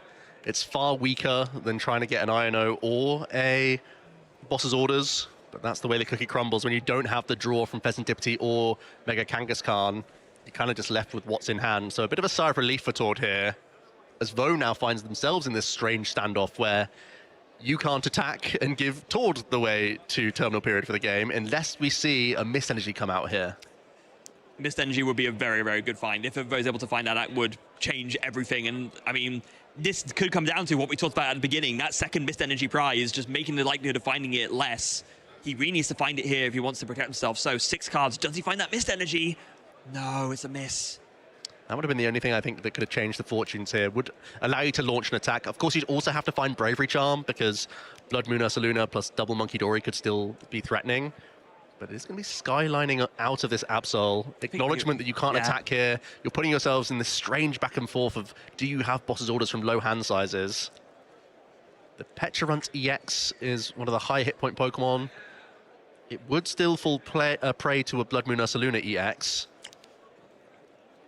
It only has the base of 190 hit points. Yeah, but it does get boosted up to 240 with the Bravery Charm, but that's not enough, of course, even with the Blood Moon Luna. So subjugating chains into the Pheasantipity. Opting to take 1 damage counter to maybe get creative with it. This would force a Claw of Darkness to KO the Fez. Right. So is that something that Vo wants, I guess? Or is it instead, is it just going to be a pat? No, okay, Tord's just asking how many cards do you have in your hand? Oh, Tord picks up the Mist Energy. So if this Poké Gear, after Run Errand, can find Penny, he could pick up Kangaskhan, Mist Energy his Mega Absol, and then start announcing those Claw of Darkness with much more safety. Oh yeah, because then he gets away with it scot-free, absolutely. Oh my goodness, okay. So this is going to be a very big Poké Gear, 7 cards. Does he find the Penny here? This could seal the game if he does. Boss's Orders still looking good. Tord again having to think. If your opponent's allowing you to take this knockout, you've got to be a little bit suspect of it. Yeah, a little bit. I mean, you can use this kind of like Vo did. You could use it maybe to deal with the Latias, because then that's a KO without putting more energy onto the board. You can even maybe deal one of these Monkey Dory to prevent more Adrenal Brain. I think there's a couple of good targets here. Yeah, so now that you can do this, now it's safe to Night Stretch about the Latias, because you can kind of use it in a more meaningful way. Oh, double Adrenal Brain, of course, as well. 4 damage counters. That means Blood Moon Ursaluna can get into the mix. Wait, hold on a second. Is that just game? Boss's Orders is game. That's just game, of course. 240 plus, yeah, absolutely. That's the game. Really nicely done. Tord Reklev once again taking full advantage from that risky Ruins. That's all it took. A way to manipulate and get more damage into play. Both players choosing not to attack one another. And that's why this Stadium card was so critical to this new innovative list. What we were talking about earlier, the one struggle that this deck had as a Monkey Dory deck was being a Monkey Dory deck that couldn't as proactively put damage on its own stuff. Risky Ruins fixes that beautifully, and we can see here, as we go back over the replay for this game, just how effective it really was. It basically, multiple stages of the game, it helped Tord either just take a surprise KO out of nowhere or just outright win. And The game was really precarious to begin with. Tord had that really cool Risky Ruins plus Precious Trolley play that really set the tone, to be fair, Freya. He had a couple really intriguing turns. That Penny play that we'll see at some point was so cool, as both players were building behind their Turbo Energize as you'd expect. And this was it, the Penny play to reload an Adrenabrain whilst generating your own damage counters again was so cool to see. It's absolutely brilliant. We were sat here thinking, oh, hold on, there's no way to KO this Mega Kangaskhan. Hold on, how about I Penny and do a third Adrenabrain in a turn so that I can terminal period and take 3 prize cards. And then, yeah, right here at the end, putting it all together with, again, Night Stretcher, Risky Ruins coming in with the 2 damage, 40 damage moved over with double Adrenabrain to the Mega Absol, and then Mist Energy, Boss's Orders, Blood Moon for 240 damage for the win. An amazing game 1 there from Tord Reklev, who's currently sat on a 6-1-1 record. Got to be feeling confident about this one with so much experience around the archetype, and also having that control of Risky Ruins of when to put it into play seems to give him more control over the matchup. Well, I mean, also, I can't imagine there are many other people in the room playing Mega Absol, Mega Kangaskhan with this. I mean, Tord does talk about the kind of stuff he plays sometimes, so maybe some people might have some idea, but he's using this very, very effectively. Now, I think Vo's going to be pretty okay about those prize cards for the most part. Monkey Dory is not great, but Double Moltres, yeah, I think you're pretty happy to see that prized. Yeah, you don't want to draw them, that's for sure. Yes. So happy to have them far away for now. We're going to see Tord's opening here. I think Vo will be happy to be going second. Once again, take advantage of the Arven that gets the trolley as well as the Turbo Energized is like the bread and butter for this deck. Yeah, absolutely it is now. It looks like Tord was able to get a basic there, so that's putting out his own 6 prize cards, and from what I can see, yeah, that's fine as well. Side don't need it. Just a couple of energy and invest on an Arven. Yep, feeling fine. Let's get into this game number 2 then for our first Phase 2 game. And Tord and Vo both leading with Mega Kangaskhan EX, and Tord top decks the trolley. Oh, just like Vo did in the first game, just a hard opening with it. That's got to be a good feeling. No Risky Ruins this time, but I mean... I think that's why Tord picked it back up. I was like, wait, should I run errand to try and high roll it? No. Like, nah. I think he did it to demoralize his opponent. Just say, yeah, I top deck trolley. And what? Well, wasn't it a draw for turn as well? Was, oh, yeah. Oh, goodness gracious me. What was that about plot armor with Tord again? Well, yeah. It helps. 5 basics being grabbed, and yeah, pretty much the perfect setup there. I believe that's what Latias, Double Monkey Dory, Absol, and is that Peasant Dipty or is it? No, it's Petulant. Okay. Yes, yeah. It just means that you can do the shimmy of Kangaskhan every turn. Yeah. Always weaving in those run errand is so important. That's why it was so impressive for Tord to get that win, even without access to run errand on a number of those turns. He's going to be looking through his prizes now, as well as having all these Pokemon. If he has an attachment on top, that's pretty much everything you could ask for going first. Yeah, it's not a deck that really likes to go first, but it's a deck that can if it needs to. And yeah, well, I mean, if you open the trolley, then you're laughing all the way to the bank. All things considered, here we are with a little bit more than 20 minutes left on the clock. The game can sometimes go to a crawl if you're both in this standoff, yeah, but can a little bit. Only a couple attacks to close out the game if you are smacking into these Mega Evolution EX Pokemon. Yeah, there's a run errand from Tord as well. If I said Lily's Determination and a Bravery Charm, I mean, Lily's is great for next turn, right? Just reload. And yep, there it is. There's the energy attachment. So a super, super strong turn 1 from Tord. Even like, this would be a good enough turn going second, let alone going first. Yeah, got to be pleased with this one. I feel like the energy is very reasonably stashed on the Absol, but could also be on the Kangaskhan. And look at this, Tord, without access to Risky Ruins, is instead going to begin to poison his own Pokemon.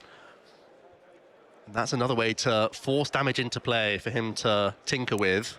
Yeah, and putting the Bravery Charm on as well, just to kind of make that extra damage put on a little bit safer. Then an energy commitment to Mega Kangaskhan, and we are over to Vo. What can he respond with? I do see, is that an Arven that I see in the hand? I think I see Arven, okay. So we're looking good. That's all before the run errand. Yeah, 2 cards drawn, and that is a Yveltal and a Dark Energy. And that's the perfect combination. Yes. Now Arven can grab your A-Spec in addition to a Turbo Energize. Because we already have an energy in hand, that means we're going to be loading up a number of our benched Pokemon here. And probably going to have a very similar looking board to what Tord's just done. Yeah, absolutely. Now, if you're just joining us here today, we are at Swiss Round 9, the first round of Phase 2 at the Birmingham Regional Championships for the Pokemon Trading Card Game. We have a really star-studded match here. We have Tord Reklev up against Vo Nguyen, both playing a very similar deck, but with slightly different lists of the same deck. This Mega Absol, Mega Kangaskhan archetype.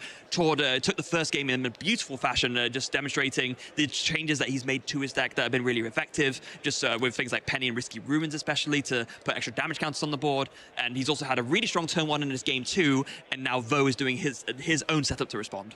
And pretty much mirroring the choice of the benched Pokemon. Will it be that Petrun TX as that final choice?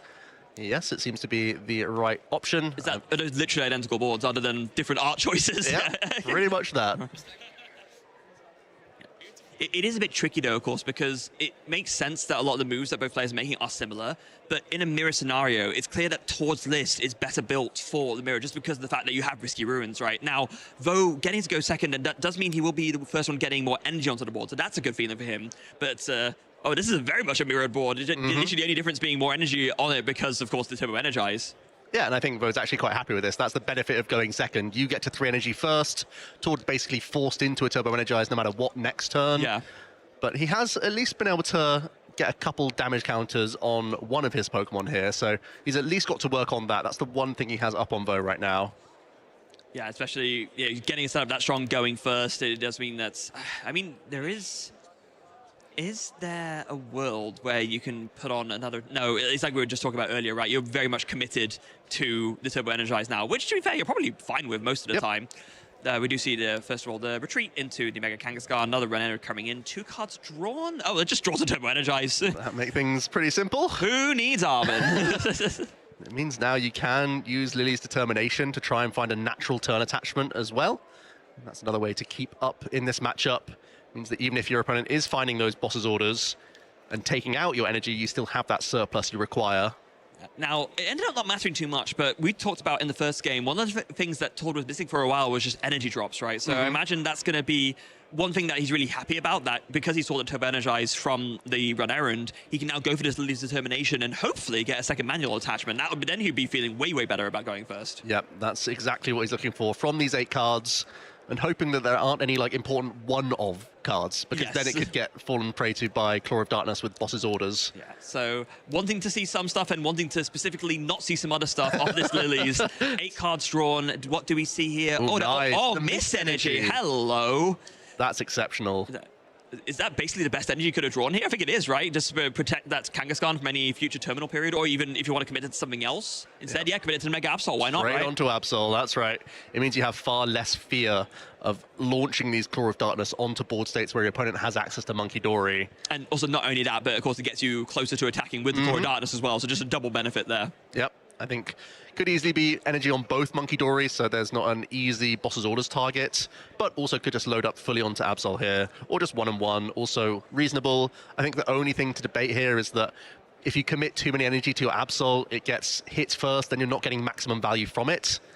So it is just going to be the 1-on-1 split, which I think is pretty valid. Yeah, I like that a lot. What it means is that there's a couple of different ways that Tor could approach the next turn. If he's able to find an energy switch, then that last energy on the Mega Kangaskhan can be moved over, of course. You can put that onto either, the Monkey Dory, or you can put it onto this Absol, and then a manual attachment will get you the rest of the way there, and suddenly you have the perfect board setup in terms of energy attachments. So a few questions for Vo now then. I think there was already a boss's orders in the hand. The penny comes to the top as well. No missed energy drawn here. So it will just have to be a manual attachment to this Mega Absol if you want to launch an attack. Failing that, you could once again look towards your own Turbo Energize and just keep building that board. We saw it use a great effect in the last game. The only issue being, in the end, it didn't really pay off just because Tord was able to do sneaky plays with the Risky Ruins. That meant that he was able to be aggressive in a way that Vo couldn't really overcome. And that's really the key thing here. When you're playing the cat and mouse game, is when do you become the cat? As it were, to come up again and again. Or in this instance, it looks like Vo might be going in with the aggression here, not really seeing many other options. It's a little scary. Boss on the Monkey Dory to remove that option. It's what we saw last time, and I think it probably is the best call for Vo here, but it still is not a great position to be in, because we could just see basically a mirror image of what happened in game 1. I'm terrified that 2 damage that Tortoise banked on the Mega Absol could be all the difference. If he can find a way towards Risky Ruins next turn, as the Claw of Darkness is going to remove a card from Tor's hand, if we find Risky Ruins, we could use Energy Switch off the Mega Kangaskhan to one of these Monkey Dory and then still manually attach to a Monkey Dory. Exactly. And then could we weave in... the Risky Ruins is discarded. That's a really crucial choice from Vo here. We didn't actually see that in the hand. Yeah. We were talking about how, Tor needs to not draw anything crucial. Whoops, he kind of did that. There's one more copy in the deck you can find, but yeah, that could be devastating. That's a really important choice there from Vo, keeping them a lot safer from this position. Tord, though, does pick up a boss's orders, so he could just bounce back with a boss Claw of Darkness play here. What else can he construct?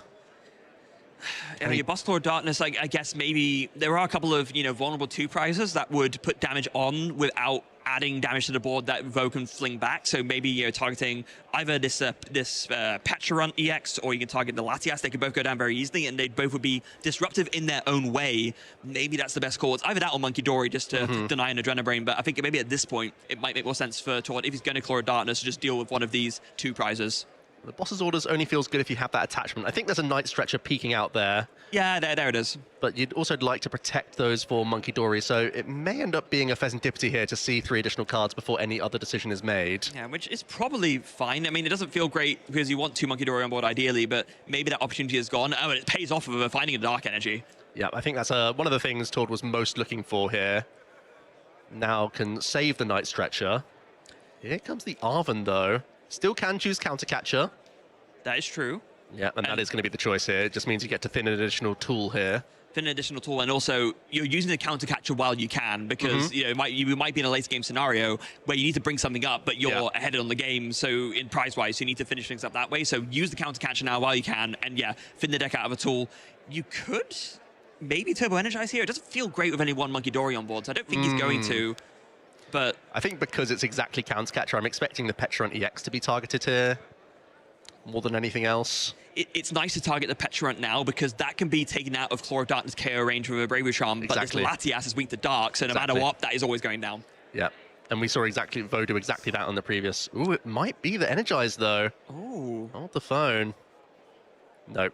We're thinking twice. We're taking out just a single prize Monkey Dory here. I mean, this also works, to be fair. It's a similar kind of thing. We were talking about how this was one of the options that you could go for, just deny potential Monkey Dory shenanigans from Vo. But Vo doesn't really have any great way to get damage on his own board, so it's, I don't, maybe there's something that Tord is scared of that we're not kind of thinking about here. He does get to take a key resource out of the hand, though. Oh, there's Couple pennies, there's a Pheasantipity EX, there's Arven and Pokegear. So a lot of tasty picks. There's that Brave, that's Defiance Band as well, which is something that he has to be aware of now. That's another way that Vo could get some surprise knockouts. Not at the moment, because they're level on prize cards, but for future reference. Yeah.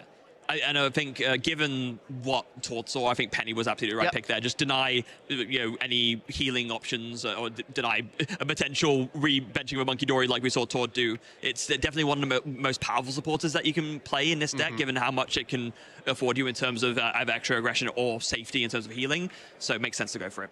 Vo still lacking Mist Energy. Where have they been all game? He doesn't even have any prize this time. Nope. So they're just rooting around in the deck. Yeah. Maybe this Pheasantipity can find one. Yeah, that might be an option. It's going to be very important to find it now, because if there's any turn they want to find it, it absolutely is now, because that makes you feel safer going for the aggression, but still missing it. At the very least, it's boss's orders.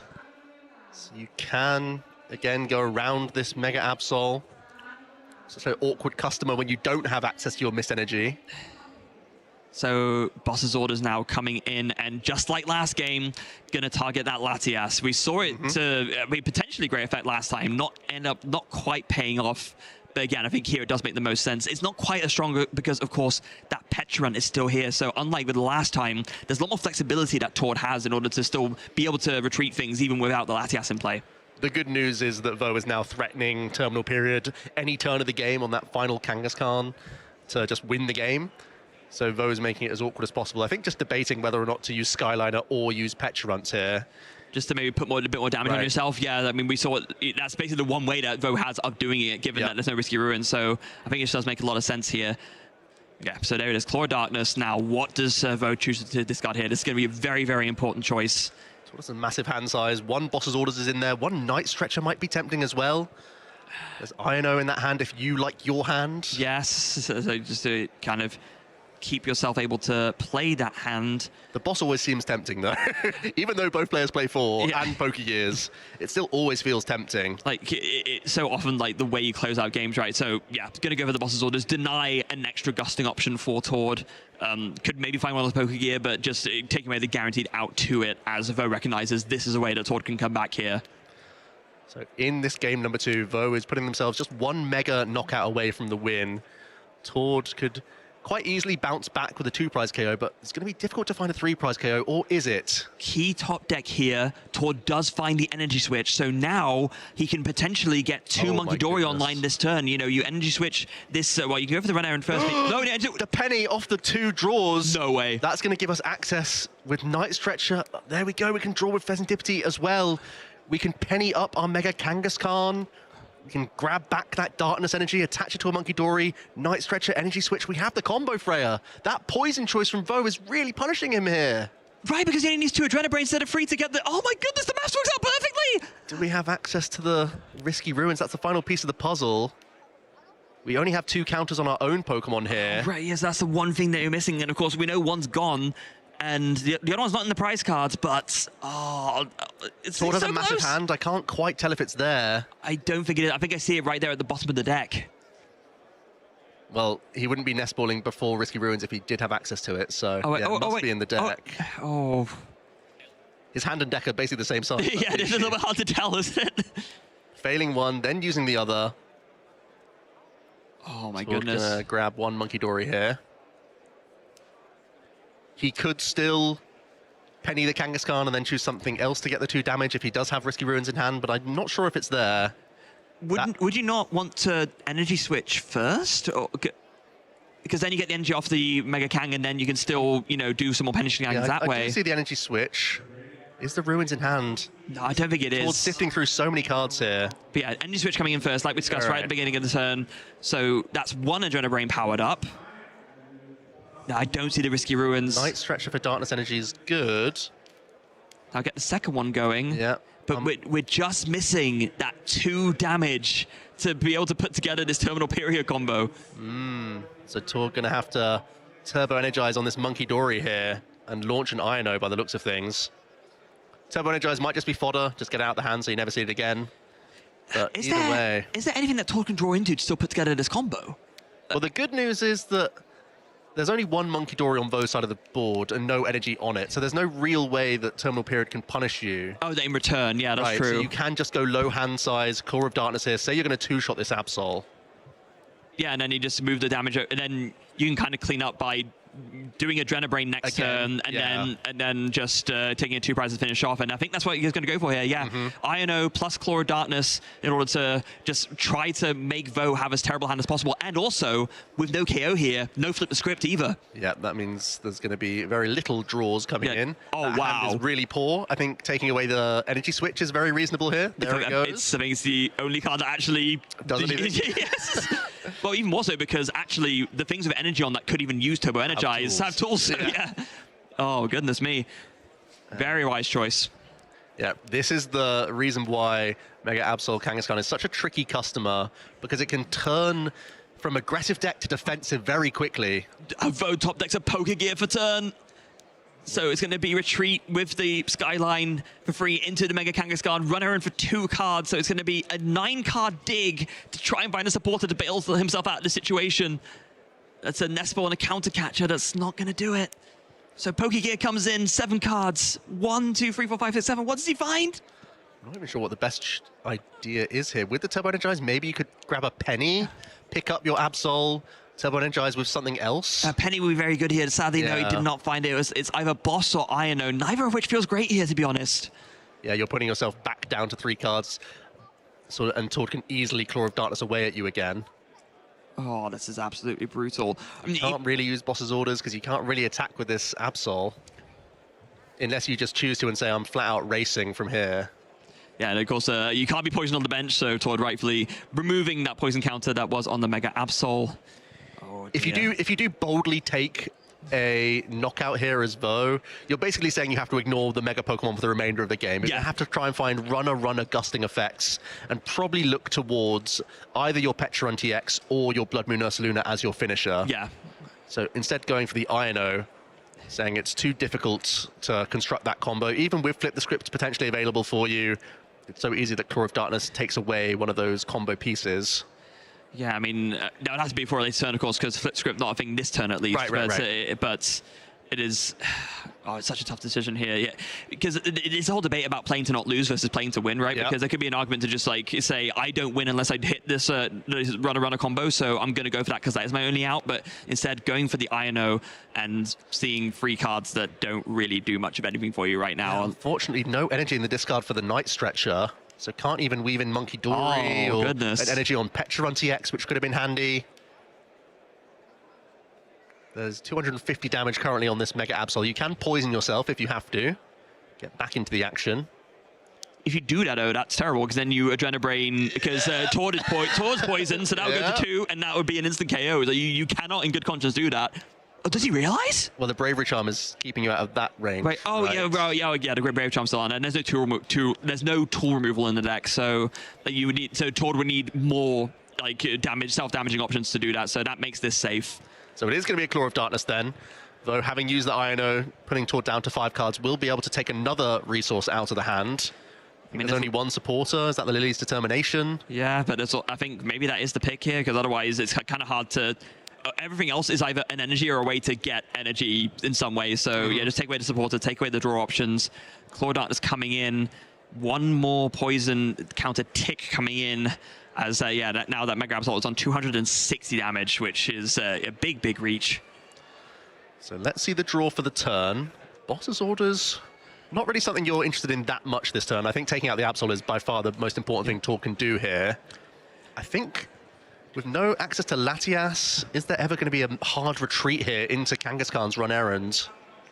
Possibly, because what you can do here is that you can send this Mega Kangaskhan into the active, Adrenabrain twice, move 60 over, and pass for the KO. That's a nice flip the script. That does. That would be exactly enough, right? It also removes any means of you losing next turn, because you wouldn't have any easy 3-prize damaged Pokemon. We are gonna... Was that manual retreat? I think Tord's trying to weave in like a penny or something like that this turn. You can still make that Adrenabrain pass play. You can bring Pheasantipity EX into the active position, then manually retreat it for 1, but instead we're going to hard retreat 2 energy here. Just so wanting to get the option to, bring them back from the discard pile. Run errand for 2 cards finds... Oh, Bravery Charm and Risky Ruins. Okay. There's not really any way to weave it in. There's no penny in the hand, so you're not really doing much if you put down that Risky Ruins here. Yeah, it's getting pretty treacherous. Tord can start to reload the Absol. But Tord is in danger of losing the game next turn. You're not disrupting your opponent's hand naturally. You are playing around the flip the script, which I think is one of the only selling points of this turn. But at the same time, what can Vo use to finish off this Absol to take the last 3 prizes? Is that, Blood Moon Luna, exactly. You can energy switch and get your Petrarunt into the mix. I suppose so, yeah. It would have to be a gusting effect as well, of course, but... Yeah, you need Blood Moon plus a energy plus a gusting effect. Yeah because that's the frequent combo you need, and I don't believe... Okay, all going to come down to this. Pass for the KO with the poison damage. Run errand, the Mega Kangaskhan coming into the active. It's going to be a draw for turn, plus a run errand and a Pokegear to try and put together this win by KOing the Mega Absol. And weirdly, you might have to Pokegear first here, because that's the easier reach to find something. It's actually harder for you to find the Blood Moon Ursaluna. Yeah, it is, isn't it? Here's the draw. You do... Energy Switch could be useful as well. There's no Boss's Orders there. There's no gusting. None at all. You only got 1 out of 3 pieces, so I don't... Unless I'm missing something, I don't think there's a way for Vo to put it together with that hand. So now it becomes, can you use INO, find a missed energy, missed whatever active Pokemon you have. Yes, and then... So that Tord can't win immediately from Terminal Period. Because Tord is threatening that Mega Absol to close the game on anything unless there's a missed energy on it. I guess, another option for Vo is, because Vo is losing the game right now, technically speaking, so I guess Counter Catcher plus Blood Moon, that could be the find. That would be another way for him to play it together. So maybe it's a Lily rather than an INO here. Just to see more cards, that would be pretty all in, but respectable as well. Night Stretcher will grab the Petrarunt, the Darkness Energy for Petrarunt here. But, so we're locking in towards Energy Switch off the active Pokemon.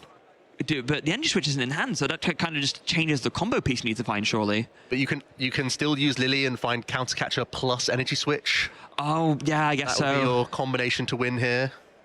It just changes the item you need to find, I guess. Yeah. Well, now you need 2 items. Yeah. But you are seeing 6. Yeah. As in the sense because you could nest ball to find the mega to find the Bloodminus Luna, right, would also work. But yeah, it just changes the kind of outs you're going for. Pokegear, 7 cards. What does he find here? Just really kind of sort of punishing himself with the slow reveal. Finds a penny in the... Penny not useful.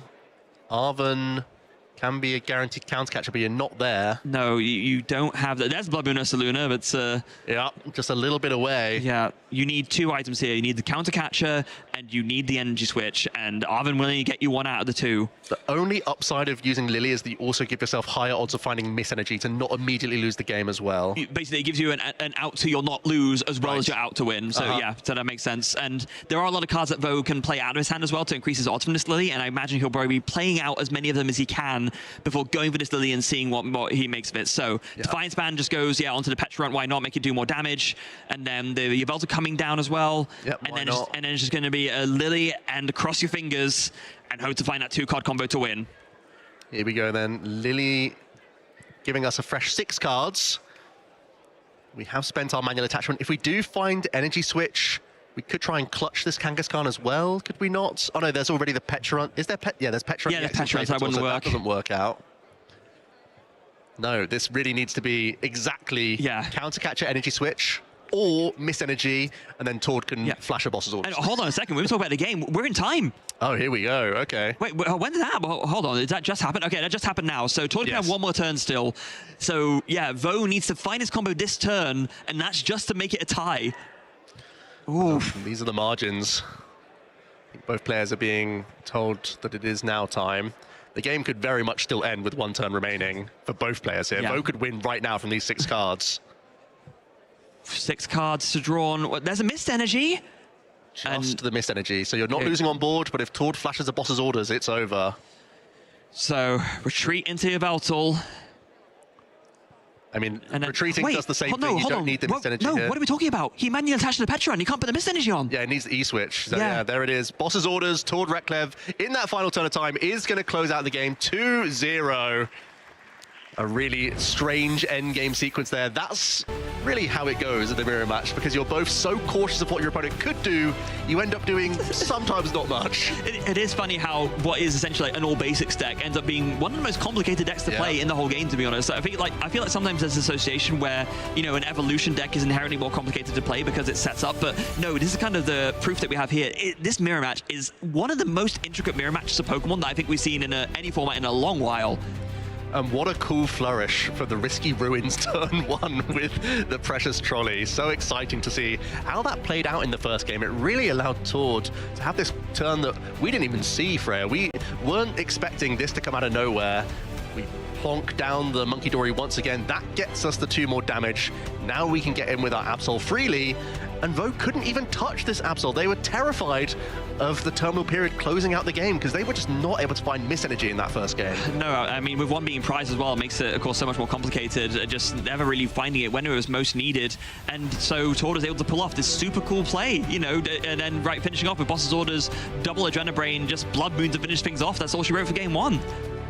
Tord, in this second game then, was once again able to begin with the Turbo Energize. I think that's pretty much the best and most important thing to know about this deck, that it's not just about getting Absol up and running. It's about having these Monkey Dory established so you can threaten not just the Claw of Darkness and limit yourself to just 1 attack. You're giving yourself access to 3, 4, 5 different attacks, especially with Penny coming into the equation, especially with Energy Switch. You can really turn into the aggressor or the defensive deck when you need to. Yeah, and that's what's really cool about this archetype in general, the fact that it can sort of take this approach no matter what. It's one of the most...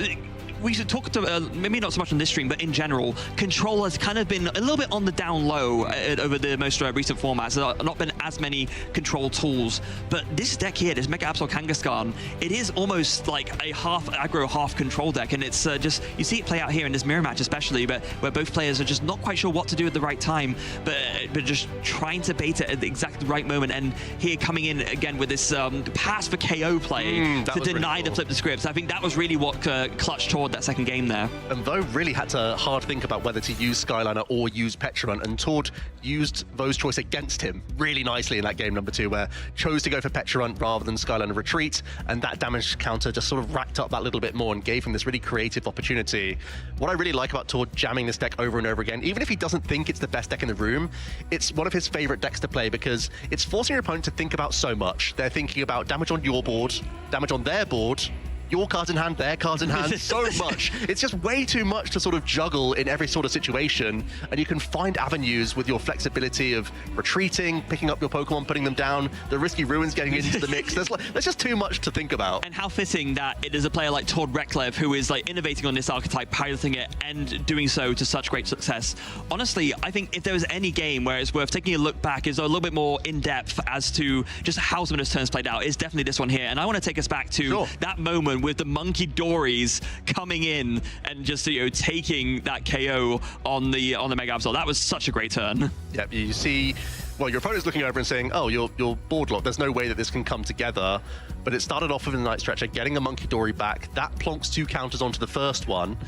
And that's the initial thing that allows you to get the 6 counters in the first place. And then it's weaving in, I think at this point we're a little bit ahead of it, but putting down that Monkey Dory allows you to have that extra damage to play with, which was so important for Air. Yeah, absolutely it is. And we just didn't even see it coming, you know, because we were thinking there's no way to reach for it here. We saw it earlier on, of course, with like that first time, but then it came in again to finish off the game. Was that... This is us energizing towards this sort of play. Right, so no. a little bit ahead of the Yeah, no, we're getting ahead of ourselves. So, no, but there's another reason I wanted to draw attention to this, because the reason why that play later was possible was because of the fact that Tord went so all in on powering up these Monkey Dories. He was recognizing, hold on, this is how I win the game here.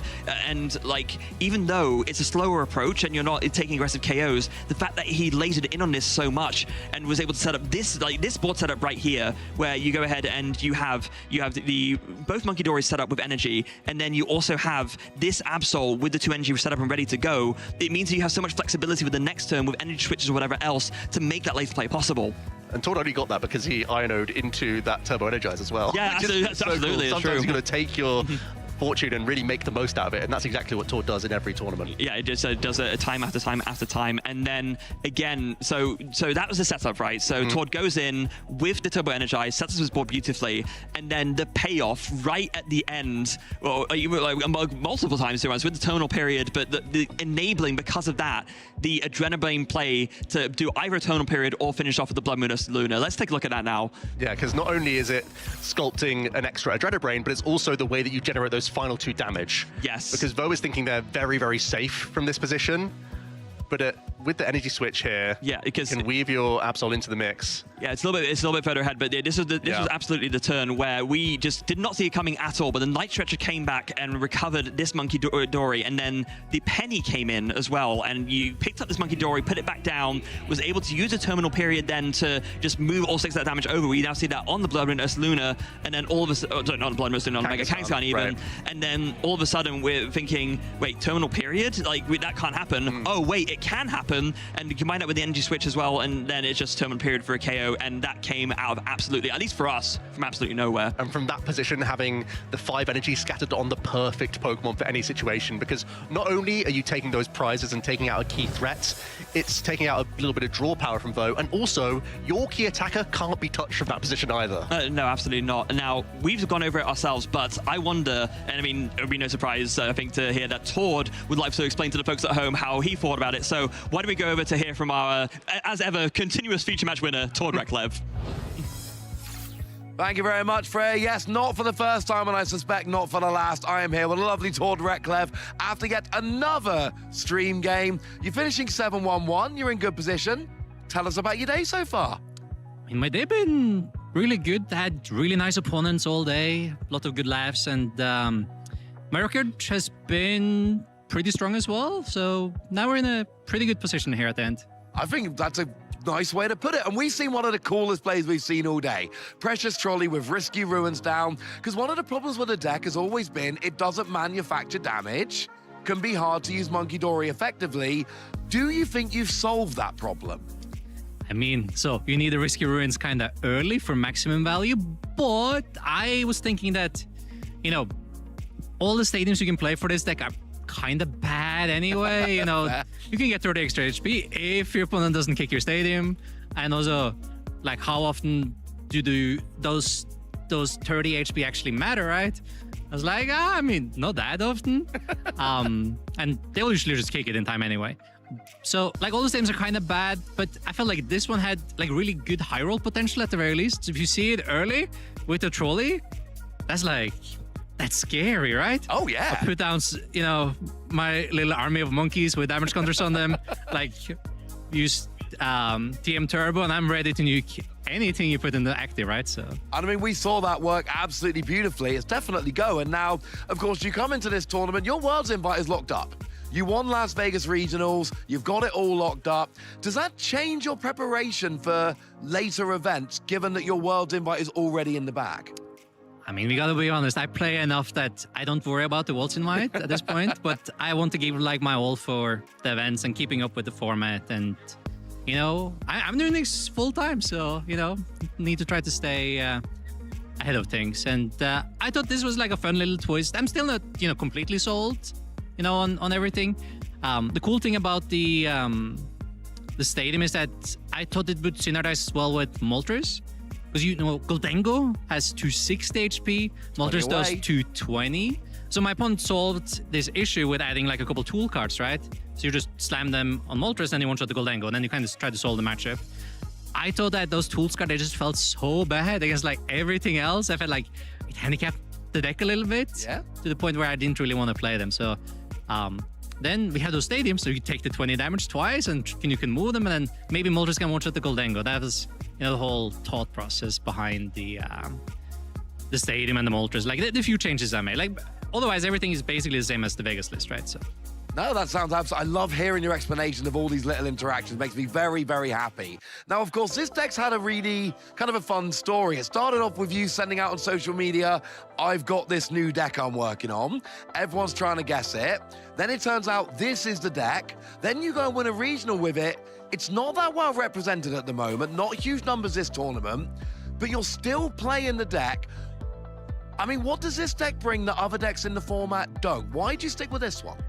I mean, honestly, it's not the best positioned at the moment, or, like, at least it wasn't. I saw, like, a tiny window for it because, you know, we saw the new Charizard list take down the regional, right, with Dawn and Noctowl and Klefki, especially. That one was, like, problematic because you still get to proc the Dusknoir through the Psyduck.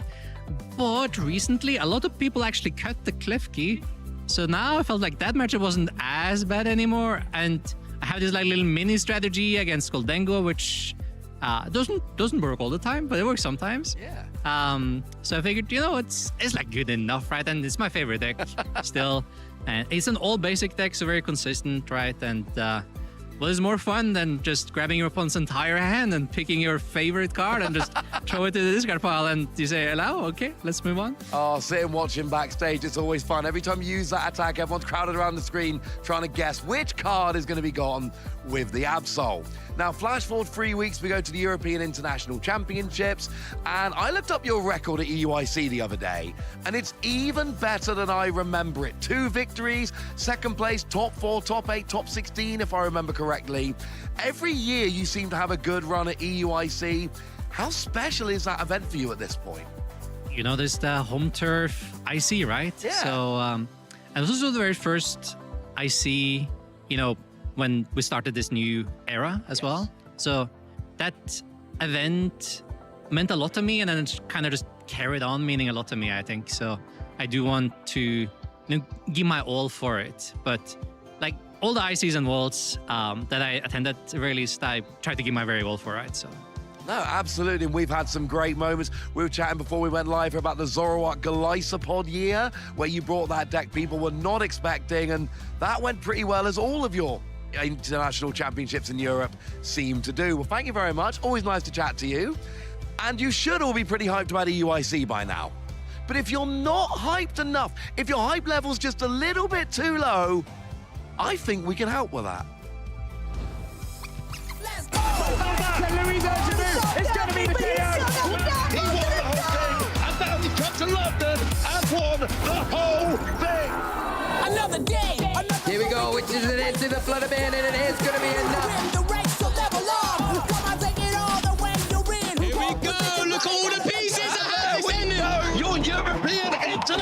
champion. Going to win this 3-0 sweep for the grand finals. Bubble damage coming through, still tapping, some clapping. Let's give it up. 10 seconds left on the clock, but there's just no time. Overlord moves to the middle, and Luminosity Gaming's gonna stop that. What you got? Yeah, they already know. You got your sights set on making me roll. Show 'em what you got. Yeah, they already know. You got your sights set on making me roll. Put your hands up. Put your hands. Wow, we didn't need very long. I had to say goodbye to Tord. That was a little bit sad. But luckily, I've said hello to all my lovely co-casters. We're all back together to finish out this first day, the Saturday of Birmingham Regionals. Have we all had a lovely day? So, yes, but after that last Mega Absol Kangaskhan mirror match, my brain is mush, to be honest. That was a tough one for both of us, I think. So many options, so many reasons to do one thing over the other, and it's those tiny margins. And Tord describes so beautifully in that interview of like the options that deck has and why it's so powerful. Yeah. I love chatting to Tord about his deck. Every time I commentate one of Tord's games, every time I get to interview Tord, I learn something about the game. I learn something about these interactions. Makes me feel just that little bit smarter. We're all very lucky to have him. And you can't see it right now, but right now he's signing autographs for a bunch of younger trainers just out of shop. Turns out Tord's quite lovely, but he is not the only player we have got in the venue today. So let's check out the standings. This is where we are after round 9 of Swiss. Anything stand out to you there? Well, we have one 9-0 player. That's Luke Parks playing Golden Go. I think that has been a bit of a story of the tournament. A lot of our Golden Go players are having a really good time of things. Some other standout players, Emma Hagen, what a season she's having. Trying to keep toe-to-toe with Tord Reklev is no easy feat, but she's doing so exceptionally well. Another handful of great players, Daniel Magda, a player we highlighted at the beginning of the day, having a great time of things. Seb Simmons up there with the Enzorok as well, a really interesting archetype we didn't get to show today, but with a record like that, we certainly might. And two more I want to draw attention to. Nikolai Stiborg, of course, so just won Stuttgart Regional, still doing great. And another Copenhagen local, I know, Malte Borgo as well at 8-1. So another really strong showing for the Danish crowd. And I want to point out, now we had Shinosuke on screen earlier, and we've also got Yoshiyuki Yamaguchi there. We had a bunch of Japanese players coming over, doing a good record. We've said there is an Oceania regional this weekend, which geographically may be a little more convenient for our Japanese players, but we still had a couple coming over here representing very nicely indeed. And some of the names we've seen today. I ran into Ollie, one of our old national champions. We've had Alex Norvey. It's been fun. We got a bunch of Phase 2 qualified players though. Anyone stand out there? Oh yeah, I mean, this is like a who's who, isn't it, this weekend? Drew Stevenson's been doing really well, another player. We highlighted Andrew Hayward, we had him on stream earlier. Ethan Weil, you know, friend of the stream. Ovind, you know, been doing really well this season and at the World Championship. Seb Simmons, we highlighted earlier, a previous regional champion in Sheffield, long time ago though. Had a little bit of a break, come back and is now, you know, was it third seed, I think it was, right? Ridiculously high. Luke Kirkham, we had him on stream. Benjamin Pham, a long time player, knows his way around. Alexander Waterwitz, you know, previous regional champion this year. It's like a who's who here. Yeah, Bert Walters, who I believe top 4 at Worlds one year. Top 8, lost to Ross Corbin in top 8. At Worlds, thank you very much, Freya. Some absolutely just titans of the game that we see there. A lot of people, and we showcased a bunch of them on stream today. It's been an awful lot of fun.